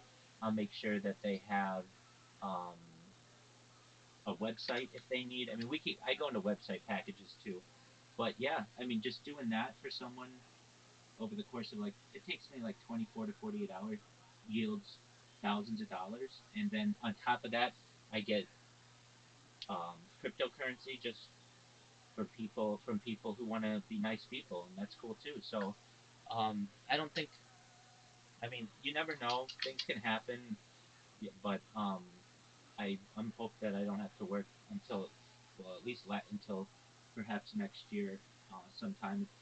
In the meantime, I'll have somebody who says, "Hey, I want you to do for me what you did for the Mike coin or something like that," and I will see what their budget is, and if it is something that I'm interested in and I want to align with, I'll hop on it. I don't say that I do every single project that people with which people approach me, But I'm pretty open to doing just about anything to market people's coins. And then once these people have their coins marketed, they see an immediate impact of like 10x, 100x, 1000x, depending on the coin, because all these people start finding it in search engines and Instagram and YouTube and all that other stuff. And so it's a very good investment for them. That's smart. Okay, I gotta ask one question when it comes to your crypto ventures. How you know, like a lot of those are just gonna get rug pulled, right? Like probably a lot of the ones you advertise are just gonna get rug pulled, like within like a week after you doing all that, right? Yeah. You acknowledge that, right? Well, the ones that I've done have not, surprisingly. Um, I've known the developers for them, and so they're long-term investors. I mean, I understand that many cryptocurrencies do have rug pulls, and I wouldn't be against helping one that was in their own way if they just said, look, this might be a rug pull, or it might be really successful. We don't know what's going to happen. All right, that's any cryptocurrency. But the ones that I've been with now for, I mean, like I've been live in one of their telegrams for more than a year and a half or so, and that one's worth $300 million. So it's certainly not a rug pull.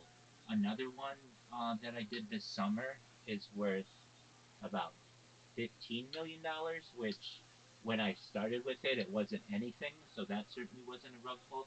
And then I've done some for friends that I don't know if they ever at any point really had an opportunity to be really, really big, but they've gone to pretty close to $1 million, and it's just like one person on their end. So I've been fortunate. I haven't had any projects, at least of which I've been a part, that have been absolute rug pulls. But I do know those exist, certainly. Nice. Yeah. At least you're honest about it. Most people would just like come up with 5 different excuses of how like the projects aren't rug pulls. At least you're like honest. Yeah, I would. I mean, that's kind of the name of the game when it comes to cryptocurrency. That at any given time you can get a whale who can come in and manipulate the market and then pull out. That can always happen, and I'm fine with still helping those kinds of projects. See, when people call these things rug pulls, that's fine. But I'm a very, very long-term investor. I mean, you've heard me talk before. I talk about life extension technology and mind uploading technology. I think every coin that's been a rug pull is potentially in the future going to be very successful. Every single one of them. And here's why. That, here's why. What coin? Pardon? How to a coin I think can be a major, major successful coin. Here's why.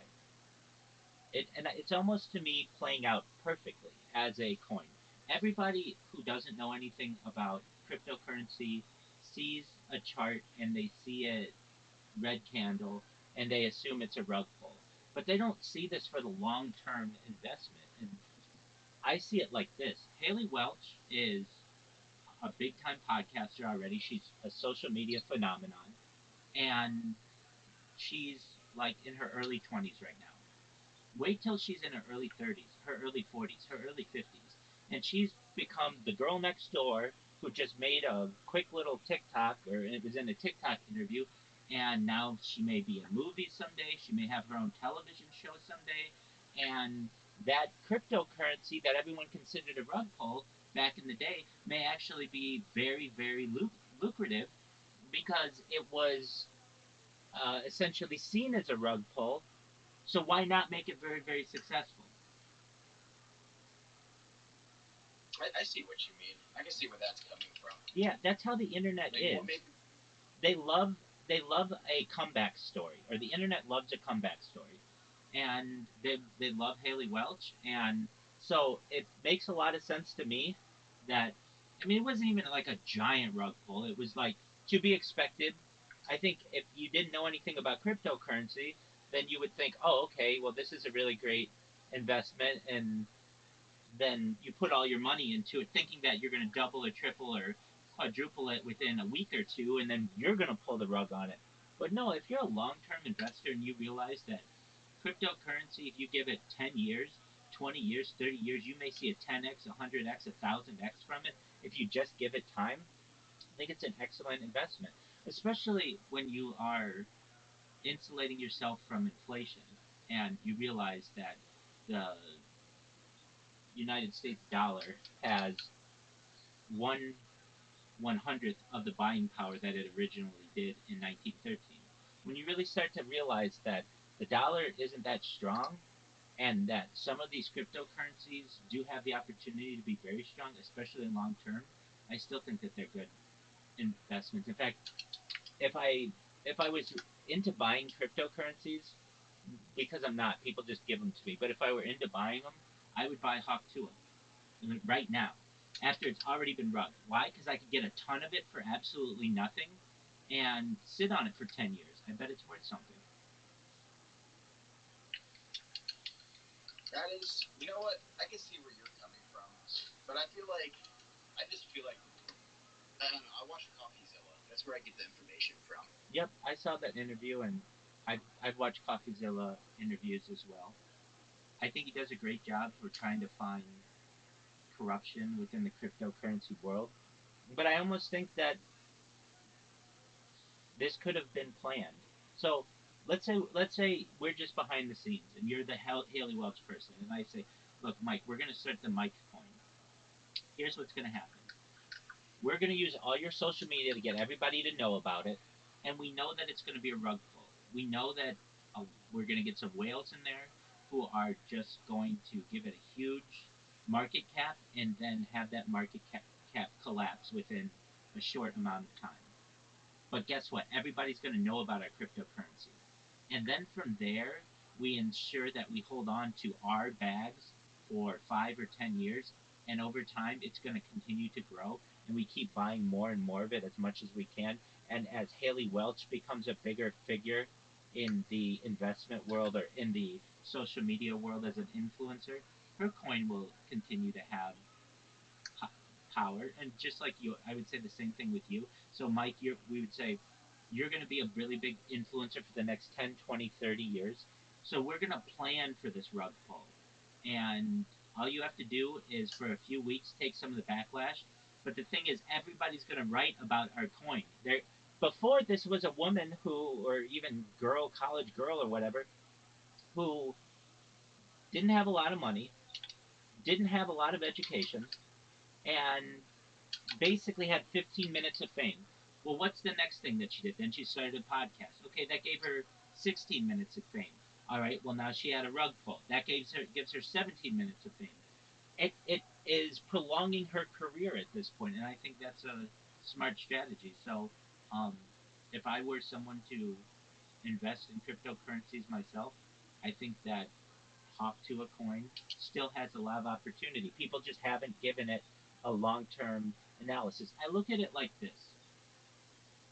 Have you ever had something in your house that is basically like junk? Like, I don't know, an old lamp or an old phone or just something that you don't consider valuable. Have you ever had something like that? Uh, Something like that. I wouldn't say valuable like that. I mean, I have trading cards. That's the only thing I can think of. Perfect example. Perfect example. All right, so you've got trading cards. And maybe you bought them within the last 10, 20 years, and maybe they've gone up in value, maybe they've gone down in value. Okay, fine. But look at them when they're 50 years old, 100 years old. Eventually, they get to a certain level where they become antiques. And once something becomes an antique, then it has extreme value. And your trading cards will have extreme value. And so will cryptocurrency. So will NFTs. A lot of people say, "Oh, I bought this NFT for thousands of dollars, and it's not. It's worth pennies now." And then they sell it. That's the dumbest thing you can do. Hold on to that NFT for as long as you can, because it will be seen as digital art. And the fact that it was a 2024 NFT will give it value in 20 years or 30 years. It'll be one of the earliest NFTs that were ever available. And that's, to me, it's the uh, somewhat like an antique philosophy in the same way that assets age, they go up in value if given enough time. And then you get into they become of extreme wealth once they become artifacts. They move from antiques to artifacts, and in the crypto world, 10 to 20 years will make these things go from antiques to artifacts. So that's that's how I feel on the matter, and thus anybody who thinks that a rug pull has occurred with the Hawktua coin or similar coins, I think they're just looking at it over the course of the past 2 months, and I look at it over 2 decades. I still wouldn't give up on that coin. Okay. So it's just long-term investment Absolutely, for you. as it should be. Look, if anybody wants to make a quick buck, well, then there are ways to do it within cryptocurrency, but it's a lot easier to have major gains if you have the opportunity to hold on to it for a long period of time.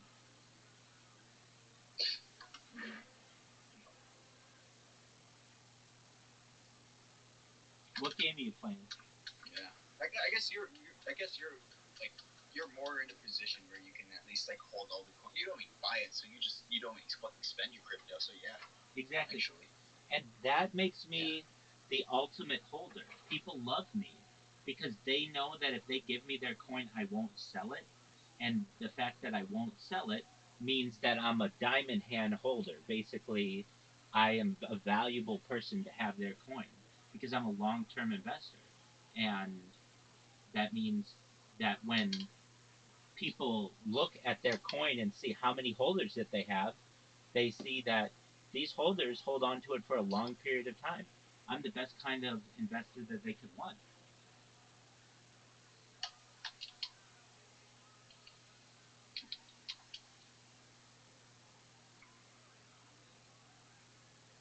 Get my ass kicked so far.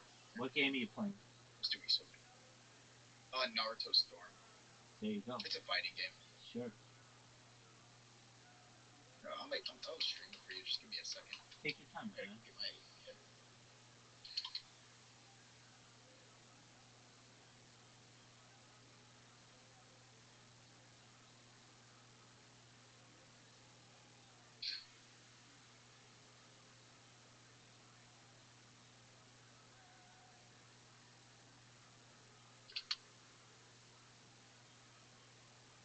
Oh, that's bullshit. It was in defining the sort of the creative energy of a whole civilization. Yeah. You use not just chess, but chess. When are you going to chess box against Eric Rosen? This is a question from Reddit. Chess box. You said your hands are all messed up. Yeah, yeah. Are you training for something or a regular thing? So I also just remembered we never talked about Hikaru, so I can talk about Rosen and Hikaru in the same chess boxing question. Yeah. Is this your McGregor like shit Uh, talk segment? No, no, no, no. Eric Rosen is actually a close friend of mine. I probably have 5 of those, and he just so happens to be not just a chess streamer, but we talked about buying homes. We've talked about he stayed at my place. He took my wedding photos. I flew him to New York and paid for all his stuff just so he could hang out with my wife and I and take some 6 a.m. photos in the sun in the park. So he looks familiar. yeah, so he's a good friend of mine. Now in terms of chess boxing is this really fascinating sport where you have boxing, you also have chess, and you have rounds. You start a chess game with a clock. That segment itself lasts for a couple of minutes. They put the board away and pause the clock, whatever the time situation is, and you box for a minute. And that keeps going on. I don't know how it works in terms of the time expiring, meaning in fighting there's judges that just tell you how the fight was going, right? Here I don't know who wins and how. Like, do you win by you can win by knockout, you can win by checkmate, or their clock can run out on the chessboard. But is there judges? Who is there a round limit? Does this just go on and on and on and on? You know what I mean? Yeah, I thought it's like 12 rounds, right? Isn't this a thing in Russia? It's a big thing in the UK. UK. Yeah, UK. I don't know why. And there's a lot of YouTuber events just for boxing. So YouTubers just learn to box, and then they just box. No chess. They just straight up box each other. Like Jake Paul, for example. You ever been to a Jake Paul game?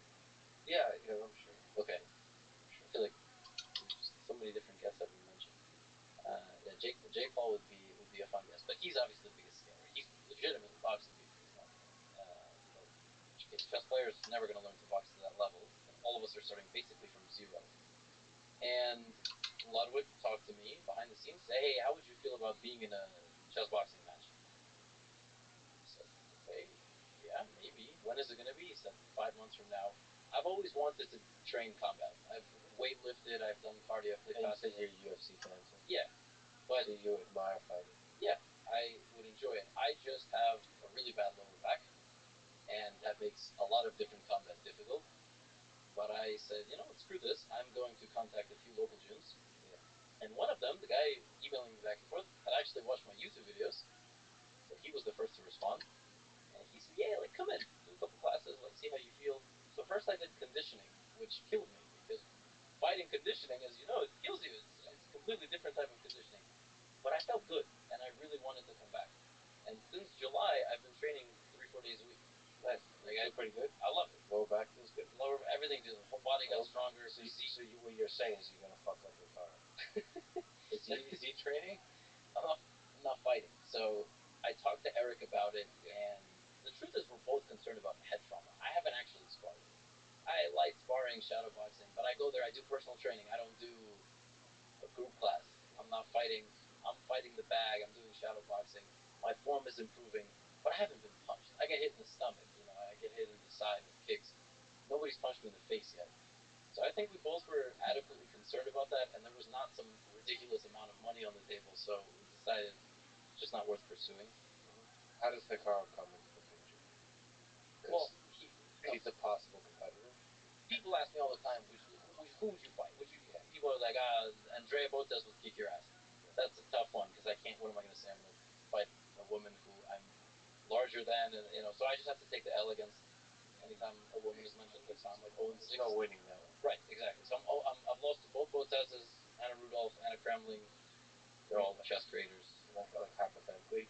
Yeah, I get asked. Hypothetical fight. Yeah, yeah. Okay. He's been training.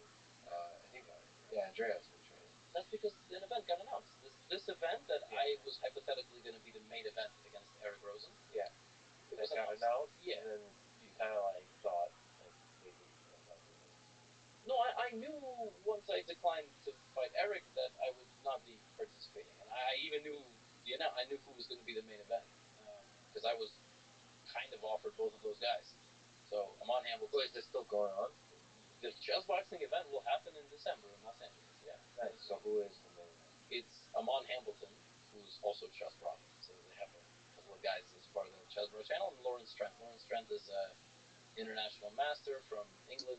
I think he's done some boxing a little bit. He's a commentator, brash guy, nice, controversial guy. Yeah. It's funny because Lawrence put out some videos, and I went, damn, I should have done this. Yeah, I think it. But I mean, you're right. First of all, there's so many things to say. One of which is if you want to take it seriously, it does pull you in. Like, if you train a lot, it's gonna affect the rest of your life. Here we go. And then it changes you. I think taking combat sports seriously changes you in good. Very cool. And there's negative costs to it. I think because it's a whole nother thing, man. It's like doing marathon running or something. It really pulls you in. And can you Naruto run in this? It's a fighting game. So I mean, yeah, we can dash and stuff, but it's not what you think. Yeah, I got you. You ever watch Naruto? Do I what? Did you ever watch Naruto? No. No, it's a pretty good show. If you ever have the time, it's like what 1,000+ episodes. Oh wow, it's huge. Yeah, it's not. It's not fucking One Piece huge. One Piece huge is like almost 2,000 episodes. Wow. One Piece is just like you just go on different adventures and stuff. So after battle and adventures, you go to another one. Very cool. Did you ever like watch TV, or did you just grow up on YouTube and stuff? No, they didn't have YouTube when I grew up, so I watched a lot of TV. Generally American televisions, starting with like Cosby Show, Cheers, The Golden Girls, moving into things like Seinfeld, Frasier, Friends, then into like The Office, Parks and Recreation, also like Sex and the City, The Sopranos. Um, So classic gems. yeah, definitely. In addition to like I Love Lucy and MASH and Gilligan's Island and all those kinds of shows. So I've watched a lot of television. What I haven't watched a lot of is anime. I do. I don't know if people consider Family Guy anime. To me, it's just like a cartoon. No, Uh, that's it. No, that's animation. yeah, exactly. What's the difference between anime and animation? Art style. All right, I would say that it's like That's about it. okay. Um, and so The Simpsons and Family Guy, I've watched a lot of, especially Oh Family. wait, no. Okay. The Simpsons, like the Simpsons, the Family Guys, the adult American Dad. That's called adult animation. Okay, well that's what I watched, Yeah, and I love those shows. same here. I was watching Family Guy earlier today, um, and then like when it comes to anime didn't really come wasn't a major player in the United States until around I would say 2005 or so, maybe Yeah. 2000 with like Pokemon and Dragon Ball Z and that kind of stuff. But I was already too old for that, and so when people ask me what's your favorite anime, I say, well, if you count Family Guy and The Simpsons and stuff, I guess that. But if most of the time they're like, no, Japanese anime or something, Asian anime or something, then I say, Man, uh, I got one good show. You have Netflix, right? I do not. Oh, never mind. I can get it though. I mean, whatever the show is, I go to F movies and they have everything. Yeah, it's called Arcane. It's such a good show. I think most people would like it. Excellent. It's based on a game. Okay, I was gonna say, is there a game involved with that? Yeah, League of Legends. Yeah, I was just kicked out of their Yeah, server earlier today. you played League of Legends or not? No, I was just in the community. Like I'd love to really get into a game, but I have a fear that if I do, I won't pay attention as much to my streams and all those other things. So I do my best to. Nah, you could do both. Actually, that would be perfect for you doing both. Well, I run into some issues. I have gamed. I've played Fortnite and some other things on stream. Um, Generally, at least the computers that I have aren't super fast. I would rather personally have 10 different devices than one really good gaming laptop. So I've made that sacrifice. Now I could go and buy one, but even still, you run into some issues when you game, especially depending on the audience or the people who participate and the language they use. That you can get in trouble for that, um, and there's no way to really get yourself out of it. So, say for instance, we're playing a game and somebody just comes in and starts saying some things that you're not allowed to say on Instagram or you're not allowed to say on YouTube. I can get in trouble for that. So then I have to leave the game, and I don't have as much control over it. And just generally, I do my best to keep costs to a minimum. So I don't want to have just recurring subscriptions to gaming, and so I do play. I play a couple games actually, with some friends in here just about every night. Not every night, but just about every night. And we just play like miniature golf on in this using this app, and then we'll also play card games and stuff. I mean, really, the games that I like to play are pretty simple. I like chess. I like Go. I like simple board games. They don't have to be super complicated to me. And then the other games that I like, truthfully, I've said this to myself. I'm not going to game until Grand Theft Auto 6 comes out. When Grand Theft Auto 6 comes out, I'll live on that device. On God, dude, I'm living on it. Right. It's not released on computers. It's only going to be released on consoles. I figured that. Nevertheless, I'll get the newest Xbox that I need, and I'll get everything else that I need to be able to play that. And so, um, I and I've played them all. I've beaten them all. I've even beaten some of them. At least one Grand Theft Auto Vice Did you play City. online? Did you play online for five? I have played. Yeah, I have it online for five. The computer that I had that I used for which I used that went down on me. So um, it just was an older computer. But yeah, I mean, I played that online. I run into issues too. I mean, unless you want to spend like thousands of dollars on one device um, to ensure that it has all of the latest specs, all of the latest video cards and everything, it's very difficult to multi-stream. So basically, to stream what you're showing while you're doing all of the other things, it can just causes lag, slows things down, and I get frustrated with that. The I really like Yeah, sport. troubleshooting's cancer. Oh yeah, definitely. Um, I run into issues. Um, well, I should say I really like sports games. So like Madden, I like football games. I like 2K. I like FIFA. Those are my games. Um, but I just they they sink me with as much time as I spend on them, and like I basically make everything about them, and I don't want to do that. I know how addictive I can get on things, and I don't want to let that happen. Yeah, I'm the same way. Like, I don't play games. Like, when I play a game, it has to be good. And then if it's good, I just spend hundreds of hours on it. Like this game, I have hundreds of hours on this game. Minecraft. Like, well, I just don't pick up any game. Right, So if a game catches me, I just play the fuck out of it. right. And I already know Grand Theft Auto 6 will be something like that for me. Same, fucking same. I'm excited though. Same. When is it supposed to come out? There's no release date. The only release thing they have was the leaks, and they're really quiet on this game. Super quiet. Have they even? But Um, now, dude. So when they got the leaks out, the game wasn't even close to being done. That happened like last year. right. And, But the game was not polished. There were a bunch of bugs. Like, yeah.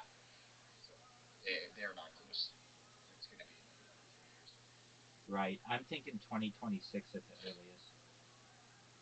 which is kind of crazy because that's gonna be like 15 years. Ridiculous. That look, when I was a kid, Grand Theft Auto came out every single year, and you'd almost be like, I'm not done playing the old one, and then the new one would come out. I remember getting Grand Theft Auto 3, Grand Theft Auto Vice City. I had 100% completion on that. Grand Theft Auto 4, and then Grand Theft Auto 5 came out a few years later, and then all of a sudden, or well, I guess there was San Andreas and everything, but then all of a sudden, nothing for 15 years, and they're just living off of the online mode. It's pretty ridiculous. Yeah, it's profitable. That shit is profitable. Yeah. I glitched the fuck out of it. Me and my friends on consoles, it was impossible to hack it. So me and my friend found an exploit to get money, and we became like overpowered characters. People would come to us and ask us for glitches and stuff. And I miss those days. It just sucks. My friends got separated. That happens. Growing up causes it. Everyone moves out or joins the military. There you go. Now my brother's in Korea. He's in the military. He's in the military then? What's he doing Yeah. now? Just stationed there? He's logistics and artillery. So he like gets into trucks and he sends the missiles to the artillery, or he sends some HIMARS to people.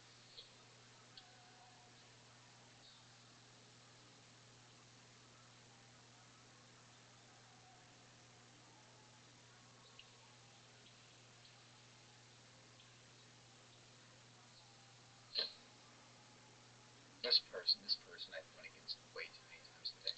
He's not happy.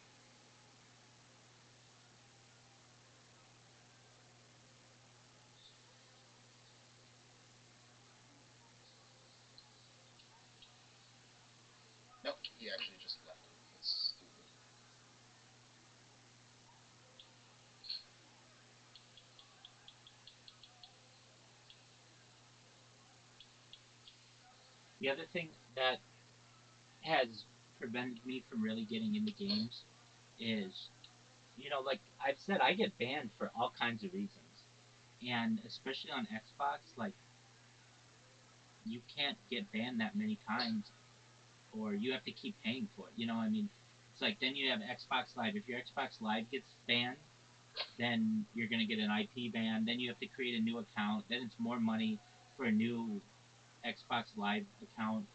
It, it, Yeah, yeah. It really be like that. Like when it comes to like shit talking on Xbox, if you get reported saying fuck, you just get banned.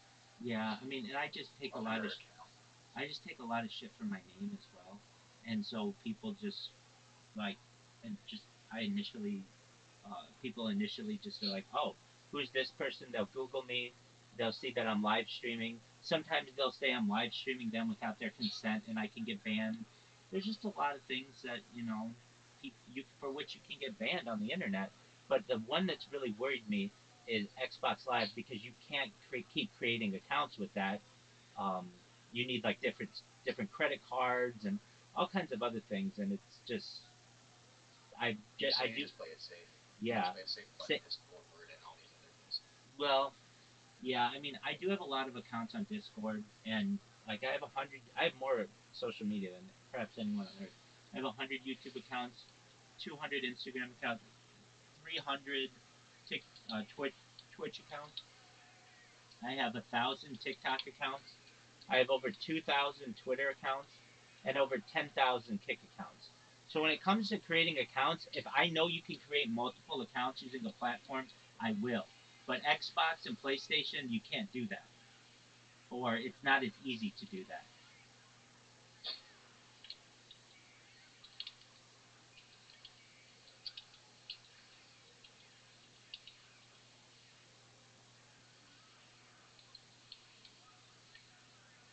This is a cool game. So it's like, well, back in the day, there's a game called Tekken that this reminds me of. It's like three-dimensional fighting. How about this? Hello. It, yeah, it's like three-dimensional fighting. Oh, I gotta fix some settings. You're good. Okay, hello. Yo. Okay, fixed it.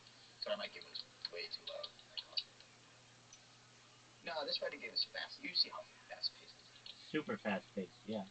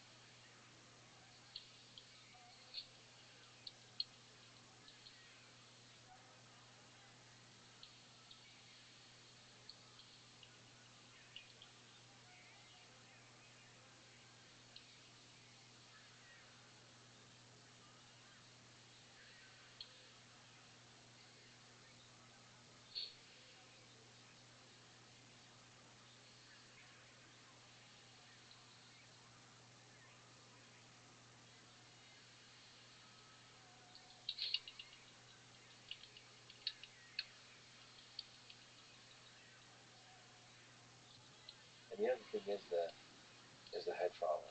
Like you have to take that kind of stuff seriously, especially if you're doing sparring and all that kind of stuff. Still, some of the celebrities, I don't know why, but it's pretty exciting, right? I don't know why it'd be fun to watch Hikaru. Like there's something. I always said Hikaru and Magnus did a boxing event, and I was the co-main event against I don't know who. That'd be. Has Magnus said anything about it? Like about boxing, chess boxing? Well, first of all, he's going to commentate the Ludwig event, which he said he kind of said, oh, there's been people in the past that are my level in chess, not mine, his level in chess, and have wanted to get physical with him. I think he's talking about Hikaru. So Rabbi, do you do any like drugs? That'd be a good one, man. That'd be a good one. Magnus Yeah, as was. many as I can get my hands I on. think Magnus is in better physical shape. He's also a little Yeah, bit as bigger, many I as I think, can than get my Darwin. hands on. Longer reach. I think he carves it. Wait, are you joking? I think he'll. No, I'm dead I don't serious. think he's gonna get out of that. Like I don't think he's Shit. gonna quit out in the ring. Like, I would you think just Hikaru smoke weed? goes nuts in the beginning. Allegedly, Do perhaps you I have a have. specific? I really like Do you have a LSD. specific drug? My favorite drug's probably LSD. Same. You ever been? You ever done DMT before? I have not. Something I've always wanted to do. Yeah. You've ever heard of DMT before? Oh, of course. Yeah, I remember one time I did it and I took like out of acid at the same time. It was crazy. Did you talk to aliens or whatever? No, no, it's like so when I did it, right, I was tripping. Then when I did the DMT, everything just went like black. Like I could only see like a foot in front of me, and everything surrounding me was just pure black. It was like it was fucking crazy. So I was stuck in a void.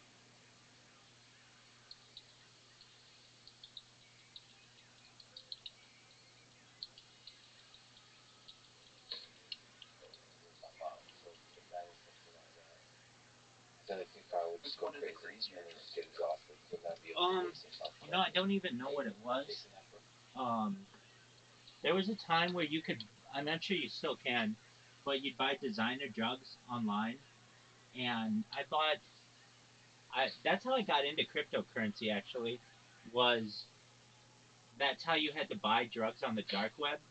And so I would buy drugs on the dark web, and they'd be shipped to me from like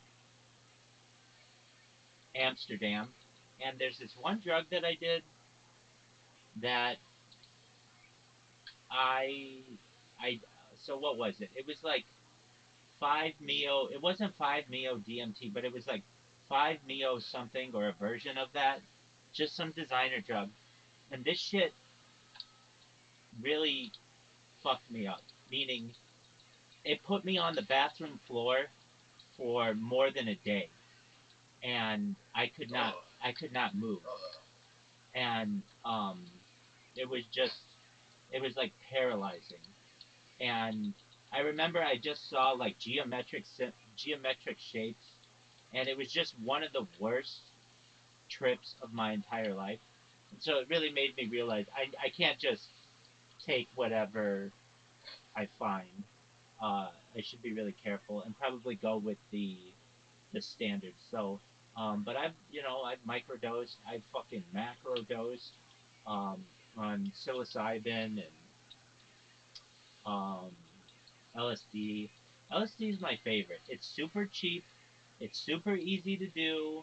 It's super easy to carry, and like if you needed to go somewhere with it, um, it's like to me the best drug.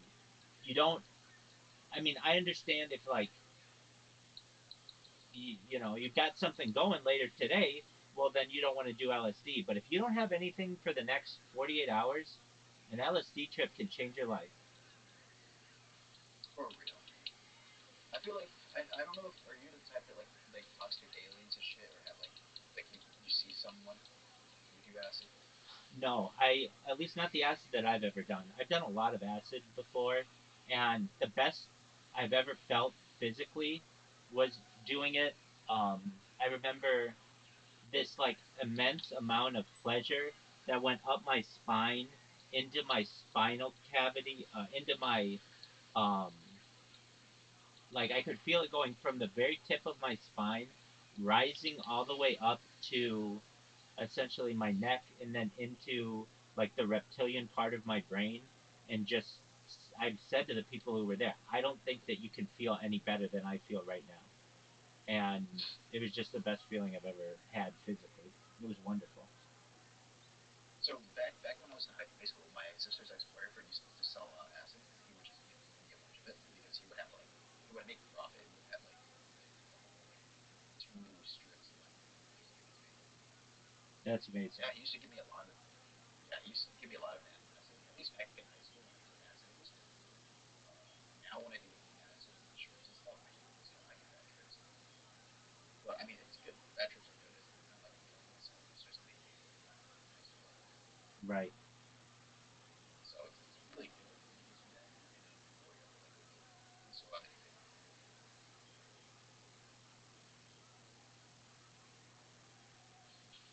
Yeah, I miss those times. Now I just want to go to concerts and shit and do drugs.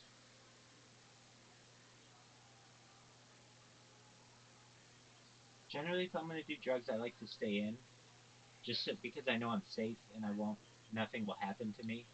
Not to say I haven't been out and about when I do it. Um, but yeah, I mean, like I'll go out and smoke on camera, like at the little park by my house, and but I don't want to. I don't want to be on like an LSD trip for a long period of time, just because you never know what's gonna happen. Yeah, I remember I was taking like 3 tabs once every few days. I would just take like 3 tabs and zoot off for a while.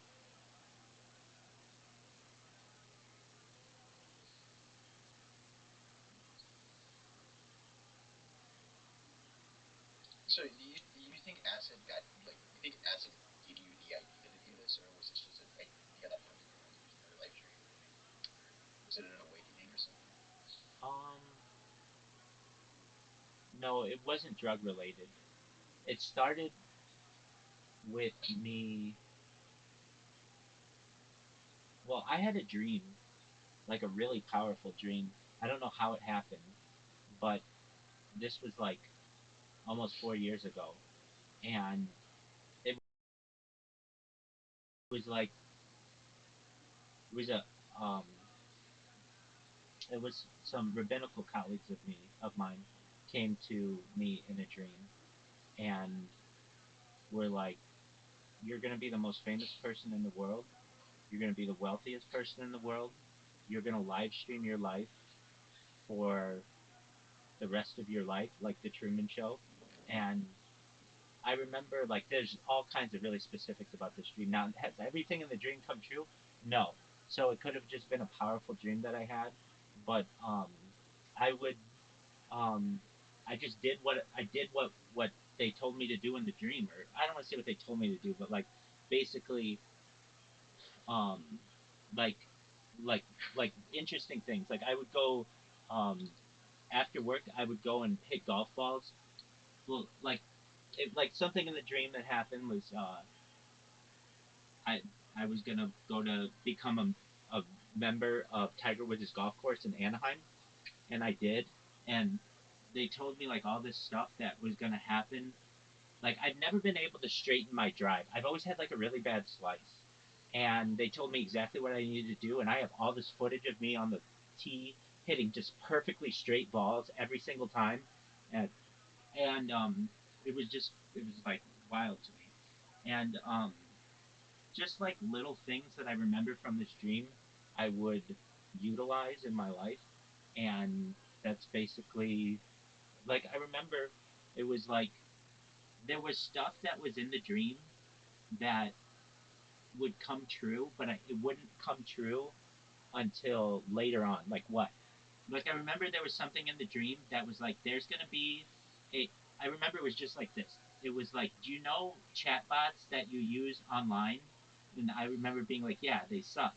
And they were like, yeah, well, there's going to be a chatbot in the future with AI that will basically be perfect, and that's what ChatGPT turned out to be.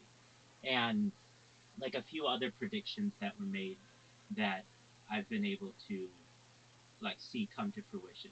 Has everything that come to fruition? No, but some weird things. There've been weird synchronicities, and like most of my dreams, I normally don't remember, and I still remember a lot of this. Like this is a dream that sticks out in my head.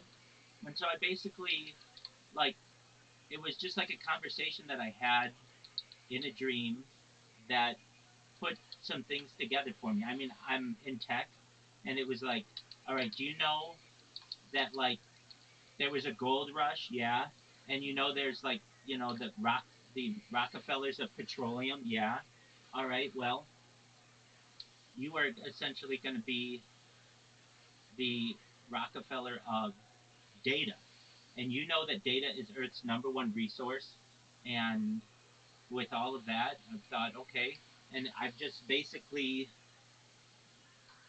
lived my life very similarly to how I had this dream. Do I have those dreams anymore? No, I think I maybe had one or two ever before I started this, and here I am now, 3.5 years later, and I grow every single day. I get new people in here every single day, and I remember how it said that I was going to go viral, and it was, believe it or not, in a Wall Street Bets Discord, which I didn't even know was a Discord when I originally had this stream, but it's a Wall Street Bets Discord. Like I'm live in there right now. Basically, I created a robot.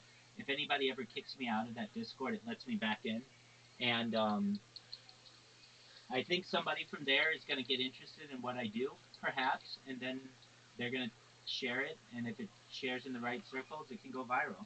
Now, do I know this for a fact? No, it was a dream, just like any dream that I have. It could all not be true, but there was like a step-by-step plan that I kind of envisioned, and just about everything has gone pretty similar to that plan.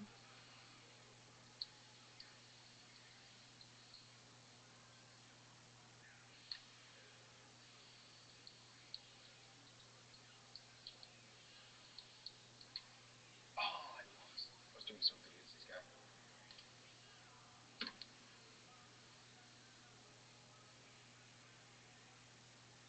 First round So, knockout. you you have like do you have any family? Yeah, If you don't mind me asking. yeah, I have family. They're supportive about this. They don't, endeavor? to my knowledge, they don't even know about it.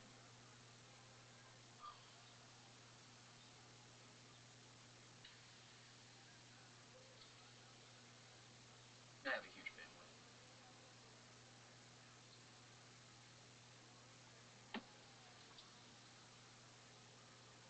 I think I rely a lot on my woman's pleasure.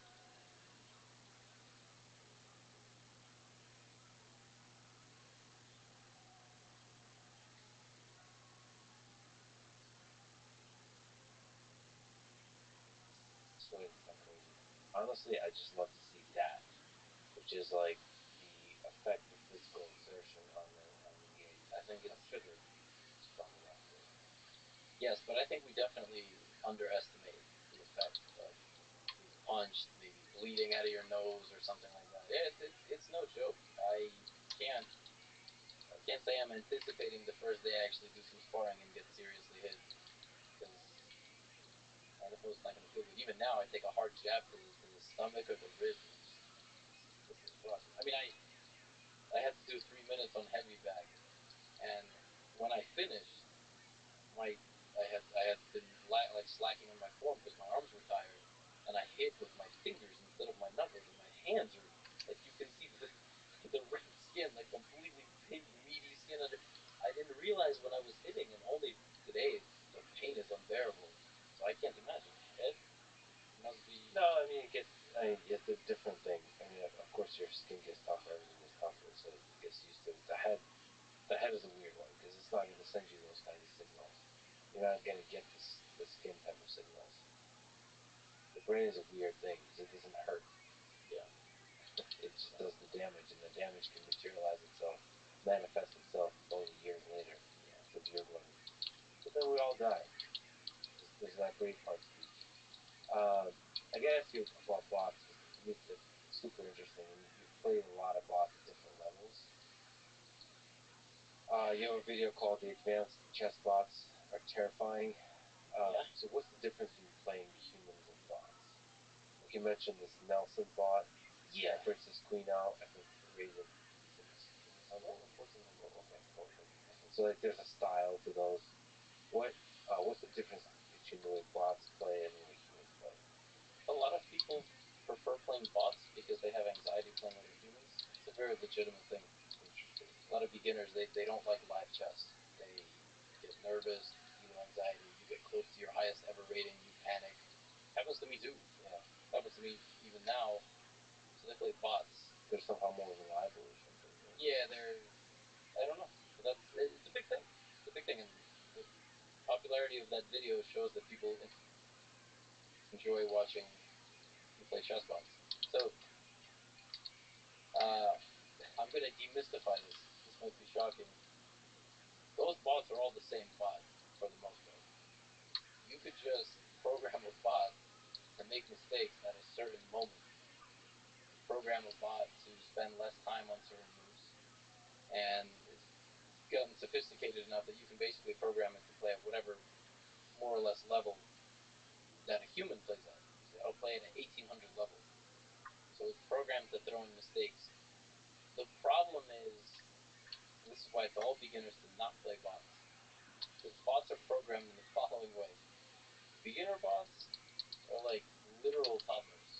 They have no understanding whatsoever. They will literally lose all their pieces, but they won't lose all their pieces and make mistakes the way beginners do. Beginners actually know how to start a game. They just struggle the first 8 moves, 9 moves. The mistakes are very different than bot. Bot plays completely outlandish types of mistakes that you can not pick up in terms of a pattern standpoint, because no actual humans play like that. They're coming to the opposite side of the board, and for no reason you can take it. Yeah, it's not even a blunder. It's almost like random. It's completely random. And this problem extends further because advanced bots will play an opening completely reasonably and then just hang a rook. Which, okay, maybe happens, but that's not exactly how you get to 1800. At 1800, that's a very strong level of the game. You know your openings very well. You start navigating the middle game based on already things that you remember. And then basically one side chooses a bad plan, and the other side chooses a better plan. One thing leads to another. Nobody just recreationally hangs all their pieces. Just the way bots are kind of programmed to play. But some of those bots in that video were, I remember playing them, and they were nuts. They were out calculating me every time I thought I had a trick in 2 3 second moment of thought. It would just play the best move, and sometimes that also happens. It gets into a dead loop where it just starts bulldozing you and it can't stop. So it made its mistakes already. Yeah. It's programmed to make only a few, and then it just bulldozes you the rest of the way. Interesting. I mean that's why I played with Stockfish a bunch. So I got I built up for myself a bunch of different chess experiments recently. I had to do with a chess playing bot, but I also built an infinite chessboard where it was Stockfish was playing like an infinite number of chess games, and one of the parameters that was interesting to play with is how long it gets to think about a move and how that affects the rating of the thing. Oh, I did that a little bit. So that's a tricky one. I'm sure people know how to do that well, but it's tricky. It's not trivial to understand. Like what there must be a good formula for it. But it's also interesting to think about like a controlled number of blunders. Mm-hmm. But it's probably better. A controlled number of blunders is not a good way to build a bot. Right. Yeah. For training purposes, at least. The time per move is probably better.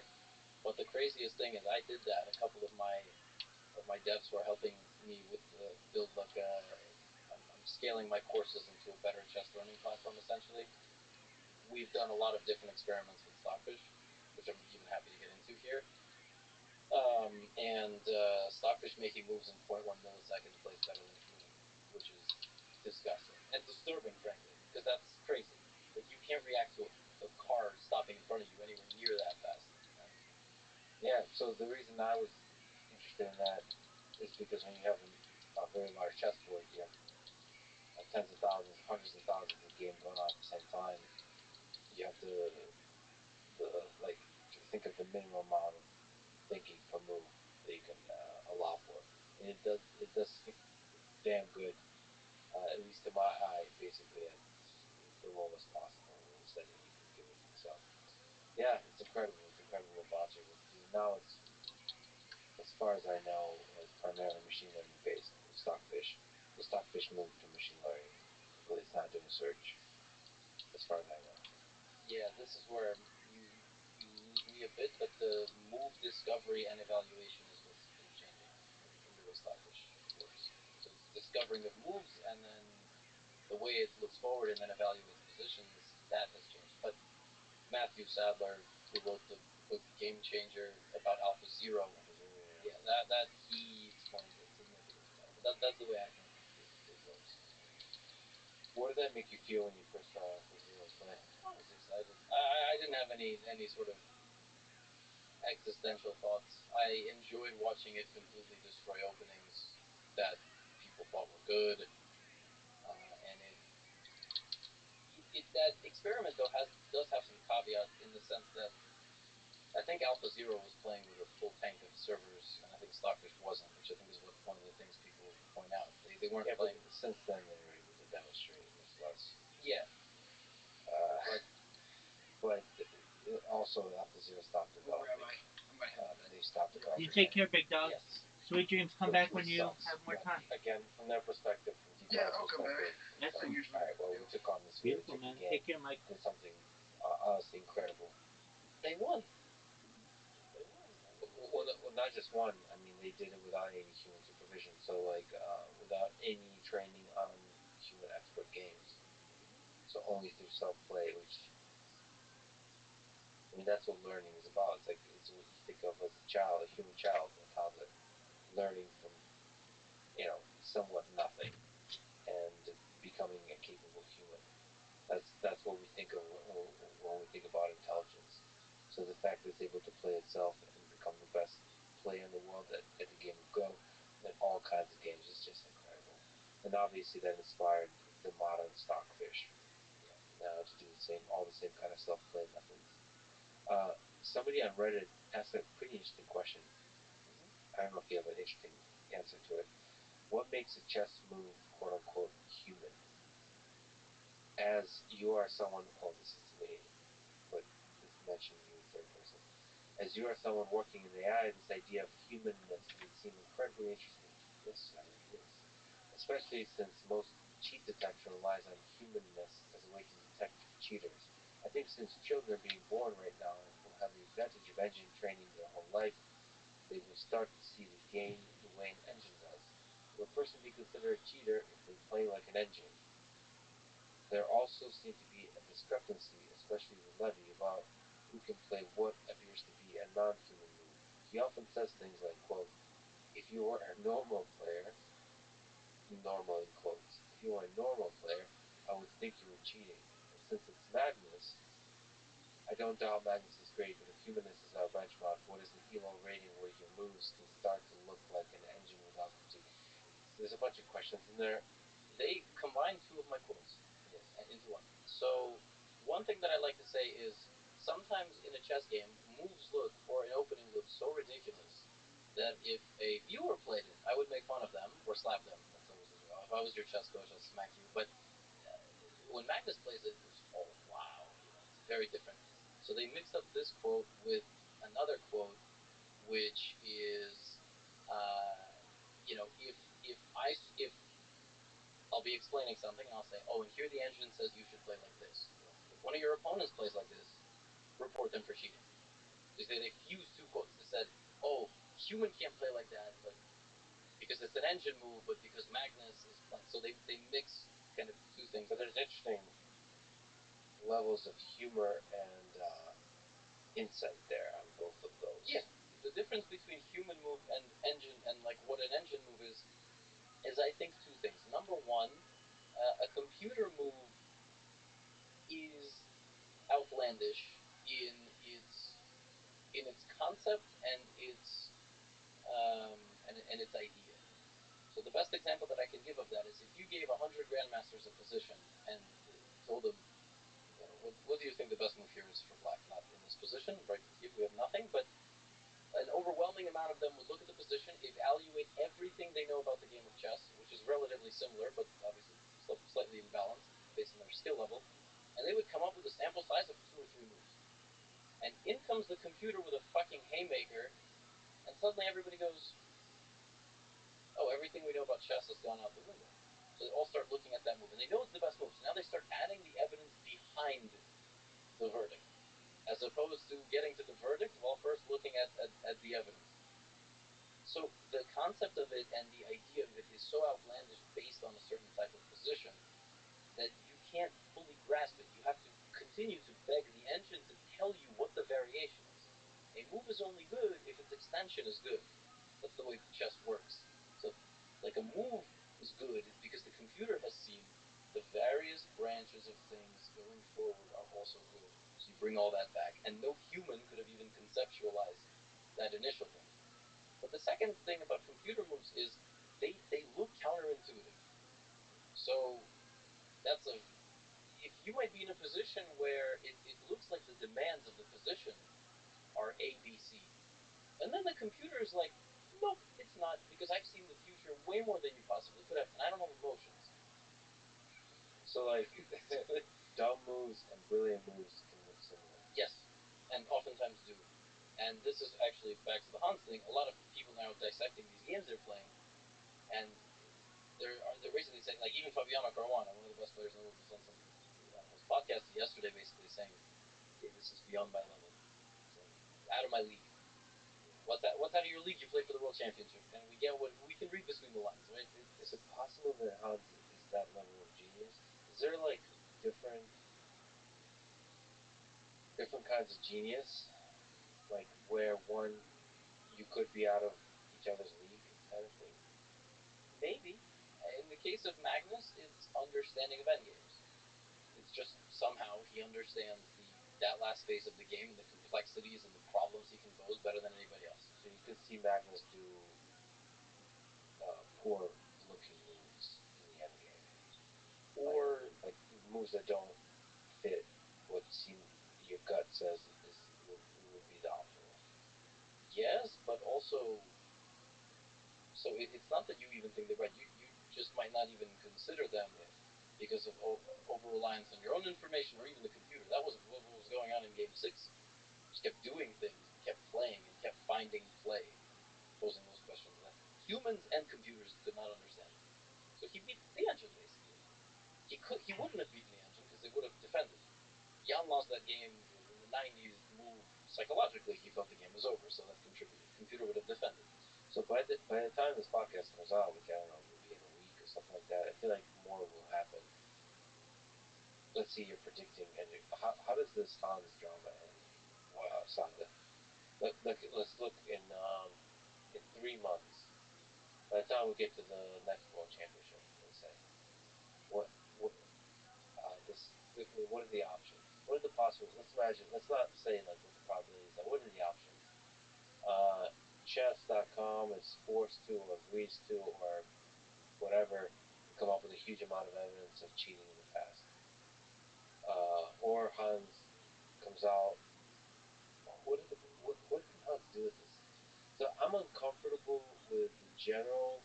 Make sure you can maybe update me on this. There was a little bit of an attack on him, a lot of an attack, that he's a cheater, right? Without evidence, without clear, conclusive evidence. Physical evidence. Physical evidence. So all of those, right? That's the strictly physical, yeah. So like that stuff we're talking about is beyond my level. That starts being kind of intuitive, circumstantial evidence. There's the statistical evidence behind the over-the-board games that he's played in 2020, 2021, where the games match what's called engine correlation more than Magnus and many other top grandmasters combined. But that can be argued is because he was very strong in playing weaker opposition. So there's always kind of this argument against statistics, right? There's the fact that the guy from Magnus name dropped, Maxime Dlugy. Dlugy is a chess grandmaster, and he's even been, I think, president of the U.S. Chess Federation. I played him in some Blitz games. It turns out I wasn't even fully aware of the extent of this. He has been banned from chess.com for cheating. Have they actually has him and Hans actually worked? Yes. That was why he name dropped that, right? So that's also not good. You see where this is getting. You still don't have the physical proof, but you have smoke. So I don't know how this ends. I don't know if he denies it to the death and he ends up filing some sort of legal action, some sort of ethics complaint, or he admits everything. I don't know. Boy, well, no matter what, I hope, despite chess or not, that he's mentally strong enough for whatever is to come. That's what I keep saying, because he's been under fire, right? Yeah, I can't imagine. I don't know what. I really can't imagine. And maybe we just have too much compassion. And nations have basically fought wars over the chessboard. So like there's a lot. It's like Olympics. Olympics is just oh, this dude running and so on. The hockey is just a thing with a puck. But it's also much more than that. It's also nations figuring out their conflict in a way that doesn't involve violence. Yeah, it's a serious thing, and it's a thing that inspires millions of people, and it's a testing ground for intelligent systems that eventually uh, take over human civilization. Yeah, no. Yeah, I mean the bots are really interesting. I don't know if there's other lessons like you played a clone of yourself. You watched Stockfish versus Stockfish. You have a video. People should check out your channel. You have a lot of awesome videos. You have a video titled Stockfish versus Stockfish. That was the experiment. I made them play each other. So I made them play. What did you learn from that experiment?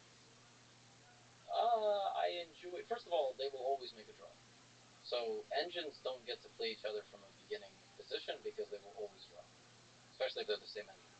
So Slackfish 15, I don't think one side will ever beat the other, basically. But if you program them to play a certain opening position according to chess theory, you get to see interesting ways into how they evaluate. One of the ways that it played against the London opening was absurd. Like it was completely ridiculous. Black sacrificed 2 pawns as early as move 6, which is a borderline completely lost position. And then both sides foresaw that the only way White was going to be able to use that material advantage was to give it back and stabilize their own position. Black just got a crazy attack. Jesus, that's crazy. Yeah. But they drew. I mean, they ended up drawing. So I'm also going to make them play against each other in either bad openings or like some of the most popular gambits. Looking at something like that. And the way I'm going to do this is basically say which chess gambits are the best. And the way I'm going to do that is theoretically the engine should be able to beat a gambit because a gambit is very rarely blessed by the computer. So if the computer cannot beat that gambit, that means it's good. That means it's not losing. If it's a completely lost gambit, it will beat it. But if it draws, despite getting that early disadvantage, then that means the gambit is very reliable and you can play it. So that's a good way to evaluate opening games. Yeah. What's the best? What's your favorite opening? Or what openings do you like? There was an opening that got me back into chess when I was 15. I had quit for like 3 years, and I went to my friend's house, and he had a book by Lars Skendorf, a Danish grandmaster, called The Caro-Kann Defense, which is C6. Do you want white? Do you want black? Do you want to show me the opening? This is the opening. The Caro-Kann Defense. So you play E4, I play C6. I have to play black. That's it. Yeah, and we developed from here. I put my. But what counts as an opening? Okay, but the development, does the development matter? Yeah, so from here the development goes into the variations of the Caro-Kann. So this is the Caro-Kann. Like you can be in a city, but then you can be in neighborhoods. That's a very non-dramatic. Okay. Yeah. 2 pawns in the center. So that's called the Breyer variation. So what's a good thing for me? Two squares. Yeah, if you can put 2 pawns in the center, yeah, you should. And then that's a good thing. Yes, and then I will go here, and now you have to decide what you're going to do with your center pawn. You can push, take, or defend it. And push, take, or defend. Right. Yeah. What would you suggest? Take is the worst. Take is just stable, so we just trade. But pushing is considered the best, advancing and taking my space away from me. So I think Alpha Zero or Starfish would probably always push. And now there's something called like the main line or the sideline. Main line is what's the most popular, played at all levels, which is moving the bishop here. I've played this a lot, but for beginners, this is and intermediate players. This is why I love this opening so much. On move 3, Black already has a +4, which is crazy. It's not supposed to happen. And there's this very tricky second most popular move, which is undermining your center, trying to get you to take my free pawn, but destabilize and leave both of them kind of hanging. And is that why the +4? It's because you're susceptible to the destabilization. Yes, because people at 99% of the rating ladder do not understand how to deal with what's coming. Basically, they don't know how to deal with a structural attack. So would Stockfish try to defend the pawn here? No, it would take the pawn and tell you to go fuck yourself. Oh. Because I am 3,400. Right. It would take the pawn and be like, all right, win it back.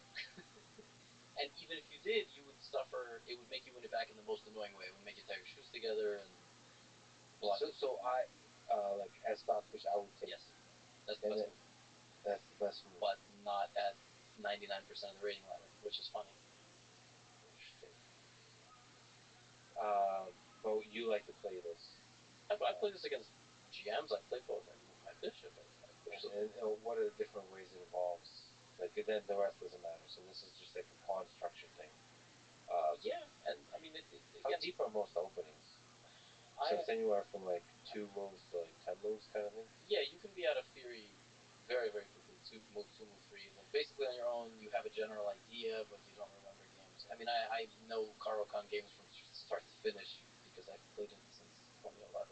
So you know all the different branches that goes in that down. Yeah, I think I know every opening in chess. Basically, I think most title players know every opening, but we don't know. We can't play it competitively because we would be. But what are some of the weirder openings that like slightly suboptimal, but might be explored? Like Magnus might play that just to fuck with the opponent. He played something recently actually against this German prodigy Vincent Keimer, which was a specific move order in a very popular opening. So it's basically a position that's been reached thousands of times. But the move order Magnus chose with white was played maybe 0.05% of the time, which is crazy. It's thousands of games. And it's supposed to be not good, meaning it allows black to equalize. So that's what black is going for. Not winning the game, but equalizing, because you were second. Magnus says, I don't care about equalizing. I just want a position. I don't want my opponent to know the answers to the test. That's so interesting. Yeah. Because also fucks you psychologically. It throws you off and just always keeps you on your toes. He's in a weird position, but he also has the advantage of being able to intimidate. Mm-hmm. I wonder how many people. How much is that a role of it? Like being scared of the other person? It's true though. I think some of the top guys would deny it, but you know when you're in the seventh hour and you're playing Magnus, it's a very different feeling than some of the other. When Magnus is messing around in the opening, it's very different than another person messing around in the opening. You just kind of like expect for something to be there. We'll see if it translates to poker for him, but I think he gets a little bit maybe less respect in the poker world. In the chess world, he's sort of alpha. He gets a lot of respect. I just talked to Daniel Negreanu. He gets the only person that doesn't respect Magnus Carlsen, honestly, either in chess or poker, is Magnus Carlsen. But like Magnus is hilarious. I mean, when he talks about his rating, he's like, "Yeah, it's pretty good." When he talks about how good he is at poker, I suck. But you know, I think that self-critical view that I think he honestly believes, to a degree, is probably part of the engine that fuels it to get better and better and better and better. Yeah, well, what I'm saying is, if you're face to face with Magnus at a chessboard, it's not the same as being in a nine-handed poker table with him. You kind of keep an eye on him, maybe he's a mysterious guy, but chess is different because you're like, this is the man. Yeah, there's very few people. Yeah, so in poker they talk about Phil Ivey that way. Yeah. As like this super intimidating. I think that's it's probably harder to intimidate in poker. Actually, I don't know. There's something intimidating about like excellence in a deterministic game that's just terrifying. Like you're fucked. I mean, it's like playing stockfish. Like you're fucked. Mm-hmm. This thing will suffocate you. And especially when you make moves that you don't understand.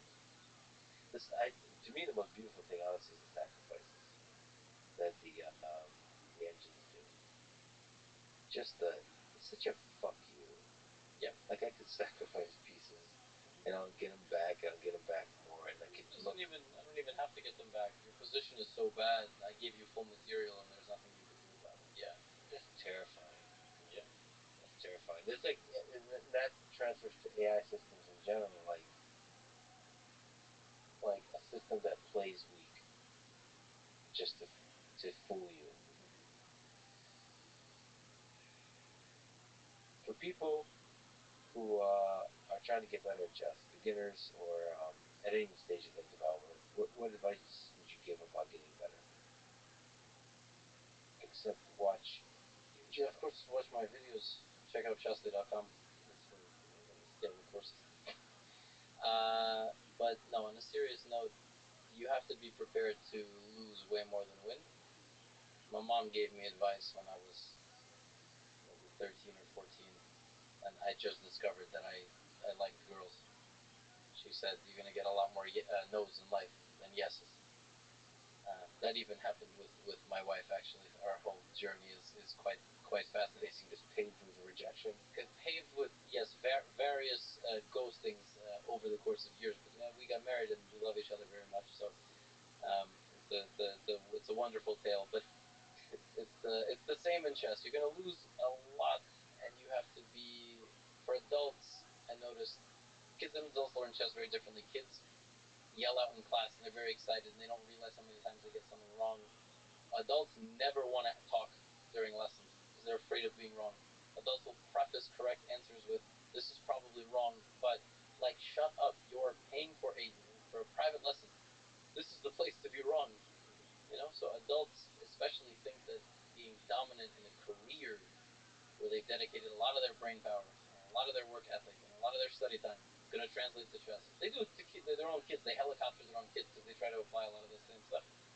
Chess, studying chess is different than studying anything else. Anything else. Which same could be argued for martial arts, I guess, but yeah, 100%.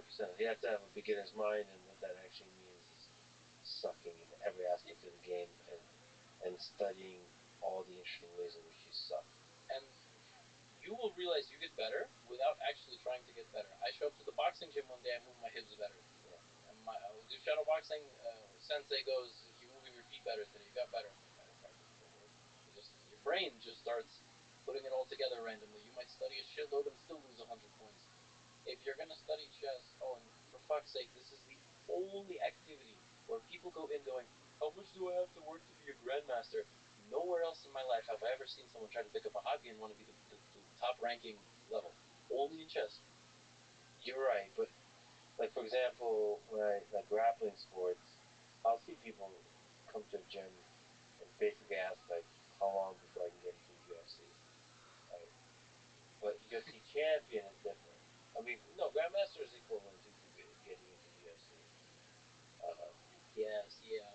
So, but people quickly realize when like a 110-pound girl taps them out over and over, and they're like 230-pound like um, ripped dude, they realize like, okay, this is an art, this is a journey. Yeah. And I think if you resist the lessons that failure teaches you, that's when you don't grow. So like, just relax. And one of the things you have to learn, probably applies to chess too, is to know how to relax your body, your mind. And just like, there's something about, just like you said, like, if you don't resist it, if you relax, then your body, your mind will learn the way of this game. And probably add to that is just put a lot of hours in of having fun.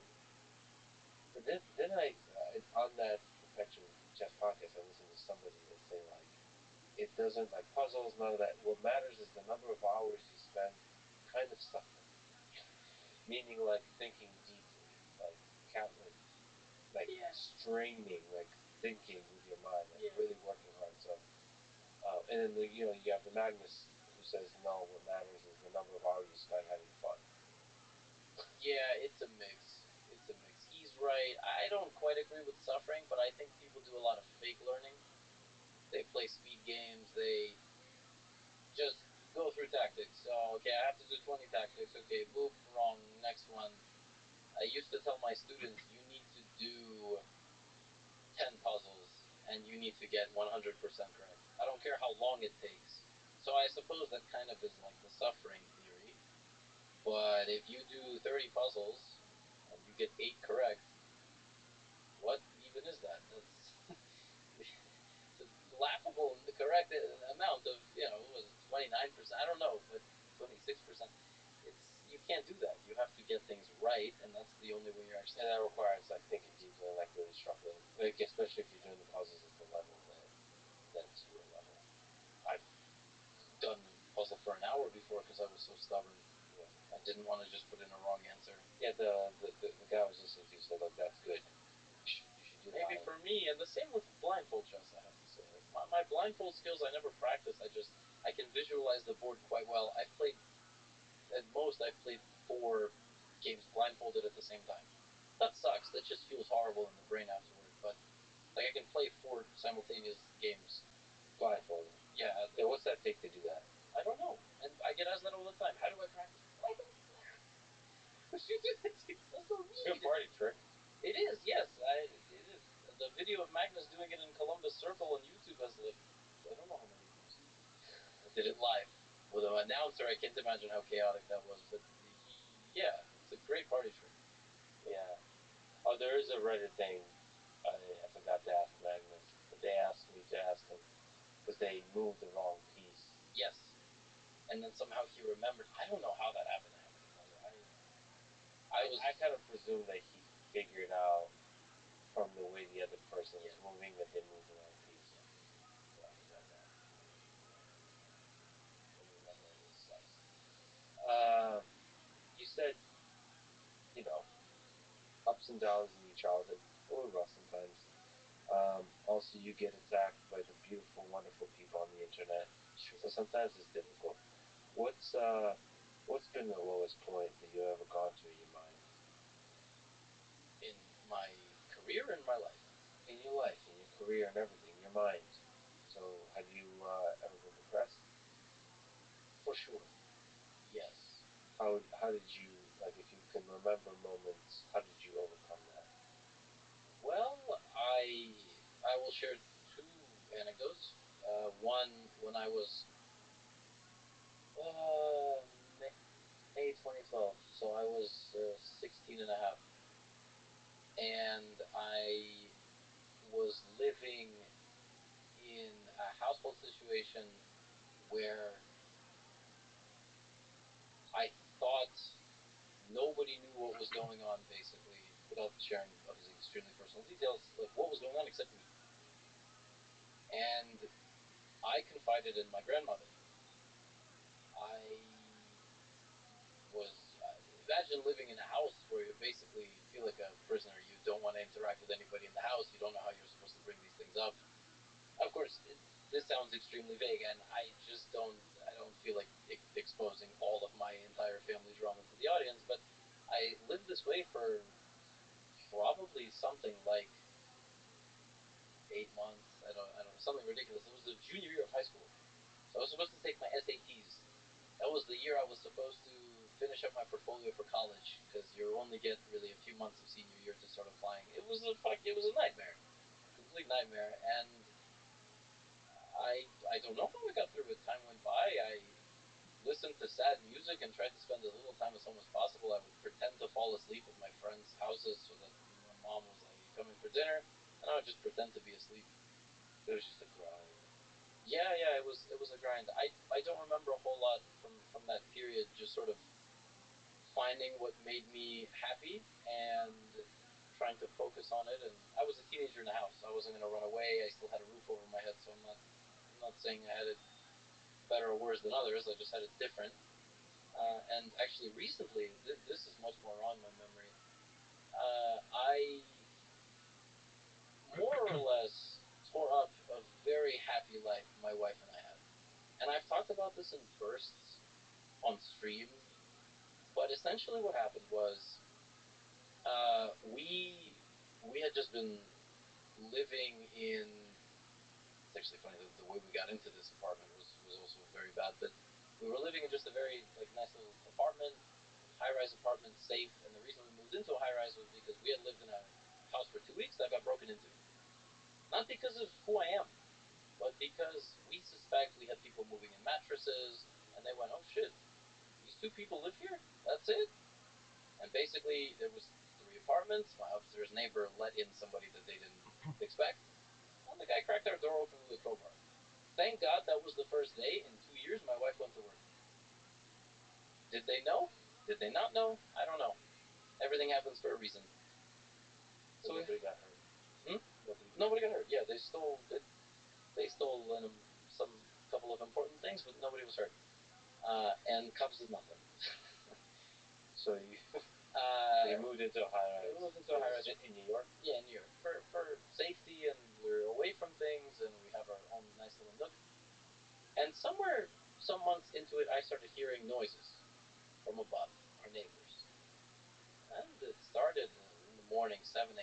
started in the afternoon, and I picked up on it, and I expected it every day for weeks, and it was driving me crazy. And I was like, okay, we're gonna go have a civil conversation with who's ever up there. Sounds like kids. So we go knock. Lady gaslit the shit out of us. I've never been gaslit that hard in my life. She went, noise, what noise? It's probably our other neighbor, who's a boxer. Lady, you have kids. We can hear you through the vents. Hear you talking to your kids. Went to the front desk of the building. They did nothing. Went to the leasing office. They did nothing. And basically, over time, I just let this drive me nuts. It was back to the stubbornness thing. I decided we were leaving.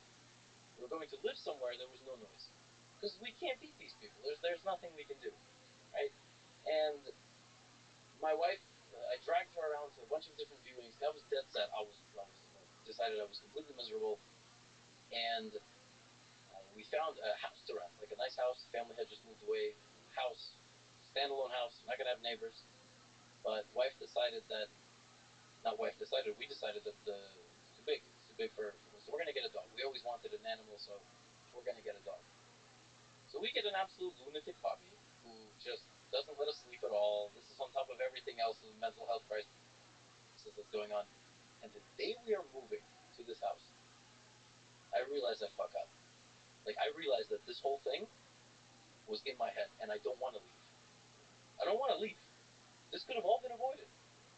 And the guilt and I didn't want to exist. Like, it's not that it wasn't suicide, but the feeling of just, you want to just observe yourself from a distance. And I couldn't sleep. I thought my wife was going to leave me. Like, just and that's what anxiety does. It also takes everything you feel to an absolute shred. And that I experienced for a good chunk of 2 weeks. And then we kind of settled down and decided, like, we're going to live. Did you tell her about it? Like, were you able to talk through it? Yeah. Does she know the levels of madness that could be inside your mind? I don't know if she'll ever know, but I tried to tell her that, and like glimpses. yes, I'm not sure you'll ever know. I kind of the point. Yeah, I try to. That's why I try to keep busy. But that was the darkest it got, and yet through all of that, I went on stream every day. I made YouTube videos every day. Like, I understood that I had a job to do, and I did it, and I talked about it here and there. But that was the worst it ever got, because I'm learning that the emotions I experience are guilt, remorse, and your brain just goes in circles basically about things that you've done or haven't done. It's funny because noise can do that also. So the noise was real. It was living in your head. Yeah. So I tried to. I actually. It's kind of funny because I like to focus deeply, and I'll have like sources of noise. I've tried to teach myself over time. I'll go to like coffee shops and stuff to like. I almost try to put myself next to annoying situations so I get like trained. really, maybe I should do that. But it's at a certain point. At the same time, I've gotten to hang out with certain people, especially in LA. They're like in the middle of nowhere, like in Malibu or something, and it's like dead quiet. You hear your ears ringing. It's so quiet. Basically. And it's like, holy shit, this is a good place. This is a good way if you want to write something or create something. It's like super quiet. So my mom does. My mom's a science journalist, science author. She just published her first book actually on poop of all things. Yeah, fecal, the waste management. It is actually a very fascinating concept to look through history. And she would do that. She goes to complete solitude, and she writes. Yeah, and it's beautiful. No sirens. I mean, New York is the opposite of that, so it's a lot of burn on yourself. I've lived there for 20 years. Has it been tough, like going on stream to put on the face of happiness through that? Yeah.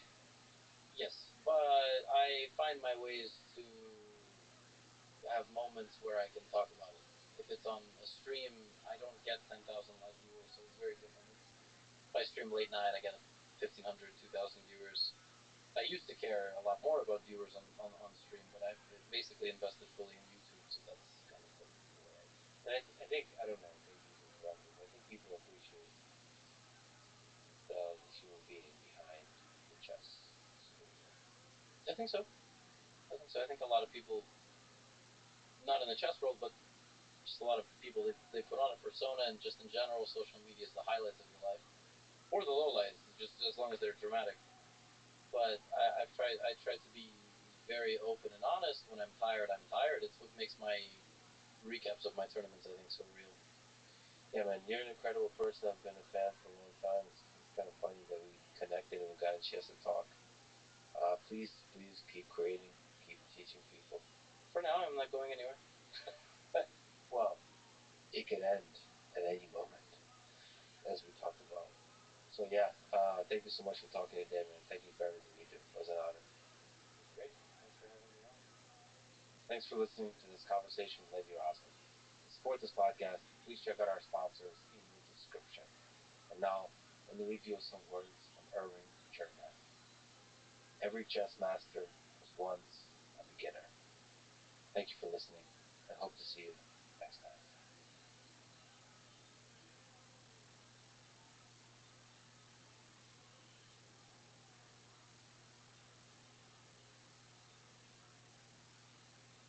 When we use the term free will, we're talking about this feeling that consciousness, that we have a self that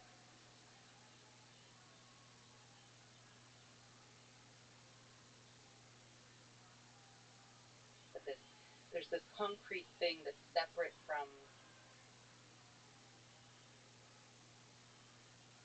brain processing that somehow swoops in and is the cause of our decision or the cause of our next action. And that is, in large part, if not in its entirety, an illusion. The following is a conversation with Annika Harris, author of Conscious, a brief guide to the fundamental mystery of the mind, and is someone who writes and thinks a lot about the nature of consciousness and of reality, especially from the perspectives of physics and neuroscience. This is the Let's Read Learn podcast. To support it, please check out our sponsors in the description. And now, dear friends, here's Annika Harris. In your book, Conscious, you described evidence that free will is an illusion, and that consciousness is used to construct this illusion and convince ourselves that we are in fact deciding our actions. Can you explain this? I think this is chapter 3. First of all, I really think it's important to make a distinction between free will and conscious will, and we'll get into that in a moment. So free will in terms of our brain as a system in nature, making complex decisions and doing all of the complex processing it does, there is a decision-making process in nature that our brains undergo that we can call free will. That's fine to use that shorthand for that. Although once we get into the details, I might convince you that it's not so free, but that the decision-making process is a process in nature. The feeling, our conscious experience of feeling like consciousness is the thing that is driving the behavior, that is, I would say in most cases, an illusion. And usually when we talk about free will, that's the thing we're talking about. I mean, sometimes it's in conjunction with the decision-making process, but for the most part, when we use the term free will, we're talking about this feeling that consciousness, that we have a self, that there's this concrete thing that's separate from brain processing that somehow swoops in and is the cause of our decision or the cause of our next action. And that is, in large part, if not in its entirety, an illusion. So conscious will is an illusion, and then we can try to... Free will, I would say, is good shorthand for a process in nature, which is the decision-making process of the brain. But decisions are still being made. So there's, if you ran the universe over again, is there, would it turn out the same way? I mean, maybe trying to sneak up to like, what does it mean to make a decision in a way that's almost, that means something? So, right. So this is where our intuitions get challenged. I've been thinking about some new examples for this just because I talk about it a lot. And the truth is, most of the things I write about and talk about and think about are so counterintuitive. I mean, that's really what my game is breaking intuitions, shaking up intuitions in order to get a deeper understanding of reality. I'm often, even though I've thought about this for 20 years and think about it all the time, it's an obsession of mine, really. I have to get back into that mind frame to be able to think clearly about it because it is so counterintuitive. How long does that take? How hard is that? Depends on if there are kids around or if I'm alone or if I've been meditating. But what I was going to say, actually, I felt like we needed to just take one step back and talk a little bit, just because I think the importance of shaking up intuitions for scientific advancement is such an important piece of the scientific process. And I think we've reached a point in consciousness studies where it's very difficult to move forward. And usually that's a sign that we need to start shaking up our intuition. So, throughout history, the huge breakthroughs, the things that have really shifted our view of the universe and our place in the universe and all of that, those almost always, if not always, require that we, at the very least, shift our intuitions, update our intuitions, but many of them we just have to let go of intuitions that were feeding us false information about the way the world works. Well, the weirdest thing here is that here we're looking at our own mind. Yeah. So you have to let go of your intuitions about your own intuitions. Yes, right, exactly. It's very meta and makes it hard. And it's part of the reason why doing interviews for me feels so difficult, aside from the fact that I just have social anxiety in general. Well, it's good because I took mushrooms just before we started. So we're on this journey together. Let's go. So where do we take a step backwards? Well, I was going to say, I mean, this leads into the point I was going to make, but what I was going to say is, I mean, also just for me, I feel like I'm not as good at speaking as I am at writing, that I'm clear in my writing. And because these topics are so difficult to get our minds around, it's hard to kind of get to any real conclusion in real time. It's actually how I started writing my book. Was just writing for myself. I decided that I needed to spend some time writing down all of my thoughts in order to get clear about how I think about them. So you write down a sentence and you think, in the silence, quiet paragraphs, and you just. And then I see if that makes sense, and then I check it with my intuitions, which is really the scientific process. And I really, in many ways, I feel like I'm a physicist at heart. All of my inquiry, all of my career, everything I'm interested in, actually going back to being a child, is just deep curiosity about how the world works, what this place is, what it's made of, how we got here. Just being amazed at the fact that I'm having an experience over here and you're having one over there, and we're in this moment of time, and what does that all mean? My interest in consciousness really came out of originally an interest in physics, and I guess that the two were always side by side, and I didn't really connect them until I was older. But I've always been really interested in just understanding the nature of reality before I even had language to describe it. You talked about sort of laying down and looking up at the stars. Yeah. Sort of trying to let go of the intuition that there's a ground below us. Yeah. Which is a really interesting exercise, and there's many exercises of this sort you can do, but that's a really good one.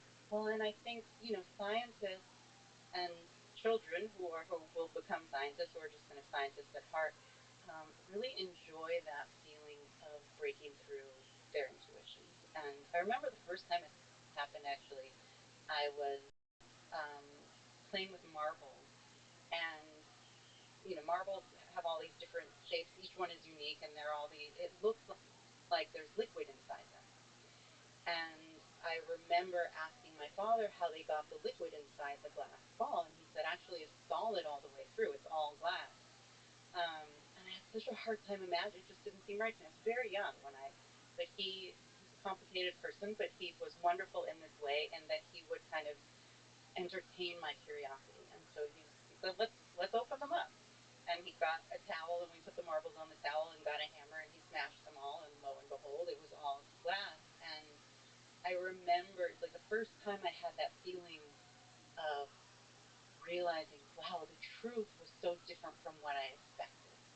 And I like that feeling. And of course, we need to be able to do that to understand that the earth is flat, to understand the germ theory of disease, to understand long processes in nature like evolution. I mean, we just can never really intuit that we share genes with ants. Did you just say the earth is flat? You mean the earth is not flat? Did I say that? Yeah, this is great. Right. But I actually like to think Exactly. about. See, this is why I need to write and not speak. Well, I actually really like conspiracy theories and so on. I really Yeah. like flat Earth people that believe the Earth is flat, or Yeah. not believe but argue for the Earth is flat. Well, it's interesting because you can see. I mean, the intuition is so strong. I just said it. The thing I love about folks who argue for flat Earth is they are thinking deeply. They're questioning actually what has now become intuition. Are it's become the mainstream narrative that the Earth is round, where people actually don't, you know, don't think actually how crazy it is that the Earth is round. Right. We're in a ball, Yeah, yeah. and like that's exactly what you're doing. You're looking out into space. It's really humbling. I think the basic intuition when you're walking on the ground, you kind of there's a underlying belief that Earth is the center of the universe. There's a kind of feeling like this is the only world that exists, and you kind of know that there's a huge universe out there, but you don't really load that information in. Right. And I think flat earthers are really contending with those big ideas. Yeah. No, and I think, I mean, the truth is that when those observations were first made, when the celestial observations were made that revealed this fact to us, I can't remember how long it took, but I think it was close to 100 years before it was actually accepted as common knowledge that we're no longer the center of the universe, or of course we never were. But and that's true almost every time we have a breakthrough like that challenges our intuition. There's usually a period of time where we have to, and this is an important part of the process because often our intuitions give us good information. And so when the science goes against, when our scientific observations go against our intuitions, it's important for us to let that in and to see, which side is going to win. And once it's clear that the evidence is winning, then there's this period of time where we have to grapple with our intuitions and shift the way we frame our worldview and go through that process. But free will. Free will's a hard one. It's a hard one. So here we are, still, in consciousness studies, pretty stuck, at least in terms of the neuroscience. And so that's why I started thinking more deeply about that. That's why a lot of scientists right now are actually interested in studying consciousness, where it was very taboo before. And so we're at this really interesting turning point, and it's wonderful. But it will require that we shake up our intuitions a bit and reframe some things and look at what the neuroscience is telling us. And there are a lot of questions. We have more questions than answers. But I think it's time. I think if we're going to make progress in consciousness studies, we need to start really looking at the illusions and false intuitions that are getting in our way. Do you think studying the brain can give us clues about free will, like some of these? Oh, yeah, absolutely. I think it already has. And I think many facts that have come out of neuroscience are still barely seeping into the culture. I mean, I think this is going to be a long process. So part of my work is really just looking at areas where we already know some of our intuitions are wrong and starting to accept them and starting to let them in and starting to ask questions about, well, what does this mean then about the nature of consciousness? Let's try to actually get at this question of free will and conscious will. I have my intuitions here are. I mean, I'm a human being. Yeah. It's really. I mean, I approach it from two aspects. One is a human being, and two from a robotics perspective. Right, right. And I wonder how big the gap between the two is. And that's a useful from an engineer perspective. Is another perspective that's useful and helpful to take on this. It's like, are we really so different, you and I, the robot and the human? We'd like to believe so, but you don't exactly see where the difference is. Research into AI and just the fact that it's entered our consciousness at the level of stories and film and all of these questions that it's raising um, is facing us with that. It's almost like the zombie experiment is coming to life for us.